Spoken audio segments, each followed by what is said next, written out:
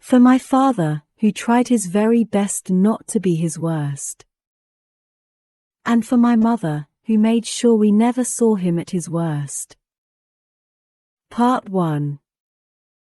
Chapter 1. As I sit here with one foot on either side of the ledge, looking down from 12 stories above the streets of Boston, I can't help but think about suicide. Not my own. I like my life enough to want to see it through. I'm more focused on other people, and how they ultimately come to the decision to just end their own lives. Do they ever regret it? In the moment after letting go and the second before they make impact, there has to be a little bit of remorse in that brief free fall. Do they look at the ground as it rushes toward them and think, well, crap. This was a bad idea. Somehow, I think not.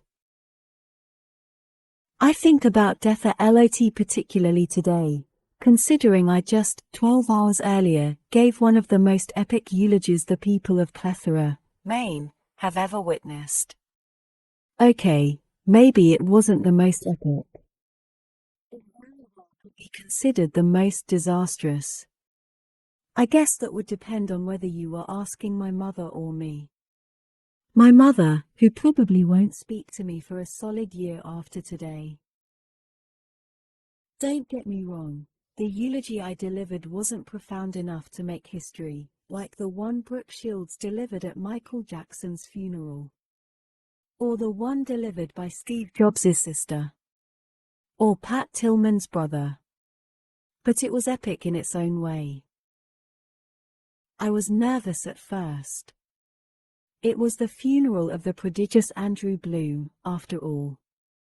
Adored mayor of my hometown of Plethora, Maine. Owner of the most successful real estate agency within city limits. Husband of the highly adored Jenny Bloom, the most revered teaching assistant in all of Plethora. And father of Lily Bloom, that strange girl with the erratic red hair who once fell in love with a homeless guy and brought great shame upon her entire family. That would be me. I'm Lily Bloom, and Andrew was my father. As soon as I finished delivering his eulogy today, I caught a flight straight back to Boston and hijacked the first route I could find. Again, not because I'm suicidal. I have no plans to scale off this roof. I just really needed fresh air and silence, and damn it if I can't get that from my third-floor apartment with absolutely no rooftop access and a roommate who likes to hear herself sing. I didn't account for how cold it would be up here, though. It's not unbearable, but it's not comfortable either. At least I can see the stars. Dead fathers and exasperating roommates and questionable eulogies don't feel so awful when the night sky is clear enough to literally feel the grandeur of the universe. I love it when the sky makes me feel insignificant. I like tonight. Well, let me rephrase it so that it more appropriately reflects my feelings in past tense. I like tonight. But unfortunately for me, the door was just shoved open so hard. I expect the stairwell to spit a human out onto the rooftop. The door slams shut again and footsteps move swiftly across the deck. I don't even bother looking up. Whoever it is more than likely won't even notice me back here straddling the ledge to the left of the door. They came out here in such a hurry, it isn't my fault if they assume they are alone. I sigh quietly, close my eyes and lean my head against the stucco wall behind me, cursing the universe for ripping this peaceful, introspective moment out from under me. The least the universe could do for me today is ensure that it's a woman and not a man. If I'm going to have company, I'd rather it be a female. I'm tough for my size and can probably hold my own in most cases, but I'm too comfortable right now to be on a rooftop alone with a strange man in the middle of the night. I might fear for my safety and feel the need to leave, and I really don't want to leave. As I said before, I'm comfortable. I finally allow my eyes to make the journey to the silhouette leaning over the ledge. As luck would have it, he's definitely male. Even leaning over the rail, I can tell he's tall. Broad shoulders create a strong contrast to the fragile way he's holding his head in his hands. I can barely make out the heavy rise and fall of his back as he drags in deep breaths and forces them back out when he's done with them. He appears to be on the verge of a breakdown. I contemplate speaking up to let him know he has company, or clearing my throat, but between thinking it and actually doing it, he spins around and kicks one of the patio chairs behind him. I flinch as it screeches across the deck, but being as though he isn't even aware he has an audience, the guy doesn't stop with just one kick. He kicks the chair repeatedly, over and over. Rather than give way beneath the blunt force of his foot, all the chair does is scoot farther and farther away from him. That chair must be made from marine-grade polymer. I once watched my father back over an outdoor patio table made of marine-grade polymer, and it practically laughed at him. Dented his bumper, but didn't even put a scratch on the table. This guy must realize he's no match for such a high-quality material, because he finally stops kicking the chair. He's now standing over it, his hands clenched in fists at his sides. To be honest, I'm a little envious. Here this guy is, taking his aggression out on patio furniture like a champ. He's obviously had a shitty day, as have I, but whereas I keep my aggression pent up until it manifests in the form of passive aggressiveness, this guy actually has an outlet. My outlet used to be gardening. Any time I was stressed, I'd just go out to the backyard and pull every single weed I could find. But since the day I moved to Boston 2 years ago, I haven't had a backyard. Or a patio. I don't even have weeds. Maybe I need to invest in a marine-grade polymer patio. I stare at the guy a moment longer, wondering if he's ever going to move. He's just standing there, staring down at the chair. His hands aren't in fists anymore. They're resting on his hips, and I notice for the first time how his shirt doesn't fit him very well around his biceps. It fits him everywhere else, but his arms are huge. He begins fishing around in his pockets until he finds what he's looking for, in what I'm sure is probably an effort to release even more of his aggression. He lights up a joint. I'm 23, I've been through college and have done this very same recreational drug a time or two. I'm not going to judge this guy for feeling the need to toke up in private. But that's the thing, he's not in private. He just doesn't know that yet. He takes in a long drag of his joint and starts to turn back toward the ledge. He notices me on the exhale. He stops walking the second our eyes meet. His expression holds no shock, nor does it hold amusement when he sees me. He's about 10 feet away, but there's enough light from the stars that I can see his eyes as they slowly drag over my body without revealing a single thought. This guy holds his cards well. His gaze is narrow and his mouth is drawn tight, like a male version of the Mona Lisa. "What's your name?" he asks. I feel his voice in my stomach. That's not good. Voices should stop at the ears, but sometimes, not very often at all. Actually, a voice will penetrate past my ears and reverberate straight down through my body. He is one of those voices. Deep, confident, and a little bit like butter. When I don't answer him, he brings the joint back to his mouth and takes another hit. I finally say, I hate my voice. It sounds too weak to even reach his ears from here, much less reverberate inside his body. He lifts his chin a little and nudges his head toward me.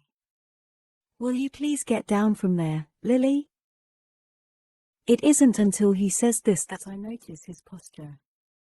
He's standing straight up now, rigid even. Almost as if he's nervous I'm going to fall. I'm not. This ledge is at least a foot wide, and I'm mostly on the roof side. I could easily catch myself before I fell, not to mention I've got the wind in my favor. I glance down at my legs and then back up at him. No, thanks. I'm quite comfortable where I am. He turns a little, like he can't look straight at me. Please get down. It's more of a demand now, despite his use of the word please.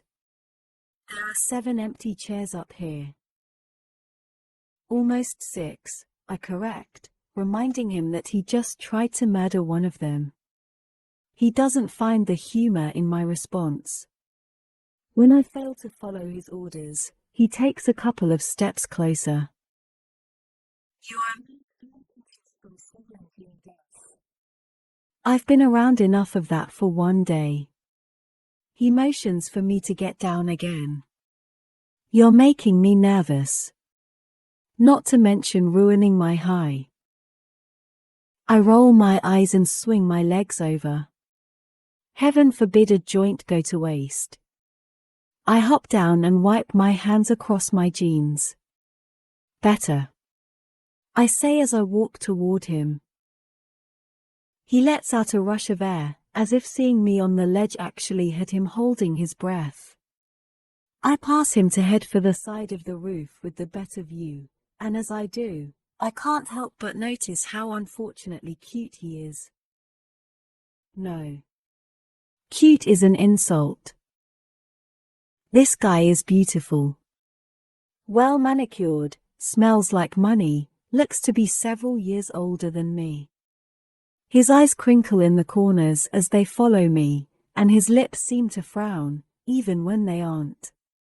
When I reach the side of the building that overlooks the street, I lean forward and stare down at the cars below, trying not to appear impressed by him. I can tell by his haircut alone that he's the kind of man people are easily impressed by, and I refuse to feed into his ego. Not that he's done anything to make me think he even has one. But he is wearing a casual Burberry shirt, and I'm not sure I've ever been on the radar of someone who could casually afford one. I hear footsteps approaching from behind, and then he leans against the railing next to me. Out of the corner of my eye, I watch as he takes a lift of his drink. When he's finished, he offers it to me, but I wave it off. The last thing I need is to be under the influence around this guy. His voice is a drug in itself. I kind of want to hear it again, so I throw a question in his direction. So what did that chair do to make you so angry? He looks at me. Like really looks at me. His eyes meet mine and he just stares, hard, like all my secrets are right there on my face. I've never seen eyes as dark as his. Maybe I have, but they seem darker when they're attached to such an intimidating presence. He doesn't answer my question, but my curiosity isn't easily put to rest. If he's going to force me down from a very peaceful, comfortable ledge, then I expect him to entertain me with answers to my nosy questions. Was it a woman? I inquire. Did she break your heart? He laughs a little with that question. If only my issues were as trivial as matters of the heart. He leans into the wall so that he can face me. What floor do you live on? He licks his fingers and pinches the end of his joint, then puts it back in his pocket. I've never noticed you before. That's because I don't live here. I point in the direction of my apartment.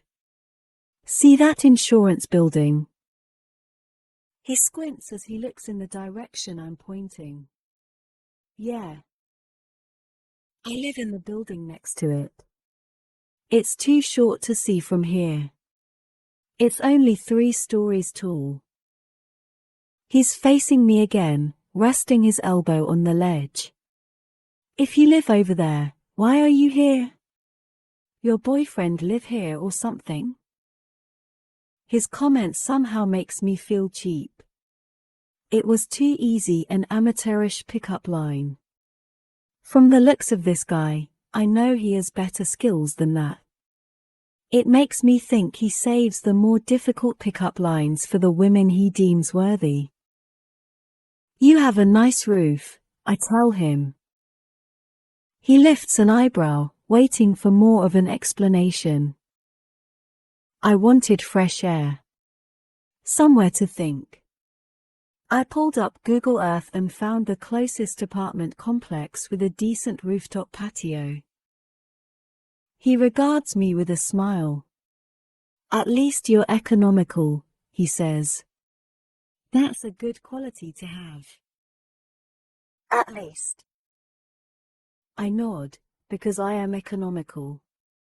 And it is a good quality to have. Why did you need fresh air? He asks. Because I buried my father today and gave an epically disastrous eulogy, and now I feel like I can't breathe. I face forward again and slowly exhale. Can we just not talk for a little while? He seems a bit relieved that I asked for silence. He leans over the ledge and lets an arm dangle as he stares down at the street. He stays like this for a while, and I stare at him the entire time. He probably knows I'm staring, but he doesn't seem to care. A guy fell off this roof last month, he says. I would be annoyed at his lack of respect for my request for silence, but I'm kind of intrigued. Was it an accident? He shrugs. No one knows. It happened late in the evening. His wife said she was cooking dinner and he told her he was coming up here to take some pictures of the sunset. He was a photographer. They think he was leaning over the ledge to get a shot of the skyline, and he slipped. I look over the ledge, wondering how someone could possibly put themselves in a situation where they could fall by accident. But then I remember I was just straddling the ledge on the other side of the roof a few minutes ago. When my sister told me what happened, the only thing I could think about was whether or not he got the shot. I was hoping his camera didn't fall with him, because that would have been a real waste, you know. To die because of your love of photography, but you didn't even get the final shot that cost you your life. His thought makes me laugh. Although I'm not sure I should have laughed at that. Do you always say exactly what's on your mind? He shrugs. Not to most people. This makes me smile. I like that he doesn't even know me, but for whatever reason, I'm not considered most people to him. He rests his back against the ledge and folds his arms over his chest. Were you born here? I shake my head. No. Moved here from Maine after I graduated college. He scrunches up his nose, and it's kind of hot. Watching this guy dressed in his Burberry shirt with his $200 haircut making silly faces. So you're in Boston Purgatory, huh? That's gotta suck. What do you mean? I ask him. The corner of his mouth curls up. The tourists treat you like a local. The locals treat you like a tourist. I laugh. Wow.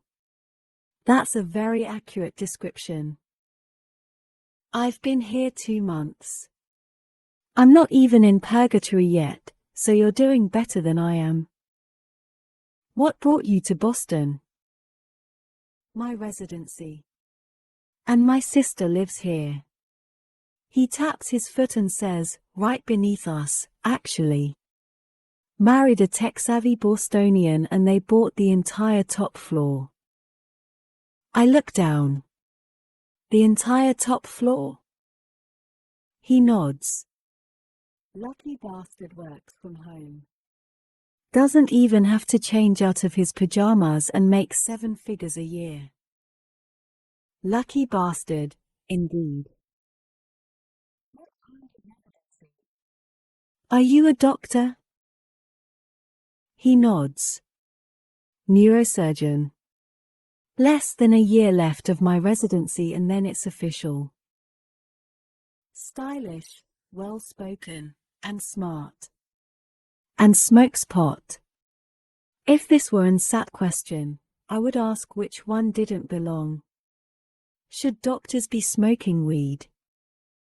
He smirks. Probably not.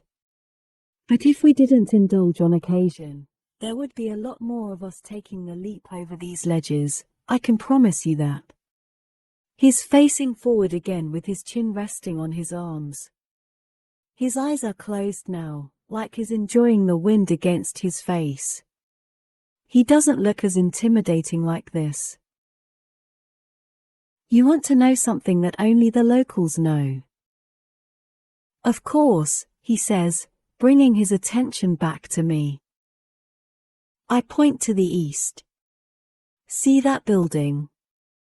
The one with the green roof? He nods. There's a building behind it on Melcher. There's a house on top of the building.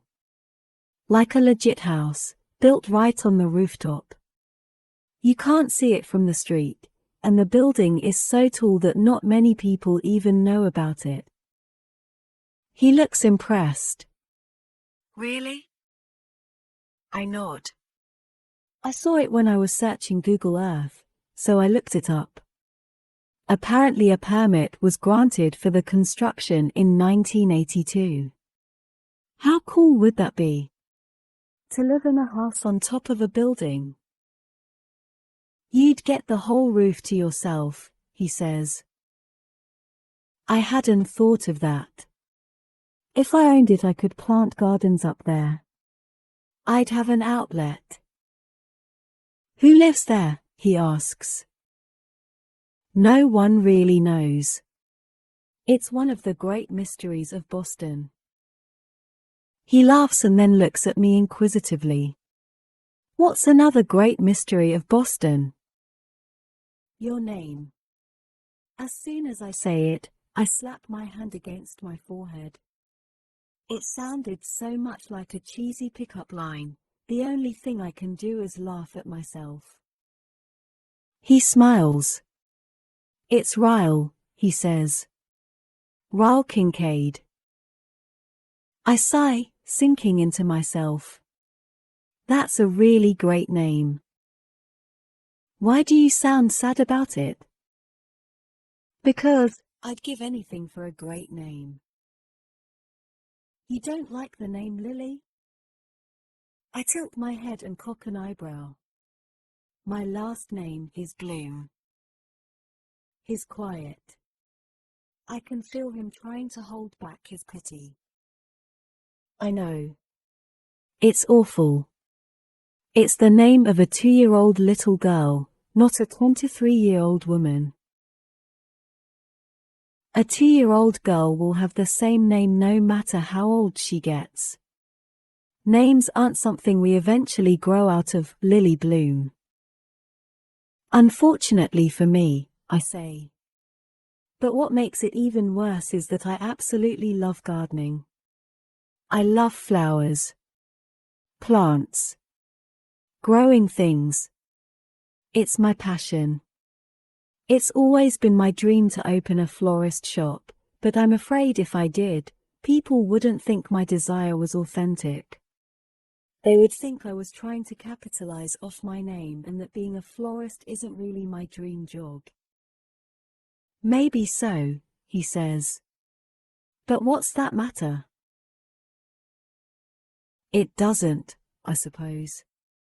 I catch myself whispering, "Lily blooms quietly." I can see him smiling a little bit. It really is a great name for a florist. But I have a master's degree in business. I'd be downgrading, don't you think? I work for the biggest marketing firm in Boston. Owning your own business isn't downgrading, he says. I raise an eyebrow. Unless it flops. He nods in agreement. Unless it flops, he says. So what's your middle name, Lily Bloom? I groan, which makes him perk up. You mean it gets worse? I drop my head in my hands and nod. Rose? I shake my head. Worse. Violet? I wish. I cringe and then mutter, Blossom. There's a moment of silence. Goddamn, he says softly. Yeah. Blossom is my mother's maiden name, and my parents thought it was fate that their last names were synonyms. So of course when they had me, a flower was their first choice. Your parents must be real assholes. One of them was. My father died this week. He glances at me. Nice try. I'm not falling for that. I'm serious. That's why I came up here tonight. I think I just needed a good cry. He stares at me suspiciously for a moment to make sure I'm not pulling his leg. He doesn't apologize for the blunder. Instead, his eyes grow a little more curious, like his intrigue is actually authentic. Were you close? That's a hard question. I rest my chin on my arms and look down at the street again. I don't know, I say with a shrug. As his daughter, I loved him. But as a human, I hated him.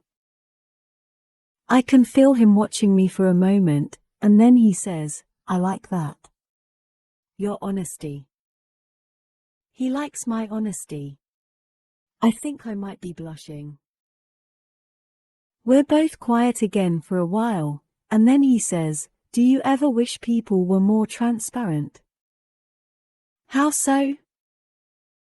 He picks at a piece of chipped stucco with his thumb until it breaks loose. He flicks it over the ledge. I feel like everyone fakes who they really are, when deep down we're all equal amounts of screwed up. Some of us are just better at hiding it than others. Either his high is setting in, or he's just very introspective. Either way, I'm okay with it. My favorite conversations are the ones with no real answers. I don't think being a little guarded is a negative thing, I say. Naked truths aren't always pretty. He stares at me for a moment. Naked truths, he repeats. I like that.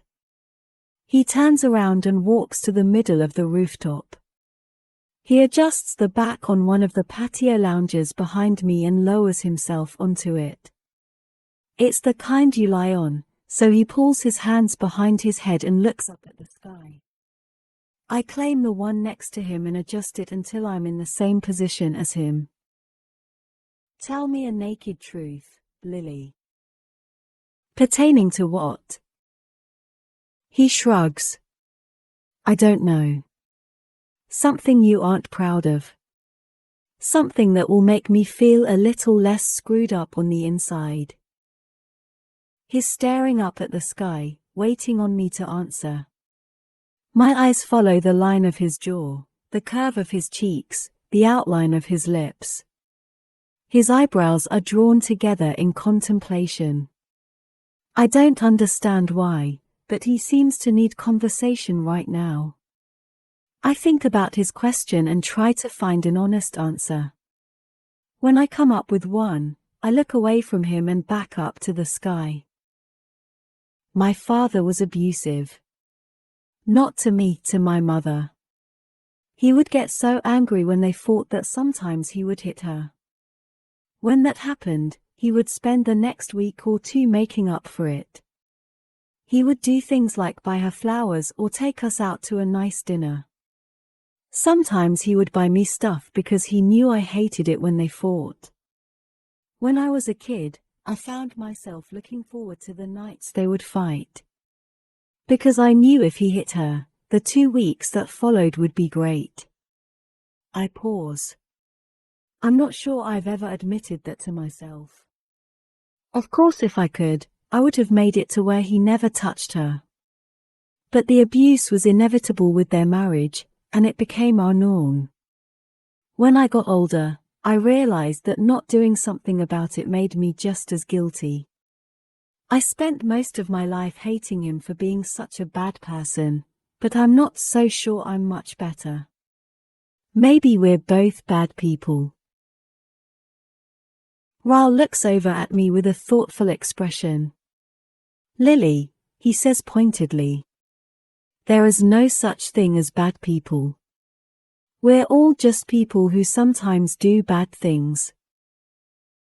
I open my mouth to respond, but his words strike me silent. We're all just people who sometimes do bad things. I guess that's true in a way. No one is exclusively bad, nor is anyone exclusively good. Some are just forced to work harder at suppressing the bad. Your turn, I tell him. Based on his reaction, I think he might not want to play his own game. He sighs heavily and runs a hand through his hair. He opens his mouth to speak, but then clamps it shut again. He thinks for a bit, and then finally speaks. I watched a little boy die tonight. His voice is despondent. He was only 5 years old. He and his little brother found a gun in his parents' bedroom. The younger brother was holding it and it went off by accident.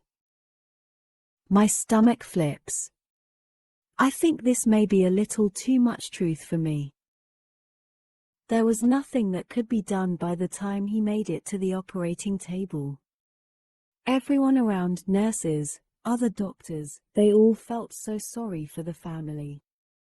Those poor parents, they said. But when I had to walk into the waiting room and tell those parents that their child didn't make it, I didn't feel an ounce of sorrow for them. I wanted them to suffer. I wanted them to feel the weight of their ignorance for keeping a loaded gun within access of 2 innocent children. I wanted them to know that not only did they just lose a child, they just ruined the entire life of the one who accidentally pulled the trigger. Jesus Christ. I wasn't prepared for something so heavy. I can't even conceive how a family moves past that. That poor boy's brother, I say. I can't imagine what that's going to do to him, seeing something like that. Ryle flicks something off the knee of his jeans. It'll destroy him for life, that's what it'll do. I turn on my side to face him, lifting my head up onto my hand. Is it hard? Seeing things like that every day. He gives his head a slight shake. It should be a lot harder, but the more I'm around death, the more it just becomes a part of life. I'm not sure how I feel about that. He makes eye contact with me again. Give me another one, he says. I feel like mine was a little more twisted than yours. I disagree, but I tell him about the twisted thing I did only 12 hours ago. My mother asked me 2 days ago if I would deliver the eulogy at my father's funeral today. I told her I didn't feel comfortable, that I might be crying too hard to speak in front of a crowd, but that was a lie. I just didn't want to do it because I feel like eulogies should be delivered by those who respected the deceased. and I didn't much respect my father. Did you do it? I nod. Yeah. This morning. I sit up and pull my legs beneath me as I face him. You want to hear it? He smiles. Absolutely. I fold my hands in my lap and inhale a breath. I had no idea what to say. About an hour before the funeral, I told my mother I didn't want to do it. She said it was simple and that my father would have wanted me to do it. She said all I had to do was walk up to the podium and say 5 great things about my father. So that's exactly what I did. Ryle lifts up onto his elbow, appearing even more interested. He can tell by the look on my face that it gets worse. Oh, no, Lily. What did you do? Here. Let me just reenact it for you. I stand up and walk around to the other side of my chair. I stand tall and act like I'm looking out over the same crowded room I was met with this morning. I clear my throat. Hello. My name is Lily Bloom, daughter of the late Andrew Bloom. Thank you all for joining us today as we mourn his loss. I wanted to take a moment to honor his life by sharing with you 5 great things about my father. I look down at Ryle and shrug. That's it. He sits up. What do you mean? I take a seat on my lounge chair and lie back down. I stood up there for 2 solid minutes without saying another word. There wasn't one great thing I could say about that man, so I just stared silently at the crowd until my mother realized what I was doing and had my uncle remove me from the podium.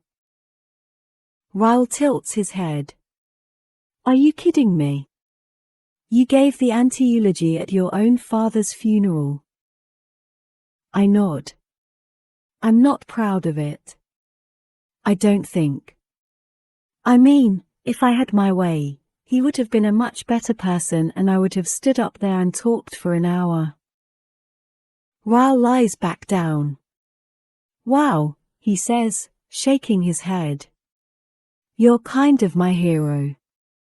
You just roasted a dead guy. That's tacky. Yeah, well. Naked truth hurts. I laugh. Your turn. I can't top that, he says. I'm sure you can come close. I'm not sure I can. I roll my eyes. Yes, you can. Don't make me feel like the worst person out of the 2 of us. Tell me the most recent thought you've had that most people wouldn't say out loud. He pulls his hands up behind his head and looks me straight in the eye. I want to fuck you. My mouth falls open. Then I clamp it shut again. I think I might be speechless. He shoots me a look of innocence. You asked for the most recent thought, so I gave it to you. You're beautiful. I'm a guy. If you were into one-night stands, I would take you downstairs to my bedroom and I would fuck you. I can't even look at him. His statement makes me feel a multitude of things all at once. Well, I'm not into one-night stands. I figured as much, he says. Your turn. He's so nonchalant, he acts as if he didn't to silence. I need a minute to regroup after that one, I say with a laugh. I try to think of something with a little shock value, but I can't get over the fact that he just said that out loud. Maybe because he's a neurosurgeon and I never pictured someone so educated throwing around the word fuck so casually. I gather myself, somewhat, and then say, okay. Since we're on the subject, the first guy I ever had sex with was homeless. He packs up and faces me. Oh, I'm gonna need more of this story. I stretch my arm out and rest my head on it. I grew up in Maine. We lived in a fairly decent neighborhood, but the street behind our house wasn't in the best condition. Our backyard butted up to a condemned house adjacent to 2 abandoned lots. I became friends with a guy named Atlas who stayed in the condemned house. No one knew he was living there other than me. I used to take him food and clothes and stuff. Until my father found out. What did he do? My jaw tightens. I don't know why I brought this up when I still force myself not to think about it on a daily basis. That's as naked as I want to get about that subject. Your turn. He regards me silently for a moment, as if he knows there's more to that story. But then he breaks eye contact. The thought of marriage repulses me, he says. I'm almost 30 years old and I have no desire for a wife. I especially don't want children. The only thing I want out of life is success. Lots of it. But if I admit that out loud to anyone, it makes me sound arrogant. Professional success. Or social status. He says, both. Anyone can have children. Anyone can get married. But not everyone can be a neurosurgeon. I get a lot of pride out of that. And I don't just want to be a great neurosurgeon. I want to be the best in my field. You're right. It does make you sound arrogant. He smiles. My mother fears I'm wasting my life away because all I do is work. You're a neurosurgeon and your mother is disappointed in you? I laugh. Good Lord, that's insane. Are parents ever really happy with their children? Will they ever be good enough? He shakes his head. My children wouldn't be. Not many people have the drive I do, so I'd only be setting them up for failure. That's why I'll never have any. I actually think that's respectable, Ryle. A lot of people refuse to admit they might be too selfish to have children. He shakes his head. Oh, I'm way too selfish to have children. And I'm definitely way too selfish to be in a relationship. So how do you avoid it?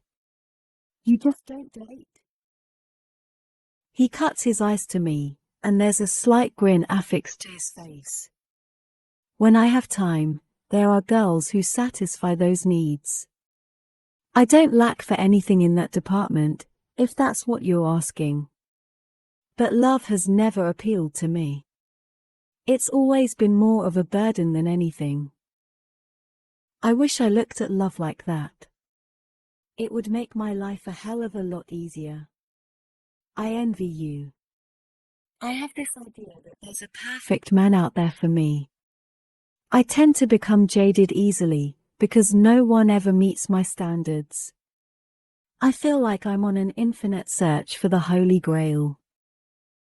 You should try my method, he says. Which is? One night stands. He raises an eyebrow, like it's an invitation. I'm glad it's dark, because my face is on fire. I could never sleep with someone if I didn't see it going anywhere. I say this out loud, but my words lack conviction when I say it to him. He drags in a long, slow breath, and then rolls onto his back. Not that kind of girl. Huh? He says this with a trace of disappointment in his voice. I match his disappointment. I'm not sure I'd even want to turn him down if he made a move, but I might have just thwarted that possibility. If you wouldn't sleep with someone you just met. His eyes meet mine again. Exactly how far would you go? I don't have an answer for that. I roll onto my back because the way he's looking at me makes me want to rethink one-night stands. I'm not necessarily against them, I suppose. I've just never been propositioned for one by someone I would consider it with. Until now. I think. Is he even propositioning me? I've always been terrible at flirting. He reaches out and grabs the edge of my lounge chair. In one swift movement and with very minimal effort, he drags my chair closer to him until it bumps his. My whole body stiffens. He's so close now, I can feel the warmth of his breath cutting through the cold air. If I were to look at him, his face would be mere inches from mine. I refuse to look at him, because he'd probably kiss me, and I know absolutely nothing about this other than a couple of naked truths. But that doesn't weigh on my conscience at all when he rests a heavy hand on my stomach. How far would you go, Lily? His voice is decadent. Smooth. It travels straight to my toes. I don't know, I whisper. His fingers begin to crawl toward the hem of my shirt. He begins to slowly inch it upward until a slither of my stomach is showing. Oh, Jesus, I whisper, feeling the warmth from his hand as he slides it up my stomach. Against my better judgment, I face him again, and the look in his eyes completely captivates me. He looks hopeful and hungry and completely confident. He sinks his teeth into his bottom lip as his hand begins to tease its way up my shirt. I know he can feel my heart thrashing around in my chest. Hell, he can probably hear it. Is this too far? He asks. I don't know where this side of me is coming from, but I shake my head and say, not even close. With a grin, his fingers brush the underneath of my bra, lightly trickling over my skin that is now covered in chills. As soon as my eyelids fall shut, the piercing of a ring rips through the air. His hand stiffens when we both realize it's a phone. His phone. He drops his forehead to my shoulder. Damn it. I frown when his hand slips out from beneath my shirt. He fumbles in his pocket for his phone, standing up and walking several feet away from me to take the call. Dr. Kincaid, he says. He listens intently, his hand gripping the back of his neck. What about Roberts? I'm not even supposed to be on call right now. More silence is followed with, yeah, give me 10 minutes. On my way. He ends the call and slides his phone back in his pocket. When he turns to face me, he looks a little disappointed. He points to the door that leads to the stairwell. I have to. I nod. It's fine. He considers me for a moment, and then holds up a finger. Don't move, he says, reaching for his phone again. He walks closer and holds it up as if he's about to snap a picture of me. I almost object, but I don't even know why. I'm fully clothed. It just doesn't feel that way for some reason. He snaps a picture of me lying in the lounge chair, my arms relaxed above my head. I have no idea what he plans to do with that picture, but I like that he took it. I like that he had the urge to remember what I look like, even though he knows he'll never see me again. He stares at the photo on his screen for a few seconds and smiles. I'm half tempted to take a picture of him in return, but I'm not sure I want a reminder of someone I'll never see again. The thought of that is a little depressing. It was nice meeting you, Lily Bloom. I hope you defy the odds of most dreams and actually accomplish yours. I smile, equally saddened and confused by this guy. I'm not sure that I've ever spent time with someone like him before, someone of a completely different lifestyle and tax bracket. I probably never will again. But I'm pleasantly surprised to see that we aren't all that different. Misconception confirmed. He looks down at his feet for a moment as he stands in somewhat of an unsure pose. It's as if he's suspended between the desire to say something else to me and the need to leave. He glances at me one last time, this time without so much of a poker face. I can see the disappointment in the set of his mouth before he turns and walks in the other direction. He opens the door and I can hear his footsteps fade as he rushes down the stairwell. I'm alone on the rooftop once again, but to my surprise, I'm a little saddened by that now. Chapter 2. Lucy, the roommate who loves to hear herself sing, is rushing around the living room, gathering keys, shoes, a pair of sunglasses. I'm seated on the couch, opening up showboxes stuffed with some of my old things from when I lived at home. I grabbed them when I was home for my father's funeral this week. You work today? Lucy asks. Nope. I have bereavement leave until Monday. She stops in her tracks Monday. She scoffs. Lucky bitch. Yes, Lucy. I'm so lucky my father died. I say it sarcastically, of course, but I cringe when I realize it's not actually very sarcastic. You know what I mean, she mutters. She grabs her path as she balances on one foot while sliding her shoe onto the other. I'm not coming home tonight. Staying over at Alex's house. The door slams behind her.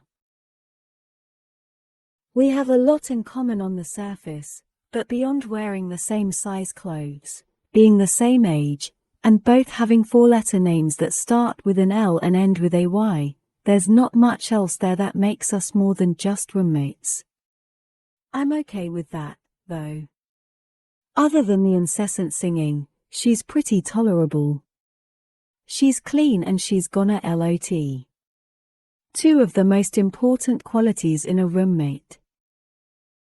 I'm pulling the lid off the top of one of the showboxes when my cell phone rings. I reach across the couch and grab it. When I see that it's my mother, I press my face into the couch and fake cry into a throw pillow. I bring the phone to my ear. Hello? There's 3 seconds of silence, and then hello, Lily. I sigh and sit back up on the couch. Hey, Mom. I'm really surprised she's speaking to me. It's only been 1 day since the funeral. That's 364 days sooner than I expected to hear from her. How are you? I ask. Dramatically. Fine, she says. Your aunt and uncle went back to Nebraska this morning. It'll be my first night alone since. You'll be fine, Mom, I say, trying to sound confident. She's quiet for too long, and then she says, Lily. I just want you to know that you shouldn't be embarrassed about what happened yesterday. I pause. I wasn't. Not even the slightest bit. Everyone freezes up once in a while. I shouldn't have put that kind of pressure on you, knowing how hard the day was on you already. I should have just had your uncle do it. I close my eyes. Here she goes again. Covering up what she doesn't want to see. Taking blame that isn't even hers to take. Of course she convinced herself that I froze up yesterday, and that's why I refused to speak. Of course she did. I have half a mind to tell her it wasn't a mistake. I didn't freeze up. I just had nothing great to say about the unremarkable man she chose to be my father. But part of me feel guilty for what I did, specifically because it's not something I should have done in the presence of my mother, so I just accept what she's doing and go along with it. Thanks, Mom. Sorry I choked. It's fine, Lily. I need to go. I have to run to the insurance office. We have a meeting about your father's policies. Call me tomorrow, okay? I will, I tell her. Love you, Mom. I end the call and toss the phone across the couch. I open the showbox on my lap and pull out the contents. On the very top is a small wooden, hollow heart. I run my fingers over it and remember the night I was given this heart. As soon as the memory begins to sink in, I set it aside. Nostalgia is a funny thing. I move a few old letters and newspaper clippings aside. Beneath all of it, I find what I was hoping was inside these boxes. And also sort of hoping wasn't. My Ellen diaries. I run my hands over them. There are 3 of them in this box, but I'd say there are probably 8 or 9 total. I haven't read any of these since the last time I wrote in them. I refuse to admit that I kept a diary when I was younger because that was so cliché. Instead, I convinced myself that what I was doing was cool, because it wasn't technically a diary. I addressed each of my entries to Ellen DeGeneres, because I began watching her show the first day it aired in 2003 when I was just a little girl. I watched it every day after school and was convinced Ellen would love me if she got to know me.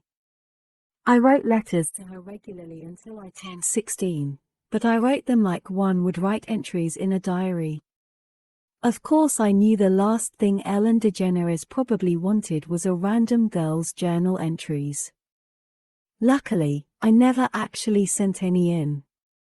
But I still liked addressing all the entries to her, so I continued to do that until I stopped writing in them altogether.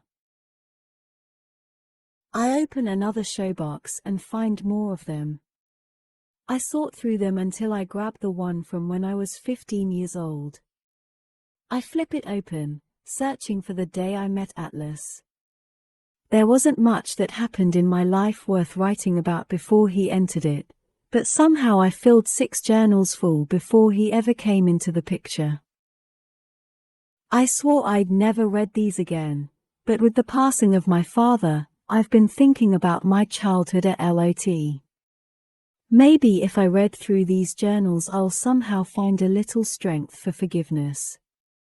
Although I fear I'm running the risk of building up even more resentment. I lie back on the couch and I begin reading. Dear Ellen, before I tell you what happened today, I have a really good idea for a new segment on your show. It's called Ellen at Home. I think lots of people would like to see you outside of work. I always wonder what you're like at your home when it's just you and Portia and the cameras aren't around. Maybe the producers can give her a camera and sometimes she can just sneak up on you and film you doing normal things, like watching TV or cooking or gardening. She could film you for a few seconds without you knowing and then she could scream, "Ellen at home," and scare you. It's only fair, since you love pranks. Okay. Now that I told you that, I keep meaning to and have been forgetting, I'll tell you about my day yesterday. It was interesting. Probably my most interesting day to write about yet, if you don't count the day Abigail Ivory slapped Mr. Carson for looking at her cleavage. You remember a while back when I told you about Mrs. Burleson who lived behind us? She died the night of that big snowstorm. My dad said she owed so much in taxes that her daughter wasn't able to take ownership of the house. Which is fine by her, I'm sure, because the house was starting to fall apart anyway. It probably would have been more of a burden than anything. The house has been empty since Mrs. Burleson died, which has been about 2 years. I know it's been empty because my bedroom window looks out over the backyard, and there hasn't been a single soul that goes in or out of that house since I can remember. Until last night.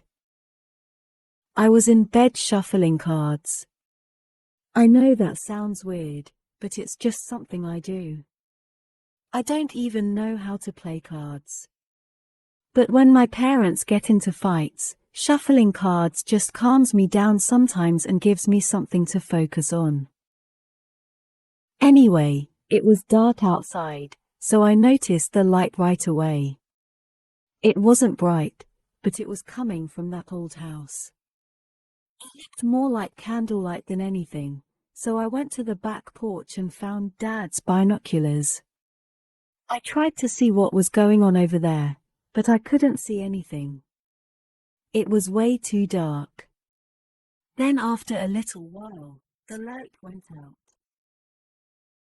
This morning, when I was getting ready for school, I saw something moving behind that house.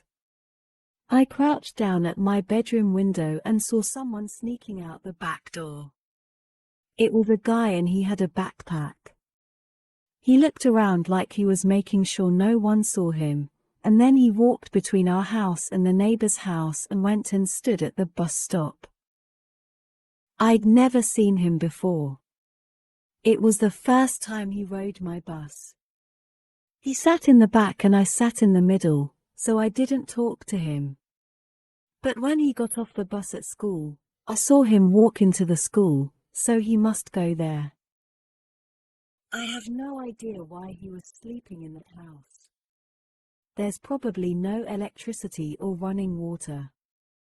I thought maybe he did it as a dare, but today he got off the bus at the same stop as me. He walked down the street like he was going somewhere else, but I ran straight to my room and watched out the window. Sure enough, a few minutes later, I saw him sneaking back inside that empty house. I don't know if I should say something to my mother. I hate to be nosy, because it's none of my business. But if that guy doesn't have anywhere to go, I feel like my mother would know how to help him since she works at a school. I don't know. I might wait a couple days before I say something and see if he goes back home. He might just need a break from his parents. Same as I wish I could have sometimes. That's all. I'll let you know what happens tomorrow. Lily. Dear Ellen, I fast forward through all your dancing when I watch your show. I used to watch the beginning when you danced through the audience, but I get a little bored with it now and would rather just hear you talk. I hope that doesn't make you mad. Okay, so I found out who the guy is, and yes, he's still going over there. It's been 2 days now and I still haven't told anyone. His name is Atlas Corrigan and he's a senior, but that's all I know. I asked Katie who he was when she sat next to me on the bus. She rolled her eyes and told me his name. But then she said, I don't know anything else about him, but he smells. She scrunched up her nose like it grossed her out. I wanted to yell at her and tell her he can't help it, that he doesn't have any running water. But instead, I just looked back at him. I might have stared a little too much, because he caught me looking at him. When I got home, I went to the backyard to do some gardening. My radishes were ready to be pulled, so I was out there pulling them. The radishes are the only thing left in my garden. It's starting to get cold, so there's not much else I can plant right now. I probably could have waited a few more days to pull them, but I was also outside because I was being nosy. I noticed as I was pulling them that some were missing. It looked like they had just been dug up. I know I didn't pull them, and my parents never mess with my garden. That's when I thought about Atlas and how it was more than likely him. I hadn't thought about how, if he doesn't have access to a shower, he probably doesn't have food either. I went inside my house and made a couple of sandwiches. I grabbed 2 sodas out of the fridge and a bag of chips. I put them in a lunch bag and I ran it over to the abandoned house and set it on the back porch by the door. I wasn't sure if he saw me, so I knocked real hard and then ran back to my house and went straight to my room. By the time I got to the window to see if he was going to come outside, the bag was already gone. That's when I knew he'd been watching me. I'm kind of nervous now that he knows I know he's staying there. I don't know what I'll say to him if he tries to talk to me tomorrow. Lily.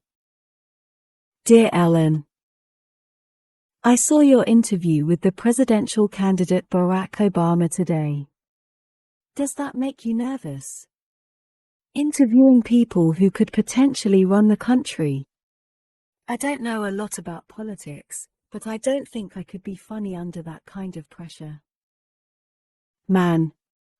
So much has happened to both of us.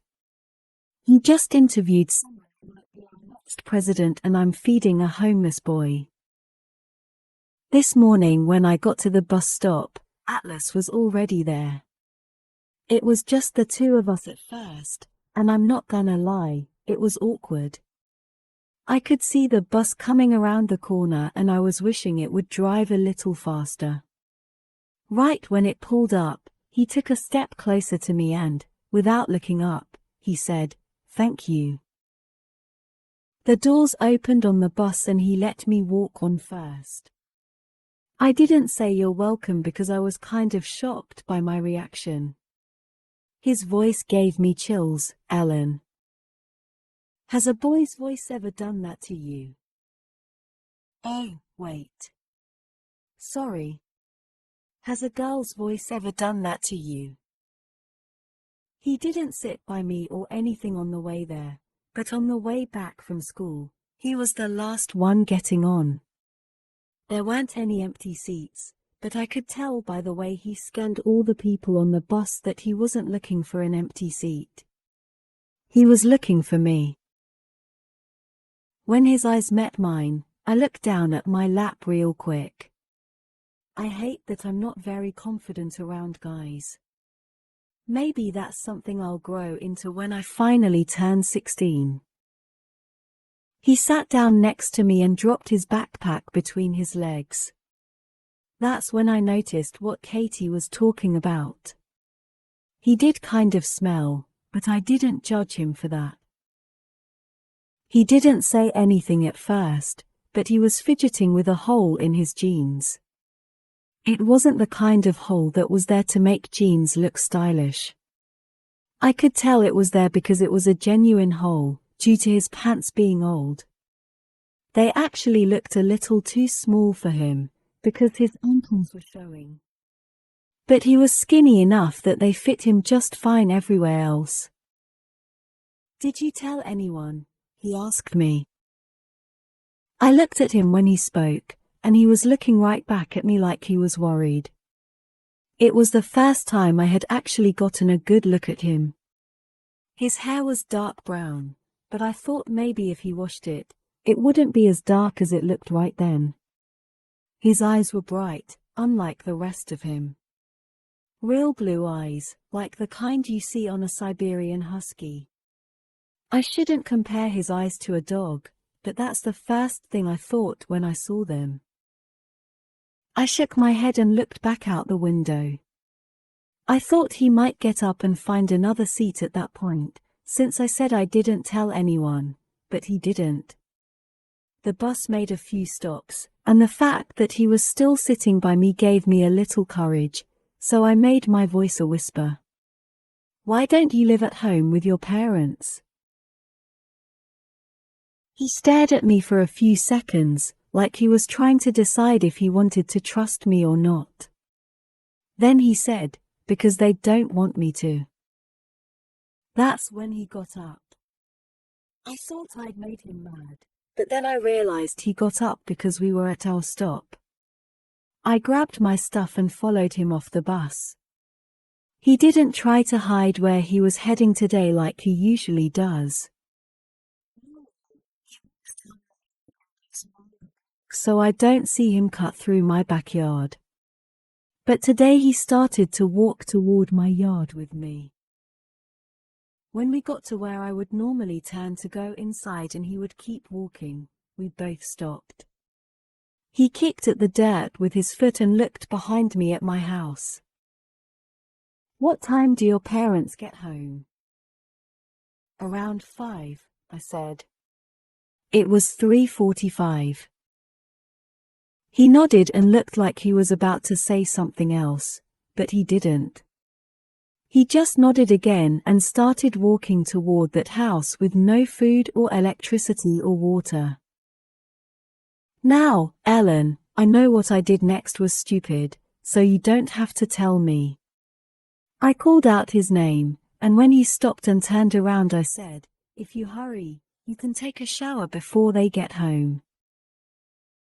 My heart was beating so fast, because I knew how much trouble I could get into if my parents came home and found a homeless guy in our shower. I'd probably very well die. But I just couldn't watch him walk back to his house without offering him something. He looked down at the ground again, and I felt his embarrassment in my own stomach. He didn't even nod. He just followed me inside my house and never said a word. The whole time he was in the shower, I was panicking. I kept looking out the window and checking for either of my parents' cars, even though I knew it would be a good hour before they got home. I was nervous one of the neighbors might have seen him come inside, but they didn't really know me well enough to think having a visitor would be abnormal. I had given Atlas a change of clothes, and knew he not only needed to be out of the house when my parents got home, but he needed to be far away from our house. I'm sure my father would recognize his own clothes on some random teenager in the neighborhood. In between looking out the window and checking the clock, I was filling up one of my old backpacks with stuff. Food that didn't need refrigerating, a couple of my father's t-shirts, a pair of jeans that were probably going to be 2 sizes too big for him, and a change of socks. I was zipping up the backpack when he emerged from the hallway. I was right. Even wet, I could tell his hair was lighter than it looked earlier. It made his eyes look even blue. He must have shaved while he was in there because he looked younger than he did before he got in the shower. I swallowed and looked back down at the backpack, because I was shocked at how different he looked. I was scared he might see my thoughts written across my face. I looked out the window one more time and handed him the backpack. "You might want to go out the back door so no one sees you." He took the backpack from me and stared at my face for a minute. "What's your name?" he said as he slung the pack over his shoulder. "Lily." He smiled. It was the first time he'd smiled at me and I had an awful, shallow thought in that moment. I wondered how someone with such a great smile could have such shitty parents. I immediately hated myself for thinking it. Because of course parents should love their kids no matter how cute or ugly or skinny or fat or smart or stupid they are. But sometimes you can't control where your mind goes. You just have to train it not to go there anymore. He held out his hand and said, "I'm Atlas."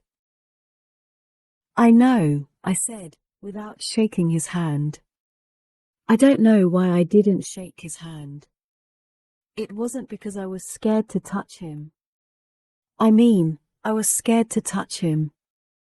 But not because I thought I was better than him. He just made me so nervous. He put his hand down and nodded once, then said, I guess I better go. I stepped aside so he could walk around me. He pointed past the kitchen, silently asking if that was the way to the back door. I nodded and walked behind him as he made his way down the hall. When he reached the back door, I saw him pause for a second when he saw my bedroom. I was suddenly embarrassed that he was seeing my bedroom. No one ever sees my bedroom, so I've never felt the need to give it a more mature look. I still have the same pink bedspread and curtains I've had since I was 12. For the first time ever I felt like ripping down my poster of Adam Brody. Atlas didn't seem to care how my room was decorated. He looked straight at my window, the one that looks out over the backyard, then he glanced back at me. Right before he walked out the back door he said, "Thank you for not being disparaging, Lily." And then he was gone. Of course I've heard the term disparaging before, but it was weird hearing a teenage guy use it. What's even weirder is how everything about Atlas seems so contradictory. How does a guy who is obviously humble, well-mannered, and uses words like disparaging end up homeless? How does any teenager end up homeless?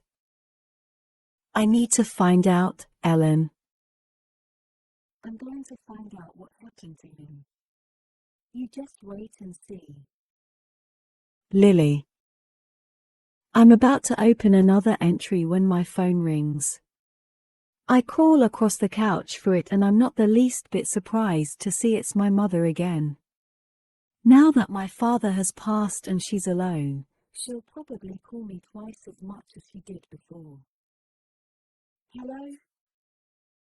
What do you think about my moving to Boston? She blurts out. I grab the throw pillow next to me and shove my face into it, muffling a scream.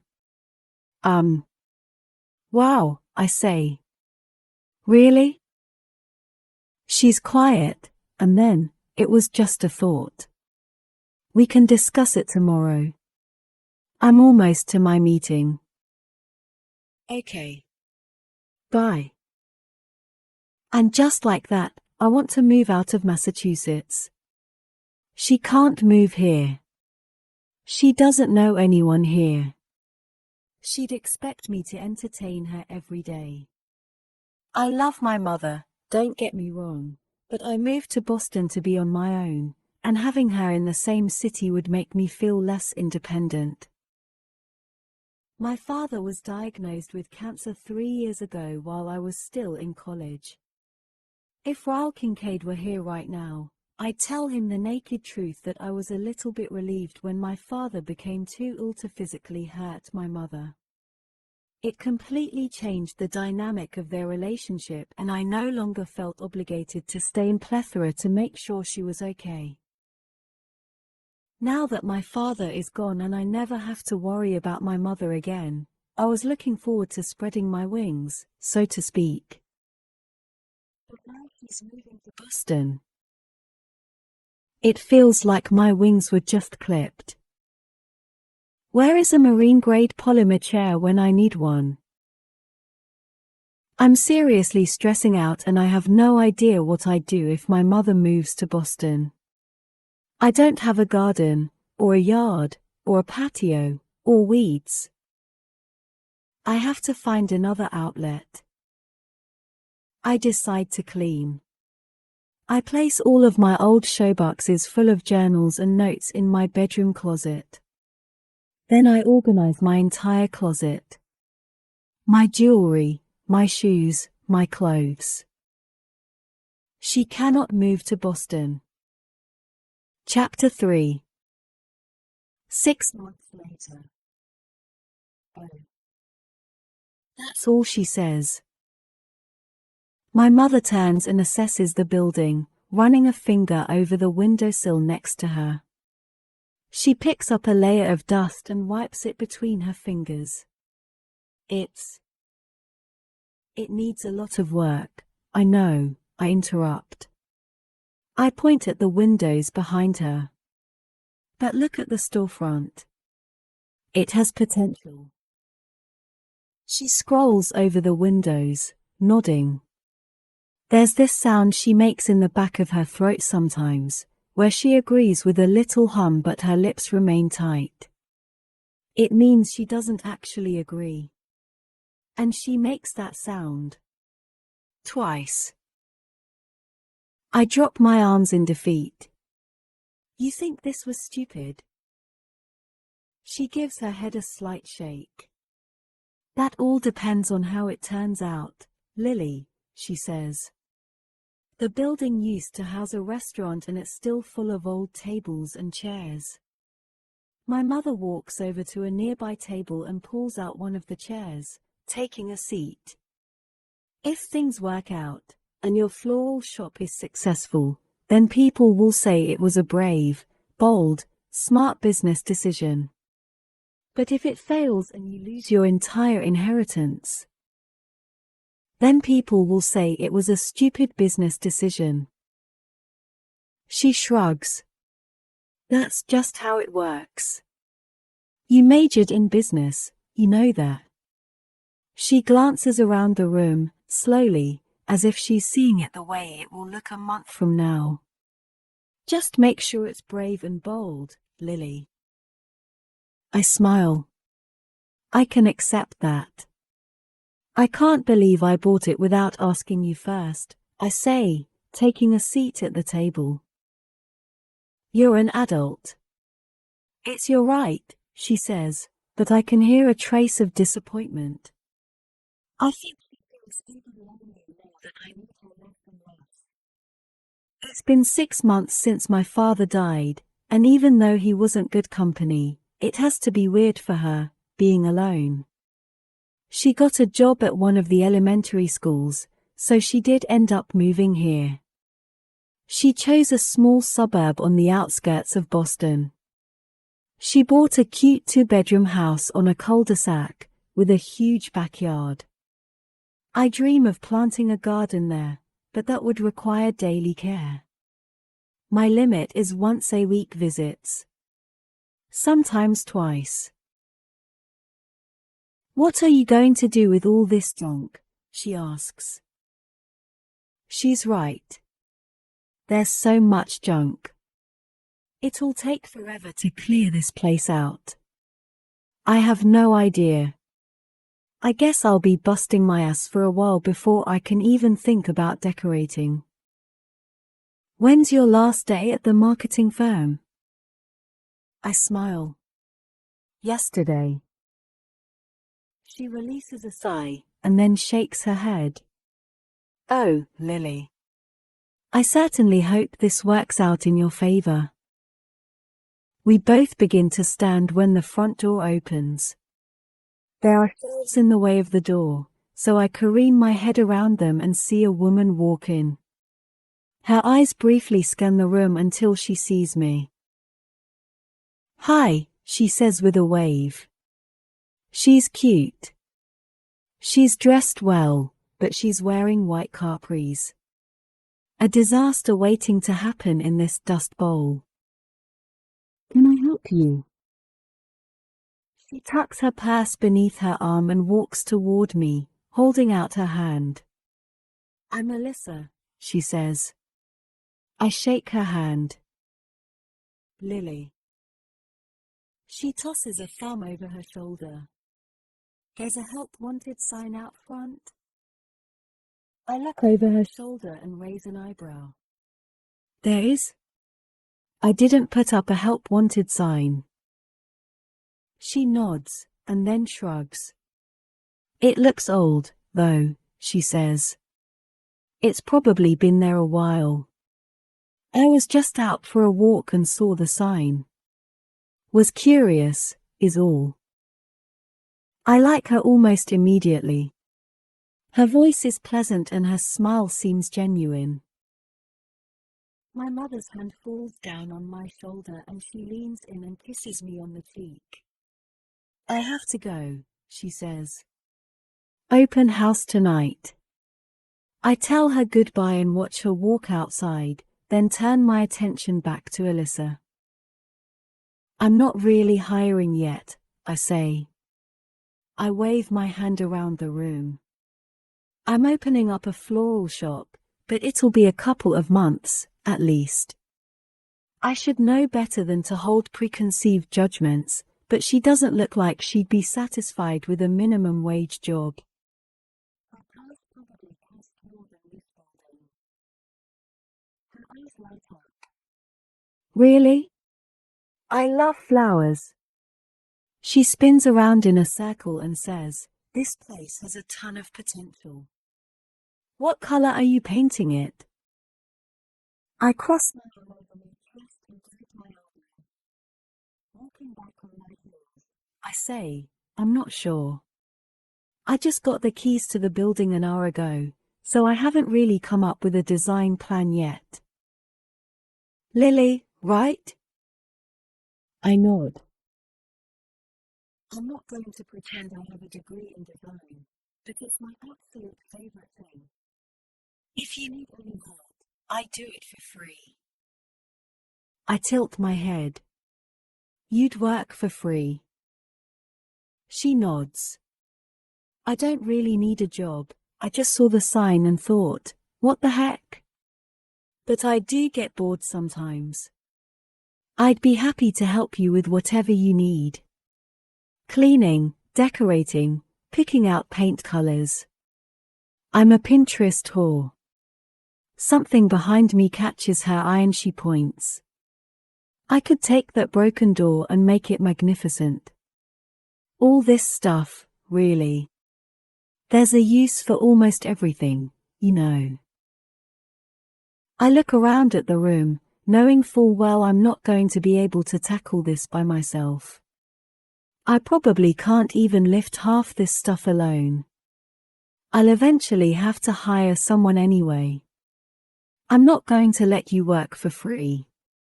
But I could do $10 an hour if you're really serious.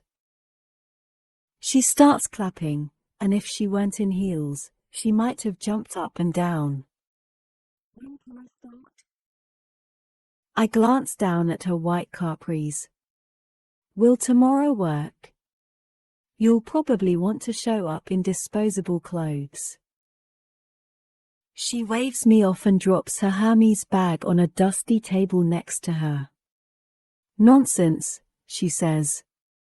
My husband is watching the Bruins play at a bar down the street. If it's okay, I'll just hang with you and get started right now. 2 hours later, I'm convinced I've met my new best friend. And she really is a Pinterest whore. We write keep and toss on sticky notes, and slap them on everything in the room. She's a fellow believer in upcycling, so we come up with ideas for at least 75% of the stuff left in the building. The rest she says her husband can throw out when he has free time. Once we know what we're going to do with all the stuff, I grab a notebook and a pen and we sit at one of the tables to write down design ideas. Okay, she says, leaning back in her chair. I want to laugh, because her white capris are covered in dirt now, but she doesn't seem to care. Do you have a goal for this place? She asks, glancing around. I have one, I say.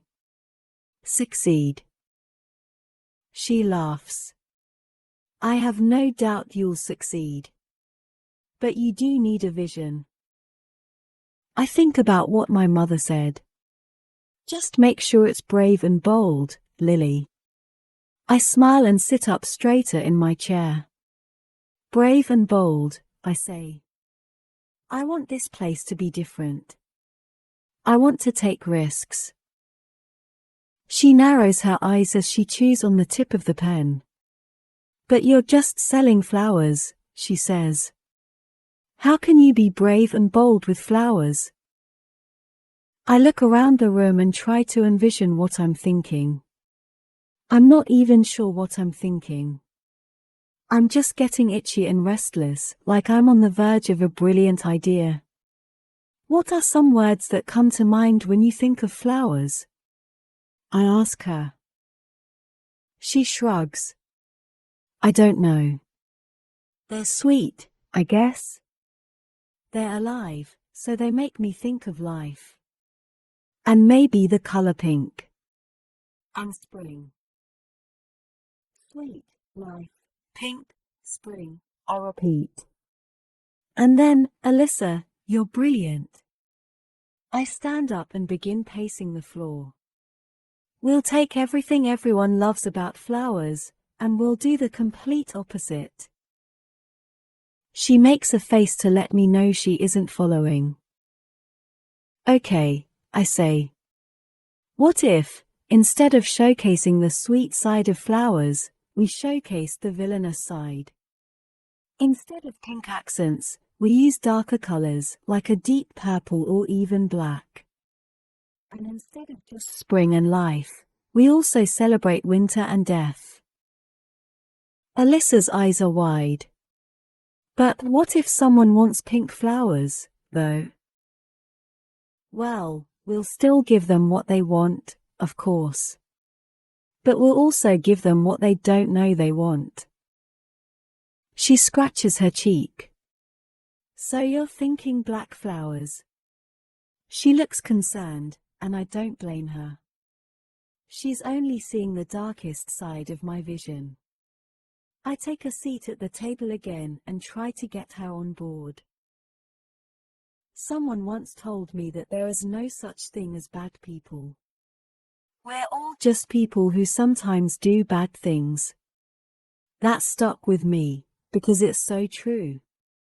We've all got a little bit of good and evil in us. I want to make that our theme. Instead of painting the walls a putrid sweet color, we paint them dark purple with black accents. And instead of only putting out the usual pastel displays of flowers in boring crystal vases that make people think of life, we go edgy. Brave and bold. We put out displays of darker flowers wrapped in things like leather or silver chains. And rather than put them in crystal vases, we'll stick them in black onyx or, I don't know, purple velvet vases lined with silver studs. The ideas are endless. I stand up again. There are floral shops on every corner for people who love flowers. But what floral shop caters to all the people who hate flowers? Alyssa shakes her head. None of them, she whispers. Exactly. None of them. We stare at each other for a moment, and then I can't take it another second. I'm bursting with excitement and I just start laughing like a giddy child. Alyssa starts laughing, too, and she jumps up and hugs me. Lily, it's so twisted, it's brilliant. I know. I'm full of renewed energy. I need a desk so I can sit down and make a business plan. But my future office is full of old vegetable crates. She walks toward the back of the store. Well, let's get them out of there and go buy you a desk. We squeeze into the office and begin moving crates out one by one and into a back room. I stand on the chair to make the piles taller so we'll have more room to move around. These are perfect for the window displays I have in mind. She hands me 2 more crates and walks away, and as I'm reaching on my tiptoes to stack them at the very top, the pile begins to tumble. I try to find something to grab hold of for balance, but the crates knock me off the chair. When I land on the floor, I can feel my foot bend in the wrong direction. It's followed by a rush of pain straight up my leg and down to my toes. Alyssa comes rushing back into the room and has to move 2 of the crates from on top of me.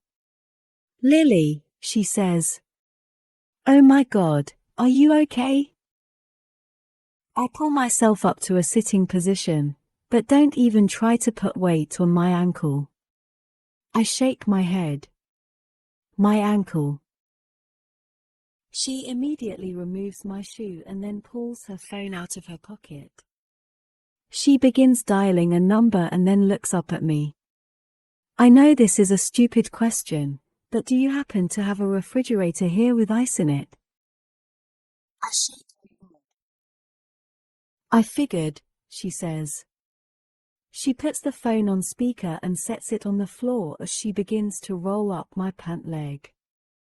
I wince, but not so much from the pain. I just can't believe I did something so stupid. If I broke it, I'm screwed. I just spent my entire inheritance on a building that I won't even be able to renovate for months. Hey, Issa, a voice croons through her phone. Where you at? The game's over. Alyssa picks up her phone and brings it closer to her mouth. At work.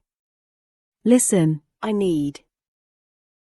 The guy cuts her off and says, at work. Babe, you don't even have a job.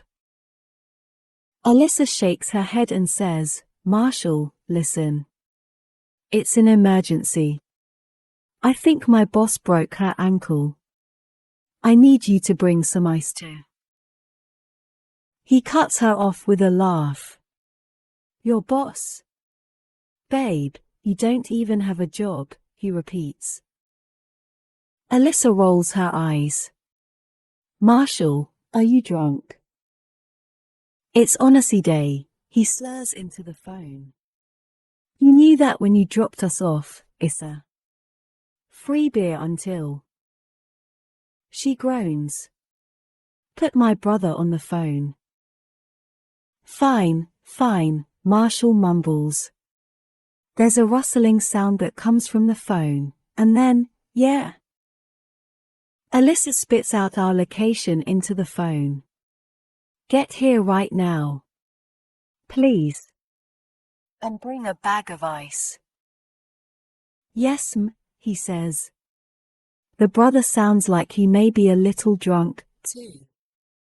There's laughter, and then one of the guys says, she's in a bad mood, and then the line goes dead. Alyssa puts her phone back in her pocket.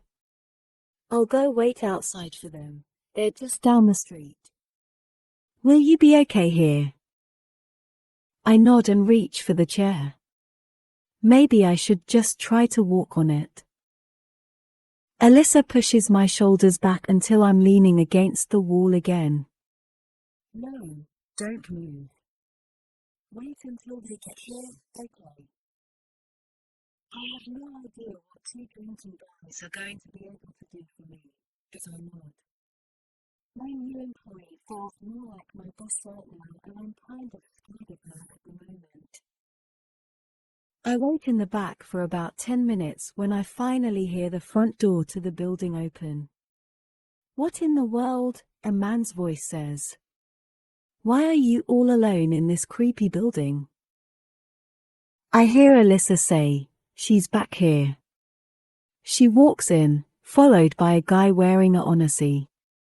He's tall, a little bit on the thin side, but boyishly handsome with big, honest eyes and a head full of dark, messy, way past due for a haircut hair. He's holding a bag of ice. Did I mention he was wearing a onesie? I'm talking a legit, full-grown man in a SpongeBob onesie. This is your husband? I ask her, cocking an eyebrow. Alyssa rolls her eyes. Unfortunately, she says, glancing back at him. Another guy, also in a onesie, walks in behind them, but my attention is on Alyssa as she explains why they're wearing pajamas on a random Wednesday afternoon. There's a bar down the street that gives out free beer to anyone who shows up in a onesie during a Bruins game. She makes her way over to me and motions for the guys to follow her. She fell off the chair and hurt her ankle, she says to the other guy. He steps around Marshall and the first thing I notice are his arms. Holy shit. I know those arms. Those are the arms of a neurosurgeon. Alyssa is his sister. The sister that owns the entire top floor, with the husband who works in pajamas and brings in 7 figures a year. As soon as my eyes lock with Ryle's, his whole face morphs into a smile. I haven't seen him in God, how long ago was that, 6 months? I can't say I haven't thought about him during the past 6 months, because I've thought about him quite a few times. But I never actually thought I'd see him again. Ryle, this is Lily. Lily, my brother, Ryle, she says, motioning toward him. And that's my husband, Marshall. Ryle walks over to me and kneels down. Lily, he says, regarding me with a smile. Nice to meet you. It's obvious he remembers me, I can see it in his knowing smile. But like me, he's pretending this is the first time we've met. I'm not sure I'm in the mood to explain how we already know each other.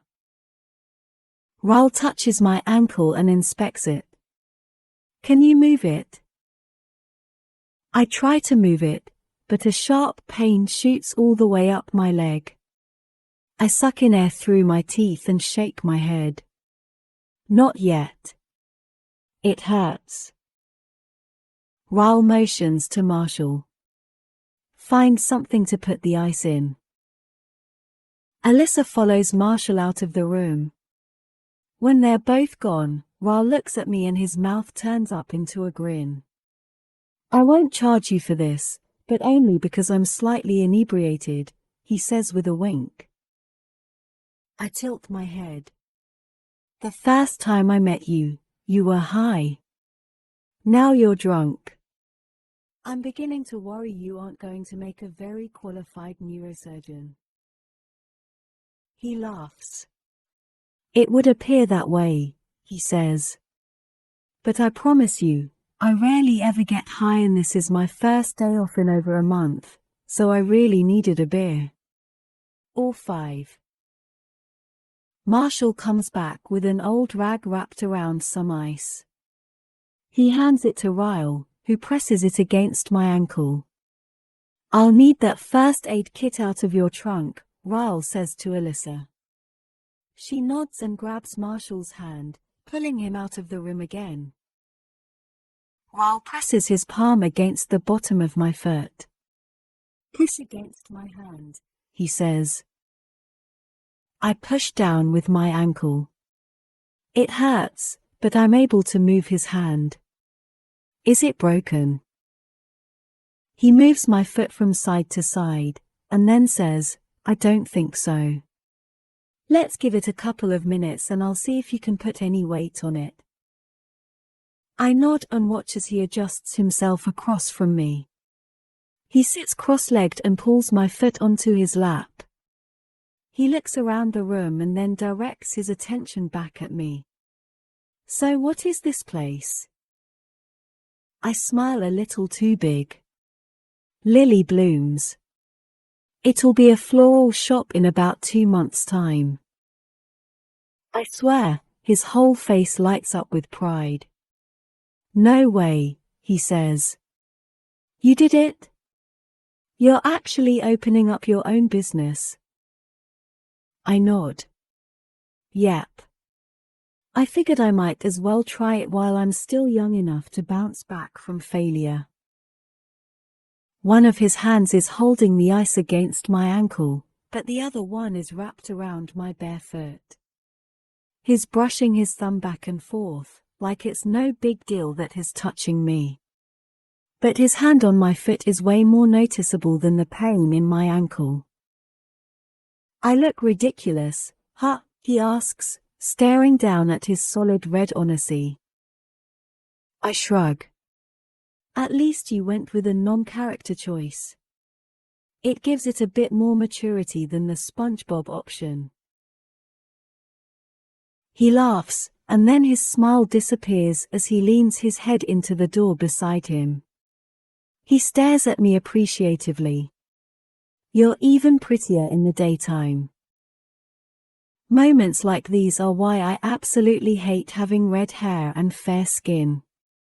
The embarrassment doesn't only show up in my cheeks, my whole face, arms, and neck grow flushed. I rest my head against the wall behind me and stare at him just like he's staring at me. You want to hear a naked truth? He nods.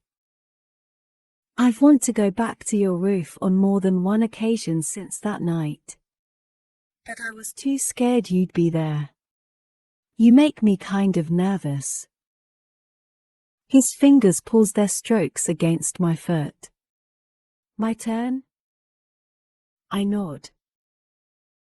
His eyes narrow as his hand moves to the underneath of my foot. He slowly traces his fingers from the tops of my toes, down to my heel. I still very much want to fuck you. Someone gasps, and it isn't me. Ryle and I both look at the doorway and Alyssa is standing there, wide-eyed. Her mouth is open as she points down at Ryle. Did you just?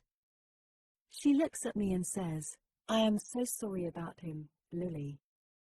And then she looks back at Ryle with venom in her eyes. Did you just tell my boss you want to fuck her? Oh, dear. Ryle pulls his bottom lip in and chews on it for a second. Marshall walks in behind Alyssa and says, What's going on? Alyssa looks at Marshall and points at Ryle again. He just told Lily he wants to fuck her. Marshall looks from Ryle to me. I don't know whether to laugh or crawl under the table and hide. You did, he says, looking back at Ryle. Ryle shrugs. It appears that way, he says. Alyssa puts her head in her hands. Jesus Christ, she says, looking at me. He's drunk. They're both drunk. Please don't judge me because my brother is an asshole. I smile at her and wave it off. It's fine, Alyssa. Lots of people want to fuck me. I glance back at Ryle and he's still casually stroking my foot. At least your brother speaks his mind. Not a lot of people have the courage to say what they're actually thinking. Ryle winks at me and then carefully moves my ankle off his lap. Let's see if you can put any weight on it, he says. He and Marshall help me to my feet. Ryle points to a table a few feet away that's pushed up against a wall. Let's try to make it to the table so I can wrap it. His arm is secured around my waist.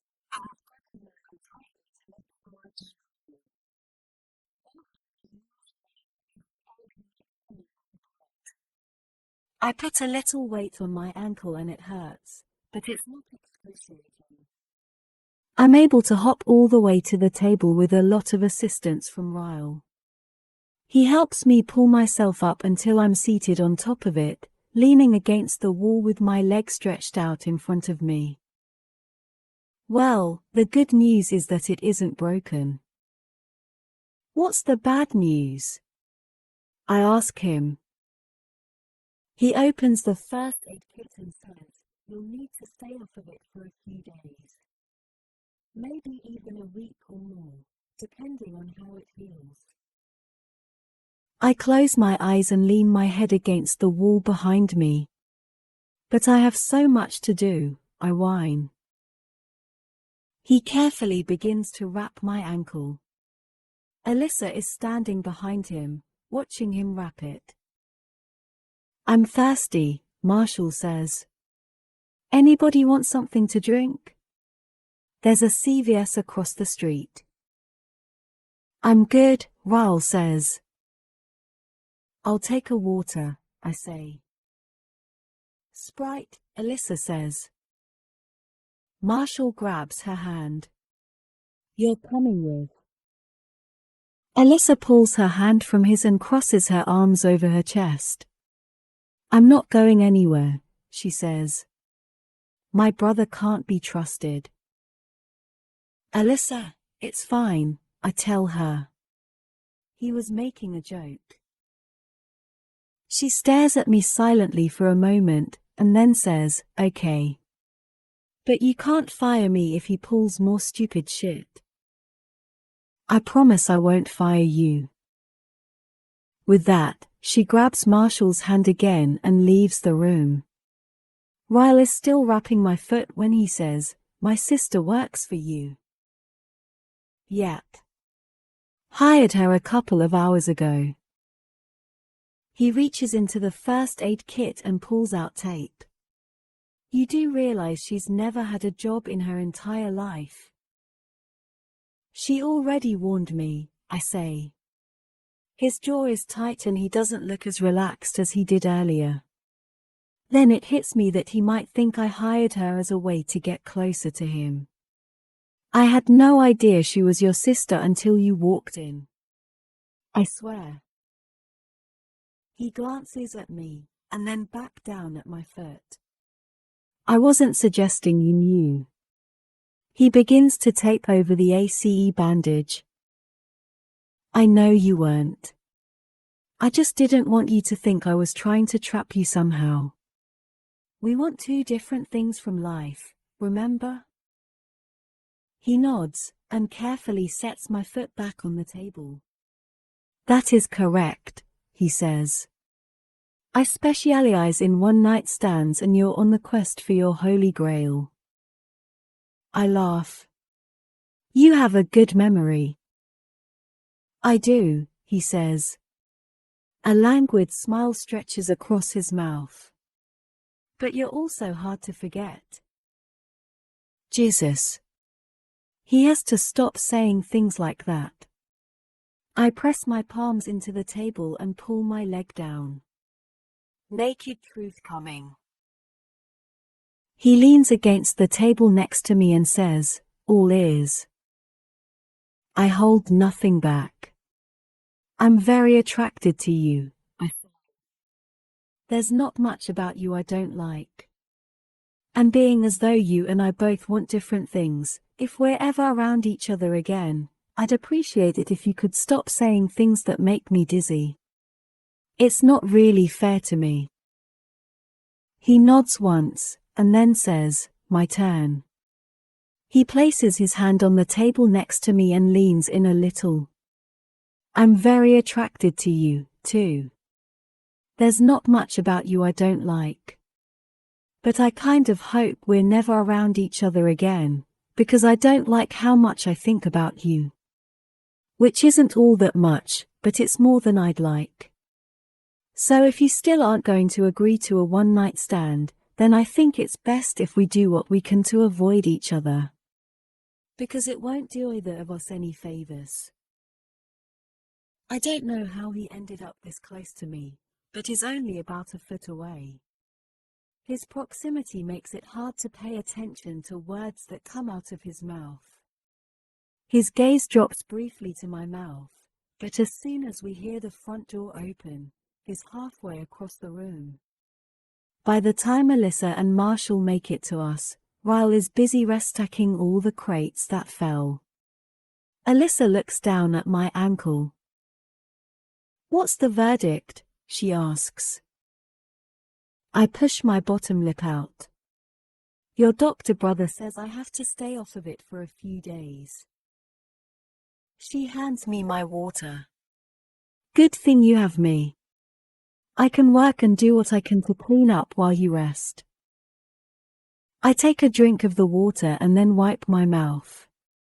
"Alyssa, I'm declaring you Employee of the Month." She grins and then turns to Marshall. "Did you hear that? I'm the best employee she has." He puts his arm around her and kisses the top of her head. "I'm proud of you, Issa." I like that he calls her Issa, which I'm assuming is short for Alyssa. I think about my own name and if I'll ever find a guy who could shorten it into a sickeningly cute nickname. Illy. Nope. Not the same. "Do you need help getting home?" she asks. I hop down and test my foot. Maybe just to my car. It's my left foot, so I can probably drive just fine. She walks over and puts her arm around me. If you want to leave the keys with me, I'll lock up and come back tomorrow and start cleaning. The three of them walk me to my car, but Ryle allows Alyssa to do most of the work. He seems almost scared to touch me now for some reason. When I'm in the driver's seat, Alyssa puts my purse and other things in the floorboard and sits in the passenger seat. She takes my phone out and begins programming her number into it. Ryle leans into the window. Make sure to keep ice on it as much as you can for the next few days. Baths help, too. I nod. Thanks for your help. Alyssa leans over and says, Ryle, maybe you should drive her home and take a cab back to the apartment, just to be safe. Ryle looks down at me and then shakes his head. I don't think that's a good idea, he says. She'll be fine. I've had a few beers, probably shouldn't be driving. You could at least help her home, Alyssa suggests. Ryle shakes his head and then pats the roof of the car as he turns and walks away. I'm still watching him when Alyssa hands me back my phone and says, seriously. I'm really sorry about him. First he hits on you, then he's a selfish asshole. She climbs out of the car and closes the door, then leans through the window. That's why he'll be single for the rest of his life. She points to my phone. Text me when you get home. And call me if you need anything. I won't count favors as work time. Thank you, Alyssa. She smiles. No, thank you. I haven't been this excited about my life since that Paolo Nutini concert I went to last year. She waves goodbye and walks toward where Marshall and Ryle are standing. They begin walking down the street and I watch them in my rearview mirror. As they turn the corner, I see Ryle glance over his shoulder and look back in my direction. I close my eyes and exhale. The 2 times I've spent with Ryle were on days I'd probably rather forget. My father's funeral and spraining my ankle. But somehow, him being present made them feel like less of the disasters they were. I hate that he's Alyssa's brother. I have a feeling this isn't the last time I'll be seeing him. Chapter 4. It takes me half an hour to make it from my car to my apartment. I called Lucy twice to see if she could help me, but she didn't answer her phone. When I make it inside my apartment, I'm a little irritated to see her lying on the couch with the phone to her ear. I slam our front door behind me and she glances up. What happened to you? She asks. I use the wall for support as I hop toward the hallway. Sprained my ankle. When I make it to my bedroom door, she yells, Sorry I didn't answer the phone. I'm talking to Alex. I was gonna call you back.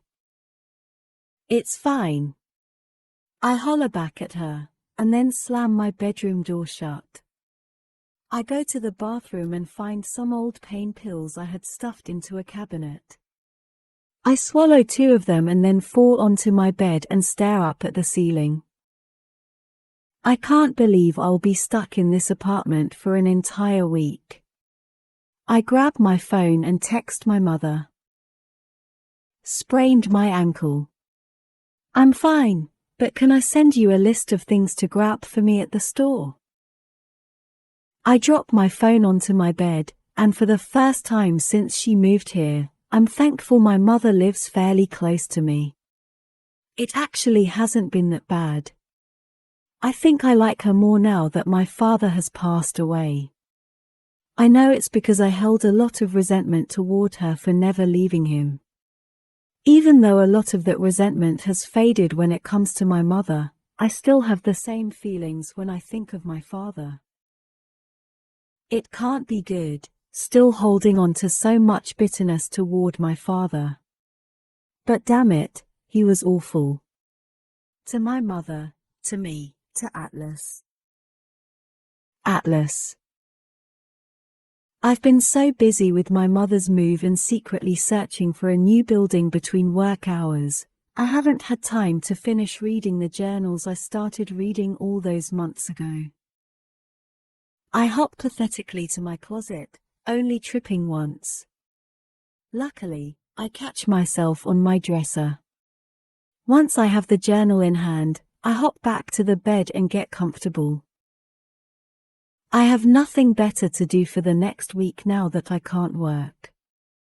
I might as well commiserate over my past while I'm forced to commiserate in the present. Dear Ellen, you hosting the Oscars was the greatest thing to happen to TV last year. I don't think I ever told you that. The vacuuming skit made me piss my pants. Oh, and I recruited a new Ellen follower today in Atlas. Before you start judging me for allowing him inside my house again, let me explain how that came about. After I let him take a shower here yesterday, I didn't see him again last night. But this morning, he sat by me on the bus again. He seemed a little happier than the day before, because he slid into the seat and actually smiled at me. I'm not gonna lie, it was a little weird seeing him in my dad's clothes. But the pants fit him a lot better than I thought they were going to. Guess what? He said. He leaned forward and unzipped his backpack. What? He pulled out a bag and handed it to me. I found these in the garage. I tried to clean them up for you because they were covered in old dirt, but I can't do much without water. I held the bag and stared at him suspiciously. It's the most I'd ever heard him say at once. I finally looked down at the bag and opened it. It looked like a bunch of old gardening tools. I saw you digging with that shovel the other day. I wasn't sure if you had any actual gardening tools, and no one was using these, so. Thank you, I said. I was kind of in shock. I used to have a trowel, but the plastic broke off the handle and it started giving me blisters. I asked my mother for gardening tools for my birthday last year, and when she bought me a full-sized shovel and a hoe, I didn't have the heart to tell her it's not what I needed. Atlas cleared his throat and then, in a much quieter voice, he said, I know it's not like a real gift. I didn't buy it or anything. But I wanted to give you something. You know, for. He didn't finish his sentence, so I nodded and tied the bag back up. Do you think you can hold them for me until after school? I don't have any room in my backpack. He grabbed the bag from me and then brought his backpack up to his lap and put the bag inside of it.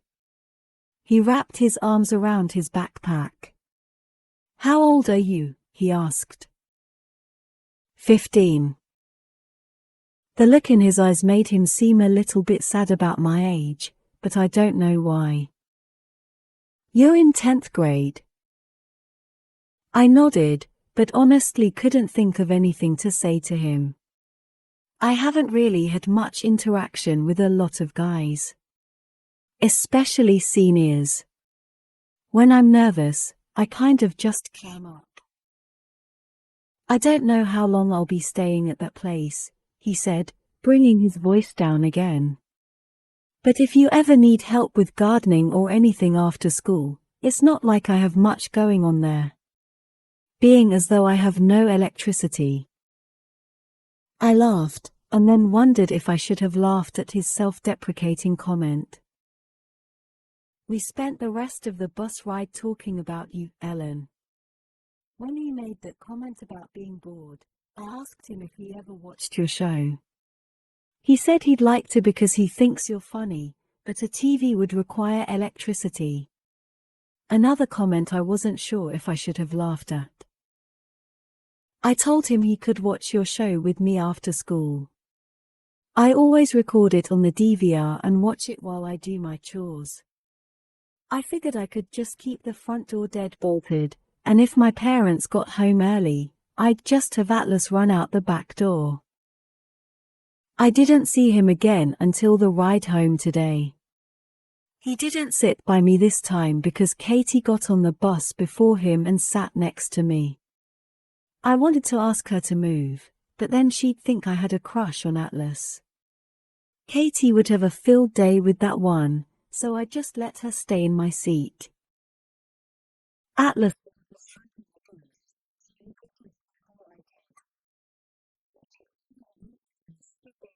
stopped and waited for me to get off.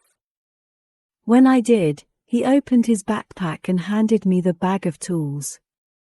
He didn't say anything about my invitation to watch TV from earlier this morning, so I just acted like it was a given. Come on, I told him. He followed me inside and I locked the deadbolt. If my parents come home early, run out the back door and don't let them see you. He nodded. Don't worry. I will, he said, with kind of a laugh. I asked him if he wanted anything to drink and he said sure. I made us a snack and brought our drinks to the living room. I sat down on the couch and he sat down in my dad's chair. I turned on your show and that's about all that happened. We didn't talk much because I fast-forwarded through all the commercials. But I did notice he laughed at all the right times. I think good comedic timing is one of the most important things about a person's personality. Every time he laughed at your jokes, it made me feel better about sneaking him into my house. I don't know why.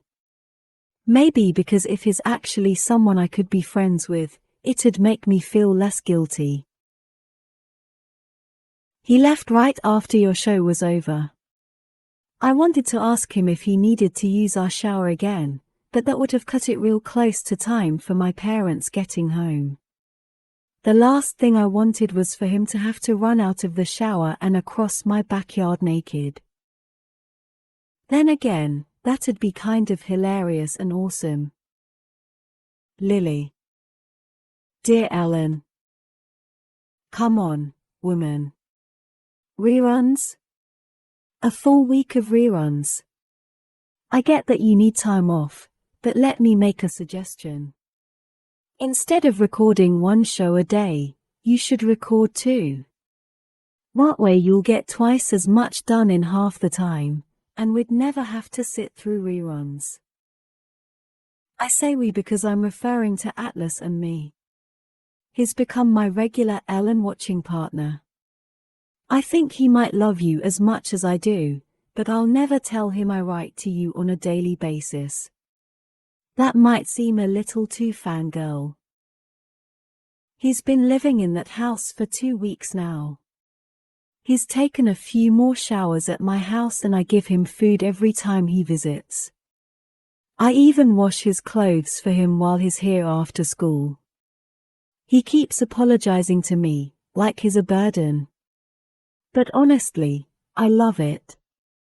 He keeps my mind off things and I actually look forward to spending time with him after school every day. Dad got home late tonight, which means he went to the bar after work. Which means he's probably going to instigate a fight with my mother. Which means he'll probably do something stupid again. I swear, sometimes I get so mad at her for staying with him. I know I'm only 15 and probably don't understand all the reasons she chooses to stay, but I refuse to let her use me as her excuse. I don't care if she's too poor to leave him and would have to move into a crappy apartment and eat ramen noodles until I graduate. That would be better than this. I can hear him yelling at her right now. Sometimes when he gets like this, I walk into the living room, hoping it'll calm him down. He doesn't like to hit her when I'm in the room. Maybe I should go try that. Lily. Dear Ellen. If I had access to a gun or knife right now, I'd kill him. As soon as I walked into the living room, I saw him push her down.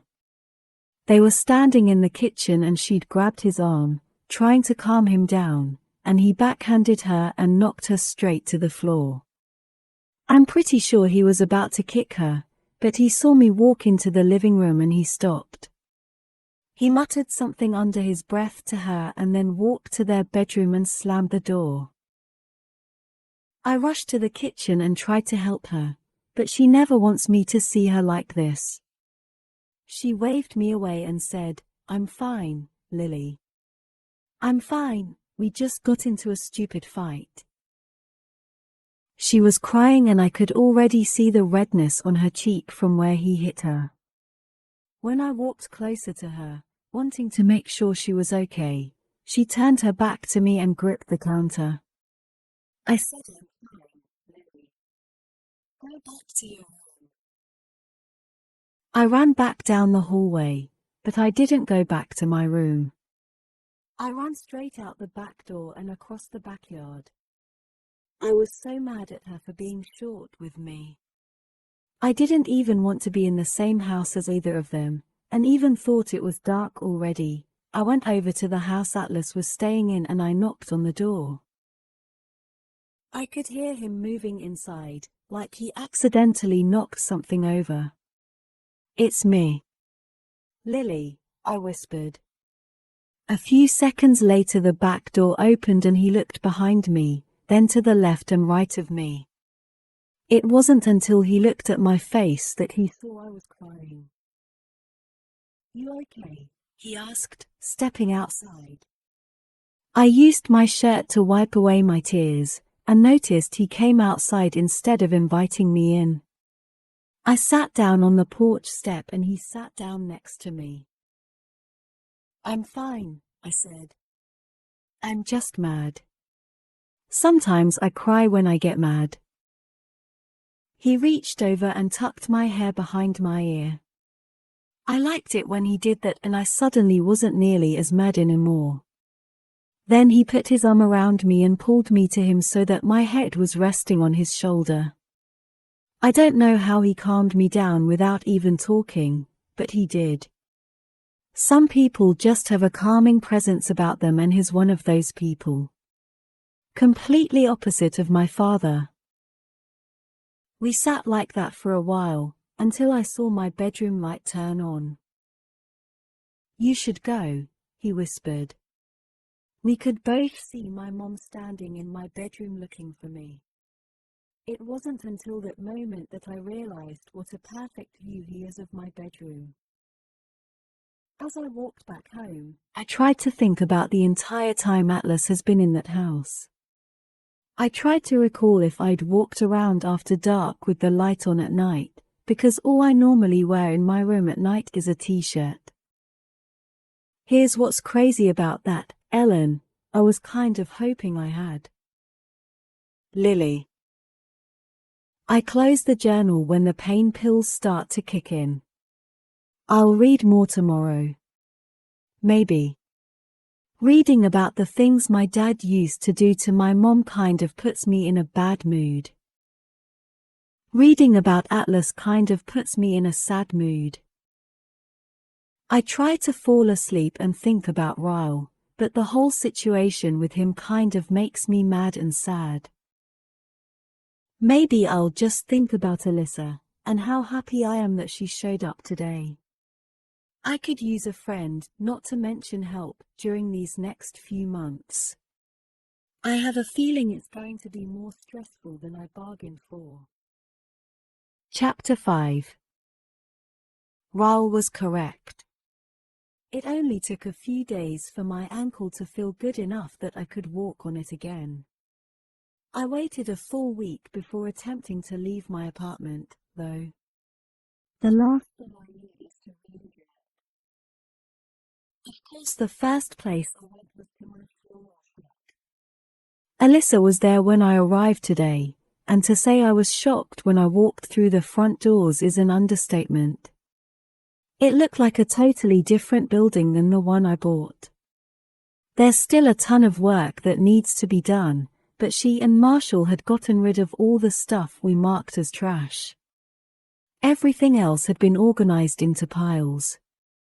The windows had been washed, the floors had been mopped. She even had the area where I planned to put an office cleaned out. I helped her for a few hours today, but she wouldn't let me do much that required walking at first, so I mostly drew out plans for the store. We picked out paint colors and set a goal date to open the store that's approximately 54 days from now. After she left, I spent the next few hours doing all the stuff she wouldn't let me do while she was there. It felt good to be back. But Jesus Christ, I'm tired. Which is why I'm debating on whether or not to get up from the couch and answer the knock at my front door. Lucy is at Alex's again tonight, and I just spoke to my mother 5 minutes ago on the phone, so I know it isn't either of them. I walk to the door and check the peephole before opening it. I don't recognize him at first, because his head is down, but then he looks up and to the right and my heart freaks the hell out. What is he doing here? Ryle knocks again, and I try to brush my hair out of my face and smooth it down with my hands, but it's a lost cause. I worked my ass off today and I look like shit. So unless I have half an hour to take a shower, put on makeup, and throw on clothes before I open the door, he'll pretty much have to deal with me as is. I open the door and his immediate reaction confuses me. Jesus Christ, he says, dropping his head against my door frame. He's panting like he's been working out, and that's when I notice that he doesn't look to be any more rested or clean than I am.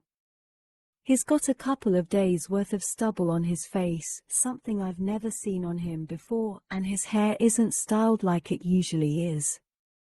It's a little erratic, like the look in his eye. Do you have any idea how many doors I've knocked on to find you? I shake my head, because I don't. But now that he mentions it, how in the hell does he know where I live? 29, he says. Then he holds up his hands and repeats the numbers with his fingers while he whispers, 29. I let my gaze drop down to his clothes. He's in scrubs, and I absolutely hate that he's in scrubs right now. Holy hell. So much better than the Odyssey and way better than the Burberry. Why did you knock on 29 doors? I ask with a tilt of my head. You never told me which apartment was yours, he says, matter-of-factly. You said you lived in this building, but I couldn't remember if you even said which floor. And for the record, I almost started with the 3rd floor. I would have been here an hour ago if I went with my gut instinct. Why are you here? He runs his hands down his face and then points over my shoulder. Can I come in? I glance over my shoulder and then open the door farther. I guess. If you tell me what you want. He walks inside and I close the door behind us. He glances around, wearing his stupid hot scrubs, and puts his hands on his hips as he faces me. He looks a little disappointed, but I'm not sure if it's in me or himself. There's a really big naked truth coming, okay, he says. Brace yourself. I fold my arms over my chest and watch as he inhales a breath, preparing to speak. These next couple of months are the most important months in my entire career. I have to be focused. I'm closing in on the end of my residency, and then I'll have to sit for my exams. He's pacing my living room, talking frantically with his hands. But for the past week, I haven't been able to get you out of my head. I don't know why. At work, at home. All I can think about is how crazy it feels when I'm near you, and I need you to make it stop, Lily. He stops pacing and faces me. Please make it stop. Just once, that's all it'll take. I swear. My fingers are digging into the skin of my arms as I watch him. He's still panting a little, and his eyes are still frantic, but he's looking at me pleadingly. When is the last time you've had sleep? I ask him. He rolls his eyes like he's frustrated that I'm not getting it. I just got off a 48-hour shift, he says dismissively. Focus, Lily. I nod and replay his words in my head. If I didn't know better, I'd almost think he was. I inhale a calming breath. Ryle, I say carefully. Did you seriously just knock on 29 doors so you could tell me that the thought of me is making your life hell and I should have sex with you so that you'll never have to think of me again? Are you kidding me right now? He folds his lips together and, after about 5 seconds of thought, he slowly nods his head. Well, yeah, but it sounds way worse when you say it.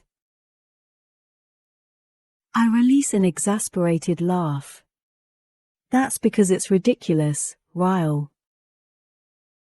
He bites his bottom lip and looks around the room, like he suddenly wants to escape. I open the door and motion for him to walk out. He doesn't. His eyes fall to my foot. Your ankle looks good, he says. How does it feel? I roll my eyes. Better. I was able to help Alyssa at the store for the first time today. He nods and then makes like he's walking toward the door to leave. But as soon as he reaches me, he spins toward me and slaps his palms against the door on either side of my head. I gasp at both his proximity and his persistence. Please, he says. I shake my head, even though my body is starting to trade sides and beg my mind to cave to him. I'm really good at it, Lily, he says with a grin. You'll barely even have to do any work. I try not to laugh, but his determination is as endearing as it is annoying. Good night, Ryle. His head drops between his shoulders and he shakes it back and forth. He pushes off the door and stands up straight. He half turns, heading for the hallway, but then suddenly drops to his knees in front of me. He wraps his arms around my waist. Please, Lily, he says through self-deprecating laughter. Please have sex with me. He's looking up at me with puppy dog eyes and a pathetic, hopeful grin. I want you so bad, and I swear, once you have sex with me you'll never hear from me again. I promise. There's something about a neurosurgeon literally on his knees begging for sex that does me in. That's pretty pathetic. Get up, I say, pushing his arms away from me. You're embarrassing yourself. He slowly stands up, dragging his hands up the door on either side of me until he has me caged in between his arms. Is that a yes? His chest is barely touching mine and I hate how good it feels to be wanted this much. I should be turned off by it, but I can hardly breathe when I look at him. Especially when he has this suggestive smile on his face. I don't feel sexy right now, Ryle. I worked all day, I'm exhausted, I smell like sweat and probably taste like dust. If you give me a little while to shower first, I might feel sexy enough to have sex with you. He's nodding feverishly before I'm even finished speaking. Shower. Take all the time you need. I'll wait. I push him away from me and close the front door. He follows me to the bedroom and I tell him to wait on the bed for me. Luckily, I cleaned my bedroom last night. Normally I have clothes lying around everywhere, books piled up on my nightstand, shoes and bras that don't quite make it to my closet. But tonight it's clean. My bed is even made up, complete with the ugly, quilted throw pillows my grandmother passed down to every person in our family. I make a quick glance around the room, just to make sure nothing embarrassing will catch his eye. He takes a seat on my bed and I watch as he scans the room. I stand in the doorway to my bathroom and try to give him one last out.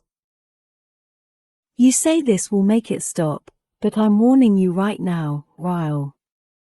I'm like a drug. If you have sex with me tonight, it's only going to make things worse for you. But once is all you're getting. I refuse to become one of the many girls you used to. How did you word it that night? Satisfy your needs? He leans back on his elbows. You aren't that kind of girl, Lily. And I'm not the kind of guy who needs someone more than once. We have nothing to worry about. I closed the door behind me, wondering how in the hell this guy talked me into this. It's the scrubs. The scrubs are my weakness. It has nothing to do with him. I wonder if there's a way he could leave them on during the sex. I've never taken more than half an hour to get ready, but it's almost an hour before I'm finished in the bathroom. I shaved more parts of me than was probably necessary, and then spent a good 20 minutes having a freak out, and had to talk myself out of opening the door and telling him to leave. But now that my hair is dry and I'm cleaner than I've ever been, I think I might be able to do this. I can totally have a one-night stand. I'm 23 years old. I open the door and he's still there on my bed. I'm a little disappointed to see that his scrub top is on the floor, but I don't see his pants, so he must still be wearing them. He's under the covers, though, so I can't tell. I close the door behind me and wait for him to roll over and look at me, but he doesn't. I take a few steps closer, and that's when I notice his snoring. Not just a light "oh I just fell asleep" snore. It's a middle of REM sleep kind of snore. Ryle? I whisper. He doesn't even budge when I shake him. You've got to be kidding me. I drop down onto the bed, not even caring if I wake him.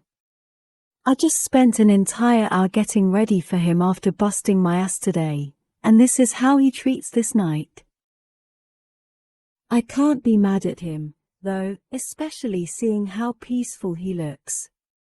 I can't imagine working a 48-hour shift. Plus, my bed is really comfortable. It's so comfortable, it could make a person fall right back to sleep after a full night of rest. I should have warned him about that. I check the time on my phone and it's almost 10:30 p.m. I put the phone on silent and then lie down next to him. His phone is on the pillow next to his head, so I grab it and swipe up the camera option. I hold his phone above us and make sure my cleavage looks good and pushed together. I snap a picture so he'll at least see what he missed out on. I turn off the light and laugh to myself, because I'm falling asleep next to a half-naked man that I've never even kissed. I can feel his fingers trailing up my arm before I even open my eyes. I force back a tired smile and pretend I'm still sleeping. His fingers trail over my shoulder and stop at my collarbone, just before they reach my neck. I have a small tattoo there that I got in college. It's a simple outline of a heart that's slightly open at the top. I can feel his fingers circle around the tattoo, and then he leans forward and presses his lips against it. I squeeze my eyes shut even tighter. "Lily," he whispers, wrapping an arm around my waist. I moan a little, trying to wake up, and then roll onto my back so that I can look up at him. When I open my eyes, he's staring down at me. I can tell by the way the sunlight shines through my windows and across his face that it's not even 7 a.m. yet. "I am the most despicable man you've ever met. Am I right?" I laugh and nod a little. "Pretty damn close." He smiles and then brushes my hair off my face. He leans forward and presses his lips to my forehead, and I hate that he just did that. Now I'll be the one plagued with sleepless nights, because I want to put this memory on repeat. "I have to go," he says. "I'm really late. But 1, I'm sorry. 2, I'll never do this again. This is the last you'll hear from me, I promise. And 3, I'm really sorry. You have no idea." I force a smile, but I want to frown because I absolutely hated his number 2. I actually don't mind if he tries this again, but then I remind myself that we want 2 different things from life. And it's good that he fell asleep and we never even kissed, because if I would have had sex with him while he was wearing scrubs, I would have been the one showing up at his door on my knees, begging for more. This is good. Rip the Band-Aid off and let him leave. Have a nice life, Ryle. I wish you all the success in the world. He doesn't respond to my goodbye. He silently stares down at me with somewhat of a frown, and then says, "Yeah. You too, Lily." Then he rolls away from me and stands up. I can't even look at him right now, so I roll onto my side so that my back is to him. I listen as he puts his shoes on and then reaches for his phone. There's a long pause before he moves again, and I know it's because he was staring at me. I squeeze my eyes shut until I hear the slam of the front door. My face immediately grows warm, and I refuse to allow myself to mope.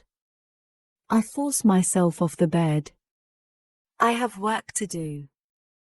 I can't be upset that I'm not enough to make a guy want to remap all of his life goals. Besides, I have my own life goals to worry about now. And I'm really excited about them. So much so, that I really don't have time for a guy in my life, anyway. No time. Nope. Busy girl, here. I am a brave and bold businesswoman with 0 fucks to give for men in scrubs. Chapter 6. It's been 53 days since Ryle walked out of my apartment that morning. Which means it's been 53 days since I've heard from him. But that's okay, because for the last 53 days, I've been too busy to really give him much thought as I prepared for this moment. "Ready?" Alyssa says.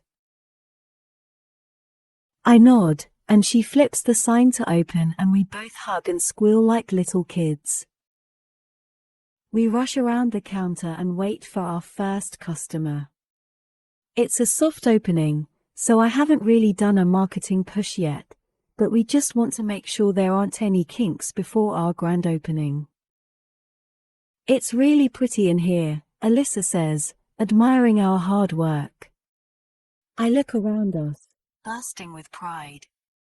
Of course I want to succeed, but at this point I'm not even sure if that matters.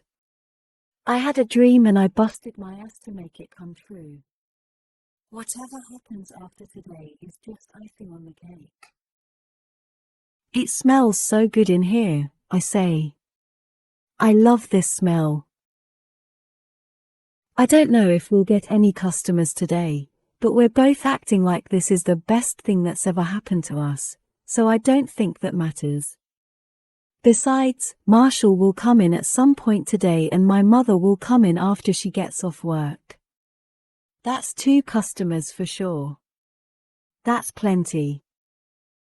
Alyssa squeezes my arm when the front door begins to open. I suddenly grow a little panicked, because what if something goes wrong? And then I do panic, because something just went wrong.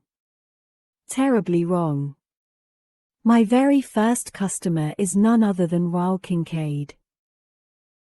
He stops when the door closes behind him and he looks around in awe. "What?" he says, turning in a circle. "How in the—" He looks over at me and Alyssa. "This is incredible. It doesn't even look like the same building." Okay, maybe I'm fine with him being the first customer.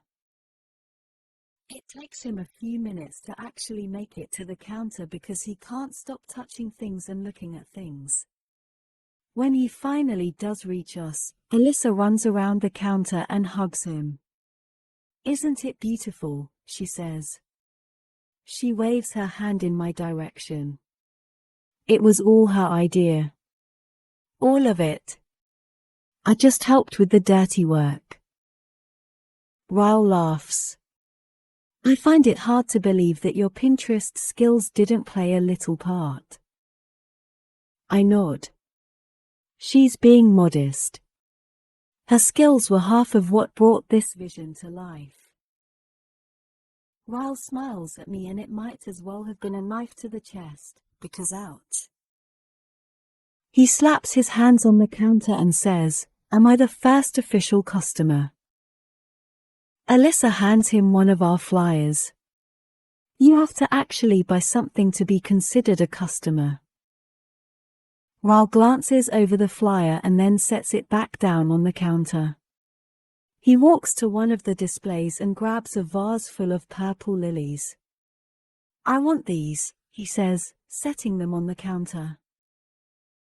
I smile, wondering if he realizes he just picked lilies. Kind of ironic. "Do you want us to deliver them somewhere?"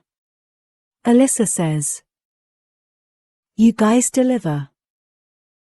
"Alyssa and I don't," I reply. "We have a delivery driver on standby.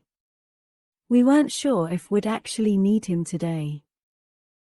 "Are you actually buying these for a girl?" Alyssa asks. She's just prying into her brother's love life like a sister would naturally do, but I catch myself stepping closer to her so I can hear his answer better. "I am," he says. His eyes meet mine and he adds, "I don't think about her very much, though. Hardly ever." Alyssa grabs a card and slides it to him. "Poor girl," she says. "You are such a dick."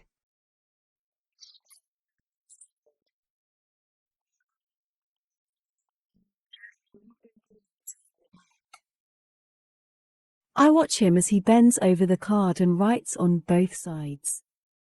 I know I don't have a right, but I'm brimming with jealousy. "Are you bringing this girl to my birthday party Friday?" Alyssa asks him. I watch his reaction closely. He just shakes his head and without looking up he says, "No." "Are you going, Lily?" I can't tell by his voice alone if he's hoping I'll be there or hoping I won't.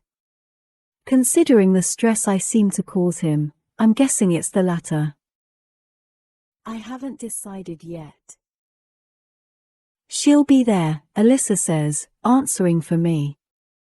She looks at me and narrows her eyes. "You're coming to my party whether you like it or not. If you don't show up, I'll quit." When Ryle is finished writing, he tucks the card into the envelope attached to the flowers. Alyssa rings up his total and he pays in cash. He looks. Lily, do you know that it's custom for a new business to frame the first dollar they make? I nod. Of course I know that. He's just rubbing it in my face that his dollar will be the one framed on my wall for the life of this store. I almost encourage Alyssa to give him a refund, but this is business. I have to leave my wounded pride out of it. Once he has his receipt in hand, he taps his fist on the counter to get my attention. He dips his head a little and, with a genuine smile, he says, "Congratulations, Lily." He turns and walks out of the store. As soon as the door closes behind him, Alyssa is grabbing for the envelope. "Who in the hell is he sending flowers to?" she says as she pulls the card out. "Ryle doesn't send flowers." She reads the front of the card out loud. "Make it stop." Holy shit. She stares at it for a moment, repeating the phrase. "Make it stop." What in the hell does that even mean? She asks. I can't take it another second. I grab the card from her and flip it over. She leans over and reads the back of it with me. "He is such an idiot," she says with a laugh. "He wrote the address to our floral shop on the back." She takes the card out of my hands. Wow. Ryle just bought me flowers. Not just any flower. He bought me a bouquet of lilies. Alyssa picks up her phone. I'll text him and tell him he's screwed up. She shoots him a text and then laughs as she stares at the flowers. How can a neurosurgeon be such an idiot? I can't stop grinning. I'm relieved she's staring at the flowers and not at me, or she may put two and two together. I'll keep them in my office until we figure out where he intended for them to go. I scoop up the vase and whisk away my flowers. Chapter 7. Stop fidgeting, Devin says. I'm not fidgeting. He loops his arm through mine as he walks me toward the elevator. Yes, you are. And if you pull that top up over your cleavage one more time, it'll defeat the whole purpose of your little black dress. He grabs my top and yanks it back down, and then proceeds to reach inside to adjust my bra. Devin. I slap his hand away and he laughs. Relax, Lily. I've touched way better boobs than yours and I'm still gay. Yeah, but I bet those boobs were attached to people you probably hang out with more than once every 6 months. Devin laughs. True, but that's half your fault. You're the one who left us high and dry to play with flowers. Devin was one of my favorite people at the marketing firm I worked at, but we weren't close enough to where we actively became friends outside of work. He stopped by the floral shop this afternoon and Alyssa took to him almost immediately. She begged him to come to the party with me, and since I didn't really want to show up alone, I ended up begging him to come, too. I smooth my hands over my hair and try to catch a glimpse of my reflection in the elevator walls.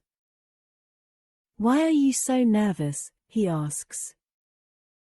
I'm not nervous. I just hate showing up to places where I don't know anyone.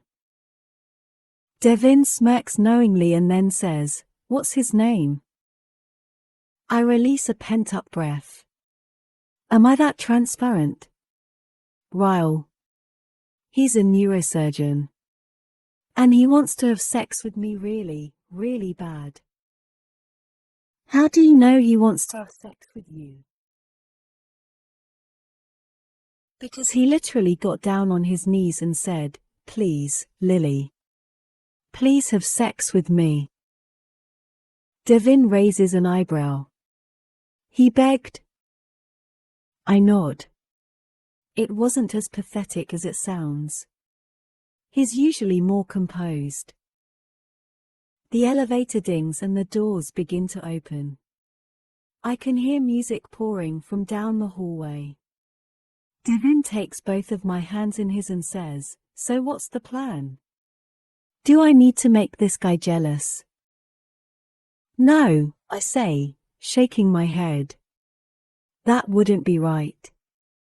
But Ryle does make it a point every time he sees me to tell me he hopes he never sees me again. Maybe just a little, I say, scrunching up my nose. A smidge. Devin pops his jaw and says, "Consider it done." He puts his hand on my lower back as he walks me out of the elevator. There's only one door, so we make our way over and ring the doorbell. "Why is there only one door?" he says. "She owns the whole top floor." He chuckles. "And she works for you. Damn, your life just keeps getting more and more interesting." The door begins to open, and I'm extremely relieved to see Alyssa standing in front of me. There's music and laughter pouring out of the apartment behind her. She's holding a champagne glass in one hand and a riding crop in the other. She sees me staring at the riding crop with a confused look on my face, so she tosses it over her shoulder and grabs my hand. "It's a long story," she says, laughing. Come in, come in." She pulls me in and I squeeze Devin's hand and drag him behind me. She continues pulling us through a crowd of people until we reach the other side of the living room.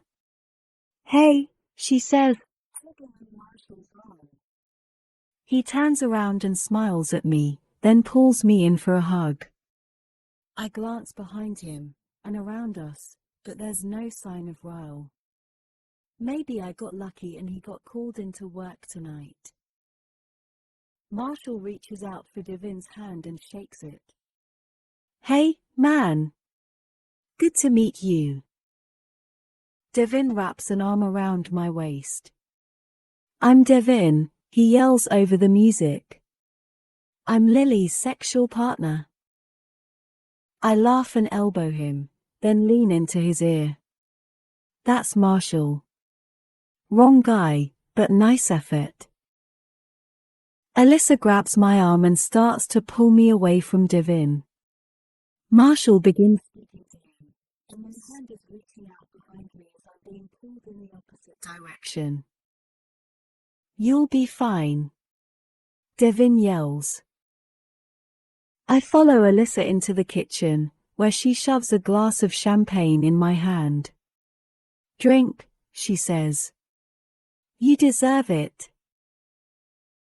I take a sip of the champagne, but I can't even appreciate it now that I'm getting a look at her industrial-sized kitchen with 2 full stovetops and a fridge bigger than my apartment. "Holy shit," I whisper. "You actually live here?" She giggles. "I know," she says. "And to think, I didn't even have to marry him for money. Marshall had $7 and drove a Ford Pinto when I fell in love with him." "Doesn't he still drive a Ford Pinto?" She sighs. "Yeah, but we have a lot of good memories in that car." Gross. She wiggles her eyebrows. "So, Devin is cute. And probably more into Marshall than me." "Ah, man," she says. "That's a bummer. I thought I was playing matchmaker when I invited him to the party tonight." The kitchen door opens and Devin walks in. "Your husband is looking for you," he says to Alyssa. She twirls her way out of the kitchen, giggling the whole time. "I really like her," Devin says. She's great, huh? He leans against the island and says, so. I think I just met a beggar. My heart flutters down my chest. I think the neurosurgeon has a better ring to it. I take another sip of my champagne. How do you know it was him? Did he introduce himself? He shakes his head. Nah, but he overheard Marshall introducing me to someone as Lily's date. I thought the look he gave me was going to set me on fire. That's why I came in here. I like you, but I'm not willing to die for you. I laugh. Don't worry, I'm sure that death glare he gave you was really his smile. They're superimposed most of the time. The door swings open again and I immediately stiffen, but it's only a caterer.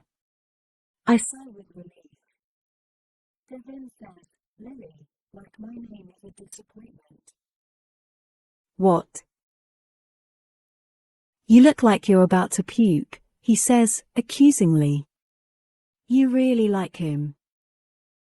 I roll my eyes. But then I let my shoulders drop and I fake cry. I do, Devin. I do, I just don't want to. He takes my glass of champagne and downs the remainder of it, then locks his arm in mine again. Let's go mingle, he says, pulling me out of the kitchen against my will.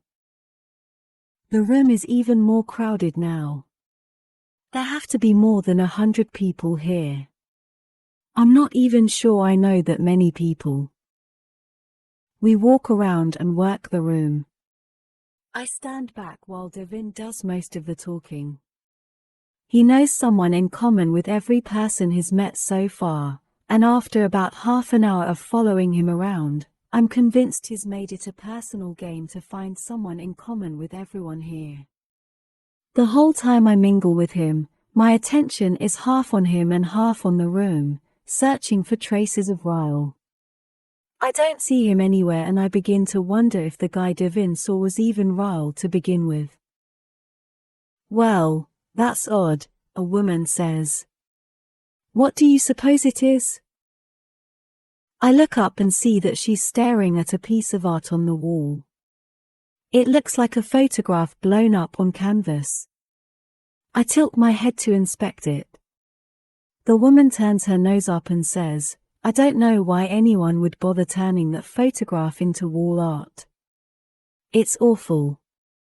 It's so blurry, you can't even tell what it is. She walks away in a huff, and I'm relieved. I mean, it's a bit weird, but who am I to judge Alyssa's taste? What do you think? His voice is low, deep, and right behind me. I close my eyes briefly and inhale a steadying breath before quietly exhaling, hoping he doesn't notice his voice has any effect on me whatsoever. I like it. I'm not quite sure what it is, but it's interesting. Your sister has good taste. He steps around me so that he's at my side, facing me. He takes a step closer until he's so close. He brushes my arm. You brought a date? He's asking it like it's a casual question, but I know it isn't. When I fail to respond, he leans in until he's whispering in my ear. He repeats himself, but this time it isn't a question. You brought a date. I find the courage to look over at him and instantly wish I hadn't. He's in a black suit that makes the scrubs look like child's play. First I swallow the unexpected lump in my throat and then I say, is it a problem that I brought a date? I look away from him and back at the photograph hanging on the wall. I was trying to make things easier on you. You know. Just trying to make it stop. He smirks and then downs the rest of his wine. How thoughtful of you, Lily. He tosses his empty wine glass toward a trash can in the corner of the room. He makes the shot, but the glass shatters when it hits the bottom of the empty container. I glance around me, but no one saw what just happened. When I look back at Ryle, he's halfway down a hallway. He disappears into a room and I stand here, looking at the picture again. That's when I see it.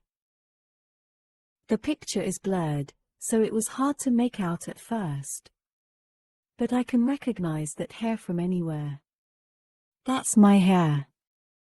It's hard to miss, along with the marine-grade polymer lounge chair I'm lying on. This is the picture he took on the rooftop the first night we met. He must have had it blown up and distorted so no one would notice what it was. I bring my hand to my neck, because my blood feels like it's bubbling. It's really warm in here. Alyssa appears at my side. It's weird, huh? She says, looking at the picture. I scratch at my chest. It's really hot in here, I say. Don't you think? She glances around the room. Is it? I hadn't noticed, but I'm a little drunk. I'll tell Marshall to turn on the air. She disappears again, and the more I stare at the picture, the angrier I get. The man has a picture of me hanging in the apartment. He bought me flowers. He's giving me attitude because I brought a date to his sister's party. He's acting like there's actually something between us, and we've never even kissed. It all hits me at once. The anger, the irritation, the half glass of champagne I had in the kitchen. I'm so mad, I can't even think straight. If the guy wants to have sex with me so bad, he shouldn't have fallen asleep. If he doesn't want me to swoon, he shouldn't buy me flowers. He shouldn't hang cryptic pictures of me where he lives. All I want is fresh air. I need fresh air. Luckily, I know just where to find it. Moments later, I burst through the door to the rooftop. There are stragglers from the party up here. 3 of them, seated on the patio furniture. I ignore them and walk to the ledge with the good view and lean over it. I suck in several deep breaths and try to calm myself down. I want to go downstairs and tell him to make up his damn mind, but I know I need to have a clear head before I do that. The air is cold, and for some reason, I blame that on Ryle. Everything is his fault tonight. All of it. Wars, famine, gun violence, it all comes back to Ryle. Can we have a few minutes alone? I spin around, and Ryle is standing near the other guests. Immediately, all 3 of them nod and begin to stand up to give us privacy. I hold up my hands and say, wait, but none of them look at me. It's not necessary. Really, you don't have to leave.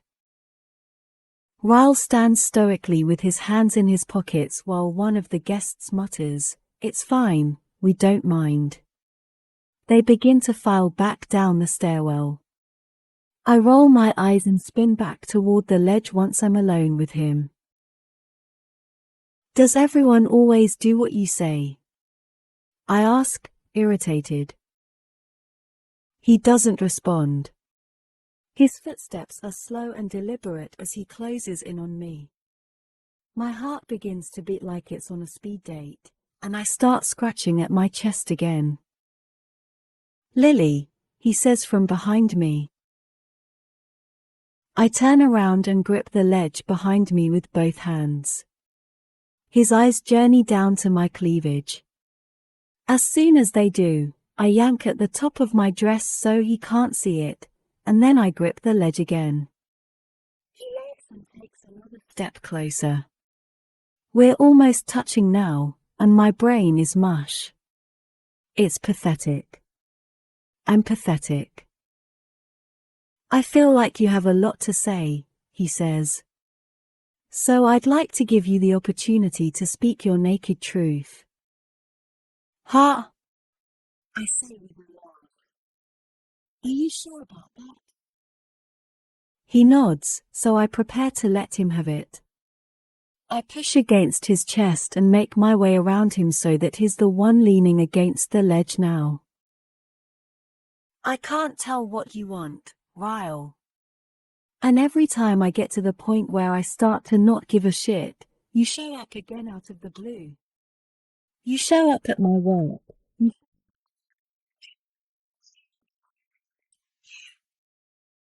I live here, he says, excusing the last one. That pisses me off even more. I clench my fists. You're driving me crazy. Do you want me or do you not? He stands up straight and takes a step toward me. Oh, I want you, Lily. Make no mistake about that. I just don't want to want you. My whole body sighs at that comment. Partly out of frustration and partly because everything he says makes me shiver and I hate that I allow him to make me feel like this. I shake my head. You don't get it, do you? I say, softening my voice. I feel too defeated right now to keep yelling at him. I like you, Ryle. And knowing that you only want me for one night makes me really, really sad. And maybe if this were a few months ago, we could have had sex and it would have been fine. You would have walked away and I could have easily moved on with my life. But it's not a few months ago. You waited too long, and too many pieces of me are invested in you now, so please. Stop flirting with me. Stop hanging pictures of me in your apartment. And stop sending me flowers. Because when you do those things, it doesn't feel good, Ryle. It actually kind of hurts. I feel deflated and exhausted and I'm ready to leave. He regards me silently, and I respectfully give him time to make his rebuttal. But he doesn't. He just turns around, leans over the ledge, and stares down at the street like he didn't hear a single word I said. I walk across the roof and open the door, half expecting him to call out my name or ask me not to leave.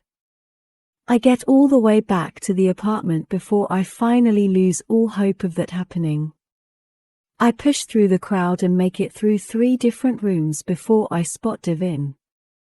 When he sees the look on my face, he just nods and begins to make his way across the room toward me. Ready to go, he asks, looping his arm through mine. I nod. Yes. So ready. We find Alyssa in the main living room. I tell her and Marshall goodnight, using the excuse that I'm just exhausted from opening week and I'd like to get some sleep before work tomorrow.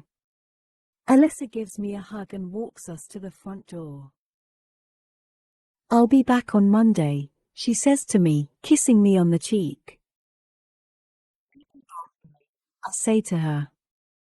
Devin opens the door, but right before we step into the hallway, I hear someone yell my name. I turn around and Ryle is pushing through the crowd on the other side of the room.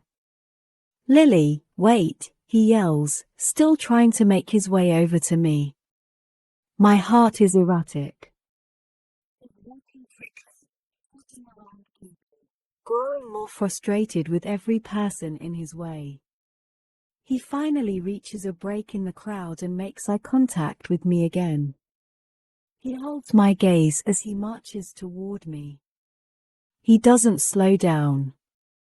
Alyssa has to step out of his way as he walks straight up to me. At first, I think he might kiss me, or at least give a rebuttal to everything I said to him upstairs. But instead, he does something I'm not at all prepared for. He scoops me up into his arms. Ryle! I yell, gripping him around the neck, afraid he might drop me. Put me down. He has an arm wrapped under my legs and one under my back. I need to borrow Lily for the night, he says to Devin. That okay? I look at Devin and shake my head, wide-eyed. Devin just smirks and says, be my guest. Traitor. Ryle starts to turn and walk back toward the living room. I look at Alyssa as I pass her. Her eyes are wide with confusion. I'm going to kill your brother. I yell at her. Everyone in the entire room is staring now. I'm so embarrassed, I just press my face against Ryle's chest as he walks me down the hallway and into his bedroom. Once the door is shut behind us, he slowly lowers my feet back to the floor. I immediately start to yell at him and try to push him out of the way of the bedroom door, but he spins me and shoves me against the door, grabbing both of my wrists. He presses them against the wall above my head and says, Lily. He's looking at me so intently, I stop trying to fight him off of me and I hold my breath. His chest is pressing against mine, my back is pressed to the door. And then his mouth is on mine. Warm pressure against my lips. Despite the strength behind them, his lips are like silk. I'm shocked at the moan that rushes through me, and even more shocked when I part my lips and want more. His tongue slides against mine and he releases my wrists to grab my face. His kiss grows deeper and I grasp at his hair, pulling him closer, feeling the kiss in my entire body. Both of us become a medley of moans and gasps. Our bodies wanting more than our mouths can deliver. I feel his hands as he reaches down and grabs my legs, lifting me up and hooking them around his waist. My God, this man can kiss. It's as if he takes kissing as seriously as he takes his profession. He begins to pull me away from the door when I'm hit with the realization that yes, his mouth is capable of a LOT. But what his mouth has failed to do is respond to everything I told him upstairs. For all I know, I've just given in. I'm giving him what he wants, a one-night stand. And that's the last thing he deserves right now. I pull my mouth from his and push on his shoulders. Put me down. He keeps walking toward his bed, so I say it again. Ryle, put me down right now. He stops walking and lowers me to the floor. I have to back away and face the other direction to gather my thoughts. Looking at him while I still feel his lips on mine is more than I can deal with right now. I feel his arms go around my waist, and he rests his head on my shoulder. I'm sorry, he whispers. He turns me around and brings a hand up to my face and brushes his thumb across my cheek. It's my turn now, okay? I don't respond to his touch. I keep my arms folded across my chest and wait to hear what he has to say before I allow myself to respond to his touch. I had that picture made the day after I took it, he says. It's been in my apartment for months now, because you were the most beautiful thing I'd ever seen and I wanted to look at it every single day. Oh. And that night I showed up at your door. I went searching for you because no one in the history of my life has ever crawled under my skin and refused to leave like you did. I didn't know how to handle it. And the reason I sent you flowers this week is because I am really, really proud of you for following your dream. But if I sent you flowers every time I've had the urge to send you flowers, you wouldn't even be able to fit inside your apartment. Because that's how much I think about you. And yes, Lily. You're right. I'm hurting you, but I'm hurting, too. And until tonight. I didn't know why.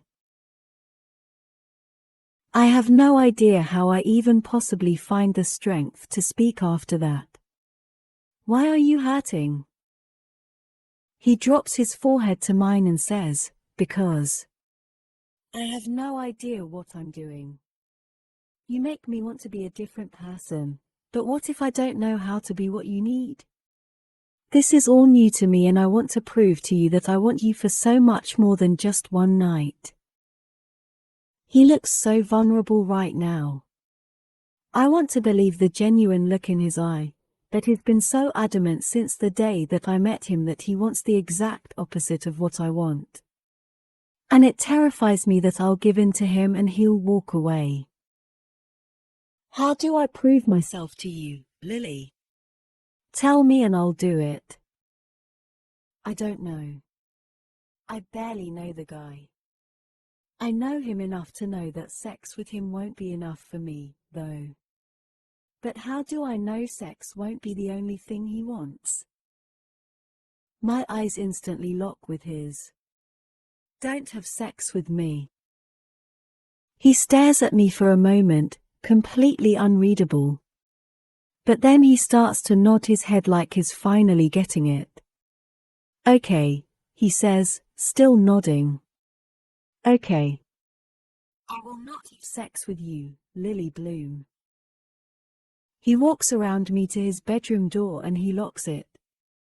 He flips off the light, leaving only a lamp on, and then takes off his shirt as he walks toward me.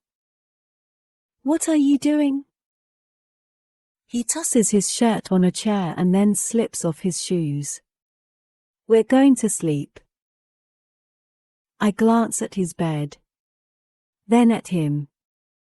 Right now? He nods and walks over to me.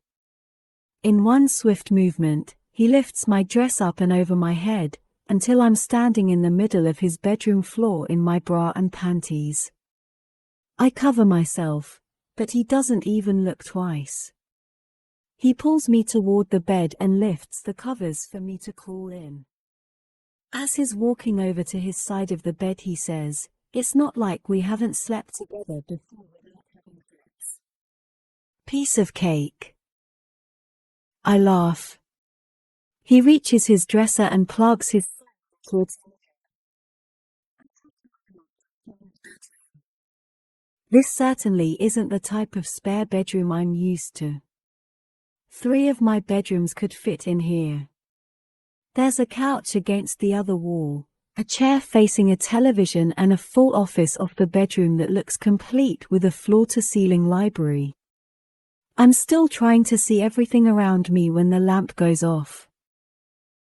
Your sister is really rich, I say as I feel him pull the covers over both of us. What the hell does she do with the $10 an hour I pay her? Wipe her ass with it? He laughs and grabs my hand, sliding his fingers through mine. She probably doesn't even cash the checks, he says. Have you ever checked? I haven't. Now I'm curious. Good night, Lily, he says. I can't stop smiling, because this is kind of ridiculous. And so great. Good night, Ryle. I think I might be lost. Everything is so white and so clean, it's blinding. I shuffle through one of the living rooms and try to find my way to the kitchen. I have no idea where my dress ended up last night, so I pulled on one of Ryle's shirts. It falls past my knees, and I wonder if he has to buy shirts that are too big for him just so they'll fit his arms. There are too many windows and way too much sun, so I'm forced to shield my eyes as I go in search of coffee. I push through the kitchen doors and find a coffee maker. Thank you, Jesus. I set it to brew and then go in search for a mug when the kitchen door opens behind me. I spin around and I'm relieved to see that Alyssa isn't always a perfect concoction of makeup and jewelry. Her hair is in a messy topknot and mascara is smeared down her cheeks. She points at the coffee maker. I'm gonna need me some of that. She pulls herself up on the island and then slouches forward. Can I ask you a question? I say. She barely has the energy to nod. I wave my hand around the kitchen. How did this happen? How in the hell did your entire house become spotless between the party last night and me waking up just now? Did you stay up and clean? She laughs. We have people for that, she says. People. She nods. Yep. There are people for everything, she says. You'd be surprised. Think of something. Anything. We probably have people for it. Groceries. People, she says. Christmas decor. She nods. People for that, too. What about birthday gifts? Like for family members? She grins. Yep. People. Everyone in my family receives a gift and a card for every occasion, and I never have to lift a finger. I shake my head. Wow. How long have you been this rich? 3 years, she says. Marshall sold a few apps he developed to Apple for a lot of money. Every 6 months, he creates updates and sells those, too. The coffee transitions into a slow drip, so I grab a mug and fill it up. You want anything in yours? I ask. Or do you have people for that? She laughs. Yes. I have you, and I'd like sugar, please. I stir some sugar into her cup and walk it over to her, then pour myself a cup. It grows quiet for a while as I mix in creamer, waiting for her to say something about me and Ryle. The conversation is inevitable. Can we just get the awkwardness out of the way? She says. I sigh, relieved. Please. I hate this. I face her and take a sip of my coffee. She sets hers down beside her and then grips the countertop. How did that even happen? I shake my head, trying my best not to smile like I'm love-struck. I don't want her to think I'm weak, or a fool for giving in to him.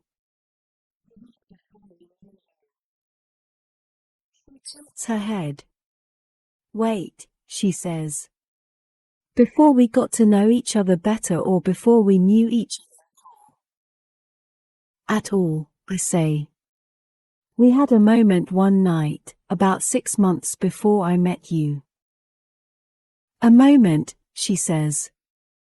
As in a one-night stand. No, I say. No, we never even kissed until last night. I don't know, I can't explain it. We just had this sort of flirtation thing going on for a really long time and it finally came to a head last night. That's all. She picks up her coffee again and takes a slow drink from it. She stares down at the floor for a while and I can't help but notice she looks a little sad. Alyssa? You're not mad at me, are you? She immediately shakes her head. No, Lily. She sets down her coffee cup again. I just know my brother. And I love him. I really do. But what? Alyssa and I both look in the direction of the voice. Ryle is standing in the doorway with his arms folded across his chest. He's wearing a pair of grey jogging pants that are barely hanging onto his hips. No shirt. I'll be adding this outfit to all the other ones I've catalogued in my head. Ryle pushes off the door and makes his way into the kitchen. He walks over to me and takes my cup of coffee out of my hands. He leans in and kisses me on the forehead, then takes a drink as he leans against the counter. I didn't mean to interrupt, he says to Alyssa. By all means, continue your conversation. Alyssa rolls her eyes and says, Stop. He hands me back my cup of coffee and turns around to grab his own mug. He begins to pour from the pot. It sounded to me like you were about to give Lily a warning. I'm just curious as to what you have to say. Alyssa hops off the counter and carries her mug to the sink. She's my friend, Ryle. You don't have the best track record when it comes to relationships. She washes out the mug and then leans her hip into the sink, facing us. As her friend, I have the right to give her my opinion when it comes to the guys she dates. That's what friends do. I'm suddenly feeling uncomfortable as the tension grows thicker between the two of them. Ryle doesn't even take a drink of his coffee. He walks toward Alyssa and pours it out in the sink. He's standing right in front of her, but she won't even look at him. Well, as your brother, I would hope you had a little more faith in me than you do. That's what siblings do. He walks out of the kitchen, shoving the door open. When he's gone, Alyssa takes a deep breath.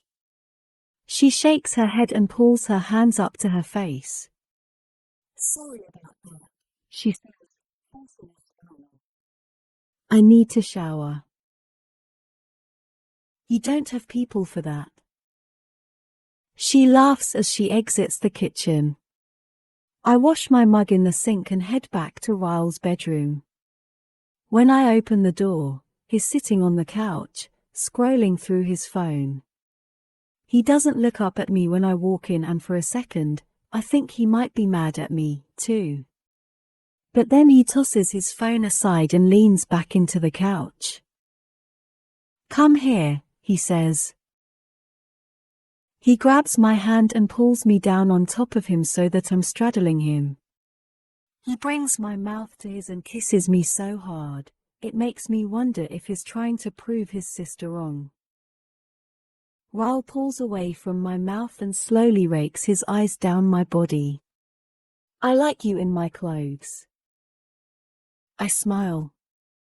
Well, I have to get to work, so unfortunately, I can't keep them on. He brushes the hair from my face and says, I have a really important surgery coming up that I need to prepare for. Which means I probably won't see you for a few days. I try to hide my disappointment, but I have to get used to it if he really wants to try and make something work between us. He's already warned me that he works too much. I'm busy, too. Grand opening is on Friday. He says, Oh, I'll see you before Friday. Promise. I don't hide my grin this time. Okay. He kisses me again, this time for a solid minute. He starts to lower me to the couch, but then he shoves away from me and says, Nope. I like you too much to make out with you. I lie down on the couch and watch him get dressed for work. To my enjoyment, he puts on scrubs.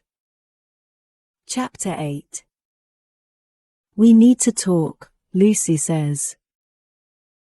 She's sitting on the couch, mascara streaked down her cheeks. Oh, shit.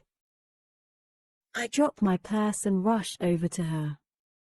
As soon as I sit down next to her, she starts crying. What's wrong? Did Alex break up with you? She starts shaking her head and then I really start freaking out. Please don't say cancer. I grab her hand, and that's when I see it. Lucy. You're engaged. She nods. I'm sorry. I know we still have 6 months left on the lease, but he wants me to move in with him. I stare at her for a minute. Is that why she's crying? Because she wants out of her lease? She reaches for a tissue and starts dabbing at her eyes. I feel awful, Lily. You're going to be all alone. I'm moving and you won't have anyone. What the? Lucy? I'll be fine. I promise. She looks up at me with hope in her expression. Really? Why in the world does she have this impression of me? I nod again. Yes. I'm not mad. I'm happy for you. She throws her arms around me and hugs me. Oh, thank you, Lily. She starts giggling in between bouts of tears. When she releases me, she jumps up and says, I have to go tell Alex. He was so worried you wouldn't let me out of my lease. She grabs her purse and shoes and disappears out the front door. I lie back on the couch and stare up at the ceiling. Did she just play me? I start laughing, because until this moment, I had no idea how much I've been waiting for this to happen. The whole place to myself. What's even better, is when I do decide to have sex with Ryle, we can have it over here all the time and not have to worry about being quiet. The last time I spoke to Ryle was when I left his apartment on Saturday. We agreed on a trial run. No commitments yet. Just a relationship feeler to see if it's something we both want. It's now Monday night and I'm a little disappointed I haven't heard from him. I gave him my phone number before we parted Saturday, but I don't really know texting etiquette, especially for trial runs. Regardless, I'm not texting him first. I decide to occupy my time with teenage angst and Ellen DeGeneres, instead. I'm not about to wait around to be beckoned by a guy I'm not even having sex with. But I don't know why I assume that reading about the first guy I had sex with will somehow get my mind off the guy I'm not having sex with. Dear Ellen. My great-grandfather's name is Ellis. My entire life, I thought that was a really cool name for such an old guy. After he died, I was reading the obituary.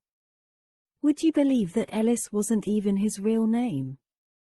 His real name was Levi Sampson and I had no idea. I asked my grandmother where the name Ellis came from. She said his initials were LS and everyone called him by his initials for so long, they just started sounding them out over the years. Which is why they referred to him as Ellis. I was looking at your name just now and it made me think of that. Ellen. Is that even your real name? You could be just like my great-grandfather and using your initials as a disguise. Ellen. I'm on to you, Ellen.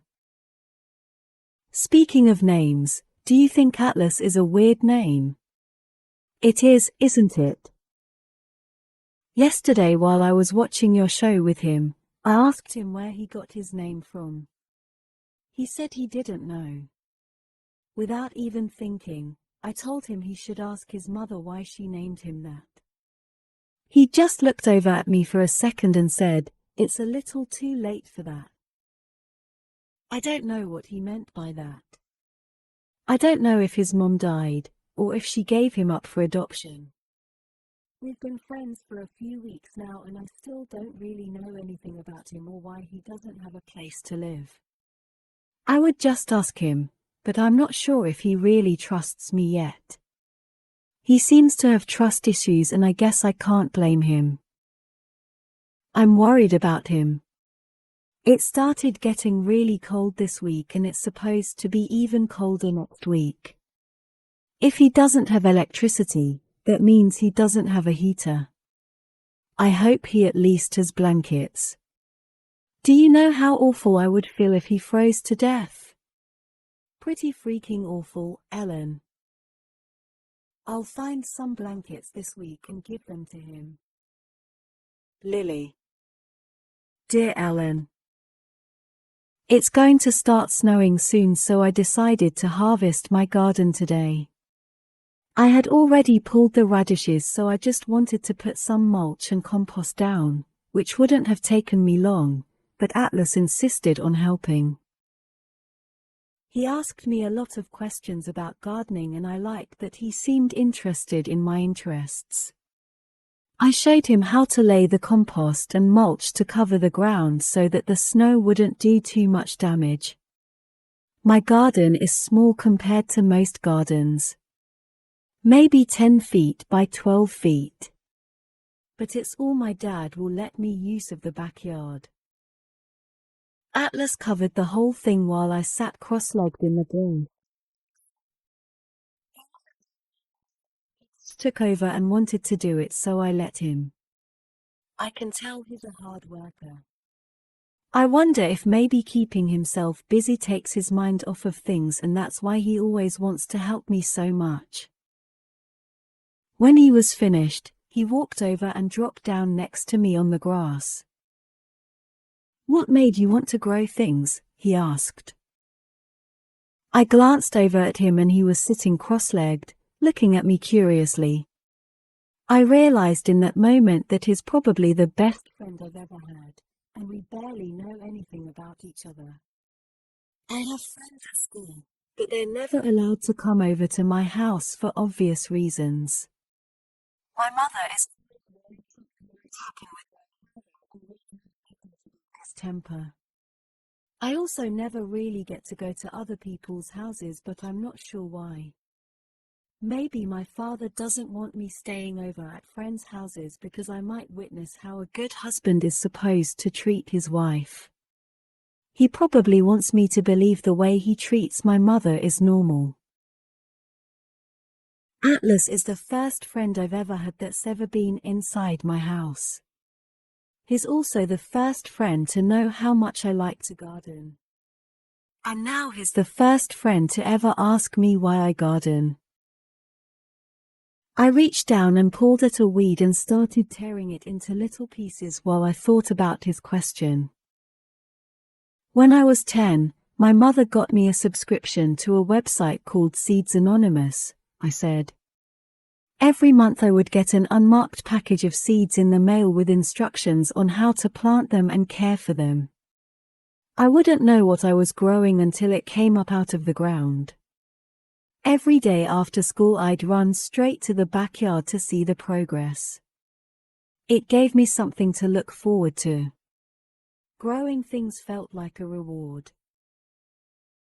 I could feel Atlas staring at me when he asked, "A reward for what?" I shrugged. For loving my plants the right way. Plants reward you based on the amount of love you show them. If you're cruel to them or neglect them, they give you nothing. But if you care for them and love them the right way, they reward you with gifts in the form of vegetables or fruits or flowers. I looked down at the weed I was tearing apart in my hands and there was barely an inch left of it. I wadded it up between my fingers and flicked it. I didn't want to look over at Atlas because I could still feel him staring, so instead, I just stared out over my mulch-covered garden. "We're just alike," he said. My eyes flicked to his. "Me and you?" He shook his head. "No. Plants and humans. Plants need to be loved the right way in order to survive. So do humans. We rely on our parents from birth to love us enough to keep us alive. And if our parents show us the right kind of love, we turn out as better humans overall. But if we're neglected..." His voice grew quiet, almost sad. He wiped his hands on his knees, trying to get some of the dirt off. If we're neglected, we end up homeless and incapable of anything meaningful. His words made my heart feel like the mulch he had just laid out. I didn't even know what to say to that. Does he really think that about himself? He acted like he was about to get up, but before he did I said his name. He sat back down in the grass. I pointed at the row of trees that lined the fence to the left of the yard. You see that tree over there? In the middle of the row of trees was an oak tree that stood taller than all the rest of the trees. Atlas glanced over at it and dragged his eyes all the way up to the top of the tree. It grew on its own, I said. Most plants do need a lot of care to survive. But some things, like trees, are strong enough to do it by just relying on themselves and nobody else. I had no idea he knew what I was trying to say without me coming up and saying it. But I just wanted him to know that I thought he was strong enough to survive whatever was going on in his life. I didn't know him well, but I could tell he was resilient. Way more than I would ever be if I were in his situation. His eyes were glued to the tree. It was a long time before he even blinked. When he finally did, he just nodded a little and looked down at the grass. I thought with the way his mouth twitched that he was about to frown, but instead he actually smiled a little. Seeing that smile made my heart feel like I had just startled it right out of a dead sleep. We're just alike, he said, repeating himself from earlier. Plants and humans? I asked. He shook his head. No. Me and you. I gasped, Ellen. I hope he didn't notice, but I definitely sucked in a rush of air.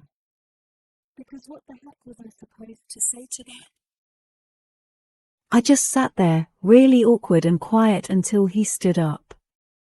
He turned like he was about to walk home. Atlas, wait. He glanced back down at me. I pointed at his hands and said, you might want to take a quick shower before you go back. Compost is made from cow manure. He lifted his hands and looked down at them, and then he looked down at his compost-covered clothes. Cow manure? Seriously?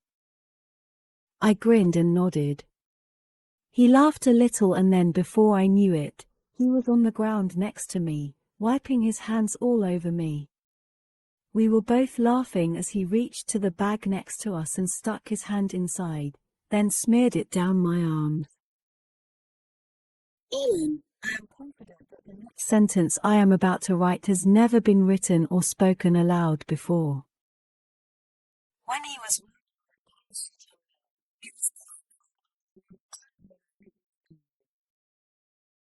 After a few minutes, we were both lying on the ground, breathing hard, still laughing. He finally stood up and pulled me to my feet, knowing he couldn't waste minutes if he wanted a shower before my parents came home. Once he was in the shower, I washed my hands in the sink and just stood there, wondering what he meant earlier when he said we were just alike. Was it a compliment? It sure felt like one. Was he saying that he thought I was strong, too? Because I certainly didn't feel strong most of the time. In that moment, just thinking about him made me feel weak. I wondered what I was going to do about the way I was starting to feel when I was around him. I also wondered how long I can keep hiding him from my parents. And how long he'll be staying at that house. Winters in Maine are unbearably cold and he won't survive without a heater. Or blankets. I gathered myself and went in search of all the spare blankets I could find.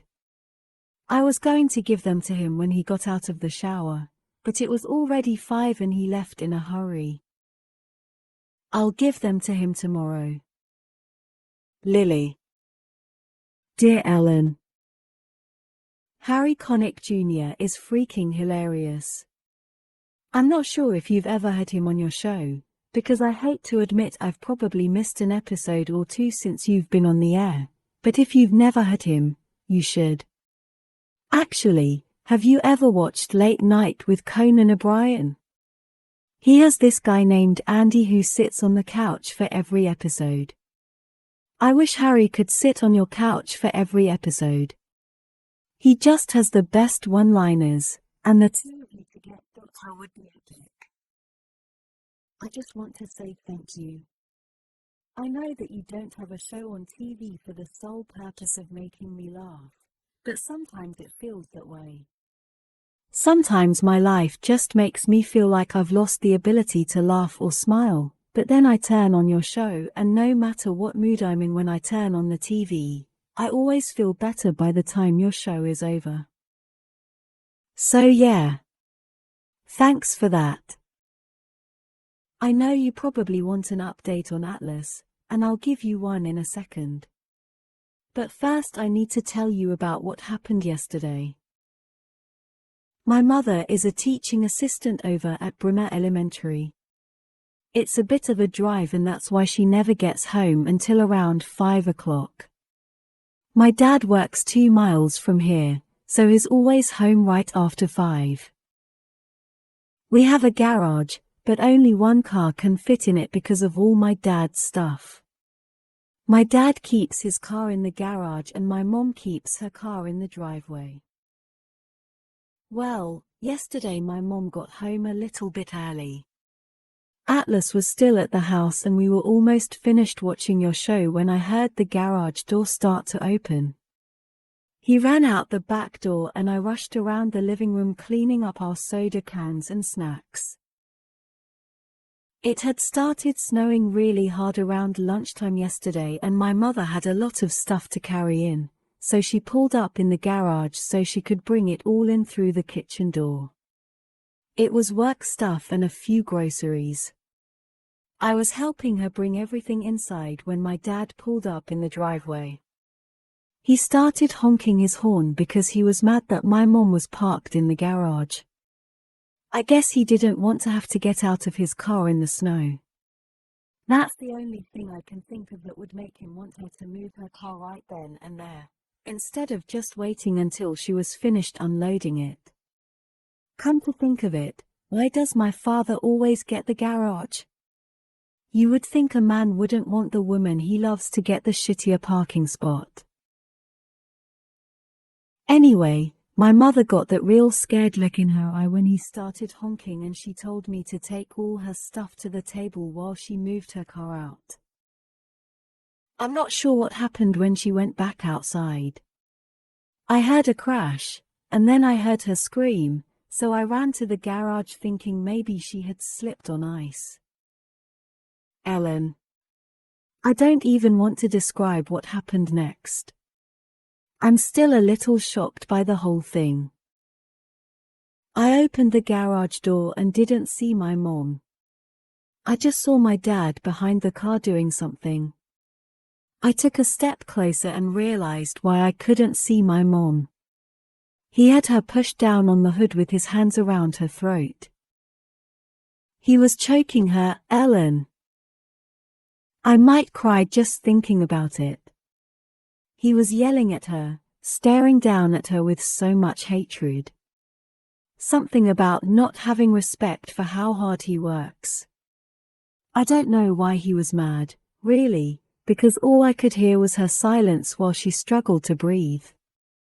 The next few minutes are a blur, but I know I started screaming at him. I jumped on his back and I was hitting him on the side of his head. Then I wasn't. I don't really know what happened, but I'm guessing he threw me off of him. I just remembered 1 second I was on his back and the next second I was on the ground and my forehead hurt like you wouldn't believe. My mom was sitting next to me, holding my head and telling me she was sorry.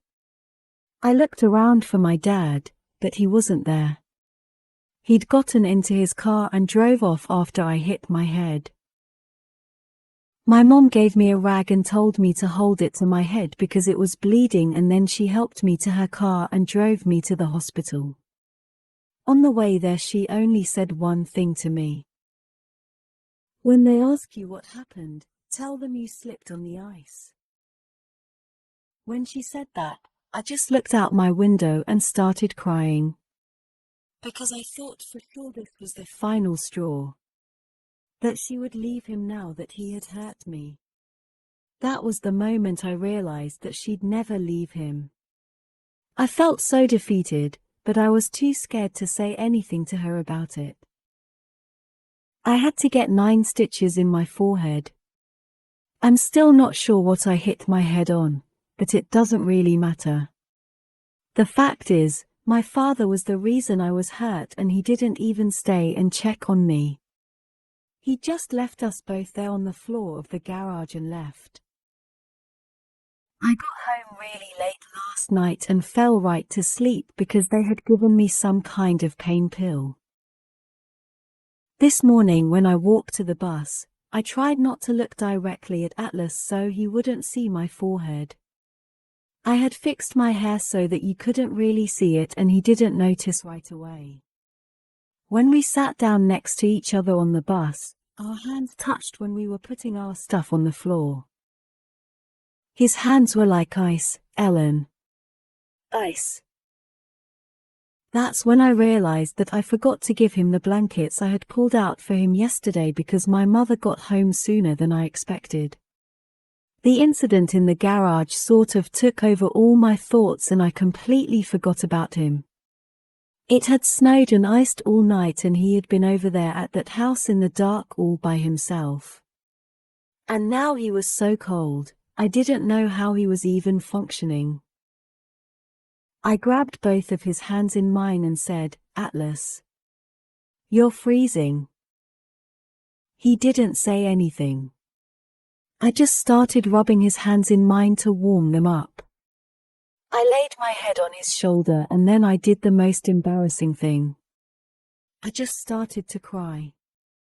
I don't cry very much, but I was still so upset by what happened yesterday, and then I was feeling so guilty that I forgot to take him blankets and it all hit me right there on the ride to school.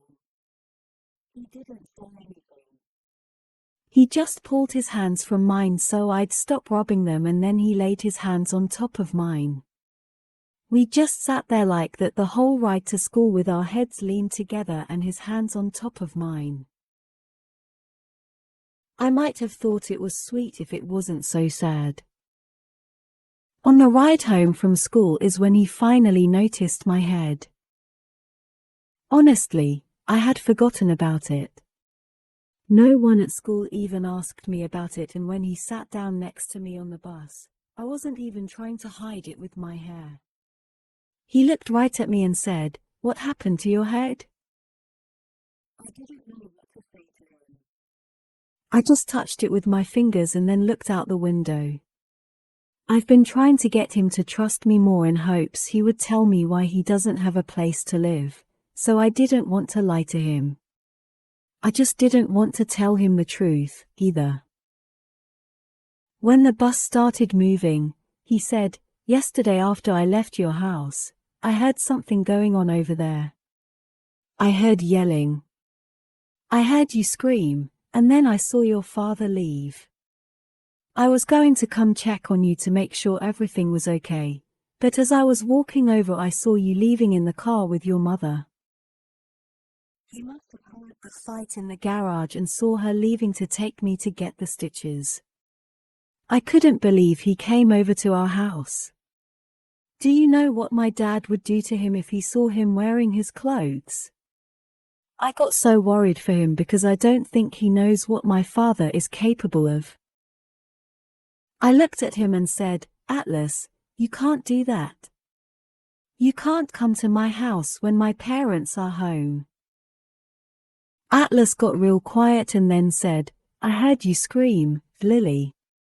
He said it like me being in danger trumped anything else.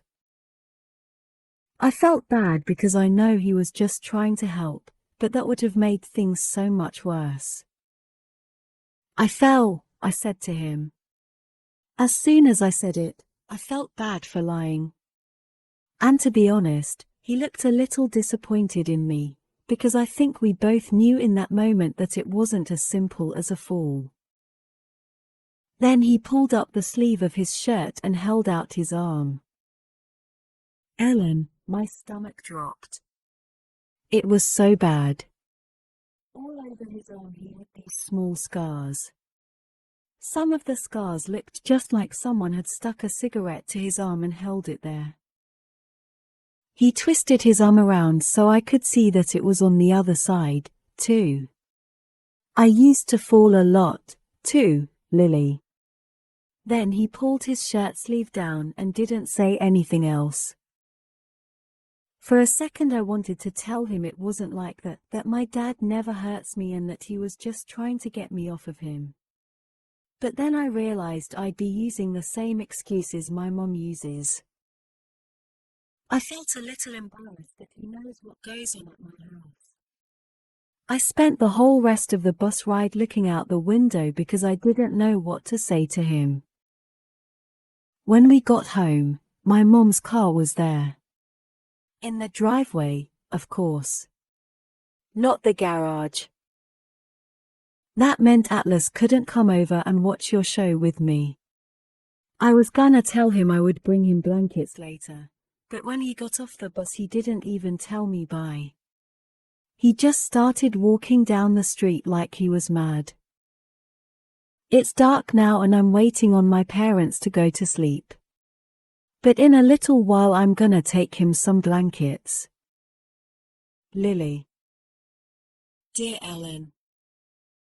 I'm in way over my head. Do you ever do things you know are wrong, but are somehow also right? I don't know how to put it in simpler terms than that. I mean, I'm only 15 and I certainly shouldn't have boys spending the night in my bedroom. But if a person knows someone needs a place to stay, isn't it that person's responsibility as a human to help them? Last night after my parents went to sleep, I snuck out the back door to take Atlas those blankets. I took a flashlight with me because it was dark. It was still snowing really hard, so by the time I made it to that house, I was freezing. I beat on the back door and as soon as he opened it, I pushed past him to get out of the cold. Only, I didn't get out of the cold. Somehow, it felt even colder inside that old house. I still had my flashlight on and I shined it around the living room and kitchen. There wasn't anything in there, Ellen. No couch, no chair, no mattress. I handed the blankets off to him and kept looking around me. There was a big hole in the roof over the kitchen and wind and snow were just pouring in. When I shined my light around the living room, I saw his stuff in one of the corners. His backpack, plus the backpack I'd given him. There was a little pile of other stuff I'd given him, like some of my dad's clothes.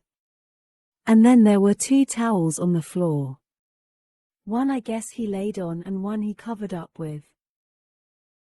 I put my hand over my mouth because I was so horrified. He'd been there living like that for weeks. Atlas put his hand on my back and tried to walk me up and down. You shouldn't be over here, Lily, he said. You could get in trouble. That's when I grabbed his hand and said, you shouldn't be here, either. I started to pull him out the front door with me, but he yanked his hand back. That's when I said, you can sleep on my floor tonight. I'll keep my bedroom door locked. You can't sleep here, Atlas. It's too cold and you'll get pneumonia and die. He looked like he didn't know what to do. I'm sure the thought of being caught in my bedroom was just as scary as getting pneumonia and dying. He looked back at his spot in the living room and then he just nodded his head once and said, okay. So you tell me, Ellen. Was I wrong letting him sleep in my room last night? It doesn't feel wrong. It felt like the right thing to do. But I sure would get in a lot of trouble if we had been caught. He slept on the floor, so it's not like it was anything more than me just giving him somewhere warm to sleep. I did learn a little more about him last night. After I snuck him in the back door into my room, I locked my door and made a pallet for him on the floor next to my bed. I set the alarm for 6 a.m. and told him he'd have to get up and leave before my parents woke up, since sometimes my mom wakes me up in the mornings. I crawled in my bed and scooted over to the edge of it so I could look down at him while we talked for a little while. I asked him how long he thought he might stay there, and he said he didn't know. That's when I asked him how he ended up there. My lamp was still on, and we were whispering, but he got real quiet when I said that. He just stared up at me with his hands behind his head for a moment. Then he said, "I don't know my real dad. He never had anything to do with me. It's always just been me and my mom, but she got remarried about 5 years ago to a guy who never really liked me much. We fought a lot.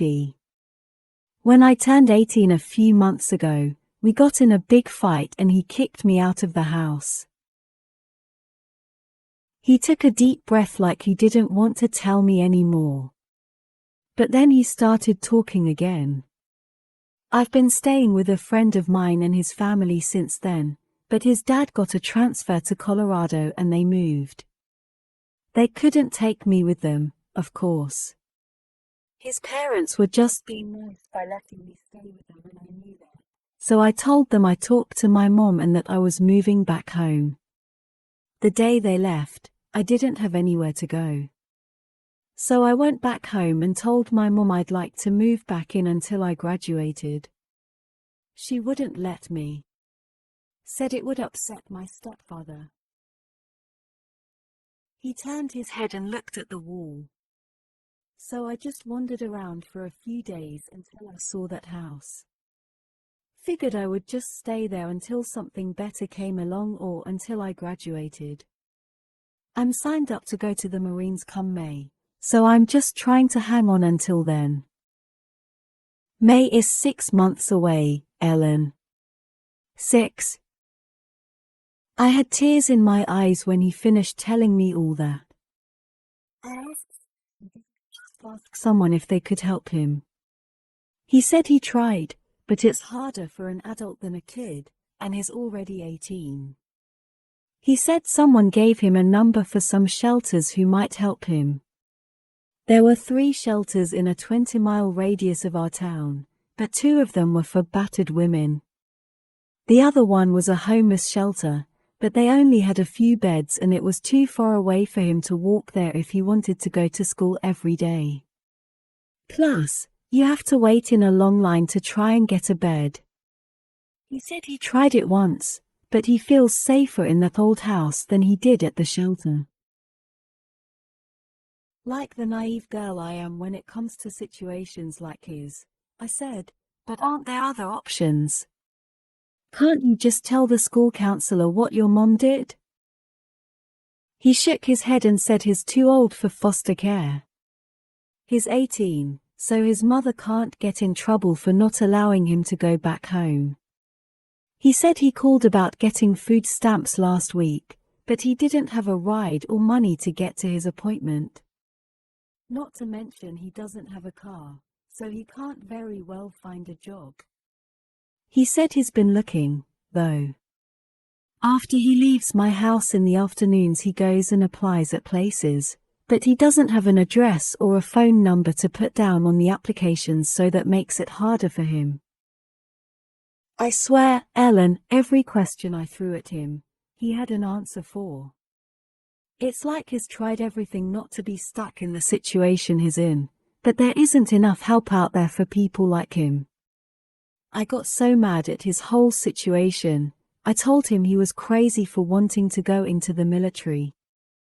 I wasn't so much whispering when I said, Why in the heck would you want to serve a country that has allowed you to end up in this kind of situation?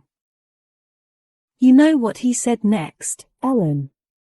His eyes grew sad and he said, "It's not this country's fault my mother doesn't give a shit about me." Then he reached up and turned off my lamp. "Good night, Lily," he said. I didn't sleep much after that. I was too mad. I'm not even sure who I'm mad at. I just kept thinking about our country and the whole world and how screwed up it is that people don't do more for each other. I don't know when humans started only looking out for themselves. Maybe it's always been this way. It made me wonder how many people out there were just like Atlas. It made me wonder if there were other kids at our school who might be homeless. I go to school every day and internally complain about it most of the time, but I've never once thought that school might be the only home some kids have. It's the only place Atlas can go and know he'll have food. I'll never be able to respect rich people now, knowing they willingly choose to spend their money on materialistic things rather than using it to help other people. No offense, Ellen. I know you're rich, but I guess I'm not referring to people like you. I've seen all the stuff you've done for others on your show and all the charities you support. But I know there are a lot of rich people out there who are selfish. Hell, there are even selfish poor people. And selfish middle-class people. Look at my parents. We aren't rich, but we certainly aren't too poor to help other people. Yet, I don't think my dad has ever done anything for a charity. I remember one time we were walking into a grocery store and an old man was ringing a bell for the Salvation Army. I asked my dad if we could give him some money and he told me no, that he works hard for his money and he wasn't about to let me give it away. He said it isn't his fault that other people don't want to work. He spent the whole time we were in the grocery store telling me about how people take advantage of the government, and until the government stops helping those people by giving them handouts, the problem won't ever go away. Ellen, I believed him. That was 3 years ago, and all this time I thought these people were wrong because he was also drug addicts. But now I know that's not true. Some of what he said was true to an extent, but he was using the worst-case scenarios. Not everyone is homeless because they choose to be. They're homeless because there isn't enough help to go around. And people like my father are the problem. Instead of helping others, people use the worst-case scenarios to excuse their own selfishness and greed. I'll never be like that. I swear to you, when I grow up, I'm going to do everything I can to help other people. I'll be like you, Ellen. Just probably not as rich. Lily. Chapter 9. I drop the journal on my chest.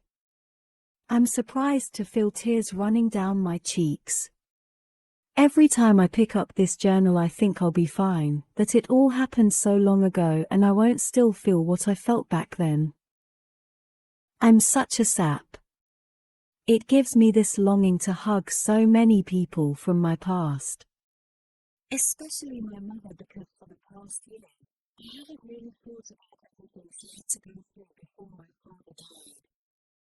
I know it probably still hurts her. I grab my phone to call her and look at the screen. There are 4 missed texts from Ryle. My heart immediately skips. I can't believe I had it on silent. Then I roll my eyes, annoyed with myself, because I should not be this excited. Ryle, are you asleep? Ryle, I guess so. Ryle, Lily. Ryle. The sad face was sent 10 minutes ago. I hit reply and type. not asleep. About 10 seconds later, I get another text. Ryle, good. I'm walking up your stairs right now. Be there in 20 seconds. I grin and jump out of bed. I go to the bathroom and check my face. Good enough. I run to the front door and open it as soon as Ryle makes it up the stairwell. He practically drags himself up the top step and then stops to rest when he finally reaches my door. He looks so tired. His eyes are red and there are dark circles under them. His arms slip around my waist and he pulls me to him, burying his face in my neck. You smell so good, he says. I pull him inside the apartment. Are you hungry? I can make you something to eat. He shakes his head as he wrestles out of his jacket, so I skip the kitchen and head for the bedroom. He follows me, and then throws his jacket over the back of the chair. He kicks off his shoes and pushes them against the wall. He's wearing scrubs. You look exhausted, I say. He smiles and puts his hands on my hips. I just assisted in an 18-hour surgery. He bends down and kisses the heart tattoo on my collarbone. No wonder he's exhausted. How is that even possible? I say. 18 hours. He nods and then walks me to the side of the bed where he pulls me down next to him. We adjust ourselves until we're facing each other, sharing a pillow. Yeah, but it was amazing. Groundbreaking. They'll write about it in medical journals, and I got to be there, so I'm not complaining. I'm just really tired. I lean in and give him a peck on the mouth. He brings his hand to the side of my head and pulls back. I know you're probably ready to have hot, sweaty sex, but I don't have the energy tonight. I'm sorry. But I've missed you and for some reason I sleep better when I sleep next to you. Is it okay that I'm here? I smile. It's more than okay.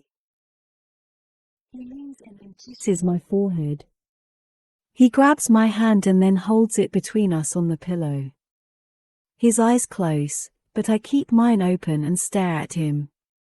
He has the type of face that people shy away from, because you could get lost in it. And to think, I get to look at this face all the time. I don't have to be modest and look away, because he's mine. Maybe. This is a trial run. I have to remember that. After a minute, he releases my hand and begins to flex his fingers. I look down at his hand and wonder what that must be like, to have to stand for so long and use your fine motor skills for 18 hours straight. I can't think of much else that would match that level of exhaustion. I slide out of the bed and retrieve some lotion out of my bathroom. I go back to the bed and sit cross-legged next to him. I squirt some lotion on my hand and then pull his arm to my lap. He opens his eyes and looks up at me. What are you doing? He mumbles. Sure. Go back to sleep, I say. I press my thumbs into the palm of his hand and rotate them upward and then out. His eyes fall shut and he groans into the pillow. I continue massaging his hand for about 5 minutes before switching to his other hand. He keeps his eyes closed the whole time. When I'm finished with his hands, I roll him onto his stomach and straddle his back. He assists me in pulling off his shirt, but his arms are like noodles. I massage his shoulders and his neck and his back and his arms. When I'm finished, I roll off of him and lie down beside him. I'm running my fingers through his hair and massaging his scalp when he opens his eyes. Lily, He whispers, looking at me sincerely. You just might be the best thing that's ever happened to me. Those words wrap around me like a warm blanket. I don't know what to say in response. He lifts a hand and gently cups my cheek, and I feel his stare deep in my stomach. Slowly, he leans forward and presses his lips to mine. I expect a peck, but he doesn't pull back. The tip of his tongue slides across my lips, parting them softly. His mouth is so warm, I moan as his kiss grows deeper. He rolls me onto my back and then drags his hand down my body, straight to my hip. He moves closer, sliding his hand down my thigh. He pushes against me and a surge of heat shoots inside me. I grab a fistful of his hair and whisper against his mouth. I think we've waited long enough. I would very much like for you to fuck me now. He practically growls with a renewed sense of energy and begins to pull my shirt off. It becomes an interlude of hands and moans and tongues and sweat. I feel like this is the first time I've ever been touched by a man. The few who came before him were all boys, nervous hands and timid mouths. But Ryle is all confidence. He knows exactly where to touch me and exactly how to kiss me. The only time he's not giving my body his undivided attention is when he reaches to the floor and fishes a condom out of his wallet. Once he's back under the covers and the condom is in place, he doesn't even hesitate. He takes me brazenly in one swift thrust and I gasp into his mouth, every muscle in me tensing. His mouth is fierce and needy, kissing me everywhere he can reach. I grow so dizzy, I can do nothing but succumb to him. He's unapologetic in the way he fucks me. His hand comes between my headboard and the top of my head as he pushes harder and harder, the bed crashing against the wall with every push. My fingernails dig into the skin of his back as he buries his face against my neck. Ryle, I whisper. Oh, God, I say. Ryle, I scream.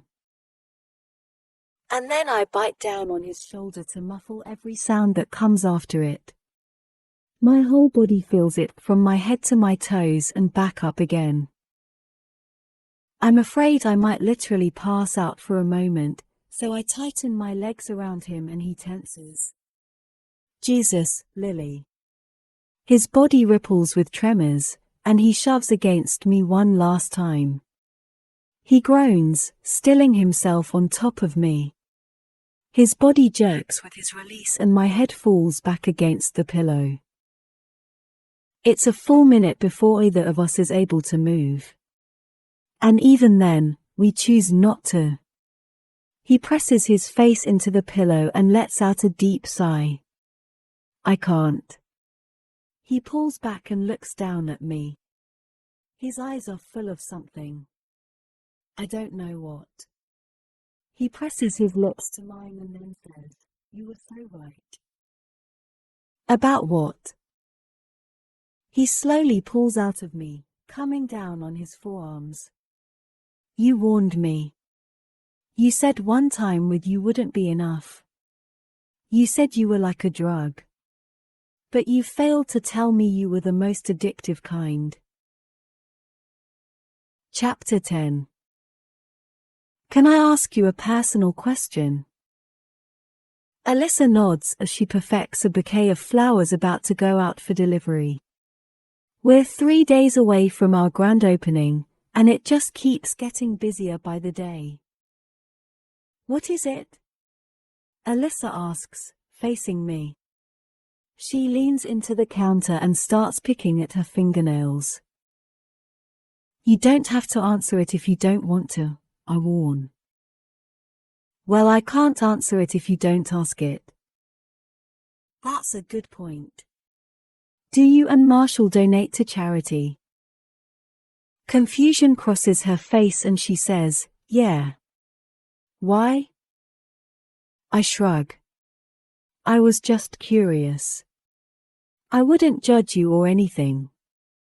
I've just been thinking lately about how I might like to start a charity. What kind of charity? She asks. We donate to a few different ones now that we have money, but my favorite is this one we got involved with last year. They build schools in other countries. We've funded 3 new constructions in the past year alone. I knew I liked her for a reason. I don't have that kind of money, obviously, but I'd like to do something. I just don't know what yet. Let's get through this grand opening first and then you can start thinking about philanthropy. One dream at a time, Lily. She walks around the counter and grabs the trash can. I watch as she pulls the full bag out of it and ties it in a knot. It makes me wonder why, if she has people for everything, she would even want a job where she had to take out the trash and get her hands dirty. Why do you work here? I ask her. She glances up at me and smiles. Because I like you, she says. But then I notice the smile completely leave her eyes right before she turns and walks toward the back to throw out the trash. When she comes back, I'm still watching her curiously. I say it again.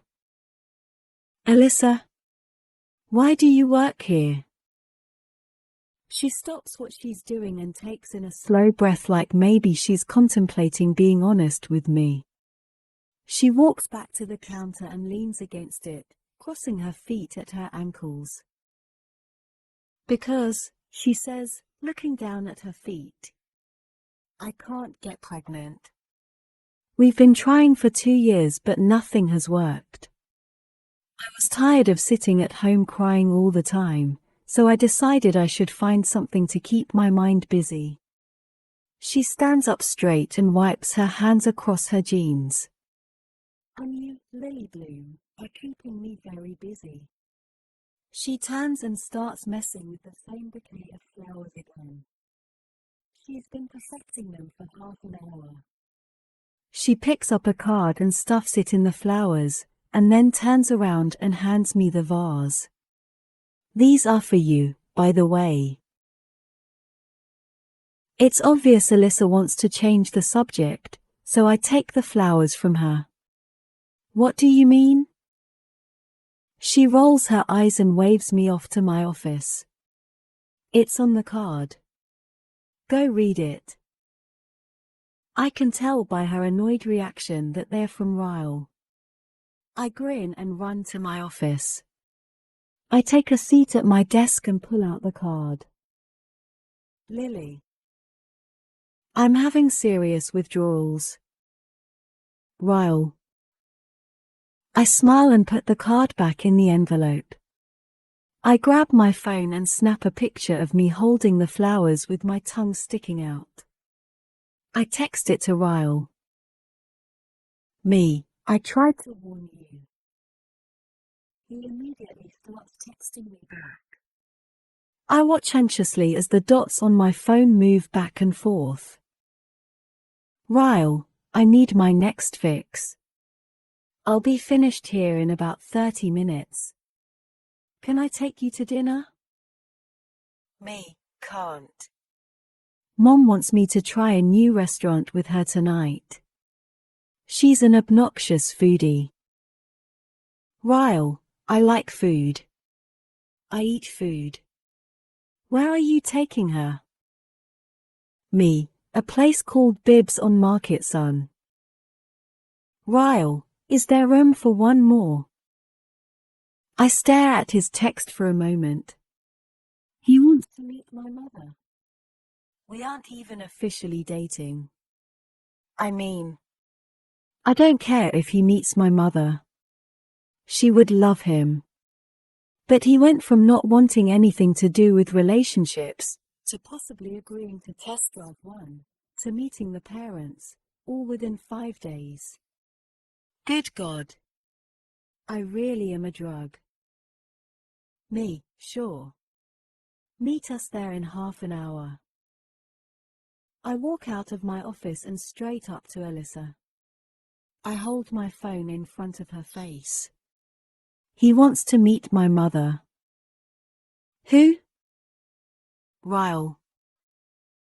My brother, she says, looking as shocked as I feel. I nod. Your brother. My mother. She grabs my phone and looks at the texts. Huh. That's so weird. I take my phone from her hands. Thanks for the vote of confidence. She laughs and says, you know what I mean. It's Ryle we're talking about today. His mother and the history of being Ryle Kincaid as her girl's parents. Of course, hearing her say that makes me smile, but then I wonder if maybe he's doing this just to please me. If maybe he's doing things he doesn't really want to do just because he knows I want a relationship. And then I smile even bigger, because isn't that what it's all about? Sacrificing for the person you like so that you can see them happy. Your brother must really like me, I say teasingly. I look back up at Alyssa, expecting her to laugh, but there's a solemn look on her face. She nods and says, yeah. I'm afraid he does. She grabs her purse from beneath the counter and says, I'm gonna head out now. Let me know how it goes, okay? She moves past me and I watch her as she makes her way out the door, and then I just stare at the door for a long time. It bothers me that she doesn't seem excited about the prospect of me dating Ryle. It makes me wonder if that has more to do with her feelings toward me or her feelings toward him. 20 minutes later, I flip the sign to closed. Just a few more days.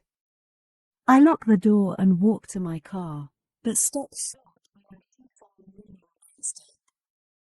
It takes me a moment to recognize him. He's facing the other direction, talking on his cell phone. I thought he was meeting me at the restaurant, but okay. The horn beeps on my car when I hit the unlock button, and Ryle spins around. He grins when he sees me. Yes, I agree, he says into the phone. He wraps an arm around my shoulder and pulls me against him, pressing a kiss to the top of my head. We'll talk about it tomorrow, he says. Something really important just came up. He hangs up the phone and slides it into his pocket, then he kisses me. It's not a hello kiss. It's an I've been thinking about you non-stop kiss. He wraps both arms around me and spins me until I'm backed up against my car, where he continues to kiss me until I start to feel dizzy again. When he pulls back, he's looking down at me appreciatively. You know which part of you drives me the craziest? He brings his fingers to my mouth and traces my smile. These, he says. Your lips. I love how they're as red as your hair and you don't even have to wear lipstick. I grin and kiss his fingers. I better watch you around my mom, then, because everyone says we have the same mouth. He pauses his fingers against my lips and he stops smiling. Lily. Just no. I laugh and open my door. Are we taking separate cars? He pulls the door open for me the rest of the way and says, I took an Uber here from work. We'll ride together. My mother is already seated at a table when we arrive. Her back is to the door as I lead the way. I'm instantly impressed by the restaurant.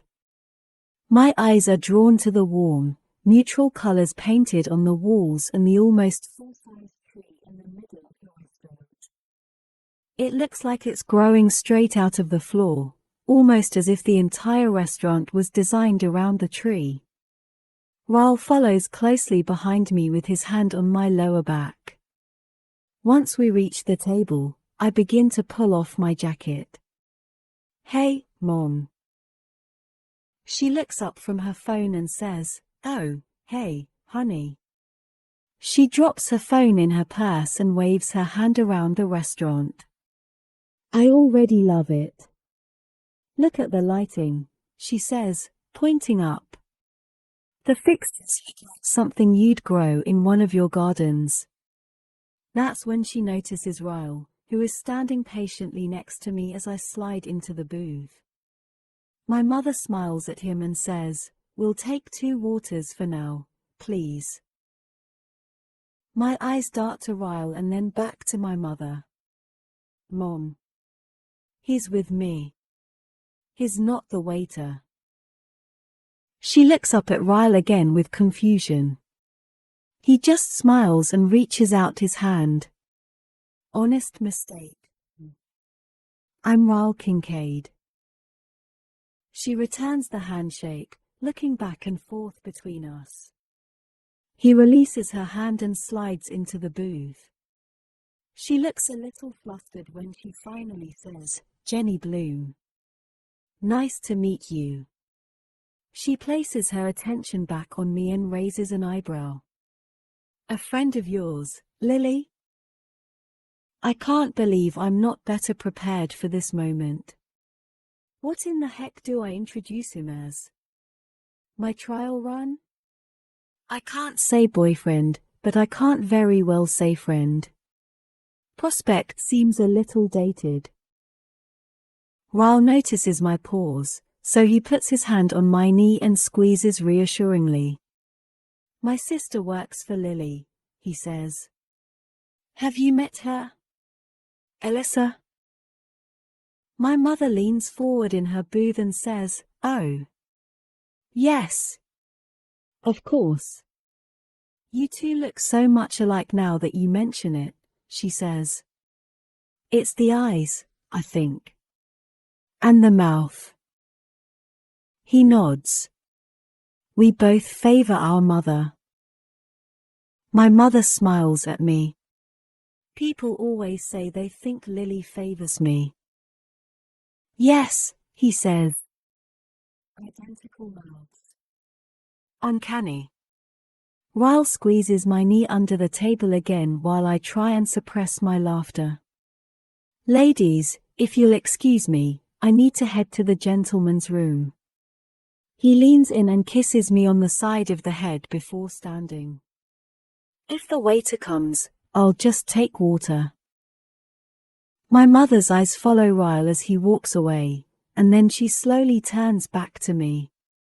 She points at me and then to his empty seat.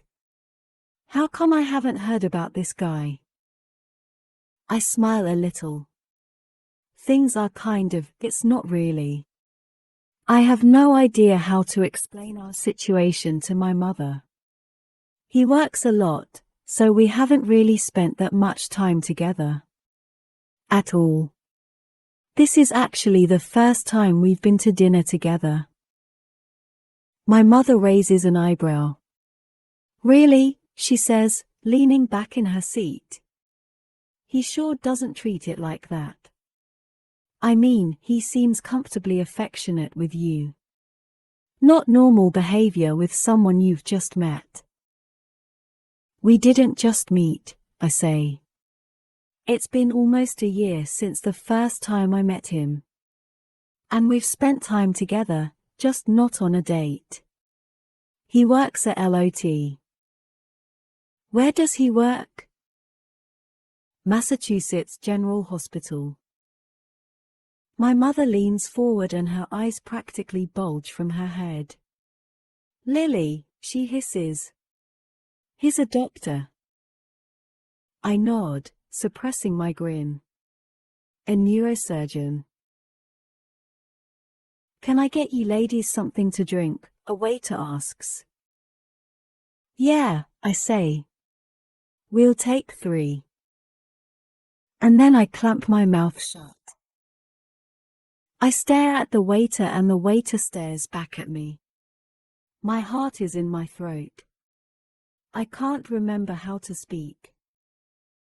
Lily, my mother says. She flicks her hand toward the waiter. He's waiting for your drink order. I shake my head and begin to stutter. Oh, 3 waters, my mother says, interrupting my fumbled words. The waiter snaps out of his trance long enough to tap his pencil on his pad of paper. 3 waters, he says. Got it. He turns and walks away, but I watch as he glances back at me before pushing through the doors to the kitchen. My mother leans forward and says, "What in the world is wrong with you?" I point over my shoulder. "The waiter," I say, shaking my head. He looked exactly like. I'm about to say, Atlas Corrigan, when Ryle walks up and slides back into the seat. He glances back and forth between us.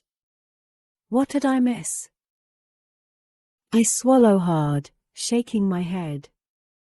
Surely that wasn't really Atlas. But those eyes, his mouth.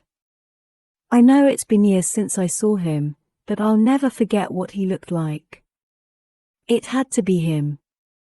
I know it was, and I know he recognized me, too, because the second our eyes met, it looked like he'd seen a ghost. "Lily?" Ryle says, squeezing my hand. "You okay?" I nod and force a smile, then clear my throat.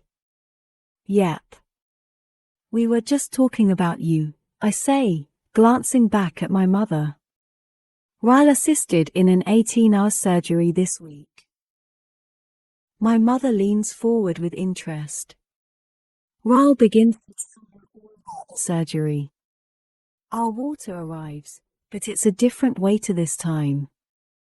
He asks if we've had a chance to go over the menu and then tells us the chef's specials.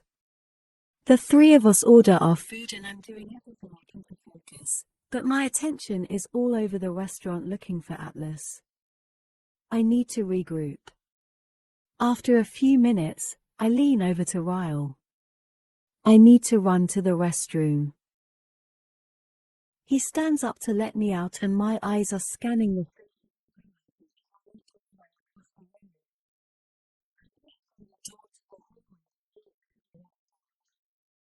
As soon as I'm alone, my back meets the wall of the hallway. I lean forward and release a huge breath. I decide to take a moment and regain my composure before heading back out there. I bring my hands up to my forehead and close my eyes. For 9 years I've wondered what happened to him. Years. "Lily?" I glance up and suck in a breath. He's standing at the end of the hallway like a ghost straight out of the past. My eyes travel to his feet to make sure he's not suspended in the air. He isn't. He's real, and he's standing right in front of me. I stay pressed against the wall, not sure what to say to him. "Atlas." As soon as I say his name, he blows out a quick breath of relief and then takes 3 huge steps forward. I catch myself doing the same. We meet in the middle and throw our arms around each other. "Holy shit," he says, holding me in a tight embrace. I nod. "Yeah. Holy shit." He puts his hands on my shoulders and takes a step back to look at me. "You haven't changed at all." I cover my mouth with my hand, still in shock, and give him the once-over. His face looks the same, but is no longer the scrawny teenager I remember. "I can't say the same for you." He looks down at himself and laughs. "Yeah," he says. 8 years in the military will do that to YA. We're both in shock, so nothing is said right after that. We just keep shaking our heads in disbelief. He laughs and then I laugh. Finally, he releases my shoulders and folds his arms over his chest. "What brings you to Boston?" he asks. He says it so casually, and I'm thankful for that. Maybe he doesn't remember our conversation all those years ago about Boston, which would save me a lot of embarrassment. "I live here," I say, forcing my answer to sound as casual as his question. "I own a flower shop over on Park Plaza." He smiles knowingly, like it doesn't at all surprise him. I glance toward the door, knowing I should get back out there. He notices and then takes another step back. He holds my gaze for a moment and it gets really quiet. Way too quiet. There's so much to say, but neither of us even knows where to start. The smile leaves his eyes for a moment and then he motions toward the door. "You should probably get back to your company," he says. "I'll look you up sometime." "You said Park Plaza, right?" I nod. He nods. The door swings open and a woman walks in holding a toddler. She moves between us, which puts even more distance between us. I take a step toward the door, but he remains in the same spot. Before I walk out, I turn back to him and smile. "It was really good to see you, Atlas."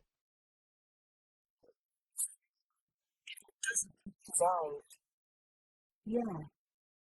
You too, Lily." I'm mostly quiet for the rest of the meal. I'm not sure Ryle or my mother even notice, though, because she's having no issue firing question after question at him. He takes it like a champ. He's very charming with my mother in all the right ways. Unexpectedly running into Atlas tonight put such a wrinkle in my emotions, but by the end of dinner, Ryle has smoothed them back out again. My mother takes her napkin and wipes her mouth, then points at me. "New favorite restaurant," she says. "Incredible." Ryle nods. I agree. I need. She loves trying new restaurants. The food really is good, but the last thing I need is for either of these two to want to come back here. "It was okay," I say. He pays for our meals, of course, and then insists we walk my mother to her car. I can already tell she'll be calling me about him tonight, simply by the prideful look on her face. Once she's gone, Ryle walks me to my car. "I requested an Uber so you wouldn't have to go out of your way to take me home. We have approximately..." He looks down at his phone. 1.5 minutes to make out. I laugh. He wraps his arms around me and kisses my neck first, and then my cheek. I would invite myself over, but I have an early surgery tomorrow and I'm sure my patient would appreciate it if I didn't spend the majority of the night inside you. I kiss him back, both disappointed and relieved he's not coming over. I have a grand opening in a few days. I should probably sleep, too. "When's your next day off?" he says. "Never." "When's yours?" "Never." I shake my head. We're doomed. There's just too much drive and success between the two of us. That means the honeymoon phase will last until we're 80, he says. "I'll come to your grand opening Friday and then the four of us will go out and celebrate." A car pulls up beside us and he wraps his hand in my hair and kisses me goodbye. "Your mother is wonderful, by the way. Thank you for letting me come to dinner." He backs away and climbs inside the car. I watch as it pulls out of the parking lot. I have a really good feeling about that man. I smile and turn toward my car, but throw a hand up to my chest and gasp when I see him. Atlas is standing at the rear of my car. Sorry. Wasn't trying to scare you. I blow out a breath. Well, you did. I lean against the car and Atlas stays where he is, 3 feet away from me. He looks out at the street. So? Who's the lucky guy? His. My voice falters. This is all so weird. My chest is still constricted and my stomach is flipping, and I can't tell if it's leftover nerves from kissing Ryle or if it's the presence of Atlas. His name is Ryle. We met about a year ago. I instantly regret saying we met that long ago. It makes it sound like Ryle and I have been dating that long and we aren't even officially dating. What about you? Married? Have a girlfriend? I'm not sure if I'm asking to extend the conversation he started, or if I'm genuinely curious. I do, actually. Her name is Cassie. We've been together almost a year now. Heartburn. I think I have heartburn. A year? I place my hand on my chest and nod. That's good. You seem happy. Does he seem happy? I have no idea. Yeah. Well. I'm really glad I got to see you, Lily. He turns around to walk away, but then spins and faces me again, his hands shoved in his back pockets. I will say. I kind of wish this could have happened a year ago. I wince at his words, trying not to let them penetrate. He turns and walks back toward the restaurant. I fumble with my keys and hit the button to unlock the car. I slide in and pull the door shut, gripping the steering wheel. For whatever reason, a huge tear falls down my cheek. A huge, pathetic, what the hell is this wetness tear? I swipe at it and push the button to start my car. I didn't expect to feel this much hurt after seeing him. But it's good. This happened for a reason.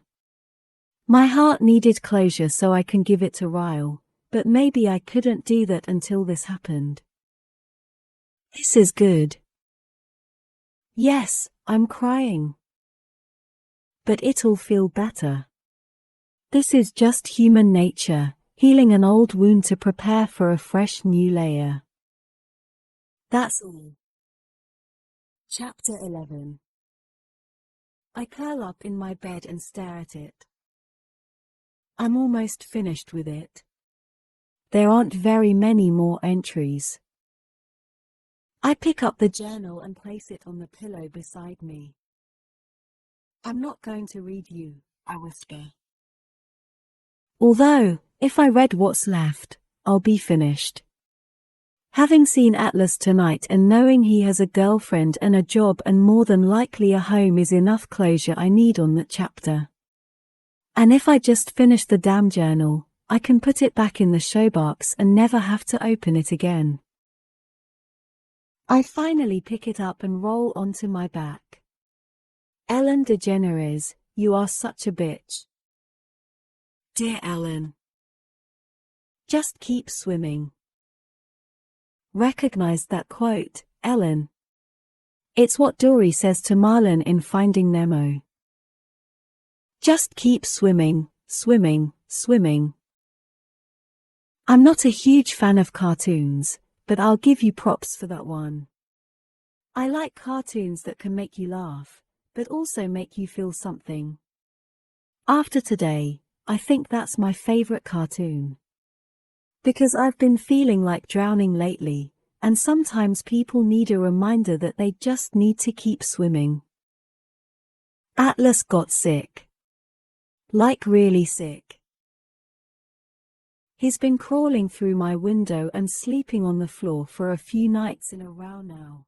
But last night, I knew something was wrong as soon as I looked at him. So I hadn't seen him since the night before, but he looked awful. His eyes were bloodshot, his skin was pale, and even though it was cold, his hair was sweaty. I didn't even ask if he was feeling okay. I already knew he wasn't. I put my hand on his forehead and he was so hot, I almost yelled for my mother. He said, "I'll be fine, Lily," and then he started to make his pallet on the floor. I told him to wait there and then I went to the kitchen and poured him a glass of water. I found some medicine in the cabinet. It was flu medicine and I wasn't even sure if that's what was wrong with him, but I made him take some anyway. He laid there on the floor, curled up into a ball, when, about half an hour later he said, "Lily, I think I'm gonna need a trash can." I jumped up and grabbed the trash can from under my desk and knelt down in front of him. As soon as I set it down, he hunched over it and started throwing up.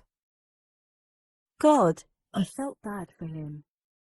Being so sick and not having a bathroom or a bed or a house or a mother. All he had was me and I didn't even know what to do for him. When he was finished, I made him drink some water and then I told him to get on the bed. He refused, but I wasn't having it. I put the trash can on the floor next to the bed and made him move to the bed. He was so hot and shaking so bad I was just scared to leave him on the floor. I laid down next to him and every hour for the next 6 hours he continued getting sick. I kept having to take the trash can to the bathroom to empty it out. I'm not gonna lie, it was gross. The grossest night I've ever had, but what else could I do? He needed me to help him and I was all he had. When it came time for him to leave my room this morning, I told him to go back to his house and I'd be over to check on him before school. I'm surprised he even had the energy to crawl out of my window. I left the trash can next to my bed and waited for my mom to come wake me up. When she did, she saw the trash can and immediately held her hand to my forehead. "Lily, are you okay?" I groaned and no. I was up all night sick. I think it's over now, but I haven't slept. She picked up the trash can and told me to stay in bed, that she'd call the school and let them know I wasn't coming. After she left for work, I went and got Atlas and told him he could stay with me at the house all day. He was still getting sick, so I let him use my room to sleep. I'd check on him every half hour or so and finally around lunch he stopped throwing up. He went and took a shower and then I made him some soup. He was too tired to even eat it. I got a blanket and we both sat down on the couch and cuddled up together. I don't know when I started feeling comfortable enough to snuggle up to him, but it just felt right. A few minutes later, he leaned over a little and pressed his lips against my collarbone, right between my shoulder and my neck. It was a quick kiss and I don't think he meant for it to be romantic. It was more like a thank you gesture, without using actual words. But it made me feel all kinds of things. It's been a few hours now and I keep touching that spot with my fingers because I can still feel it. I know it was probably the worst day of his life, Ellen. But it was one of my favorites. I feel really bad about that. We watched Finding Nemo and when that part came up where Marlin was looking for Nemo and he was feeling really defeated, Dory said to him, "When life gets you down, do you want to know what you've got to do? Just keep swimming. Just keep swimming. Just keep swimming, swimming, swimming." Atlas grabbed my hand when Dory said that. He didn't hold it like a boyfriend holds his girlfriend's hand. He squeezed it, like he was saying that was us. He was Marlon and I was Dory, and I was helping him swim. Just keep swimming, I whispered to him. Lily. Dear Ellen. I'm scared. So scared. I like him at LOT. He's all I think about when we're together and I feel worried sick about him when we're not. My life is beginning to revolve around him and that's not good, I know. But I can't help it and I don't know what to do about it, and now he might leave. He left after we finished watching Finding Nemo yesterday and then when my parents went to bed, he crawled in my window last night. He had slept in my bed the night before because he was sick, and I know I shouldn't have done it, but I put his blankets in the washing machine right before I went to bed. He asked where his pallet was and I told him he'd have to sleep on the bed again because I wanted to wash his blankets and make sure they were clean so he wouldn't get sick again. For a minute, it looked like he was going to go back out the window. But then he shut it and took off his shoes and crawled in the bed with me. He wasn't sick anymore, but when he laid down I thought maybe I had gotten sick because my stomach felt queasy. But I wasn't sick. I just always feel queasy when he's that close to me. We were facing each other on the bed when he said, "When do you turn 16? 2 more months, I whispered. We just kept staring at each other, and my heart was beating faster and faster. When do you turn 19? I asked, just so he couldn't hear how hard I was breathing. Not until October, he said. I nodded. I wondered why he was curious about my age and it made me wonder what he thought about 15-year-olds. Did he look at me like I was just a little kid? Like a little sister? I was almost 16, and 2.5 years apart in age isn't that bad. Maybe when 2 people are 15 and 18, it might seem a little too far apart. But once I turned 16, I bet no one would even think twice about a 2.5-year age difference. I need to tell you something, he said. I held my breath, not knowing what he was going to say. I got in touch with my uncle today. My mom and I used to live with him in Boston. He told me once he gets back from his work trip I can stay with him. I should have been so happy for him in that moment. I should have smiled and told him congratulations. But I felt all of the immaturity of my age when I closed my eyes and felt sorry for myself. Are you going? I asked. He shrugged. I don't know. I wanted to talk to you about it first. He was so close to me on the bed, I could feel the warmth of his breath. I also noticed he smelled like mint, and it made me wonder if he uses bottled water to brush his teeth before he comes over here. I always send him home every day with lots of water. I brought my hand up to the pillow and started pulling at a feather sticking out of it. When I got it all the way out, I twisted it between my fingers. I don't know what to say, Atlas. I'm happy you have a place to stay. But what about school? I could finish down there, he said. I nodded. It sounded like he already made up his mind. When are you leaving? I wondered how far away Boston is. It's probably a few hours, but that's a whole world away when you don't own a car. I don't know for sure that I am. I dropped the feather back onto the pillow and brought my hand to my side.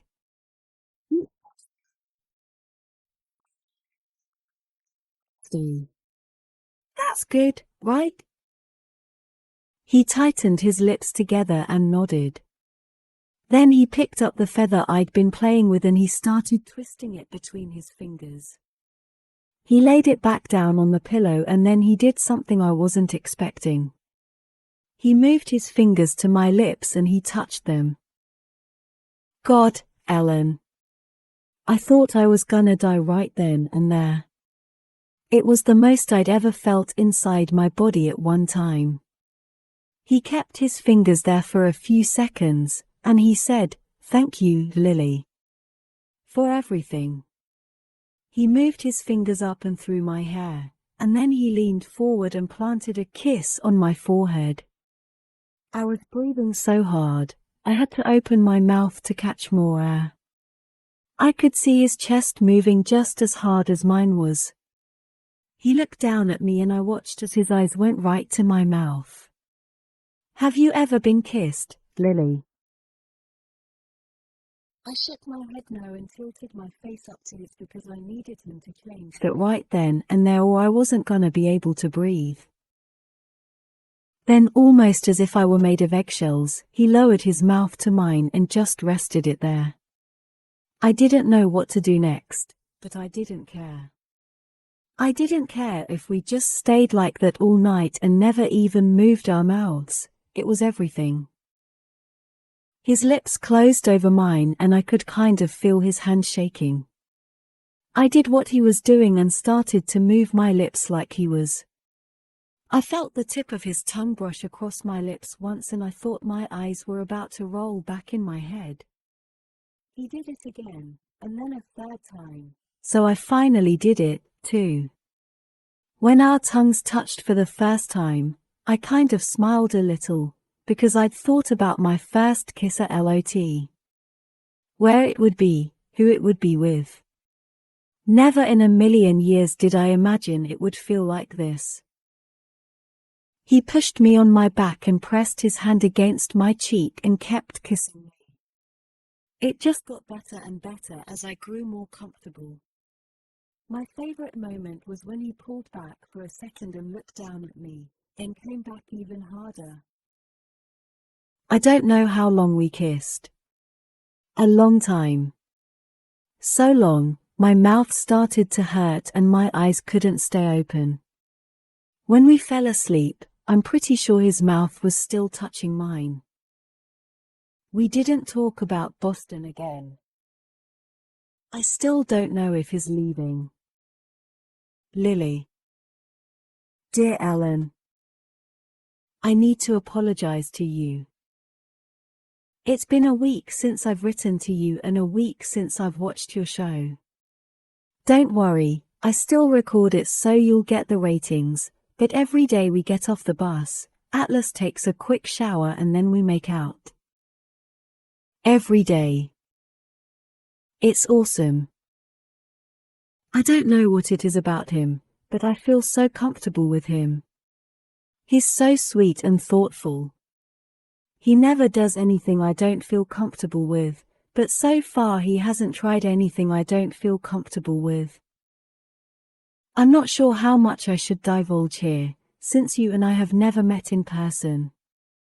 But let me just say that if he's ever wondered what my boobs feel like, now he knows. I can't for the life of me figure out how people function from day to day when they like someone this much. If it were up to me, we would kiss all day and all night and do nothing in between except maybe talk a little. He tells funny stories. I love it when he's in a talkative mood because it doesn't happen very often, but he uses his hands at LOT. He smiles a lot, too, and I love his smile even more than I love his kiss. And sometimes I just tell him to shut up and stop smiling or kissing or talking so I can stay with him. I like looking at his eyes. They're so blue that he could be standing across a room and a person could tell how blue his eyes were. The only thing I don't like about kissing him sometimes is when he closes his eyes. And no. We still haven't talked about Boston. Lily. Dear Ellen. Yesterday afternoon when we were riding the bus, Atlas. It wasn't anything new to us because we had kissed a lot by this point, but it's the first time he ever did it in public. When we're together, everything else just seems to fade away, so I don't think he even thought about other people noticing. But Katie noticed. She was sitting in the seat behind us and I heard her say, "Gross," as soon as he leaned over and kissed me. She was talking to the girl next to her when she said, "I can't believe Lily lets him touch her. He wears the same clothes almost every day." Ellen, I was so mad. I also felt awful for Atlas. He pulled away from me and I could tell what she said bothered him. I started to turn around to yell at her for judging someone she doesn't even know, but he grabbed my hand and shook his head no. "Don't, Lily," he said. So I didn't. But for the rest of the bus ride, I was so angry. I was angry that Katie would say something so ignorant just to hurt someone she thought was beneath her. I was also hurt that Atlas appeared to be used to comments like that. I didn't want him to think I was embarrassed that anyone saw him kiss me. I know Atlas better than any of them do, and I know what a good person he is, no matter what his clothes look like or that he used to smell before he started using my shower. I leaned over and kissed him on the cheek and then rested my head on his shoulder. "You know what?" I said to him. He slid his fingers through mine and squeezed my hand. "What?" "You're my favorite person." I felt him laugh a little and it made me smile. "Out of how many people?" he asked. "All of them." He kissed the top of my head and said, "You're my favorite person, too, Lily. By a long shot." When the bus came to a stop on my street, he didn't let go of my hand when we started to walk off. He was in front of me in the aisle and I was walking behind him, so he didn't see it when I turned around and flipped off Katie. I probably shouldn't have done it, but the look on her face made it worth it. When we got to my house, he took the house key out of my hand and unlocked my front door. It was weird, seeing how comfortable he is at my house now. He walked in and locked the door behind us. That's when we noticed the electricity in the house wasn't working. I looked out the window and saw a utility truck down the street working on the power lines, so that meant we couldn't watch your show.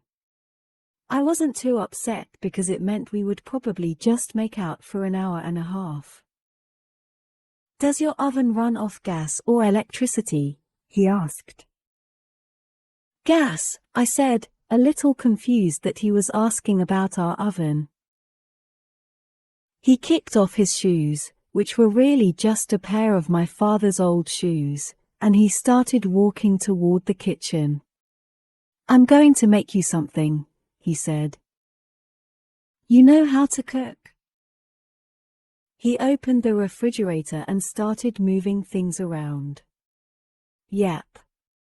I probably love to cook as much as you love to grow things."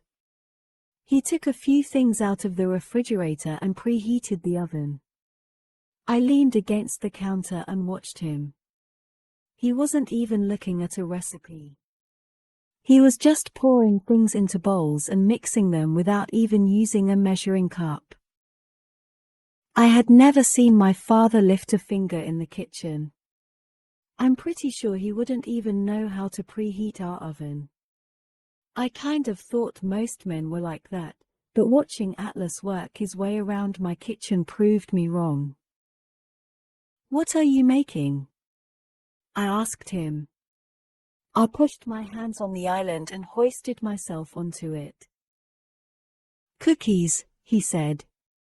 He walked the bowl over to me and stuck a spoon in the mixture. He brought the spoon up to my mouth and I tasted it. One of my weaknesses is cookie dough, and this was the best I'd ever tasted.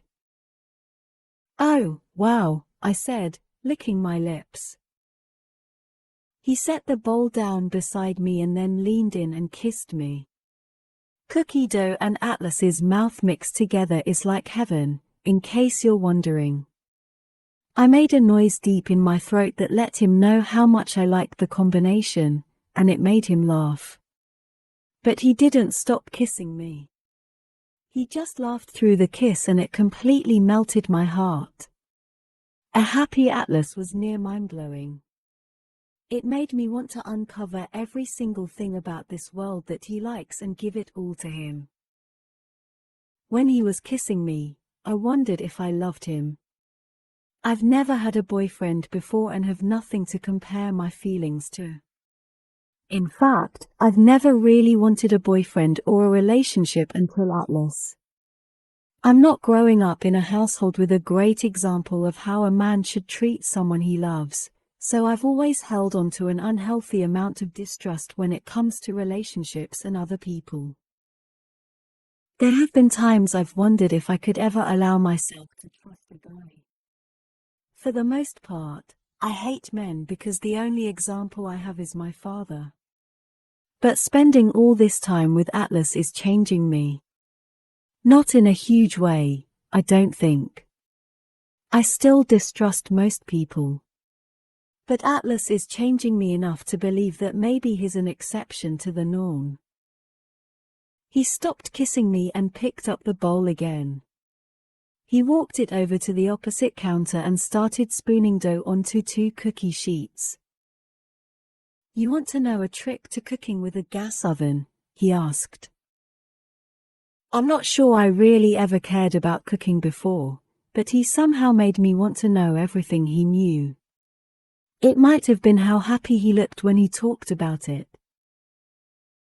"Gas ovens have hot spots," he said as he opened the oven door and put the cookie sheets.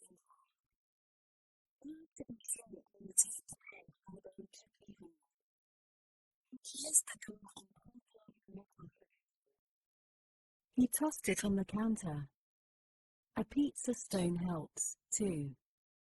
If you just keep it in the oven, even when you aren't baking pizza, it helps eliminate the hot spots. He walked over to me and placed his hands on either side of me. The electricity kicked on right as he was pulling down the collar of my shirt. He kissed the spot on my shoulder he always loves kissing and slowly slid his hands up my back. I swear, sometimes when he's not even here I can still feel his lips on my collarbone. He was about to kiss me on the mouth when we heard a car pull into the driveway and the garage door start to open. I jumped off the island, looking around the kitchen frantically. His hands went up to my cheeks and he made me look at him. "Keep an eye on the cookies. They'll be finished in about 20 minutes. He pressed his lips to mine and then released me, rushing to the living room to grab his backpack.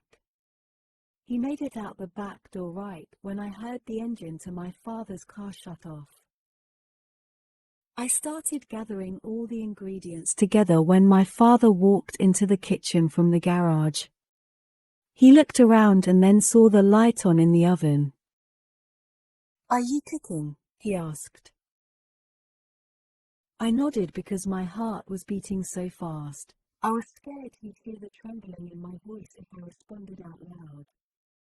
I scrubbed for a moment at a spot on the counter that was perfectly clean. I cleared my throat and said, "Cookies.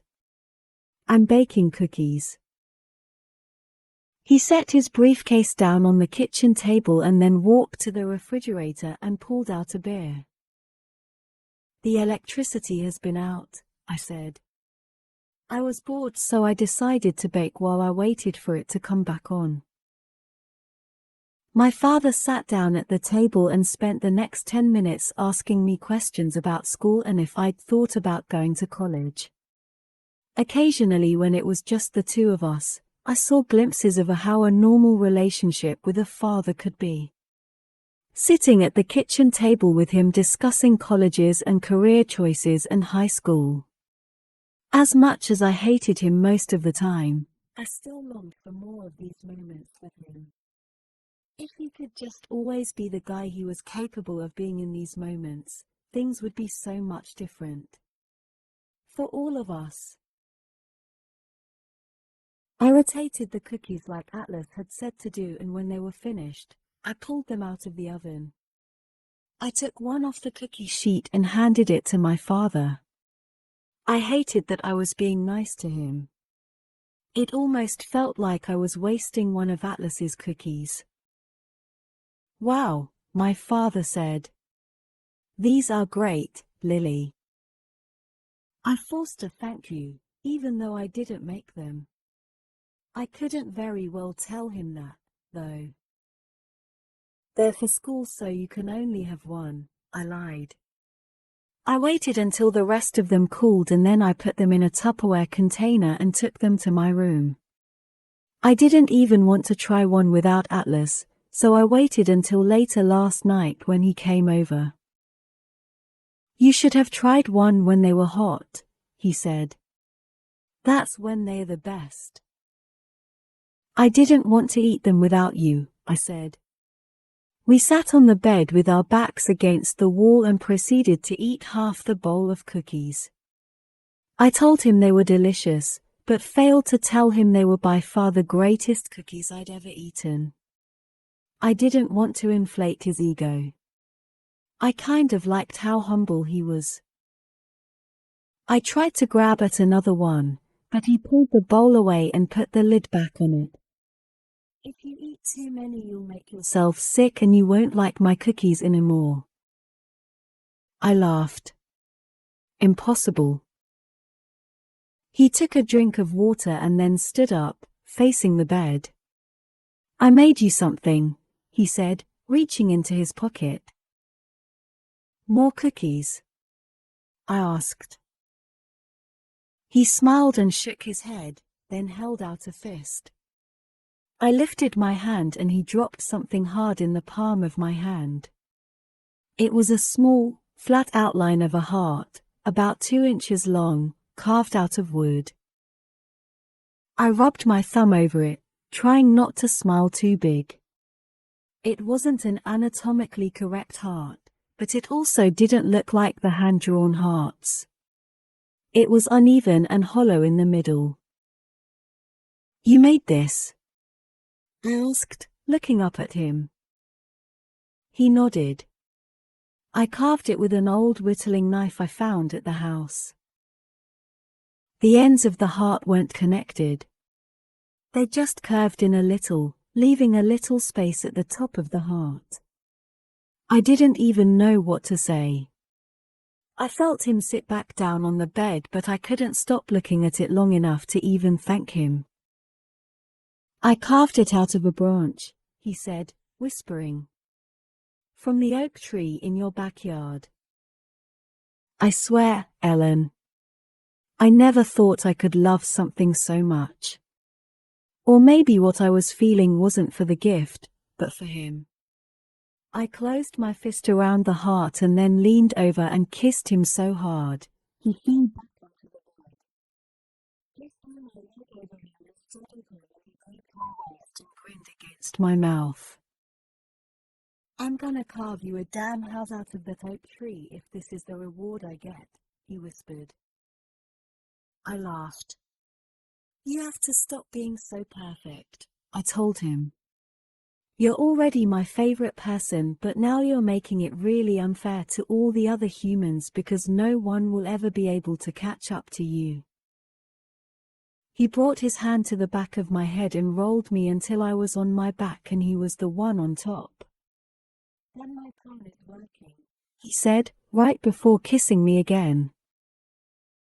I held on to the heart while we kissed, wanting to believe it was a gift for no reason at all. But part of me was scared it was a gift to remember him by when he leaves for Boston. I didn't want to remember him. If I had to remember him, it would mean he wasn't a part of my life anymore. I don't want him to move to Boston, Ellen. I know that's selfish of me because he can't keep living in that house. I don't know what I'm more afraid might happen. watching him leave or selfishly begging him not to go. I know we need to talk about it. I'll ask him about Boston tonight when he comes over. I just didn't want to ask him last night because it was a really perfect day. Lily. Dear Ellen. Just keep swimming. Just keep swimming. He's moving to Boston. I don't really feel like talking about it. Lily. Dear Ellen. This is going to be a big one for my mother to hide. My father is usually pretty cognizant of hitting her where it won't leave a visible bruise. The last thing he probably wants is for people in the town to know what he does to her. I've seen him kick her a few times, choke her, hit her on the back and the stomach, pull her hair. The few times he's hit her on the face, it's always just been a slap, so the marks wouldn't stay for long. But never have I seen him do what he did last night. It was really late when they got home. It was a weekend, so he and my mom went to some community function. My father has a real estate company and is also the town mayor, so they have to do things in the public a lot like go to charity dinners. Which is ironic, since my father hates charities. But I guess he has to save face. Atlas was already in my room when they got home. I could hear them fighting as soon as they walked through the front door. A lot of the conversation was muffled, but for the most part, it sounded like my father was accusing her of flirting with some man. Now I know my mother, Ellen. She would never do something like that.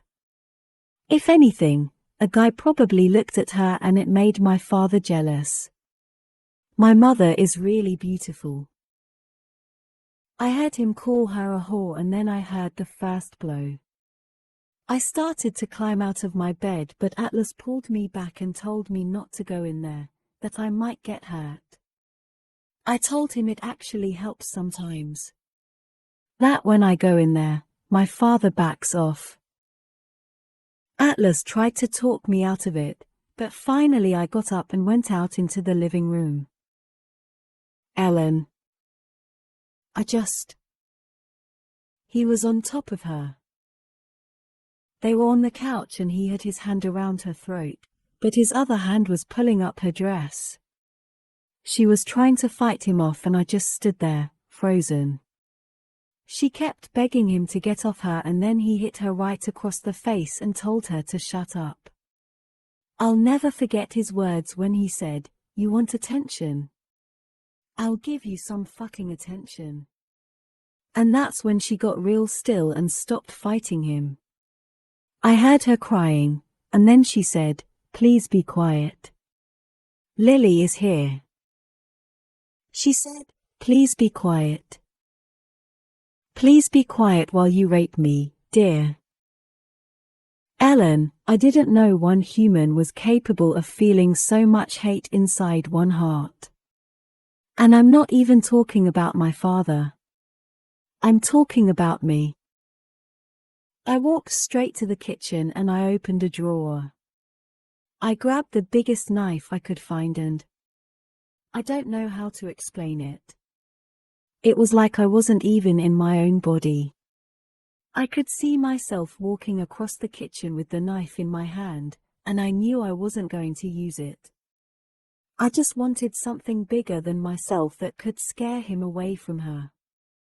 But right before I made it out of the kitchen, two arms went around my waist and picked me up from behind. I dropped the knife, and my father didn't hear it but my mother did. We locked eyes as Atlas carried me back to my bedroom. When we were back inside my room, I just started hitting him in the chest, trying to get back out there to her. I was crying and doing everything I could to get him out of my way, but he wouldn't move. He just wrapped his arms around me and said, "Lily, calm down." He kept saying it over and over, And he held me there for a long time until I accepted that he wasn't gonna let me go back out there. He wasn't gonna let me have that knife. He walked over to the bed and grabbed his jacket and started putting on his shoes. "We'll go next door," he said. "We'll call the police." The police. My mother had warned me not to call the police in the past. She said it could jeopardize my father's career. But in all honesty, I didn't care at that point. I didn't care that he was the mayor or that everyone who loved him didn't know the awful side of him. The only thing I cared about was helping my mother, so I pulled on my jacket and went to the closet for a pair of shoes. When I stepped out of my closet, Atlas was staring at my bedroom door. It was opening. My mother stepped inside and quickly shut it, locking it behind her. I'll never forget what she looked like. She had blood coming down from her lip. How I was already starting to swell, and she had a clump of hair just resting on her shoulder. She looked at Atlas and then me. I didn't even take a moment to feel scared that she caught me in my room with a boy. I didn't care about that. I was just worried about her. I walked over to her and grabbed her hands and walked her to my bed. I brushed the hair off her shoulder and then from her forehead. "He's gonna go call the police, Mom." "Okay." Her eyes grew real wide and she started shaking her head. "No," she said. She looked over at Atlas and said, "You can't." "No." He was already at the window about to leave, so he stopped and looked at me. "He's drunk, Lily," she said. "He heard your door shut, so he went to our bedroom." He stopped. "If you call the police, it'll just make it worse, believe me. Just let him sleep it off, it'll be better tomorrow." I shook my head and could feel the tears stinging my eyes. "Mom, he was trying to rape you." She ducked her head and winced when I said that. She shook her head again and said, "It's not like that, Lily. We're married, and sometimes marriage is just, you're too young to understand it." It got really quiet for a minute, and then I said, "I hope to hell I never do." That's when she started to cry. She just held her head in her hands and she started to sob, and all I could do was wrap my arms around her and cry with her.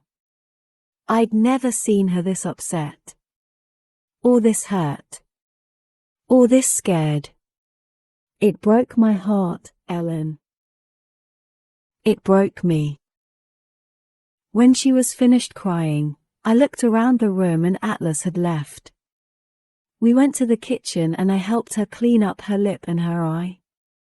She never did say anything about him being there. Not one thing. I waited for her to tell me I was grounded, but she never did. I realized that maybe she didn't acknowledge it because that's what she does. Things that hurt her just get swept under the rug, never to be brought up again. Lily. Dear Ellen, I think I'm ready to talk about Boston now. He left today. I've shuffled my deck of cards so many times, my hands hurt.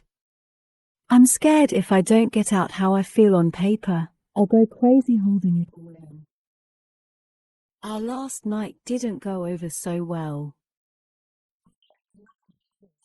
But we were both too sad to really care about it. For the second time in 2 days, he told me he changed his mind and that he wasn't leaving. He didn't want to leave me alone in this house. But I've lived with these parents for almost 16 years. It was silly of him to turn down a home in favor of being homeless, just because of me. We both knew that, but it still hurt. I tried to not be so sad about it, So when we were lying there, I asked him to tell me about Boston. I told him maybe one day when I got out of school, I could go there. He got this look in his eye when he started talking about it. A look I'd never seen. Sort of like he was talking about heaven. He told me about how everyone has the greatest accent. Instead of car, they say car. He must not realize that he sometimes says his RS like that, too. He said he lived there from the ages of 9 until he was 14, so I guess maybe he picked up a little bit of the accent. He told me about how his uncle lives in an apartment building with the coolest rooftop deck. A lot of apartments have them, he said. Some even have pools. Plethora, Maine, probably didn't even have a building that was tall enough for a rooftop deck. I wondered what it would feel like to be that high up. I asked him if he ever went up there and he said yes. That when he was younger, sometimes he would go to the roof and just sit up there and think while he looked out over the city. He told me about the food. I already knew he loved it, but I had no idea how much passion he had for it. I guess because he doesn't have a stove or a kitchen, so other than the cookies he baked me, he's never really talked about cooking before. He told me about the harbour and how, before his mother remarried, she used to take him fishing out there. I mean, Boston isn't any different from any other big city, I guess, he said. There's not a lot that makes it stand out. It's just, I don't know. There's a vibe. A really good energy. When people say they live in Boston, they're proud of it. I miss that sometimes. I ran my fingers through his hair and said, "Well, you make it sound like the best place in the world. Like everything is better in Boston." He looked at me and his eyes were sad when he said, "Everything is almost better in Boston. Except the girls. Boston doesn't have you." That made me blush. He kissed me real sweet and then I said to him, "Boston doesn't have me yet. Someday I'll move there and I'll find you." He made me promise. Said if I moved to Boston, everything really would be better there and it would be the best city in the world. We kissed some more. And did other things that I won't bore you with. Although, that's not to say they were boring. They were not. But then this morning I had to tell him goodbye. And he held me and kissed me so much, I thought I might die if he let go. But I didn't die. Because he let go and here I am. Still living. Still breathing.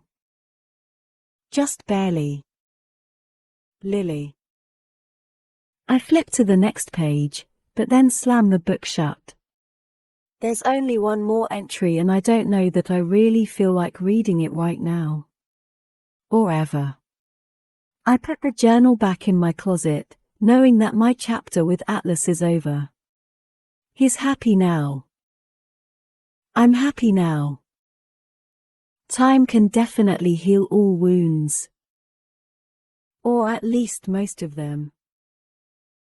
I turn off my lamp and then pick up my phone to plug it in.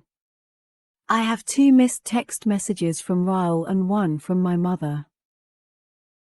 Ryle, hey.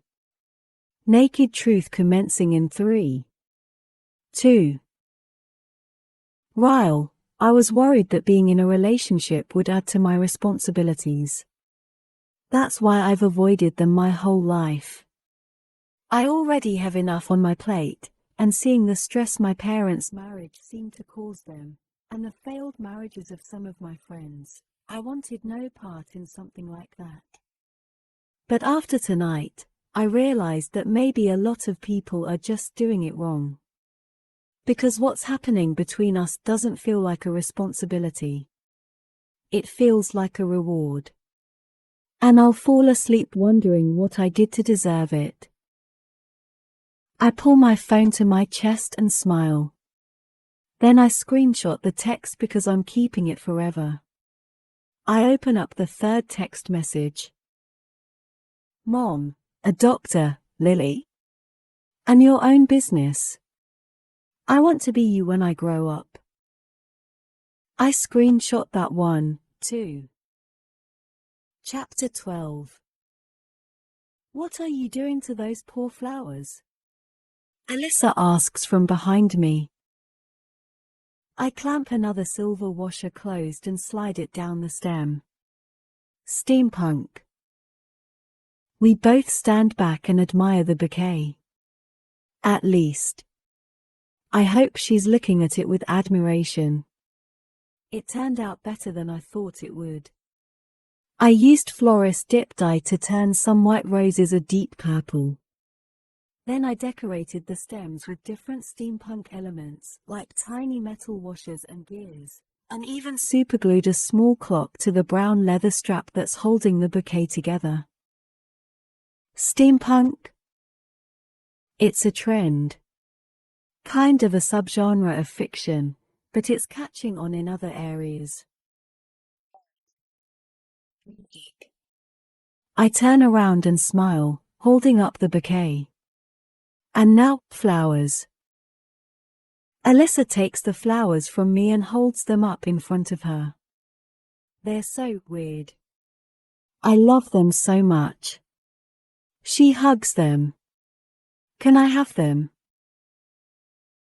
I pull them away from her. No, they're our grand opening display. Not for sale. I take the flowers from her and grab the vase I made yesterday. I found a pair of old button-up women's boots at a flea market last week. They reminded me of the steampunk style, and the boots are actually where I got the idea for the flowers. I washed the boots last week, dried them, and then superglued pieces of metal to them. Once I brushed them with Mod Podge, I was able to line the inside with a vase to hold water for the flowers. I placed the flowers on the center display table. I'm pretty sure this is exactly what I was supposed to do with my life. Steampunk? She asks. I laugh and spin around. Create, I say. And then I flip the sign to open, 15 minutes early. We both spend the day busier than we thought we'd be. Between phone orders, internet orders, and walk-ins, neither of us even has time to take a lunch break. You need more employees, Alyssa says as she passes me, holding 2 bouquets of flowers. That is at 1 o'clock. You need more employees, she says to me at 2 o'clock, holding the phone to my ear and writing down an order while ringing someone up at the register. Marshall stops by after 3 o'clock and asks how it's going. Alyssa says she needs more employees. I help a woman take a bouquet to her car at 4 o'clock, and as I'm walking back inside, Alyssa is walking out, holding another bouquet. You need more employees, she says, exasperated. At 6 o'clock, she locks the door and flips the sign. She falls against the door and slides to the floor, looking up at me. I know, I tell her. I need more employees. She just nods. And then we laugh. I walk over to where she's seated and I sit next to her. We lean our heads together and look at the store. The steampunk flowers are front and center, and although I refuse to sell this particular bouquet, we had 8 pre-orders for more of them. I'm proud of you, Lily, she says. I smile. I couldn't have done it without you, Issa. We sit there for several minutes, enjoying the rest we're finally giving our feet. This was honestly one of the best days I've ever had, but I can't help but feel a nagging sadness that Ryle never stopped by. He also never texted.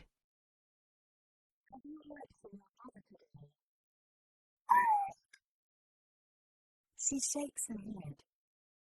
No, but I'm sure he's just busy. I nod. I know he's busy. We both look up when someone knocks on the door. I smile when I see him cupping his hands around his eyes with his face pressed to the window. He finally looks down and sees us sitting on the floor. Speak of the devil, Alyssa says. I jump up and unlock the door to let him in. As soon as I open it, he's pushing his way inside. I missed it. I did. I missed it. He hugs me. I'm sorry, I tried to get here as soon as I could. I hug him back and say, it's fine. You're here. It was perfect. I'm giddy with excitement that he made it at all. You're perfect, he says, kissing me. Alyssa brushes past us. You're perfect, she mimics. Hey Ryle, guess what? Ryle releases me. What? Alyssa grabs the trash can and drops it on the counter. Lily needs to hire more employees. I laugh at her constant repetition. Ryle squeezes my hand and says, sounds like business was good. I shrug. I can't complain. I mean, I'm no brain surgeon, but I'm pretty good at what I do. Ryle laughs. You guys need any help cleaning up? Alyssa and I put him to work, helping us clean up after the big day. We get everything finished and prepped for tomorrow, and then Marshall arrives just as we're finishing up. He's carrying a bag when he walks inside and drops it on the counter.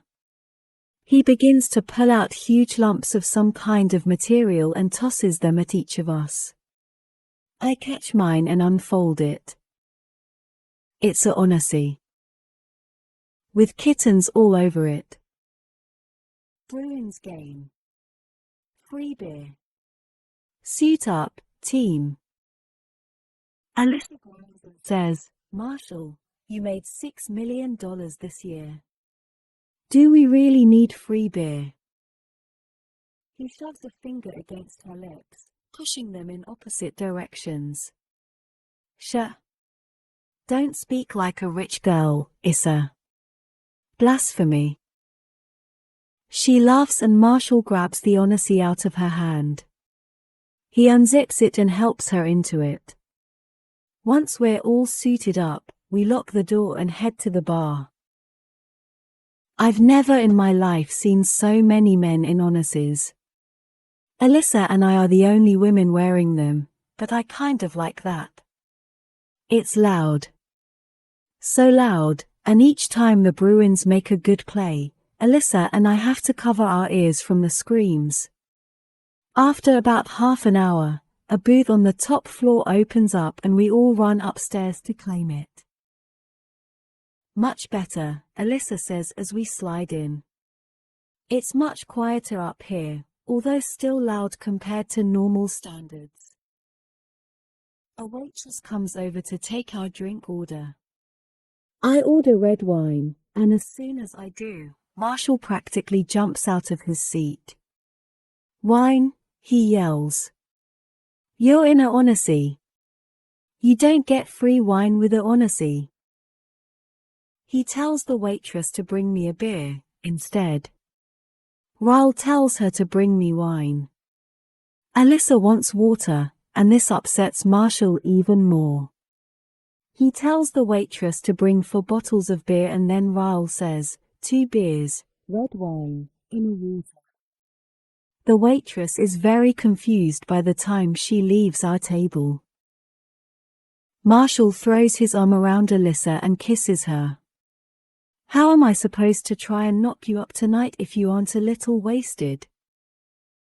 The look on Alyssa's face changes, and I feel instantly bad for her. I know Marshall only said that in fun, but it has to bother her. She was just telling me a few days ago how depressed she is that she can't get pregnant. I can't have beer, Marshall.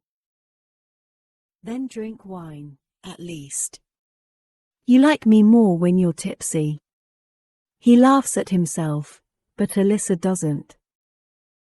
I can't have wine, either. I can't have any alcohol, actually.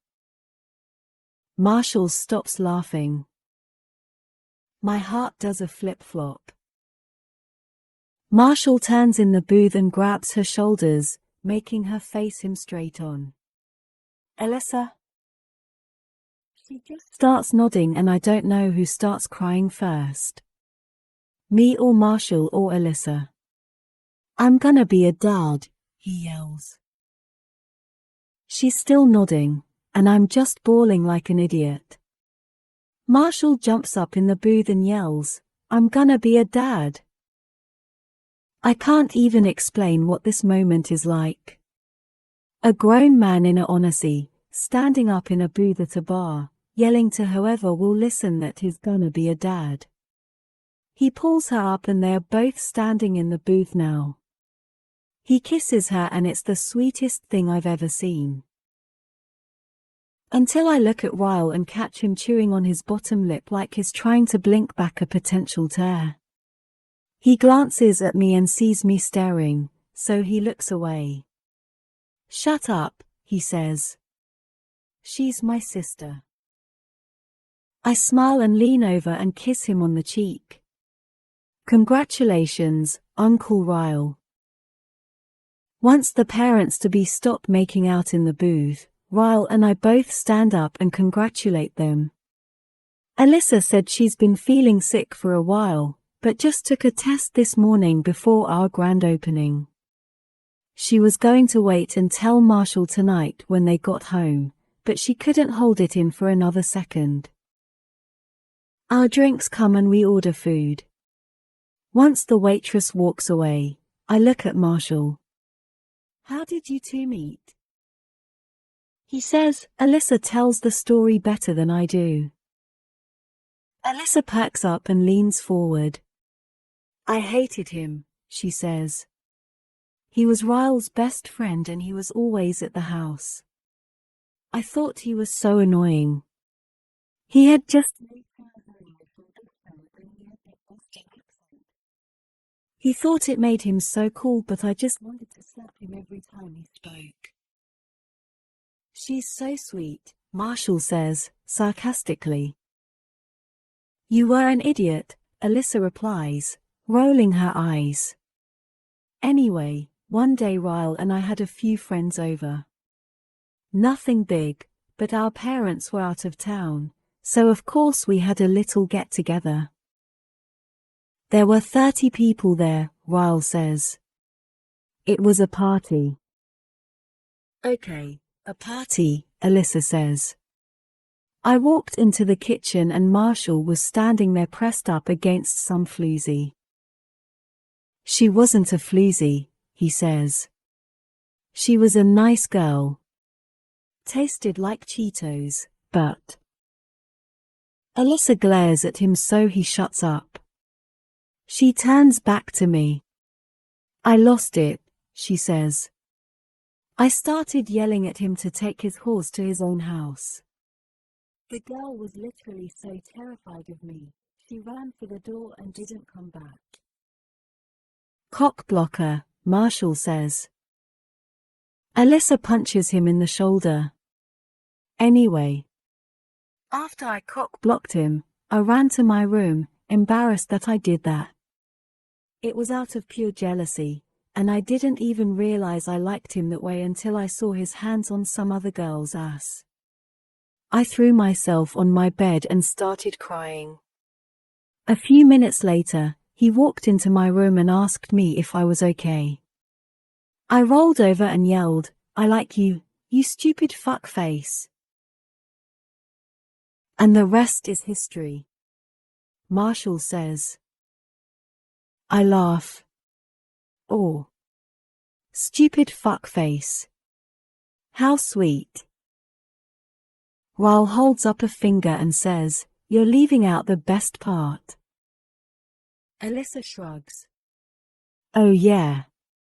So Marshall walked over to me, pulled me off the bed, kissed me with the same mouth he was just kissing the floozy with, and we made out for half an hour. Ryle walked in on us and started screaming at Marshall. Then Marshall pushed Ryle out of my bedroom, locked the door, and made out with me for another hour. Ryle is shaking his head. Betrayed by my best friend. Marshall pulls Alyssa to him. "I like her, you stupid fuckface." I laugh, but Ryle turns to me with a serious look on his face. I didn't speak to him for an entire month. I was so mad. I eventually got over it. We were 18, she was 17. Wasn't much I could do in the way of keeping them apart. "Wow," I say. "I sometimes forget how close in age you two are." Alyssa smiles and says, 3 kids in 3 years. I feel so sorry for my parents. The table grows quiet. I see an apologetic look pass from Alyssa to Ryle. 3? I ask. You have another sibling? Ryle straightens up and takes a sip of his beer. He sets it back down on the table and says, "We had an older brother. He passed away when we were kids." Such a great night, ruined by a simple question. Luckily, Marshall redirects the conversation like a pro. I spend the rest of the evening listening to stories about them growing up. I'm not sure I've ever laughed as hard as I have tonight. When the game is over, we all walk back to the shop to retrieve our cars. Ryle said he caught an Uber over earlier, so he'll just ride with me. Before Alyssa and Marshall leave, I tell her to hold on. I run inside the store and grab the steampunk flowers and run them back to their car. Her face lights up when I hand them to her. "I'm happy you're pregnant, but that's not why I'm giving you these flowers. I just want you to have them. Because you're my best friend." Alyssa squeezes me and whispers in my ear, "I hope he marries you someday. We'll be even better sisters." She climbs inside the car and they leave, and I just stand there watching them because I don't know that I've ever had a friend like her in my whole life. Maybe it's the wine. I don't know, but I love today. Everything about it. I especially love how Ryle looks, leaning against my car, watching me. You're really beautiful when you're happy. This day. Perfect. We're making our way up the stairs to my apartment when Ryle grabs my waist and pushes me against the wall. He just starts kissing me, right there in the stairwell. Impatient, I love her. He laughs and cups my ass with both of his hands. Nope. It's this honesty. You really should consider making this your business attire. He kisses me again and doesn't stop kissing me until someone passes us, heading down the stairs. The guy mumbles, "Nice honesties," as he squeezes past us. Did the Bruins win? Ryle nods. 3-1, he responds, without looking up at the guy. Once he's gone, I step away from Ryle. What is this honesty thing? Does every male in Boston know about this? He laughs and says, "Free beer, Lily." It's free beer. He pulls me up the stairs, and when we walk in the door, Lucy is standing at the kitchen table taping up a box of her stuff. There's another box she hasn't taped up yet, and I could swear I see a bowl that I bought at Home Goods sticking out of the top.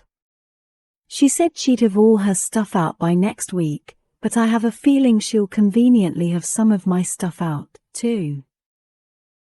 Who are you? She asks, looking Ryle up and down. Ryle Kincaid. I'm Lily's boyfriend. Lily's boyfriend. Did you hear that? Boyfriend. It's the first time he's confirmed it, and he said it so confidently. My boyfriend, huh?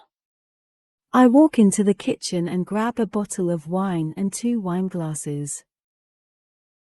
Ryle comes up behind me as I'm pouring the wine and snakes his arms around my waist. Yep. Your boyfriend. I hand him a glass of wine and say, so I'm a girlfriend. He holds up his glass and clinks it against mine. To the end of trial runs and the beginning of sure things. We're both smiling as we take a drink of our wine. Lucy stacks the boxes together and walks toward the front door. Looks like I got out right in time, she says. The door closes behind her and Ryle raises an eyebrow. I don't think your roommate likes me very much. You'd be surprised. I didn't think she liked me either, but yesterday she asked me to be a bridesmaid in her wedding. I think she's just hoping for free flowers, though. She's very opportunistic. Ryle laughs and leans against the refrigerator. His eyes fall to a magnet that says Boston on it. He pulls it off the refrigerator and raises an eyebrow. You'll never get out of Boston purgatory if you keep souvenirs of Boston on your fridge like a tourist. I laugh and grab the magnet, slapping it back on the fridge. I like that he remembers so much about the first night we met. It was a gift. It only counts as touristy if I bought it myself. He steps over to me and takes my glass of wine from my hands. He sets both of our glasses on the countertop, and then leans in and gives me a deep, passionate, drunken kiss. I can taste the tart fruitiness of the wine on his tongue and I like it. His hands go to the zipper on my onesie. Let's get you out of these clothes. He pulls me toward the bedroom, kissing me while we both struggle out of our clothes. By the time we make it to my bedroom, I'm down to my bra and panties. He shoves me against the door, and I gasp at the unexpectedness of it. Don't move, he says. He presses his lips to my chest, then begins to kiss me slowly as he makes his way down my body. Oh, Lord. Can this day seriously get any better? I run my hands through his hair, but he grabs my wrists and presses them against the door. He climbs back up my body, squeezing my wrists tightly. He raises an eyebrow in warning. I said, don't move. I try not to smile, but it's hard to disguise. He drags his mouth back down my body. He slowly lowers my panties to my ankles, but he told me not to move, so I don't kick them off. His mouth slides up my thigh until. Yeah. Best day ever. Chapter 13. Ryle, are you at home or still at work? Me, work. Should be done in about an hour. Ryle, can I come see you? Me, you know how people say there is no such thing as a stupid question? They're wrong. That was a stupid question. Ryle, smiley face. Half an hour later, he's knocking at the front door of the floral shop. I closed the shop almost 3 hours ago, but I'm still here, trying to get caught up on the chaos that was the first month. The store is still too new to get an accurate projection of how well or how bad it's doing. Some days are great and some are so slow I send Alyssa home. But overall, I'm happy with how it's gone so far. And happy with how things are going with Ryle. I unlock the door to let him in. He's in light blue scrubs again, and he still has a stethoscope around his neck. Fresh from work. Very nice touch. I swear, every time I see him straight off a shift, I have to hide the stupid grin on my face.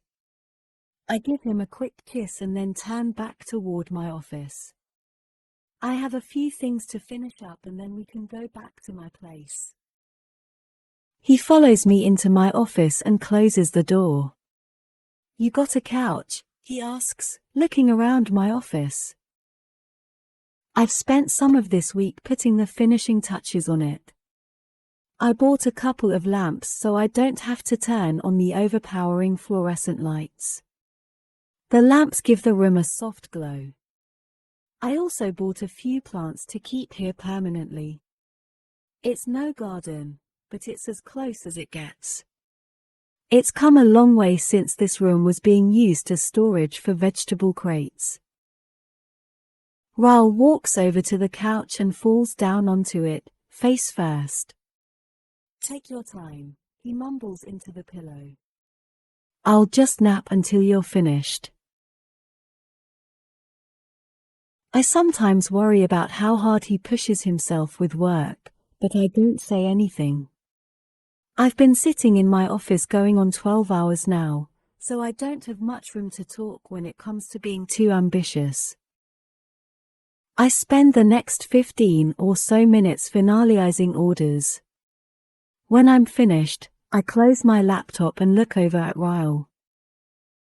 I thought he'd be asleep, but instead he's on his side with his head propped up on his hand. He's been watching me this whole time, and seeing the smile on his face makes me blush. I push my chair back and stand up. "Lily, I think I like you too much," he says as I make my way over to him. I scrunch up my nose as he sits up on the couch and pulls me onto his lap. "Too much?" That doesn't sound like a compliment. "That's because I don't know if it is," he says. He adjusts my legs on either side of him and then wraps his arms around my waist. This is my first real relationship. I don't know if I'm supposed to like you this much yet. I don't want to scare you away. I laugh. Like that could ever happen. You work way too much to smother me. He rubs his hands up my back. Does it bother you that I work too much?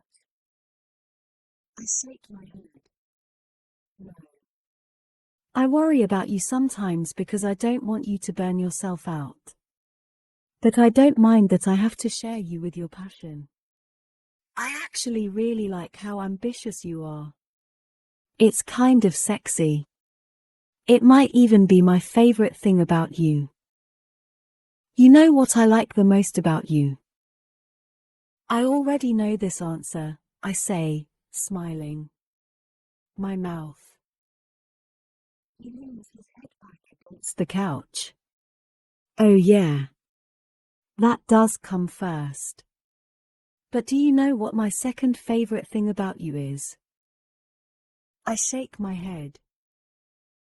You don't put pressure on me to be something I'm incapable of being.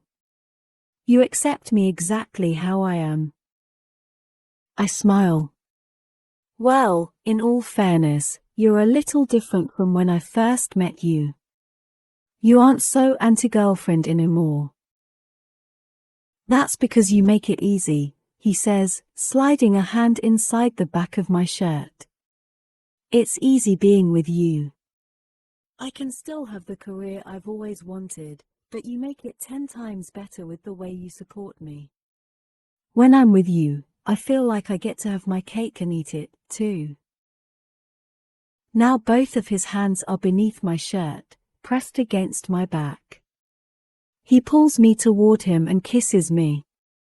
I grin against his mouth and whisper, "Is it the best cake you've ever tasted?"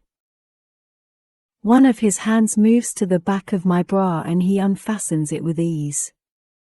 I'm pretty sure, but maybe I need another taste of it to be positive. He pulls my shirt and bra over my head. I begin to push myself off of him so I can pull off my jeans, but he pulls me back onto his lap. He grabs his stethoscope and puts it in his ears, then presses the diaphragm against my chest, right over my heart. "What's got your heart so worked up, Lily?" I shrug innocently. "It might have a little to do with you, Dr. Kincaid." He drops the end of the stethoscope and then lifts me off of him, pushing me back onto the couch. He spreads my legs and kneels down on the couch between them, placing the stethoscope against my chest again. His other hand to hold himself as he can feel my head. "I'd say you're at about 90 beats per minute," he says. "Is that good or bad?"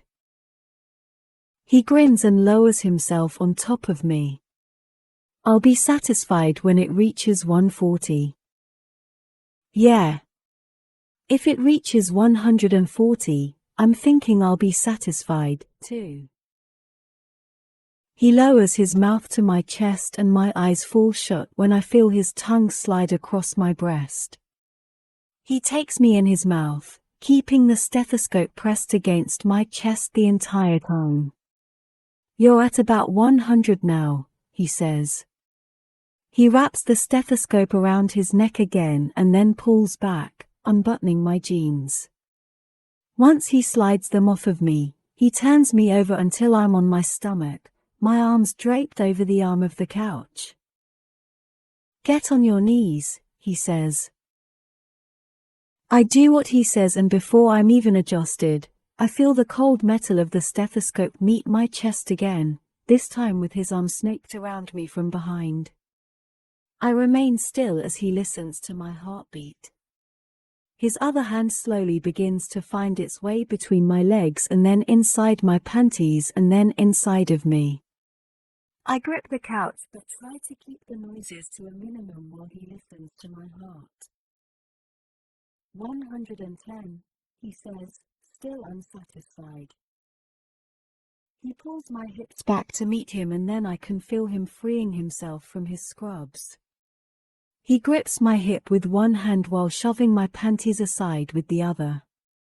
Then he pushes forward until he's all the way inside of me.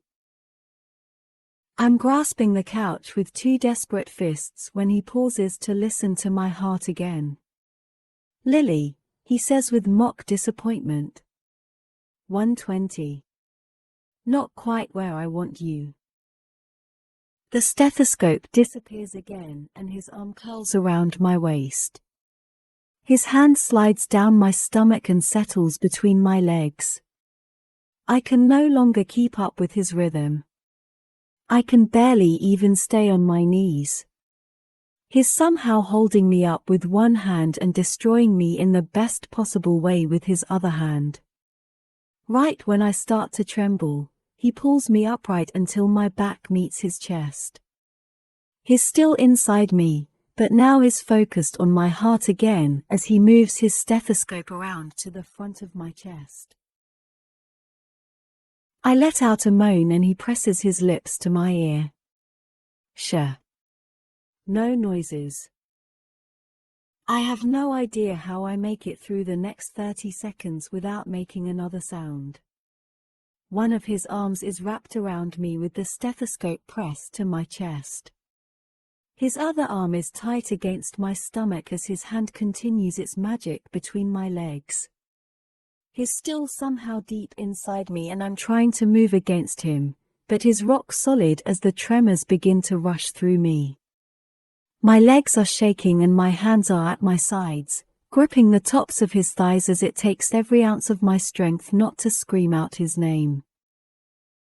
I'm still shaking when he lifts my hand and places the diaphragm against my wrist. After several seconds, he pulls the stethoscope away and tosses it to the floor. 150, he says with satisfaction.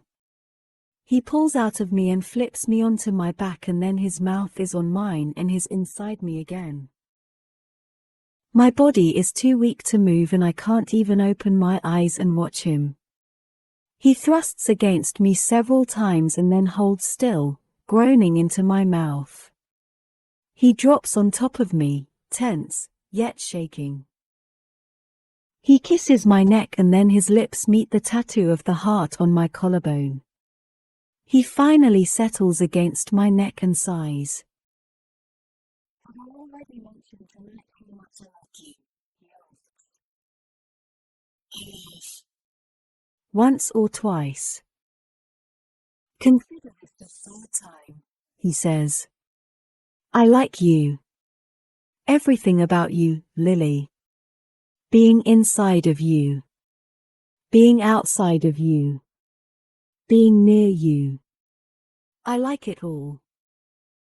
I smile, loving how his words feel against my skin. Inside my heart. I open my mouth to tell him I like him, too, but my voice is cut off by the sound of his phone. He groans against my neck and then pulls out of me and reaches for his phone. He pulls his scrubs back into place and laughs as he looks at his caller ID. It's my mother, he says, leaning over and kissing the top of my knee that's resting against the back of the couch. He tosses the phone aside and then stands and walks over to my desk, grabbing a box of tissues. This is always awkward, having to clean up after sex. But I can't say it's ever been this awkward before, knowing his mother is on the other end of that ring. Once all my clothes are back in place, he pulls me against him on the couch and I lie down on top of him, resting my head on his chest. It's after 10 now and I'm so comfortable I debate just sleeping here for the night. Ryle's phone makes another noise, alerting him to a new voicemail. The thought of seeing him interact with his mother makes me smile. Alyssa talks about their parents some, but I've never really talked to Ryle about them before. Do you get along with your parents? His arm is stroking mine gently. Yeah, I do. They're good people. We hit a rough patch when I was a teenager, but we worked through it. I talk to my mother almost daily now. I fold my arms over his chest and rest my chin on them, looking up at him. Will you tell me more about your mother? Alyssa told me they moved to England a few years ago, and that they were in Australia on vacation, but that was like a month ago. He laughs. My mother. Well, my mother is very overbearing. Very judgmental, especially of the people she loves the most. She's never missed a single church service. And I have never heard her refer to my father as anything other than Dr. Kincaid. Despite the warnings, he smiles the whole time he talks about her. Your father is a doctor, too?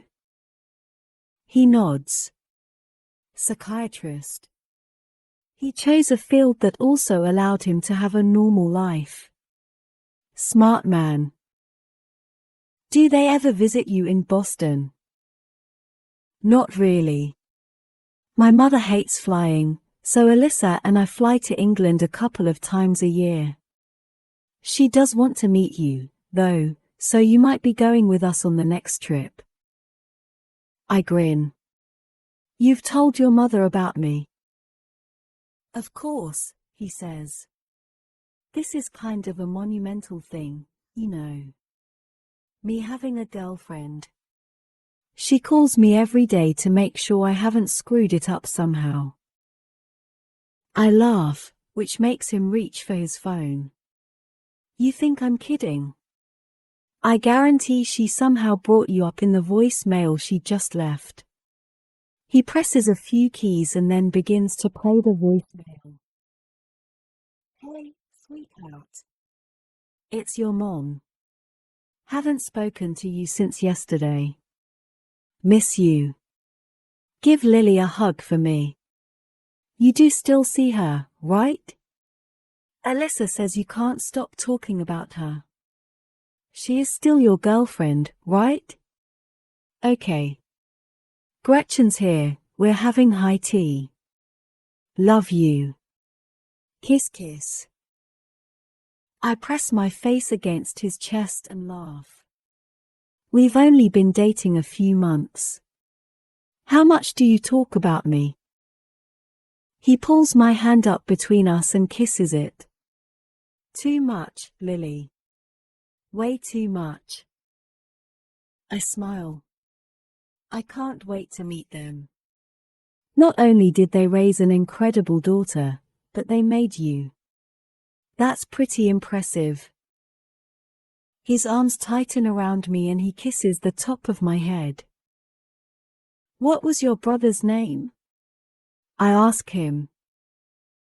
I can feel a slight stiffness in him after I ask that. I regret bringing it up, but it's too late to take it back. Emerson. I can tell by his voice that it's not something he wants to talk about right now. Instead of pressing it further, I lift my head and scoot forward, pressing my mouth to his. I should know better. Kisses can't seem to stop at just kisses when it comes to me and Ryle. In a matter of minutes, he's inside of me again, but this time it's everything the other time wasn't. This time we make love. Chapter 14. My phone rings.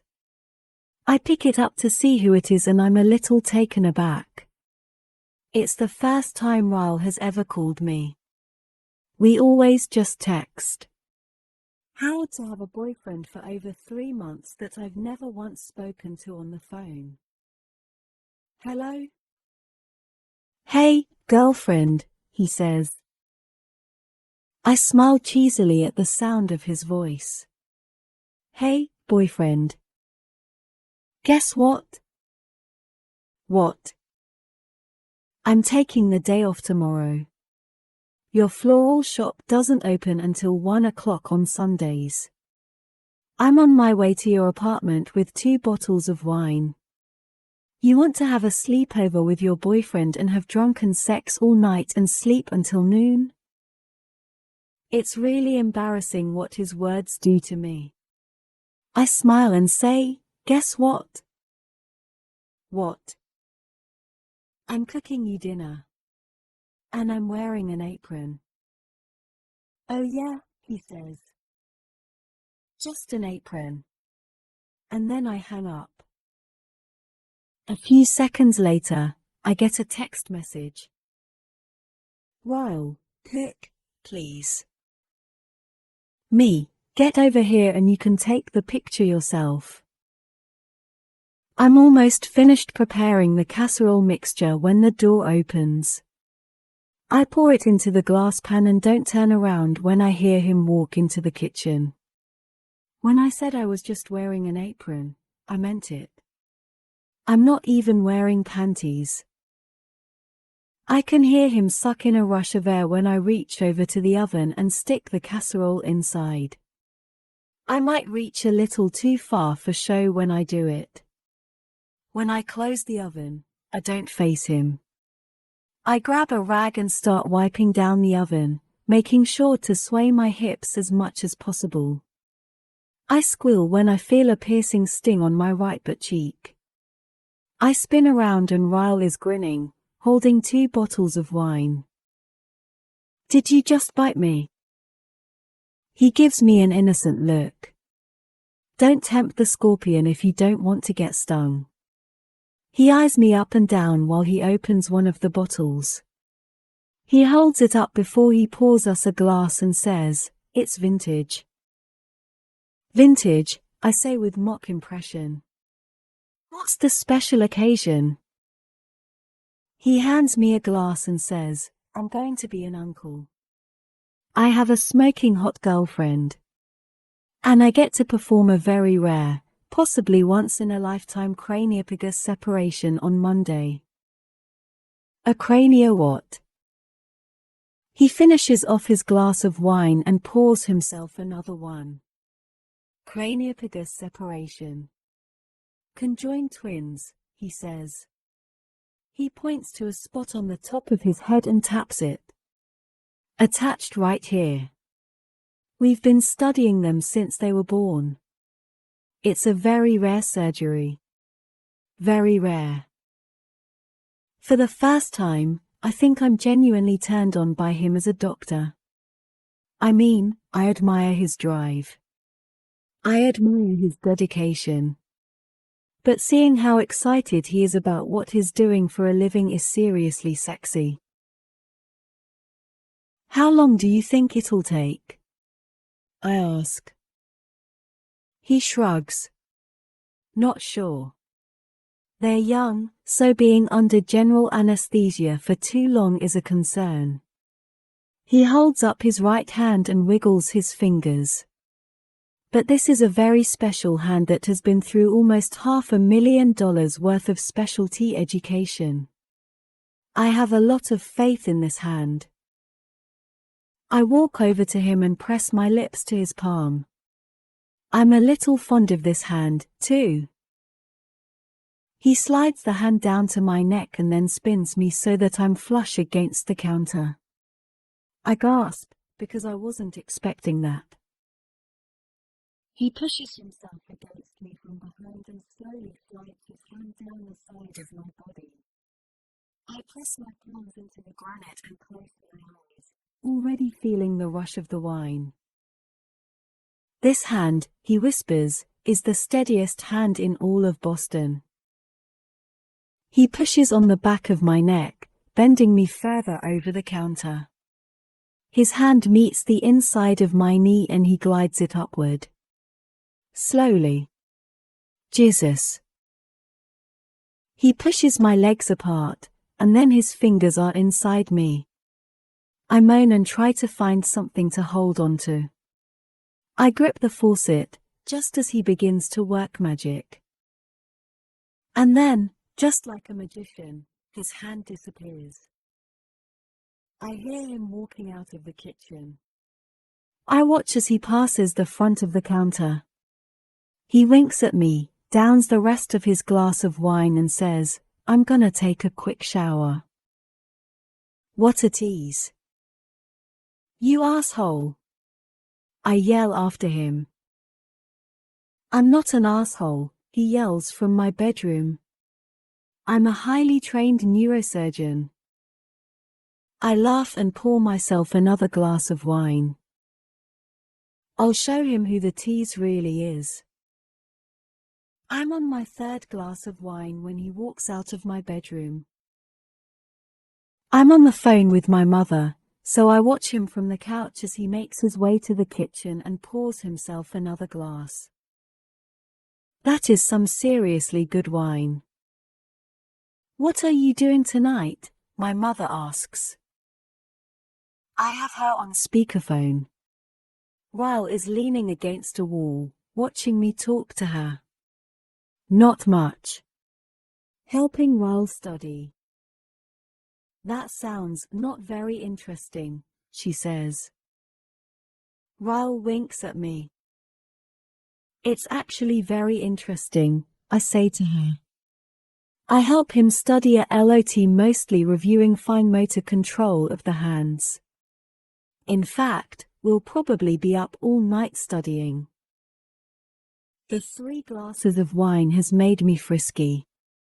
I can't believe I'm flirting with him while I'm on the phone with my mother. Gross.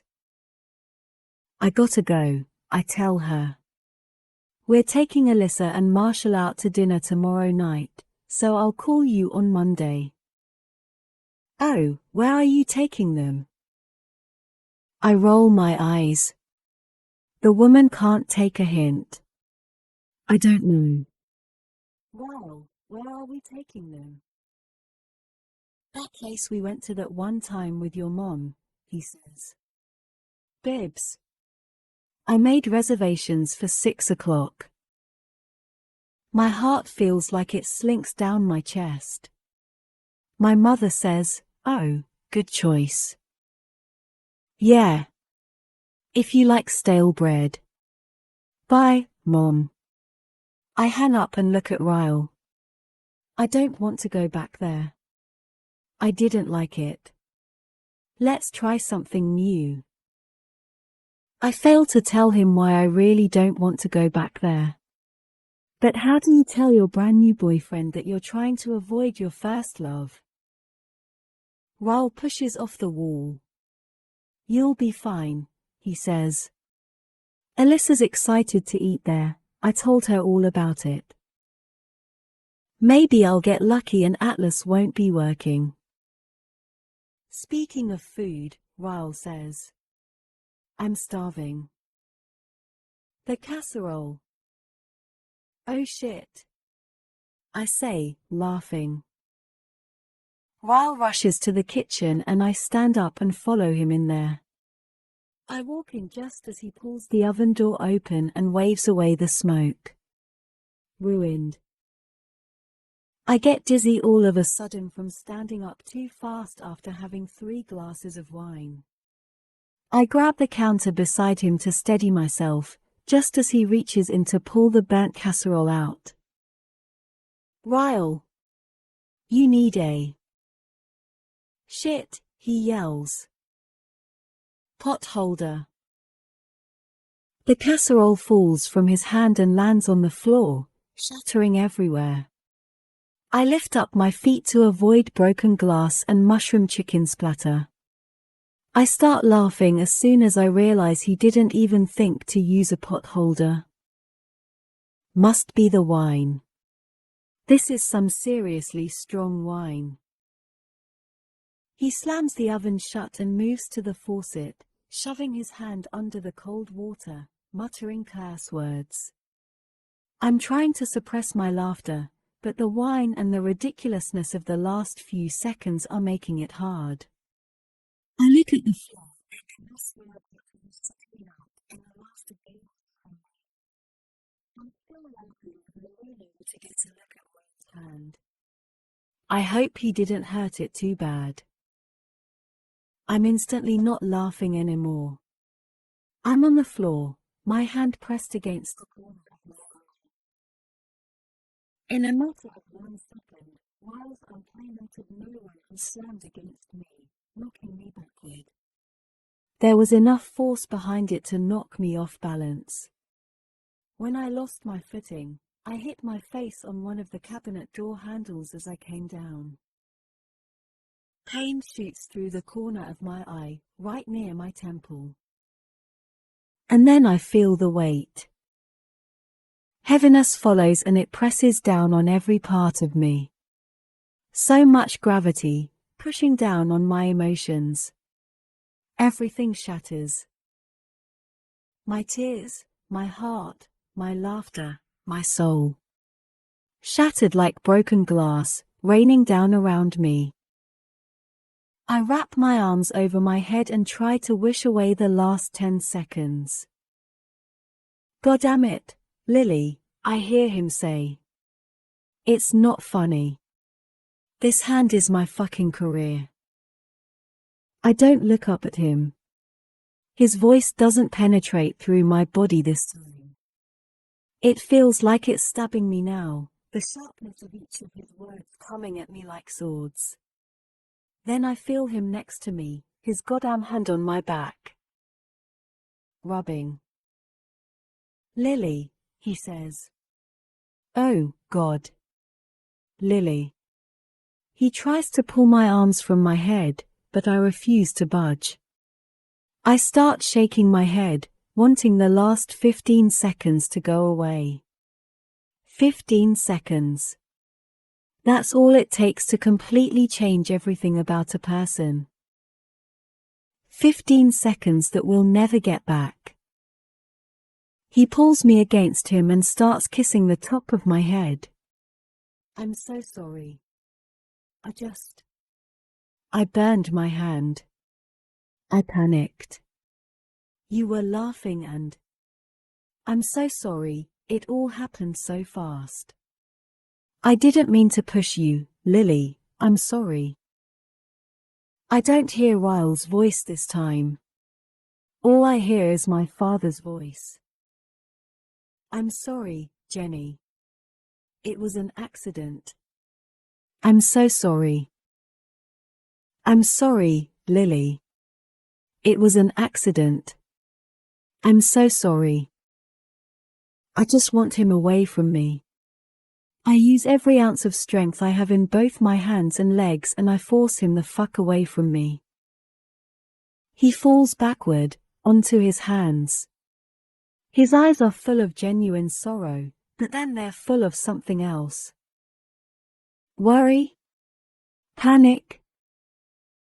He slowly pulls up his right hand and it's covered in blood. Blood is trickling out of his palm, down his wrist. I look at the floor, at the shattered pieces of glass from the casserole dish. His hand. I just pushed him onto glass. He turns around and pulls himself up. He sticks his hand under the stream of water and starts rinsing away the blood. I stand up, just as he pulls a sliver of glass out of his palm and tosses it on the counter. I'm full of so much anger, but somehow, concern for his hand still finds its way out. I grab a towel and shove it into his fist. There's so much blood. It's his right hand. His surgery Monday. I try to help stop the bleeding, but I'm shaking too bad. Ryle, your hand. He pulls the hand away and, with his good hand, he lifts my chin. Fuck the hand, Lily. I don't care about my hand. Are you okay? He's looking back and forth between my eyes frantically as he assesses the cut on my face. My shoulders begin to shake and huge, hurt-filled tears spill down my cheeks. No. I'm a little in shock, and I know he can hear my heart breaking with just that one word, because I can feel it in every part of me. Oh my God. You pushed me, Ryle. You. The realization of what has just happened hurts worse than the actual action. Ryle wraps his arm around my neck and desperately holds me against him. I'm so sorry, Lily. God, I'm so sorry. He buries his face against my hair, squeezing me with every emotion inside of him. Please don't hate me. Please. His voice slowly starts to become Ryle's voice again, and I feel it in my stomach, in my toes. His entire career depends on his hand, so it has to say something that is not even worried about it. Right? I'm so confused. There's too much happening. The smoke, the wine, the broken glass, the food splattered everywhere, the blood, the anger, the apologies, it's too much. I'm so sorry, he says again. I pull back and his eyes are red and I've never seen him look so sad. I panicked. I didn't mean to push you away, I just panicked. All I could think about was the surgery Monday and my hand and... I'm so sorry. He presses his mouth to mine and breathes me in. He's not like my father. He can't be. He's nothing like that uncaring bastard. We're both upset and kissing and confused and sad. I've never felt anything like this moment, so ugly and painful. But somehow the only thing that eases the hurt just caused by this man is this man. My tears are soothed by his sorrow, my emotions soothed with his mouth against mine, his hand gripping me like he never wants to let go. I feel his arms go around my waist and he picks me up, carefully stepping through the mess we've made. I can't tell if I'm more disappointed in him or myself. Him for losing his temper in the first place or me for somehow finding comfort in his apology. He carries me and kisses me all the way to my bedroom. He's still kissing me when he lowers me to the bed and whispers, "I'm sorry, Lily." He moves his lips to the spot on my eye that hit the cabinet, and he kisses me there. "I'm so sorry." His mouth is on mine again, hot and wet, and I don't even know what's happening to me. I'm hurting so much on the inside, yet my body craves his apology in the form of his mouth and hands on me. I want to lash out at him and react like I always wish my mother would have reacted when my father hurt her, but deep down I want to believe that it really was an accident. Ryle isn't like my father. He's nothing like him. I need to feel his sorrow, his regret. I get both of these things in the way he kisses me. I spread my legs for him and his sorrow comes in another form. Slow, apologetic thrusts inside of me. Every time he enters me, he whispers another apology. And by some miracle, every time he pulls out of me, my anger leaves with him. He's kissing my shoulder, my cheek, my eye. He's still on top of me, touching me gently.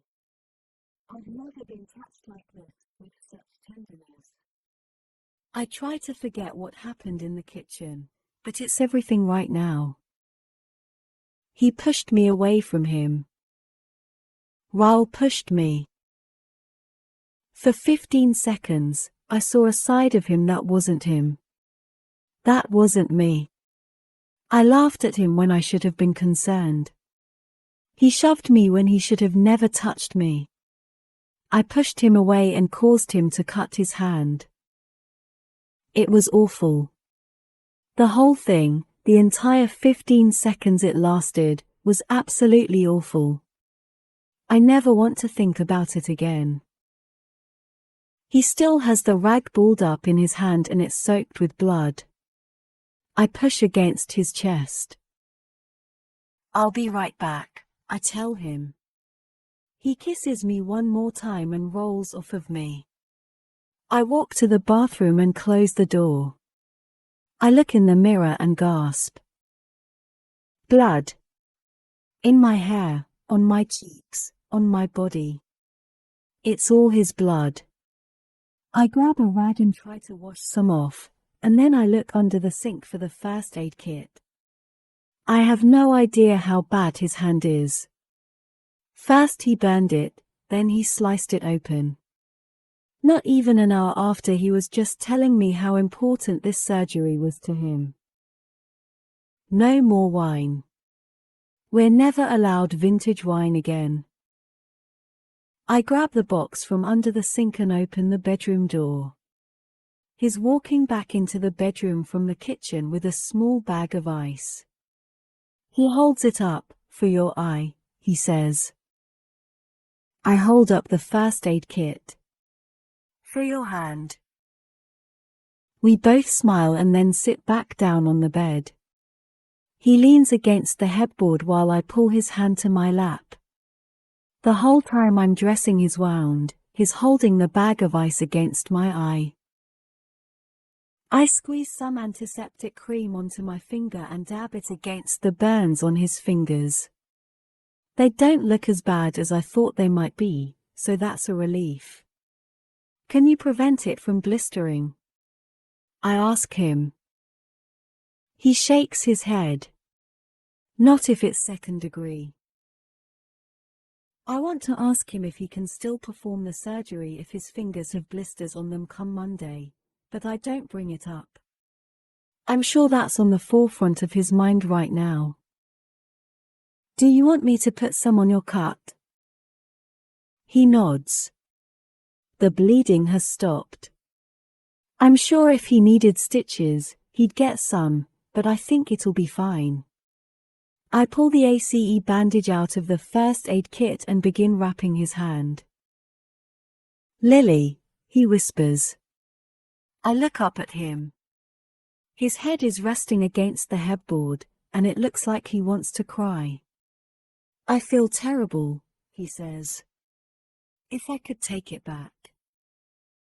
I know, I say, cutting him off. I know, Ryle. It was terrible. You pushed me. You made me question everything I thought I knew about you. But I know you feel bad about it. We can't take it back. I don't want to bring it up again. I secure the bandage around his hand and then look him in the eye. But Ryle, if anything like that ever happens again, I'll know that this time wasn't just an accident. And I'll leave you without a second thought. He stares at me for a long time, his eyebrows drawn apart in regret. He leans forward and presses his lips against mine. It won't happen again, Lily.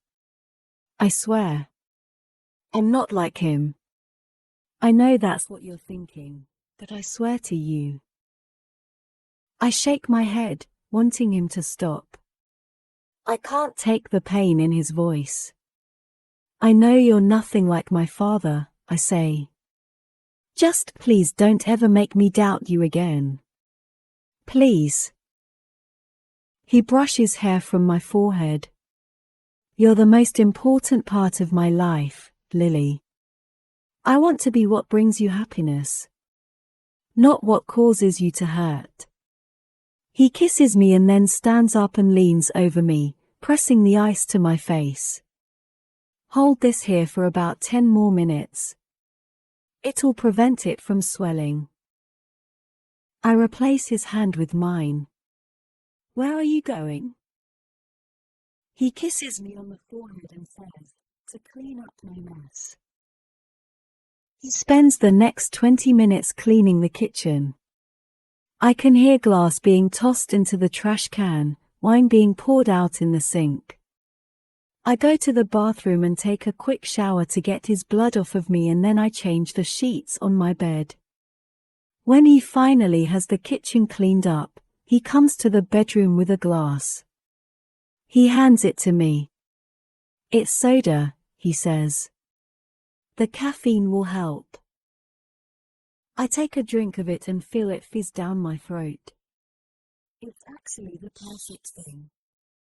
I take another drink and set it on my nightstand. What's it help with? The hangover? Ryle slides into bed and pulls the covers over us. He shakes his head. No, I don't think soda actually helps anything. My mom just used to give me a soda after I'd had a bad day, and it always made me feel a little better. I smile. Well, it worked. He brushes his hand down my cheek, and I can see in his eyes and in the way he touches me that he deserves at least one chance at forgiveness. I feel if I don't find a way to forgive him, I'll somewhat be placing blame on him for the resentment I still hold for my father. He's not like my father. Ryle loves me. He's never come out and said it before, but I know he does. And I love him. What happened in the kitchen tonight is something I'm confident won't happen again. Not after seeing how upset he is that he hurt me. All humans make mistakes. What determines a person's character aren't the mistakes we make. It's how we take those mistakes and turn them into lessons rather than excuses. Ryle's eyes somehow grow even more sincere, and he leans over and kisses my hand. He settles his head into the pillow, and we just lie there, staring at each other, sharing this unspoken energy that fills all the holes the night has left in us. After a few minutes, he squeezes my hand. Lily, he says, brushing his thumb over mine. I'm in love with you. I feel his words in every part of me. And when I whisper, I love you, too, it's the most naked truth I've ever spoken to him. Chapter 15. I arrive at the restaurant 15 minutes late. Right when I was about to close tonight, I had a customer come in to order flowers for a funeral. I couldn't turn them away because, sadly, funerals are the best business for florists. Ryle waves me over to the table and I walk straight to them, doing my best not to look around. I don't want to see Atlas. I tried twice to get them to change the restaurant location, but Alyssa was hell-bent on eating here after Ryle told her how good it was. I slide into the booth and Ryle leans over and kisses me on the cheek. "Hey, girlfriend." Alyssa groans. "God, you guys are so cute, it's sickening." I smile at her, and her eyes immediately go to the corner of my eye. It doesn't look as bad as I thought it might today, which is probably due to Ryle forcing me to keep ice on it. "Oh my God," Alyssa says. "Ryle told me what happened, but I didn't think it was that bad." I glance at Ryle, wondering what he told her. The truth. He smiles and says, "When she slipped, it was so graceful you'd think she was a ballerina." A lie. Fair enough. I would have done the same thing. It was pretty pathetic, I say with a laugh. Somehow, we get through dinner without a hitch. No sign of Atlas, no thoughts of last night, and Ryle and I both avoid the wine. After we're finished with our food, our waiter approaches the table. "Care for dessert?" he asks. I shake my head, but Alyssa perks up. "What do you have?" Marshall looks just as interested. "We're eating for two, so we'll take anything chocolate," he says. The waiter nods, and when he walks away, Alyssa looks at Marshall. "This baby is the size of a bedbug right now. You better not encourage bad habits for the next several months." The waiter returns with a dessert cart. "The chef gives all expectant mothers dessert on the house," he says. "Congratulations." "He does?" Alyssa says, perking up. "Guess that's why it's called Bibs," Marshall says. "Chef likes the babies." We all look at the cart. "Oh, God," I say, looking at the options. "This is my new favorite restaurant," Alyssa says. We pick out 3 desserts for the table. The 4 of us spend the time waiting for it to be served, discussing baby names. "No," Alyssa says to Marshall. "We're not naming this baby after a state." "But I love Nebraska," he whines. "Idaho?" Alyssa drops her head in her hands. "This is going to be the demise of our marriage." "Demise," Marshall says. "That's actually a good name."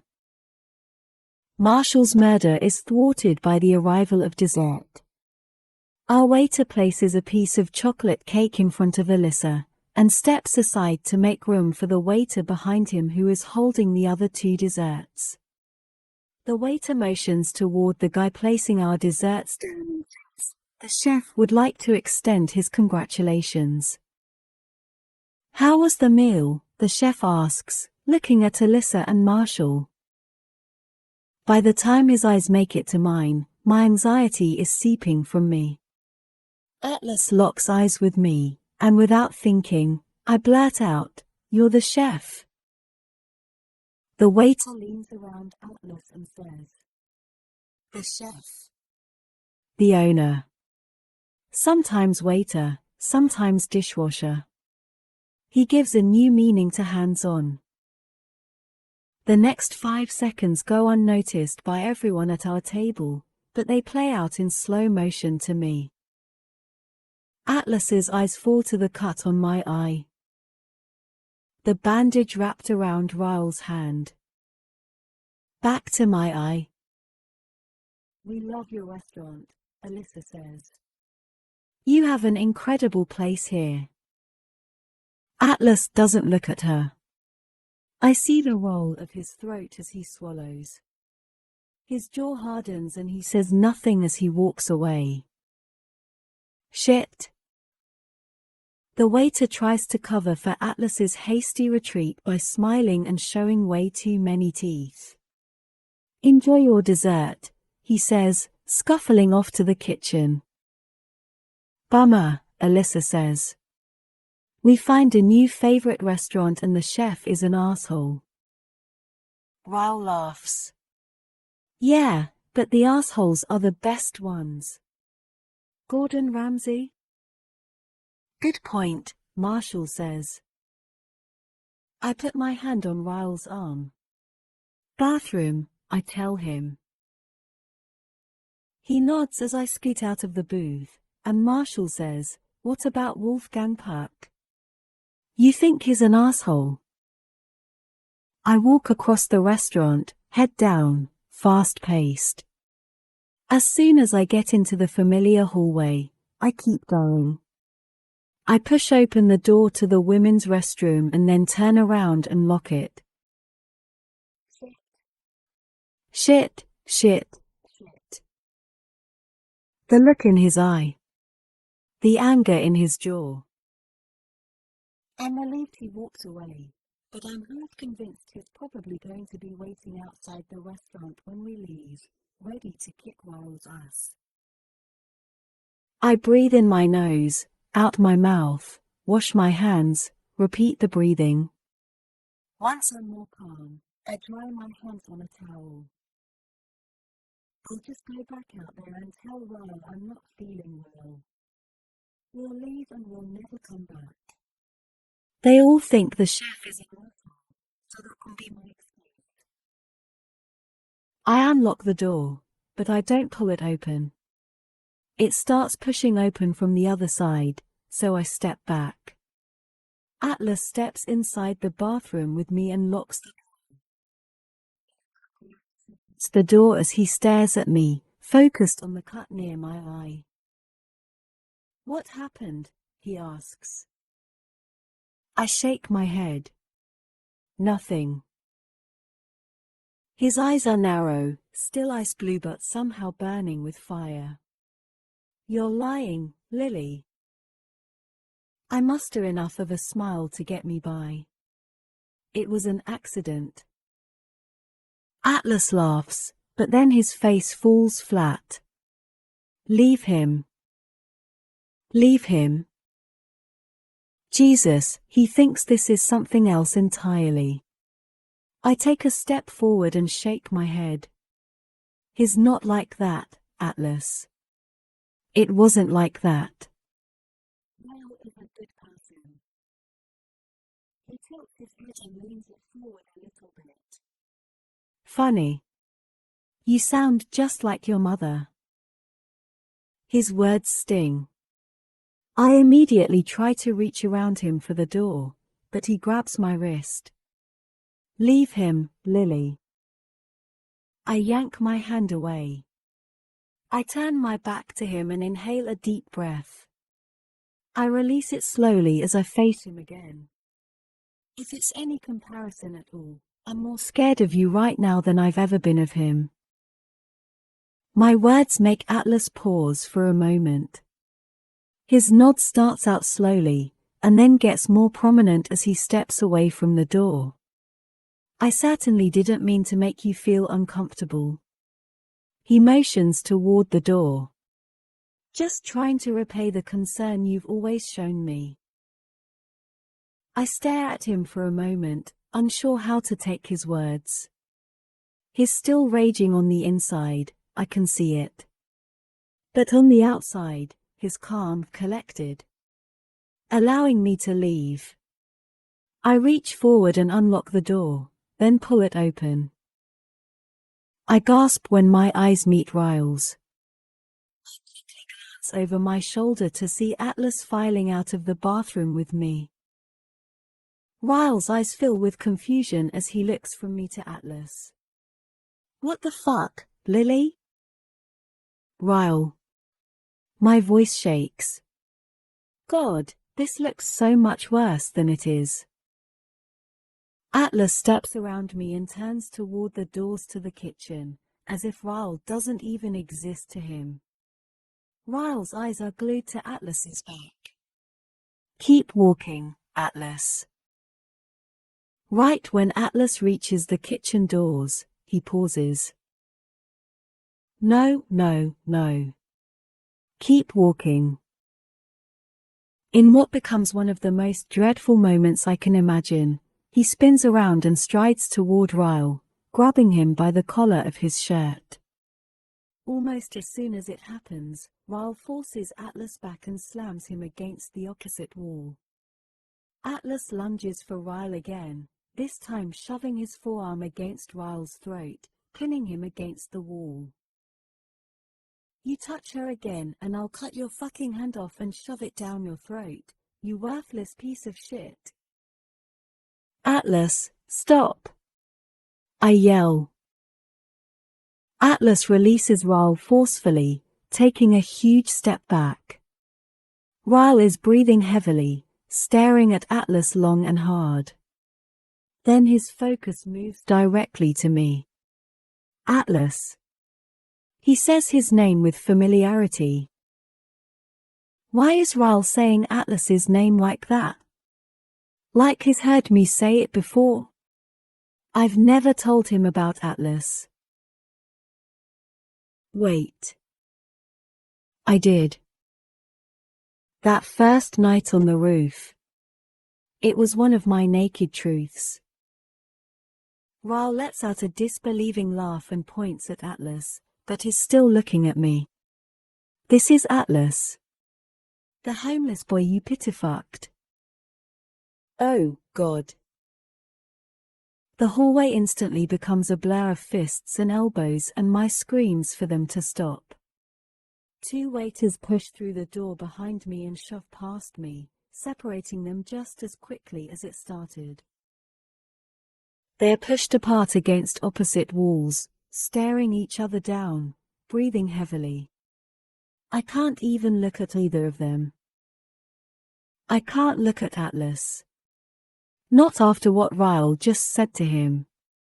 I also can't look at Ryle because he's probably thinking the absolute worst possible thing right now. Out!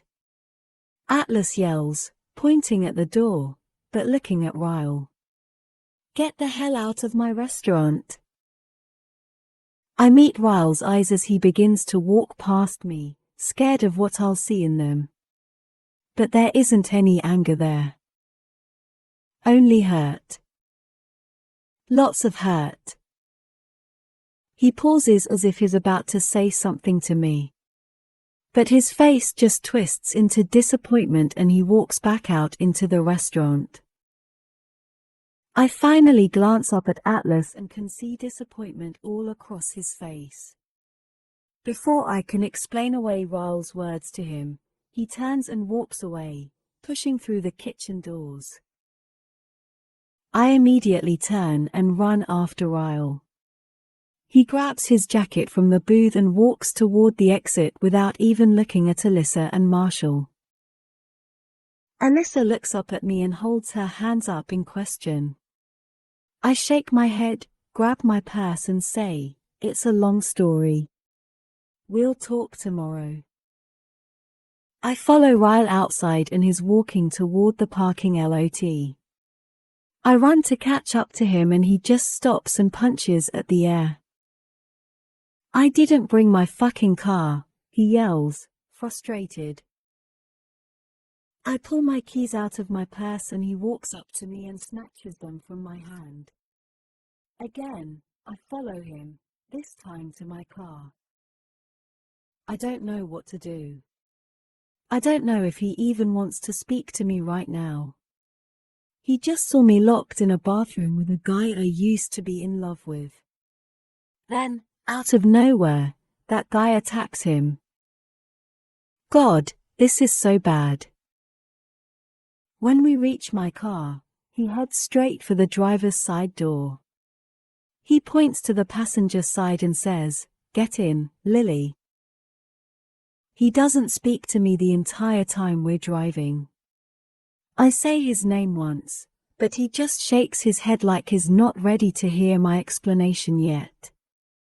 When we pull into my parking garage, he gets out of the car as soon as he turns it off, like he can't get away from me fast enough.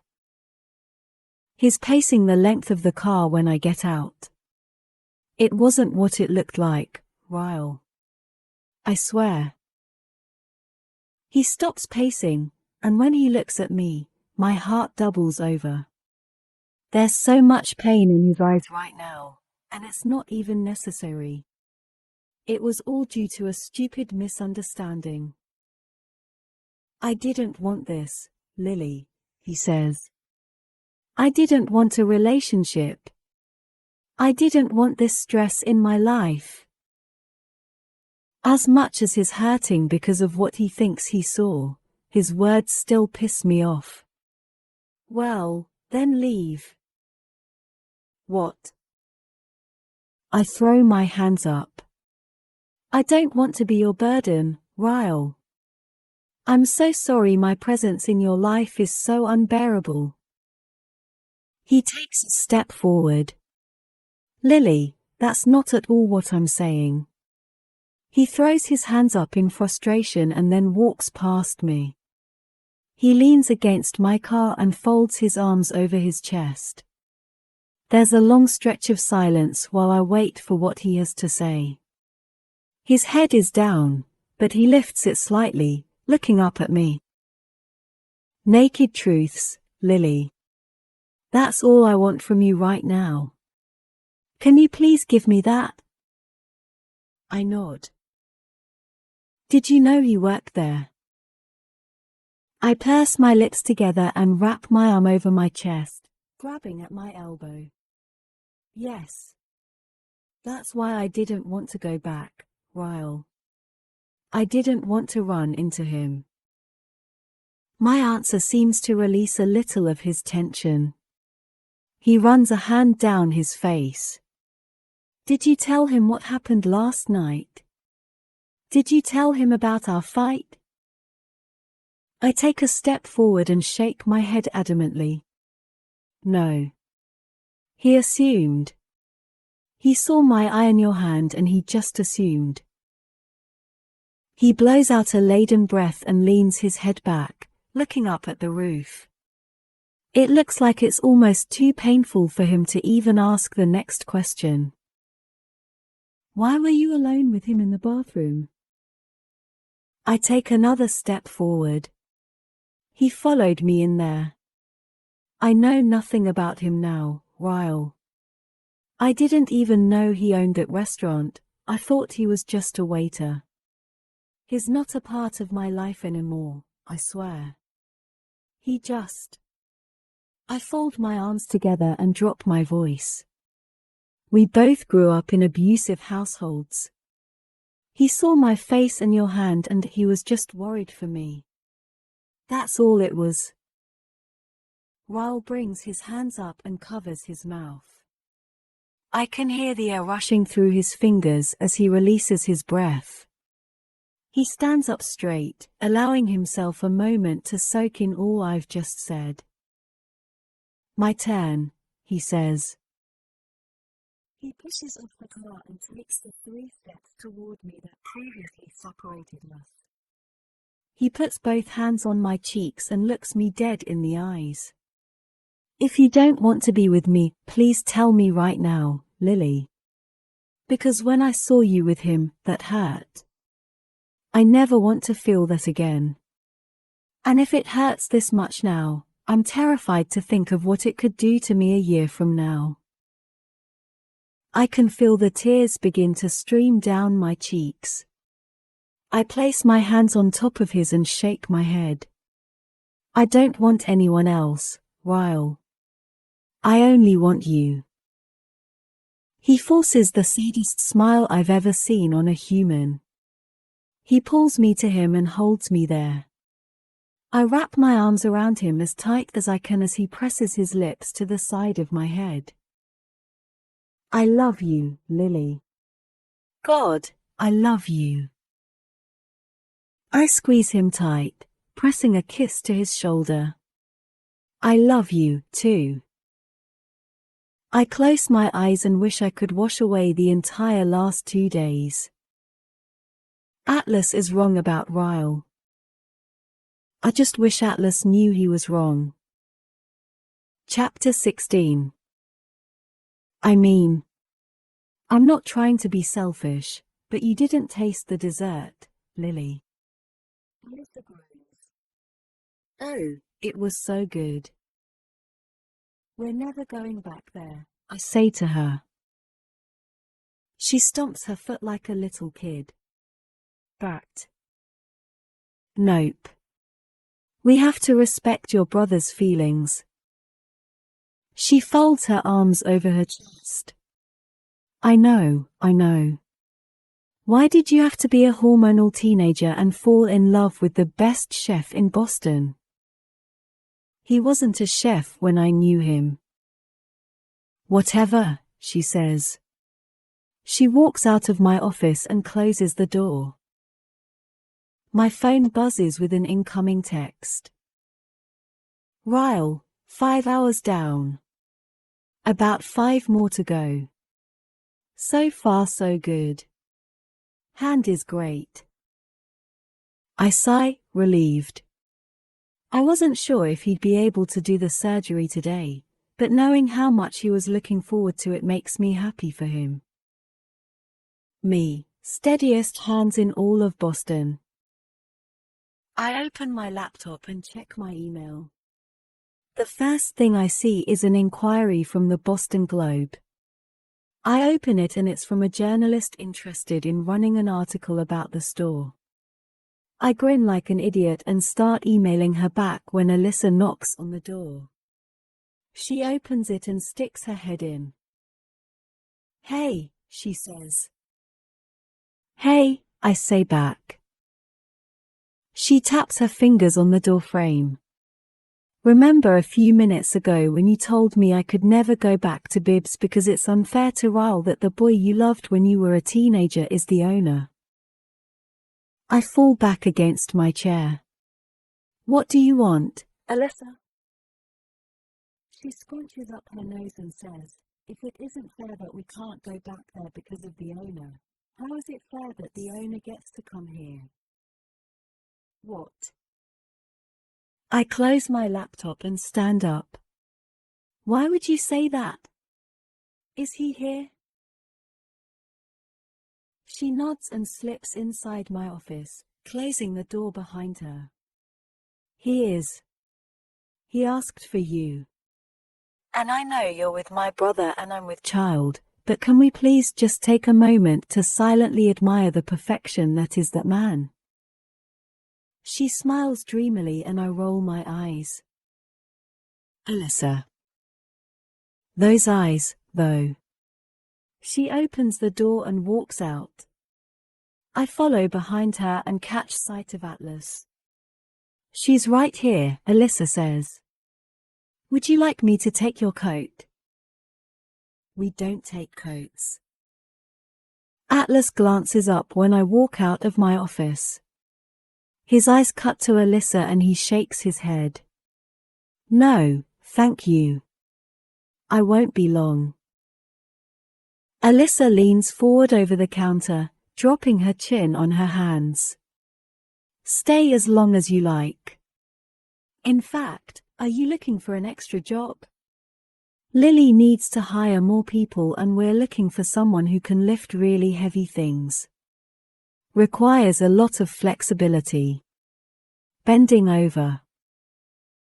I narrow my eyes at Alyssa and mouth, enough. She shrugs innocently.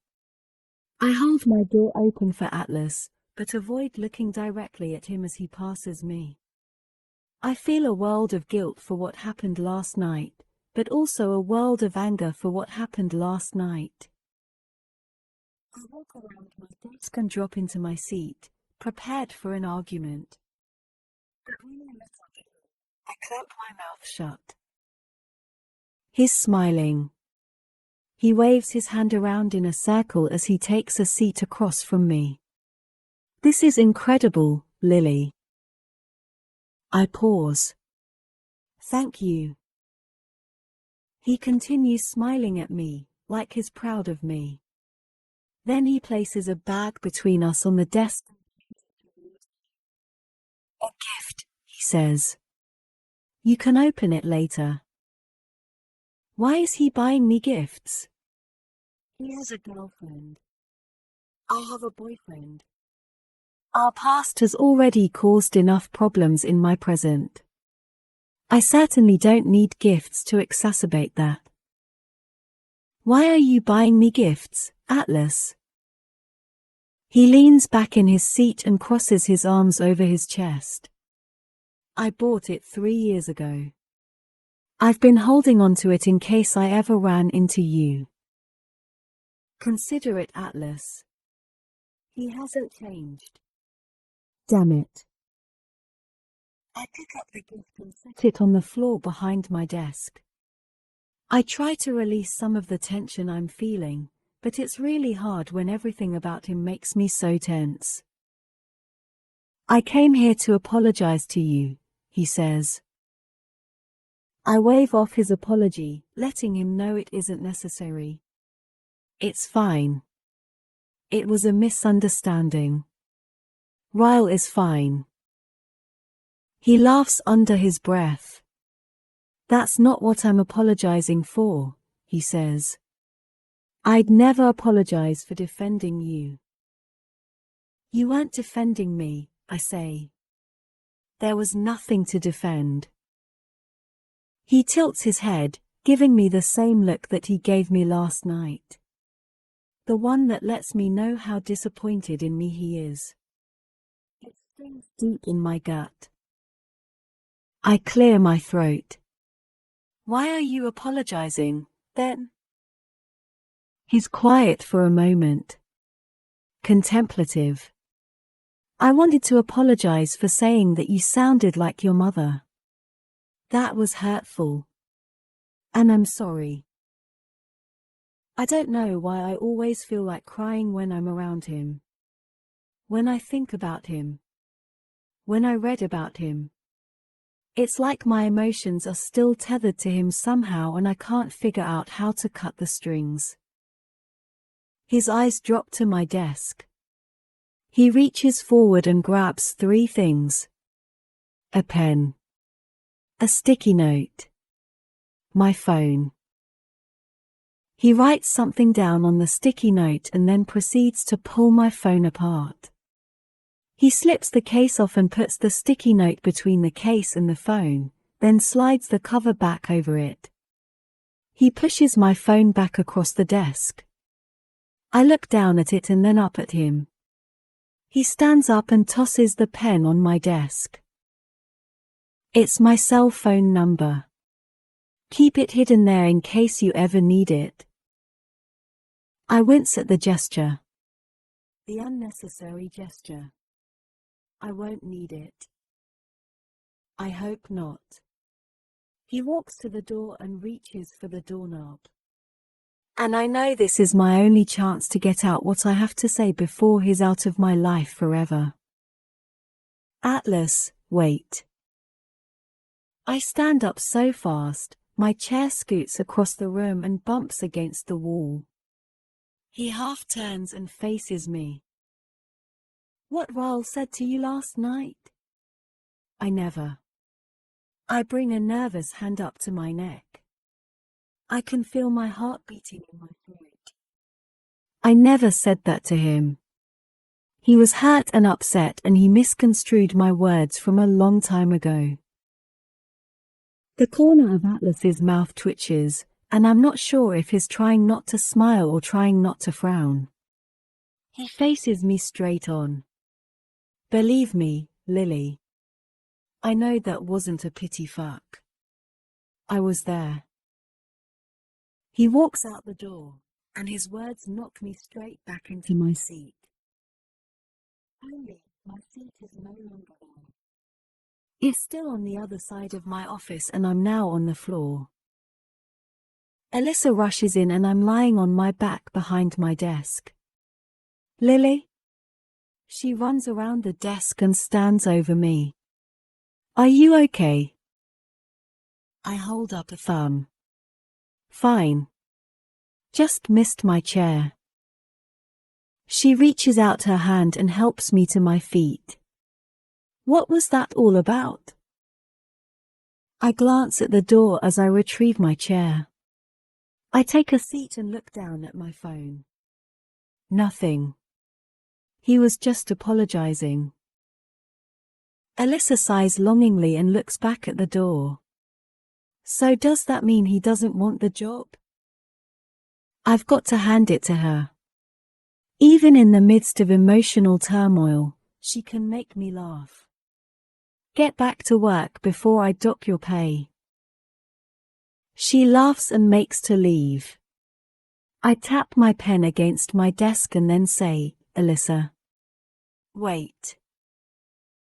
I know, she says, cutting me off.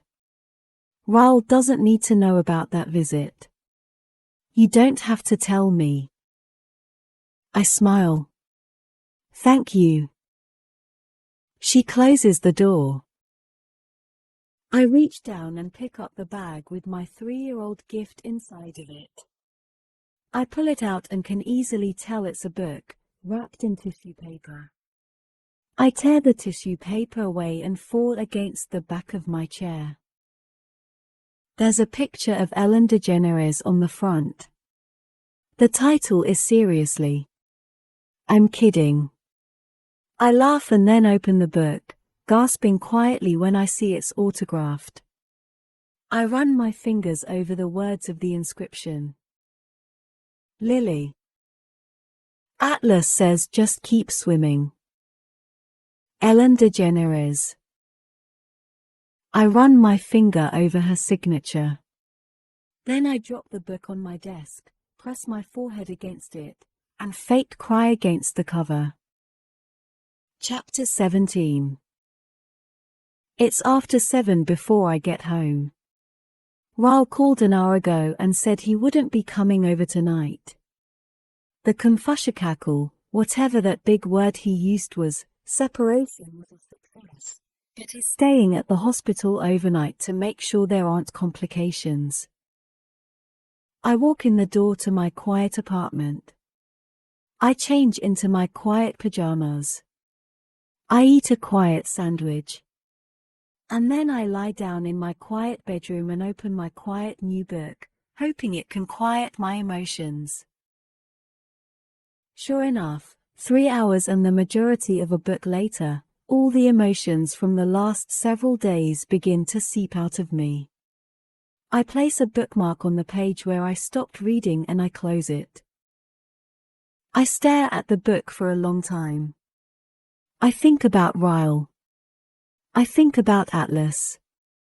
I think about how sometimes, no matter how convinced you are that your life will turn out a certain way, all that certainty can be washed away with a simple change in tide. I take the book Atlas bought me and put it in the closet with all my journals. Then I pick up the one that's filled with memories of him. And I know it's finally time to read the last entry I wrote. Then I can close the book for good. Dear Ellen, most of the time I'm thankful you don't know I exist and that I've never really mailed you any of these things I write to you. But sometimes, especially tonight, I wish you did. I just need someone to talk to about everything I'm feeling. It's been 6 months since I've seen Atlas and I honestly don't know where he is or how he's doing. So much has happened since the last letter I wrote to you, when Atlas moved to Boston. I thought it was the last time I'd see him for a while, but it wasn't. I saw him again after he left, several weeks later. It was my 16th birthday and when he showed up, it became the absolute best day of my life. And then the absolute worst. It had been exactly 42 years.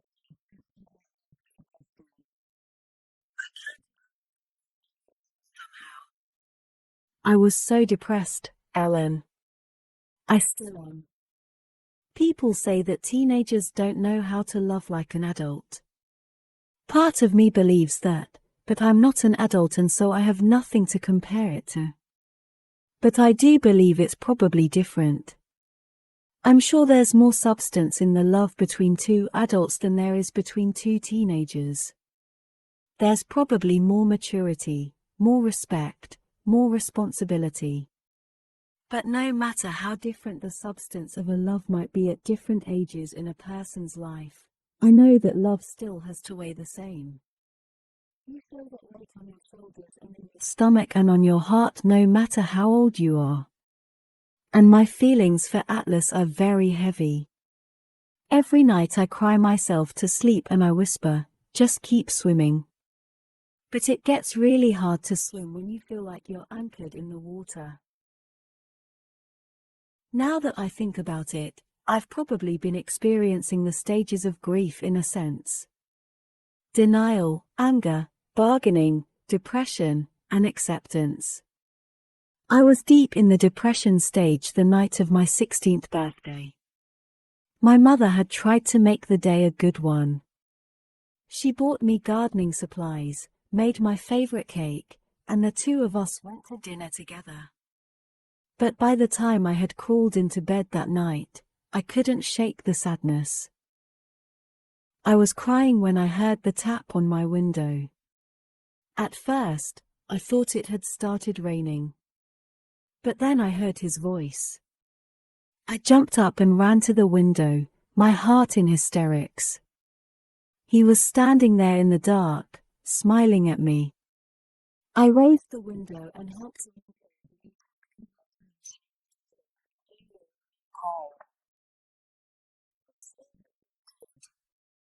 I could tell when I hugged him that he'd put on some much-needed weight in just the 6 weeks since I'd last seen him. He pulled back and wiped the tears off my cheeks. Why are you crying, Lily?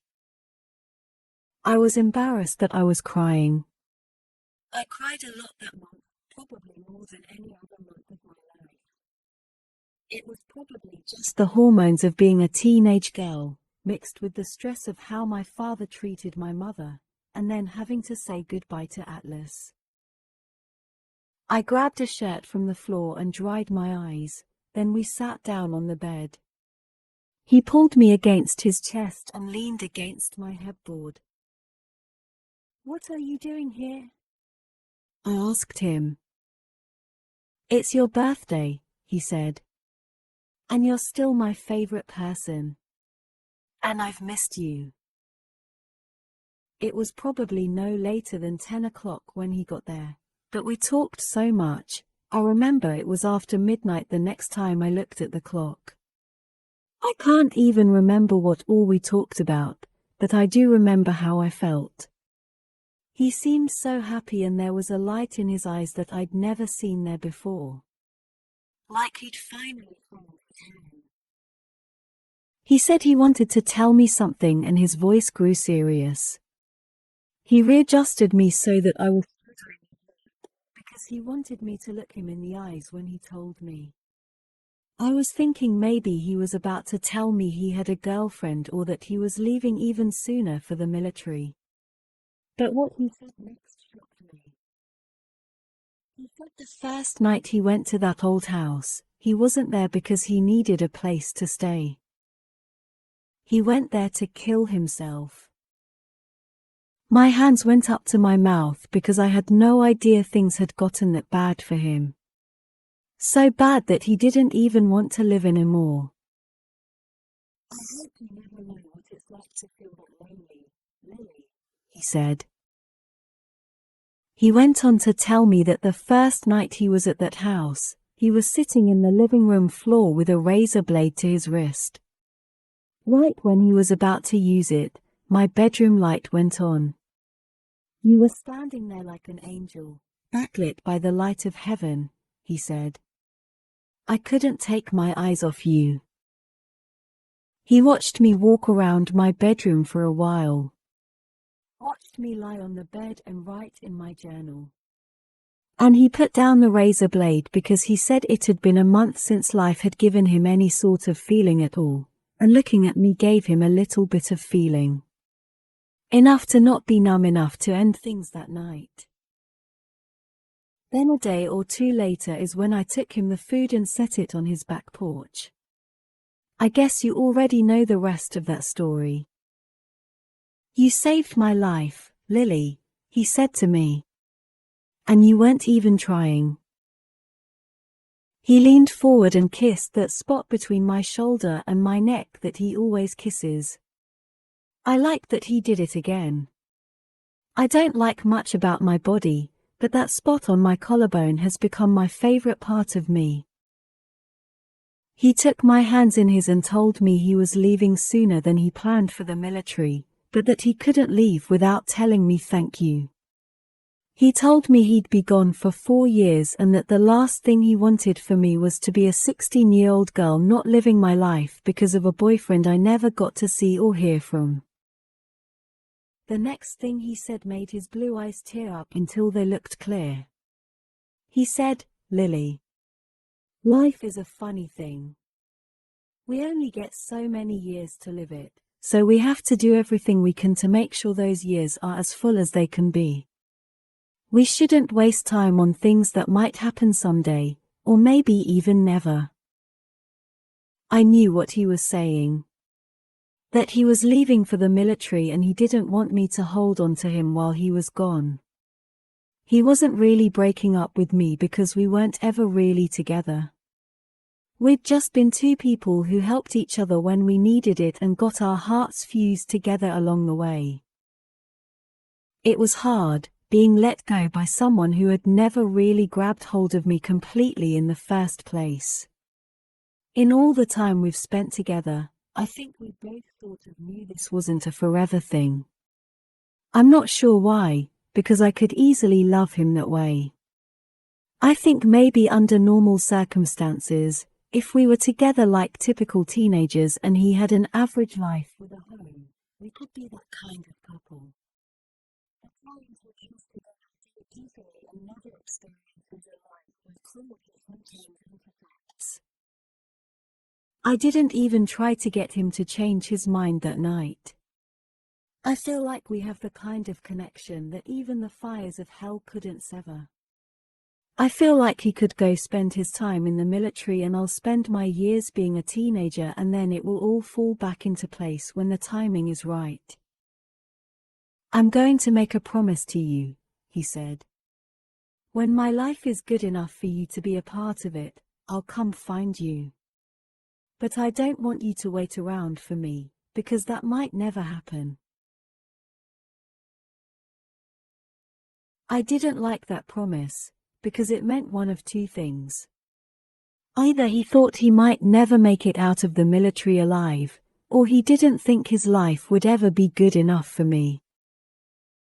His life was already good enough for me, but I nodded my head and forced a smile. "If you don't come back for me, I'll come for you. And it won't be pretty, Atlas Corrigan." He laughed at my threat. "Well, it won't be too hard to find me. You know exactly where I'll be." I smiled. "Where everything is better." He smiled back. "In Boston." And then he kissed me.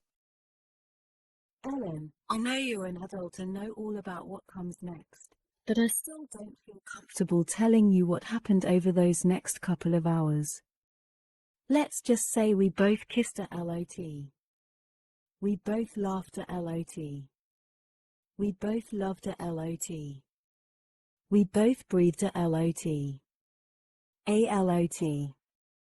And we both had to cover our mouths and be as quiet and still as we could so we wouldn't get caught.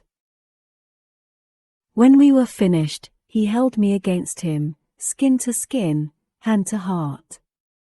He kissed me and looked straight in my eyes. "I love you, Lily. Everything you are. I love you." I know those words get thrown around a lot, especially by teenagers. A lot of times prematurely and without much merit. But when he said them to me, I knew he wasn't saying it like he was in love with me. It wasn't that kind of "I love you." Imagine all the people you meet in your life. There are so many. They come in like waves, trickling in and out with the tide. Some waves are much bigger and make more of an impact than others. Sometimes the waves bring with them things from deep in the bottom of the sea, and they leave those things tossed onto the shore. Imprints against the grains of sand that prove the waves had once been there, long after the tide recedes. That was what Atlas was telling me when he said "I love you." He was letting me know that I was the biggest wave he'd ever come across. And I brought so much with me that my impressions would always be there, even when the tide rolled out. After he said he loved me, he told me he had a birthday present for me. He pulled out a small brown bag. It isn't much, but it's all I could afford. I opened the bag and pulled out the best present I'd ever received. It was a magnet that said Boston on the top. At the bottom in tiny letters, it said "Where everything is better." I told him I would keep it forever, and every time I look at it I'll think of him. When I started out this letter, I said my 16th birthday was one of the best days of my life. Because up until that second, it was the next few minutes that weren't. Before Atlas had shown up that night, I wasn't expecting him, so I didn't think to lock my bedroom door. My father heard me in there talking to someone, and when he threw open my door and saw Atlas in bed with me, he was angrier than I'd ever seen him. And Atlas was at a disadvantage by not being prepared for what came next. I'll never forget that moment for as long as I live. Being completely helpless as my father came down on him with a baseball bat.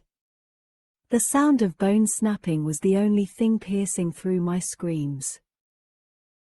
I still don't know who called the police. I'm sure it was my mother, but it's been 6 months and we still haven't talked about that night.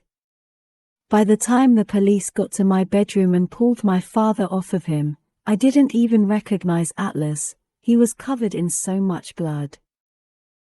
I was hysterical. Hysterical.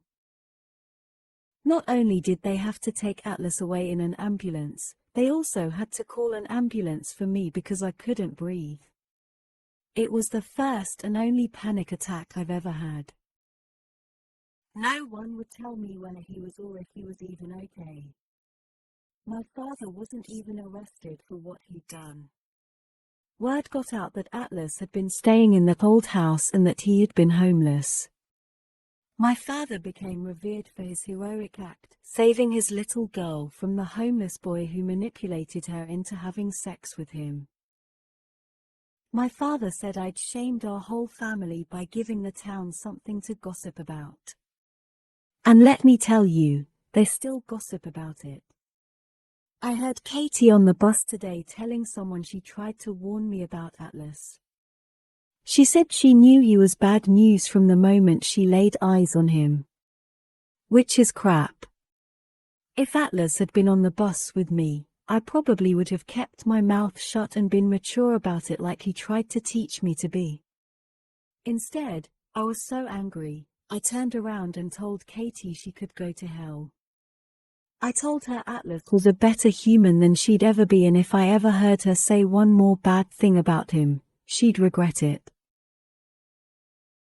She just rolled her eyes and said, "Jesus, Lily. Did he brainwash you? He was a dirty, thieving homeless kid who was probably on drugs.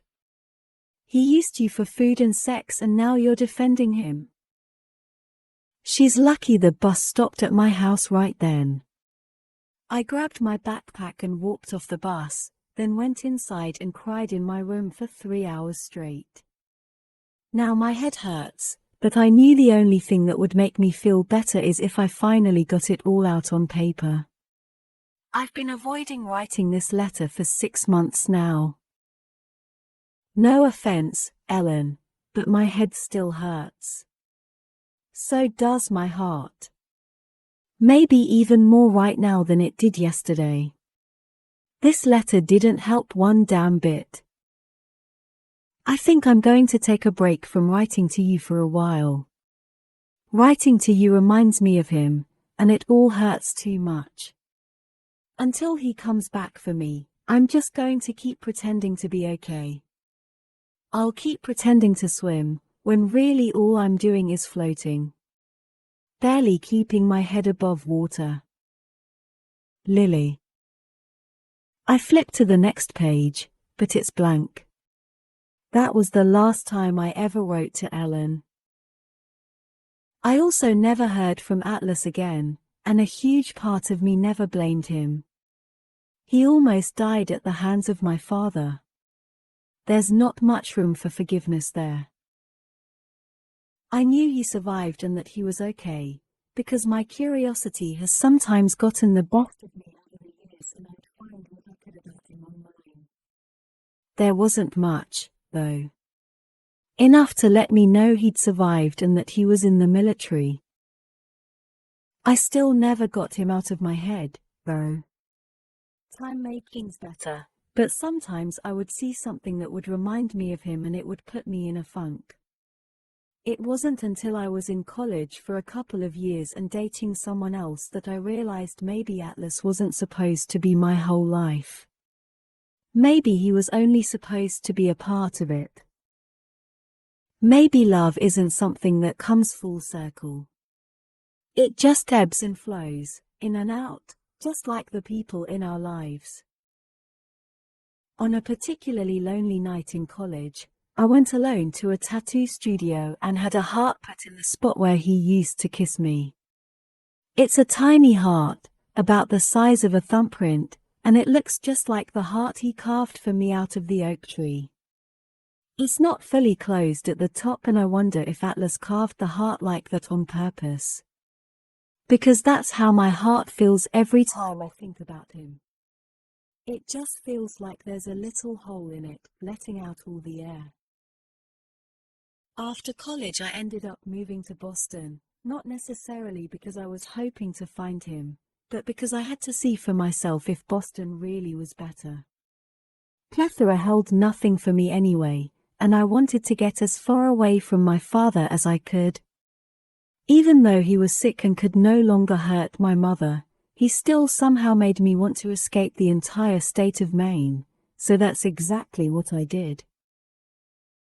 Seeing Atlas in his restaurant for the first time filled me with so many emotions, I didn't know how to process them. I was glad to see that he was okay. I was happy that he looked healthy. But I would be lying if I said I wasn't a little bit heartbroken that he never tried to find me like he promised. I love him. I still do and I always will. He was a huge wave that left a lot of imprints on my life, and I'll feel the weight of that love until I die. I've accepted that. But things are different now. After today when he walked out of my office, I thought long and hard about us. I think our lives are where they're supposed to be. I have Ryle. Atlas has his girlfriend. We both have the careers we'd always hoped for. Just because we didn't end up on the same wave, doesn't mean we aren't still a part of the same ocean. Things with Ryle are still fairly new, but I feel that same depth with him that I used to feel with Atlas. He loves me just like Atlas did.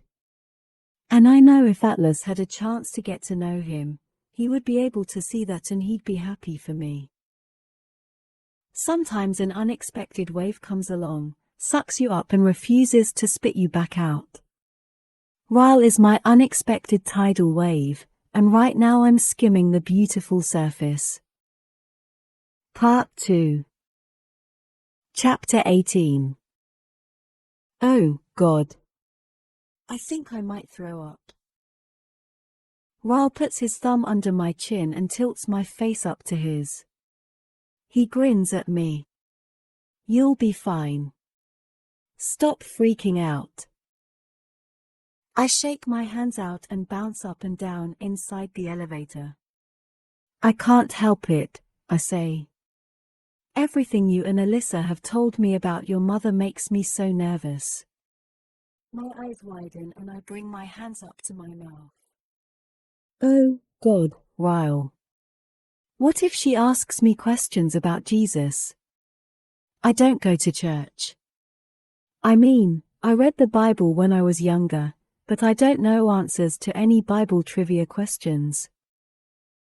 He's really laughing now. He pulls me to him and kisses the side of my head. She won't talk about Jesus. She already loves you, based on what I've told her. All you have to do is be you, Lily. I start nodding. Be me. Okay. I think I can pretend to be me for one evening. Right? The doors open and he walks me out of the elevator, toward Alyssa's apartment. It's funny watching him knock, but I guess he technically doesn't live here anymore. Over the last few months, he just sort of slowly began staying with me. All of his clothes are at my apartment. His toiletries. Last week he even hung that ridiculous blurry photograph of me up in our bedroom, and it really felt official after that. Does she know we live together? I ask him. Is she okay with that? I mean, we aren't married. She goes to church every Sunday. Oh, no, Ryle. What if your mother thinks I'm a blasphemous whore? Ryle nudges his head toward the apartment door and I spin around to see his mother standing in the doorway, a layer of shock on her face. Mother, Ryle says. Meet Lily. My blasphemous whore. Oh dear God. His mother reaches for me and pulls me in for a hug, and her laughter is everything I need to get me through this moment. Lily, she says, pushing me out to arm's length so she can get a good look at me. Sweetie, I don't think you're a blasphemous whore. You're the angel I've been praying would land in Ryle's lap for the last 10 years. She ushers us into the apartment. Ryle's father is the next to greet me with a hug. No, definitely not a blasphemous whore, he says. Not like Marshall here, who sank his teeth into my little girl when she was only 17. He glares back at Marshall, who is sitting on the couch. Marshall laughs. That's where you're wrong, Dr. Kincaid, because Alyssa was the one who sank her teeth into me first. My teeth were in another girl who tasted like Cheetos and... Marshall doubles over when Alyssa elbows him in the side. And just like that, every single fear I had has vanished. They're perfect. They're normal. They say whore and laugh at Marshall's jokes. I couldn't ask for anything better. 3 hours later, I'm lying on Alyssa's bed with her. Their parents went to bed early, claiming jet lag. Ryle and Marshall are in the living room, watching sports. I have my hand on Alyssa's stomach, waiting to feel the baby kick. Her feet are right here, she says, moving my hand over a few inches. Give it a few seconds. She's really active tonight. We remain quiet while we both wait for her to kick. When it happens, I squeal with laughter. Oh my God! It's like an alien. Alyssa holds her hands on her stomach, smiling. These last 2.5 months are going to be hell, she says. I'm so ready to meet her. Me too. I can't wait to be an aunt.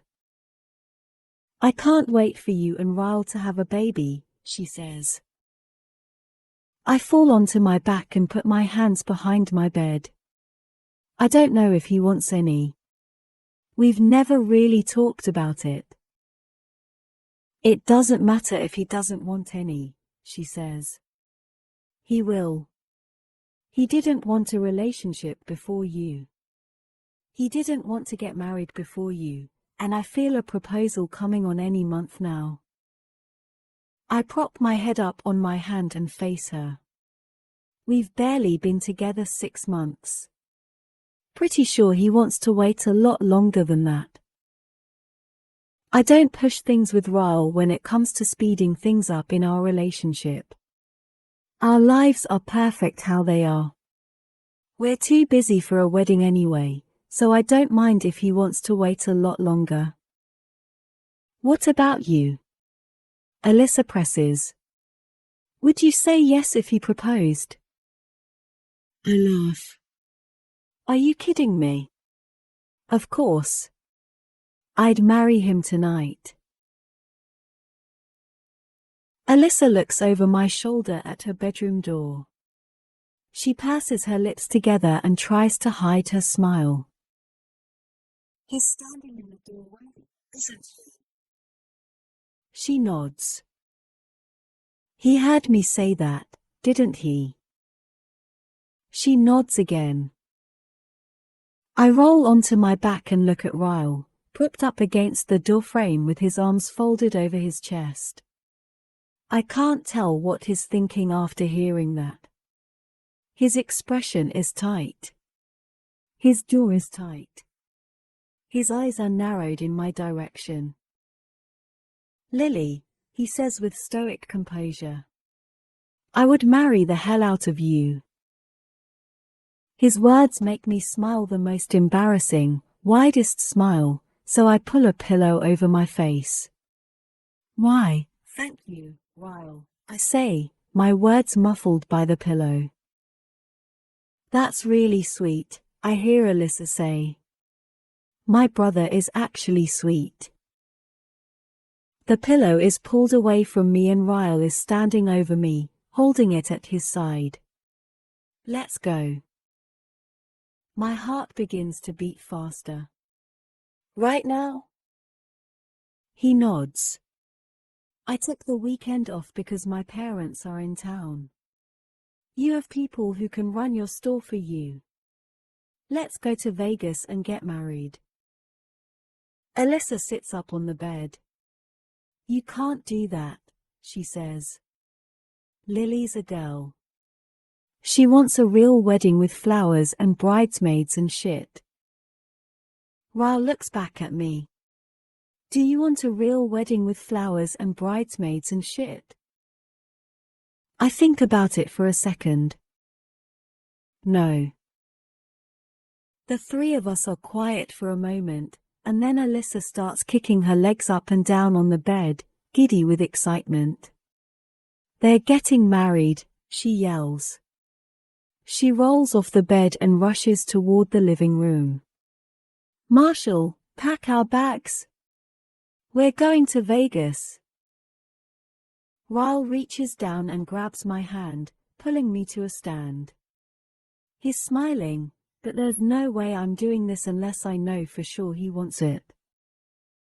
Are you sure about this, Ryle? He runs his hand through my hair and pulls my face to his, brushing his lips against mine. Naked truth, he whispers. I'm so excited to be your husband, I could piss my damn pants. Chapter 19. It's been 6 weeks, Mom. You gotta get over it. My mother sighs into the phone. You're my only daughter. I can't help it if I've been dreaming about your wedding your whole life. She still hasn't forgiven me, even though she was there. We called her right before Alyssa booked our flights. We forced her out of bed, we forced Ryle's parents out of bed, and then we forced them all on a midnight flight to Vegas. She didn't try to talk me out of it because I'm sure she could tell that Ryle and I had made up our minds by the time she made it to the airport. But she hasn't let me forget it. She's been dreaming of a huge wedding and dress shopping and cake tasting since the day I was born. I kick my feet up on the couch. How about I make it up to you? I say to her. What if, whenever we decide to have a baby, I promise to do it the natural way and not by one in Vegas? My mom laughs. Then she sighs.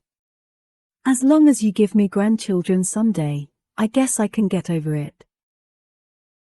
Ryle and I talked about kids on the flight to Vegas. I wanted to make sure that possibility was open for discussion in our future before I made a commitment to spend the rest of my life with him. He said it was definitely open for discussion. Then we cleared the air about a lot of other things that might cause problems down the road.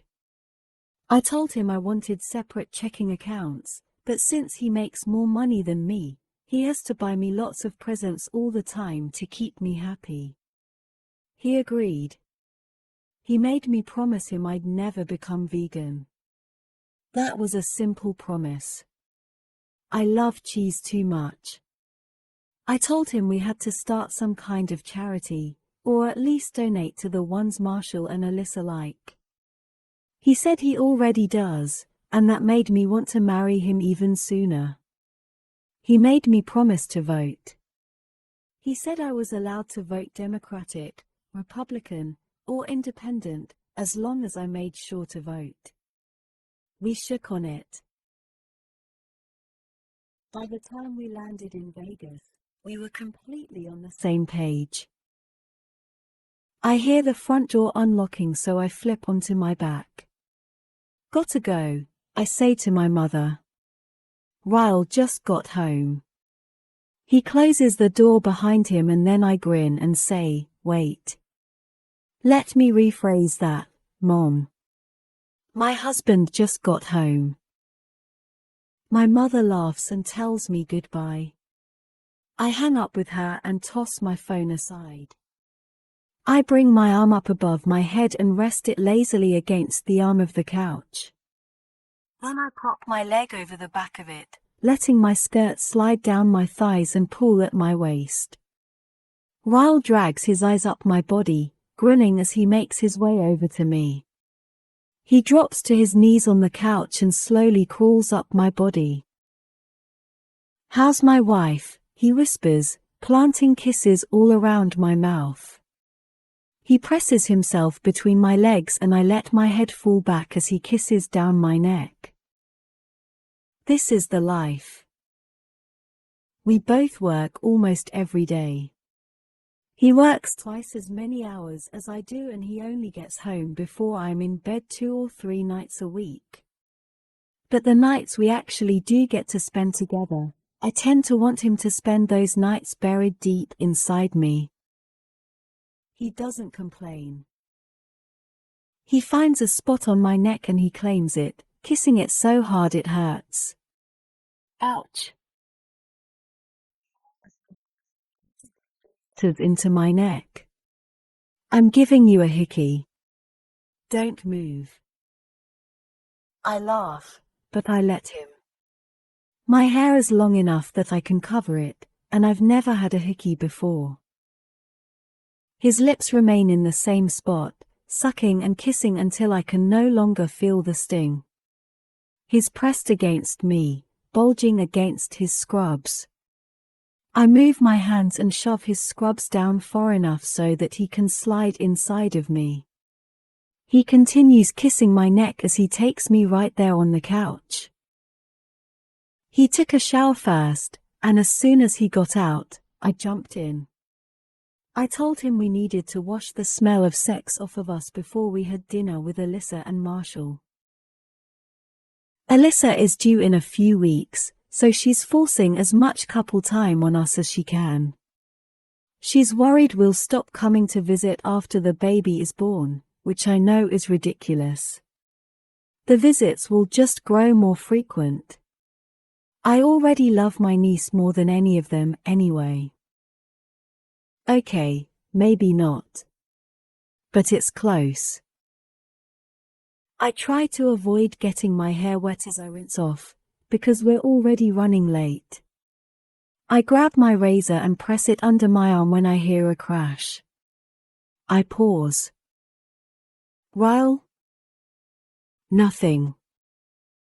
I finish shaving and then wash the soap off. Another crash. What in the world is he doing? I turn off the water and grab a towel, running it over myself. Ryle. He still doesn't respond. I pull my jeans on in a hurry and open the door as I'm pulling my shirt over my head. Ryle? The nightstand by our bed is tipped over. I move to the living room and see him sitting on the edge of the couch, his head in one of his hands. He's looking down at something in his other hand. What are you doing? He looks up at me and I don't recognize his expression. I'm confused by what's happening. I don't know if he just got bad news or... Oh, God. Alyssa. Ryle, you're scaring me. What's wrong? He holds up my phone and just looks at me like I should know what's happening. When I shake my head in confusion, he holds up a piece of paper. Funny thing, he says, setting my phone on the coffee table in front of him. I dropped your phone by accident. Cover pops off. I find this number hidden in the back of it. Oh, God. No, no, no. He crumbles the number in his fist. I thought, that's weird. Lily doesn't hide things from me. He stands up and picks up my phone. So I called it. He tightens his fist around the phone. He's lucky I got his fucking voicemail. He chunks my phone clear across the room and it crashes against the wall, shattering to the floor. There's a 3-second pause where I think this could go one of two ways. He's going to leave me. Or he's going to hurt me. He runs a hand through his hair and walks straight for the door. He leaves. Ryle. I yell. Why did I never throw that number away? I open the door and run after him. He's taking the stairs 2 at a time, and I finally reach him when he's at the landing of the 2nd floor. I shove myself in front of him and grab his shirt in my fists. Ryle, please. Let me explain. He grabs my wrists and pushes me away from him. Be still. I feel his hands on me. Gentle. Steady. Tears are flowing and for some reason, they sting. Lily, be still. Please. His voice is soothing. My head hurts.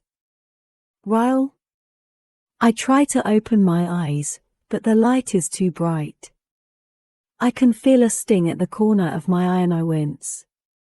I try to sit up, but I feel his hand pressed down on my shoulder.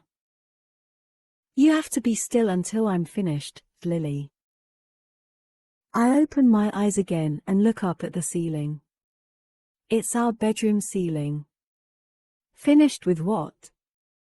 My mouth hurts when I speak, so I bring my hand up and cover it. You fell down the stairs, he says. You're hurt. My eyes meet his. There's concern in them, but also hurt.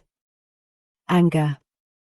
He's feeling everything right now, and the only thing I feel is confused. I close my eyes again and try to remember why he's angry. Why he's hurt. My phone. Atlas's number.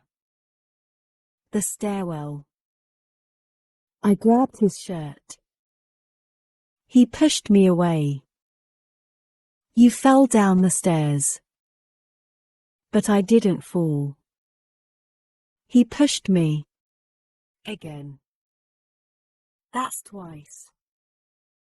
You pushed me, Ryle. I can feel my whole body start to shake with the sobs. I have no idea how bad I'm hurt, but I don't even care.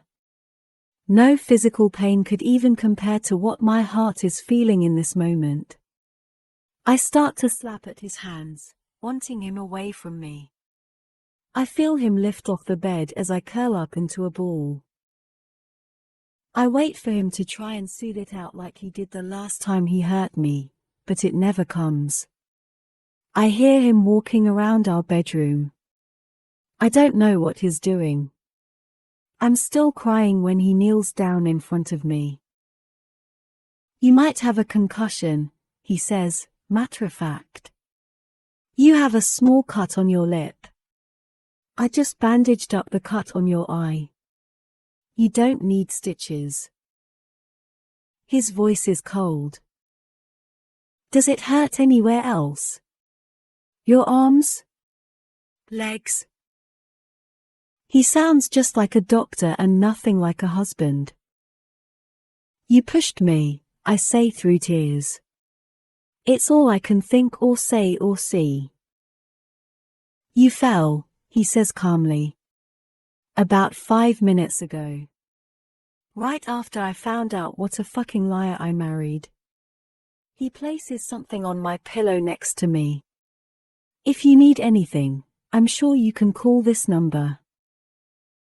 I look at the crumpled up piece of paper by my head that holds Atlas's phone number. Ryle, I sob. What is happening? I hear the front door slam. My whole world comes crashing down around me.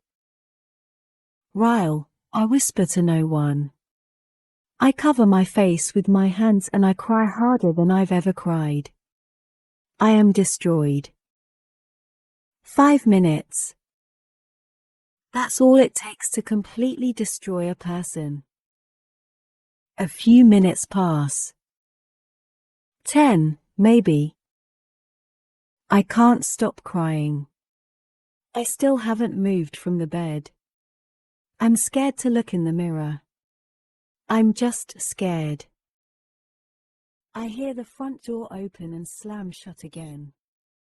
Ryle appears in the doorway and I have no idea if I'm supposed to hate him, or be terrified of him, or feel bad for him. How can I be feeling all three? He presses his forehead to our bedroom door and I watch as he hits his head against it.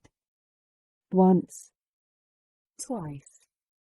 3 times. He turns and rushes at me, falling to his knees at the side of the bed. He grabs both of my hands and he squeezes them. Lily, he says, his whole face twisting in pain. Please tell me it's nothing. He brings his hand to the side of my head and I can feel his hands shaking. I can't take this, I can't. He leans forward and presses his lips hard against my forehead, then rests his forehead against mine. Please tell me you aren't seeing him. Please. I'm not even sure I can tell him that because I don't even want to speak.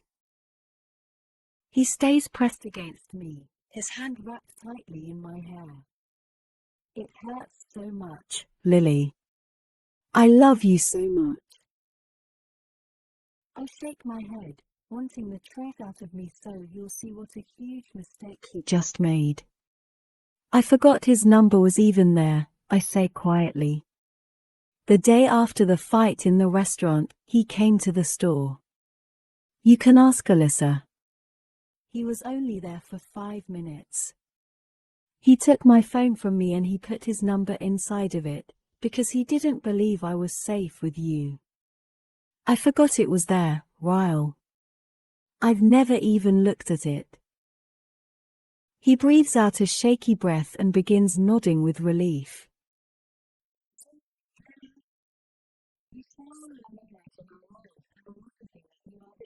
Spoken to him since that day. He pulls back so he can look me in the eyes. I swear, Ryle.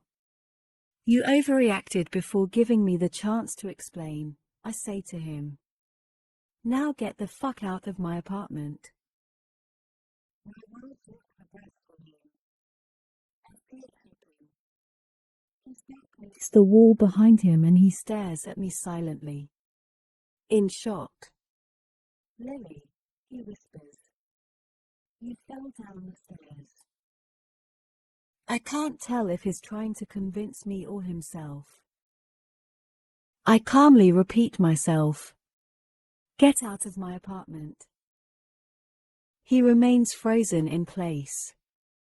I sit up on the bed. My hand immediately goes to the throbbing in my eye. He pushes himself up off the floor. When he takes a step forward, I scoot back on the bed. You're hurt, Lily.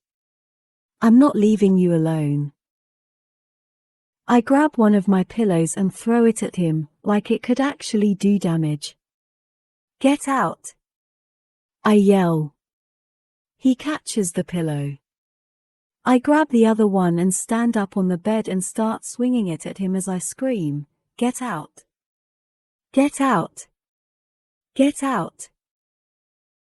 I toss the pillow on the floor after the front door slams shut. I run to the living room and deadbolt the door. I run back to my bedroom and fall onto my bed.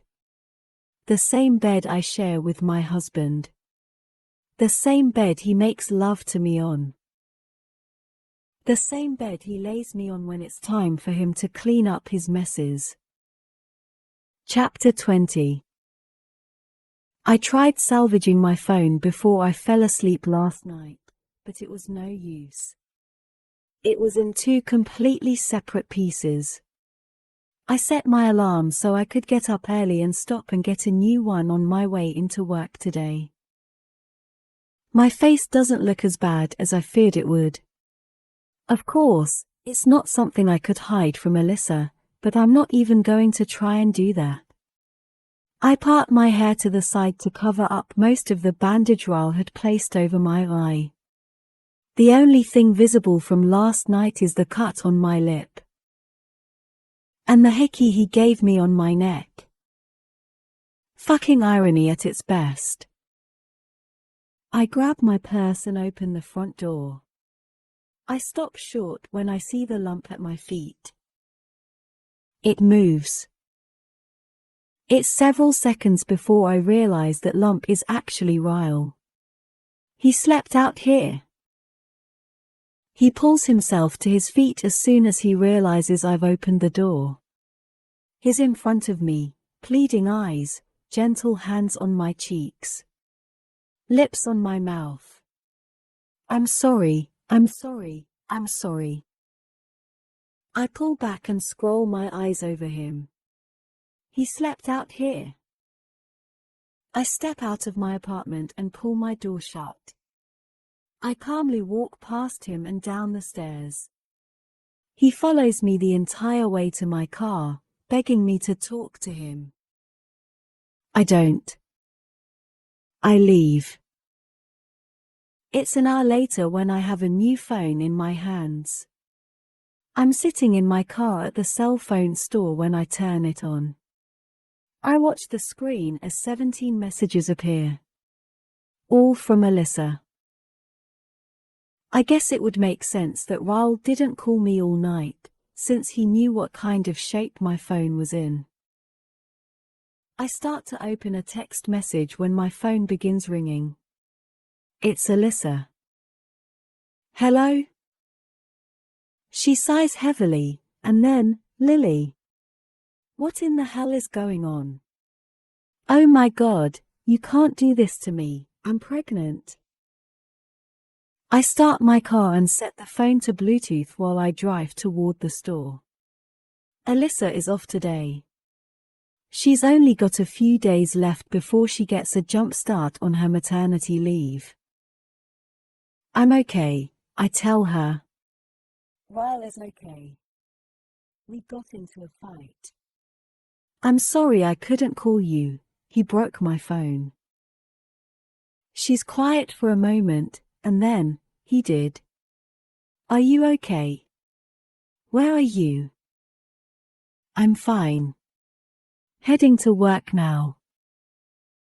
Good, I'm almost there myself.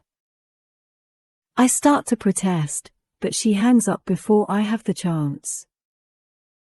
By the time I make it to the store, she's already there. I open the front door, ready to field questions and defend my reasons for kicking her brother out of my apartment. But I stop short when I see the two of them standing at the counter.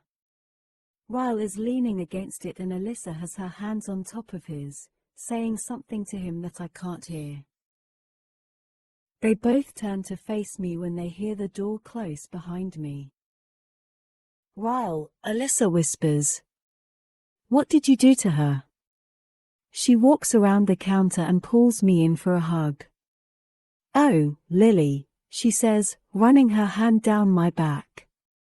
She pulls back with tears in her eyes, and her reaction confuses me. She obviously knows Ryle is responsible, but if that's the case, it seems she would be attacking him, or at least yelling. She turns back to Ryle and is looking up at me apologetically. Longingly. Like he wants to reach out and hug me, but is scared to death to touch me. He should be. You need to tell her, Alyssa says to Ryle. He instantly drops his head in his hands. Tell her, Alyssa says, her voice angrier now. She has the right to know, Ryle. She's your wife. If you don't tell her, I will. Ryle's shoulders roll forward and his head is fully pressed against the counter now. Whatever it is Alyssa wants him to tell me has him so agonized, he can't even look at me. I clench my stomach, feeling the angst deeper than my soul. Alyssa spins toward me and puts her hands on my shoulders. Hear him out, she begs. I'm not asking you to forgive him, because I have no idea what happened last night. But just please, as my sister-in-law and my best friend, give my brother a chance to talk to you. Alyssa said she'd watch the store for the next hour until another employee comes in for their shift. I was still so upset with Ryle. I didn't want him in the same car with me. He said he'd send for an Uber and meet me at my apartment. My entire drive home I agonized over what he could possibly need to tell me that Alyssa already knows. So many things went through my head. Is he dying? Has he been cheating on me? Did he lose his job? She didn't seem to know the details of what happened between us last night, so I have no idea how this relates to that. Ryle finally walks through my front door 10 minutes after me. I'm sitting on the couch, nervously picking at my nails. I stand up and start to pace as he slowly walks to the chair and takes a seat. He leans forward, clasping his hands in front of him. Please sit down, Lily. He says it pleadingly, like he can't take seeing me worry. I return to my seat on the couch, but I scoot to the arm, pull my feet up, and bring my hands to my mouth. Are you dying? His eyes stretch wide and he immediately shakes his head. No. No. It's nothing like that. Then what is it? I just want him to spit it out. My hands are starting to shake. He sees how much is freaking me out, so he leans forward and pulls my hands from my face, holding them in his. Part of me doesn't want him touching me after what he did last night, but a piece of me needs the reassurance from him. The anticipation of what I'm about to find out is making me nauseous. No one is dying. I'm not cheating on you. What I'm about to tell you isn't going to hurt you, okay? It's all in the past. But Alyssa thinks you need to know. And so do I. I nod and he releases my hands. He's the one up and pacing now, back and forth behind the coffee table.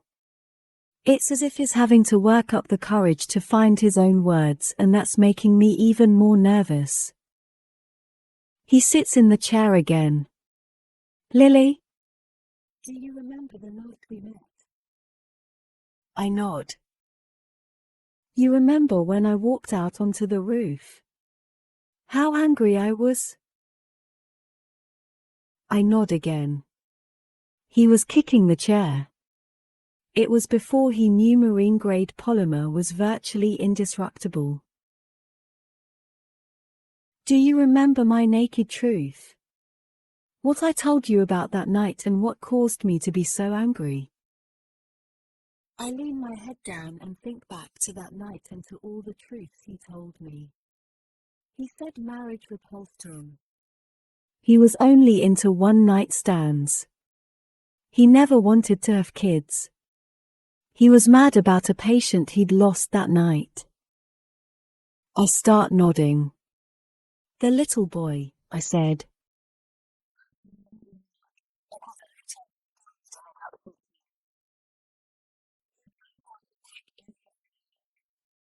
Yes. That's why I was mad. He stands up again and it's like I see his entire soul crumble.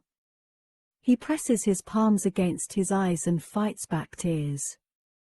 When I told you about what happened to him, do you remember what you said to me? I feel like I'm about to cry and I don't even know why yet. Yes. I told you I couldn't imagine what something like that will do to that little boy's brother. The one who accidentally shot him. My lips start to tremble. And that's when you said, it'll destroy him for life. That's what it'll do. Oh, God. Where is he going with this? Ryle walks over and drops down to his knees in front of me. Lily, he says. I knew it would destroy him. I knew exactly what that little boy was feeling, because that's what happened to me. To Alyssa's and my older brother. I can't hold in the tears. I just start crying and he wraps his arms tightly around my waist and lays his head on my lap. I shot him, Lily. My best friend. My big brother. I was only 6 years old. I didn't even know I was holding a real gun. His whole body begins to shake and he grips me even tighter. I press a kiss into his hair because it feels like he's on the verge of a breakdown. Just like that night on the roof.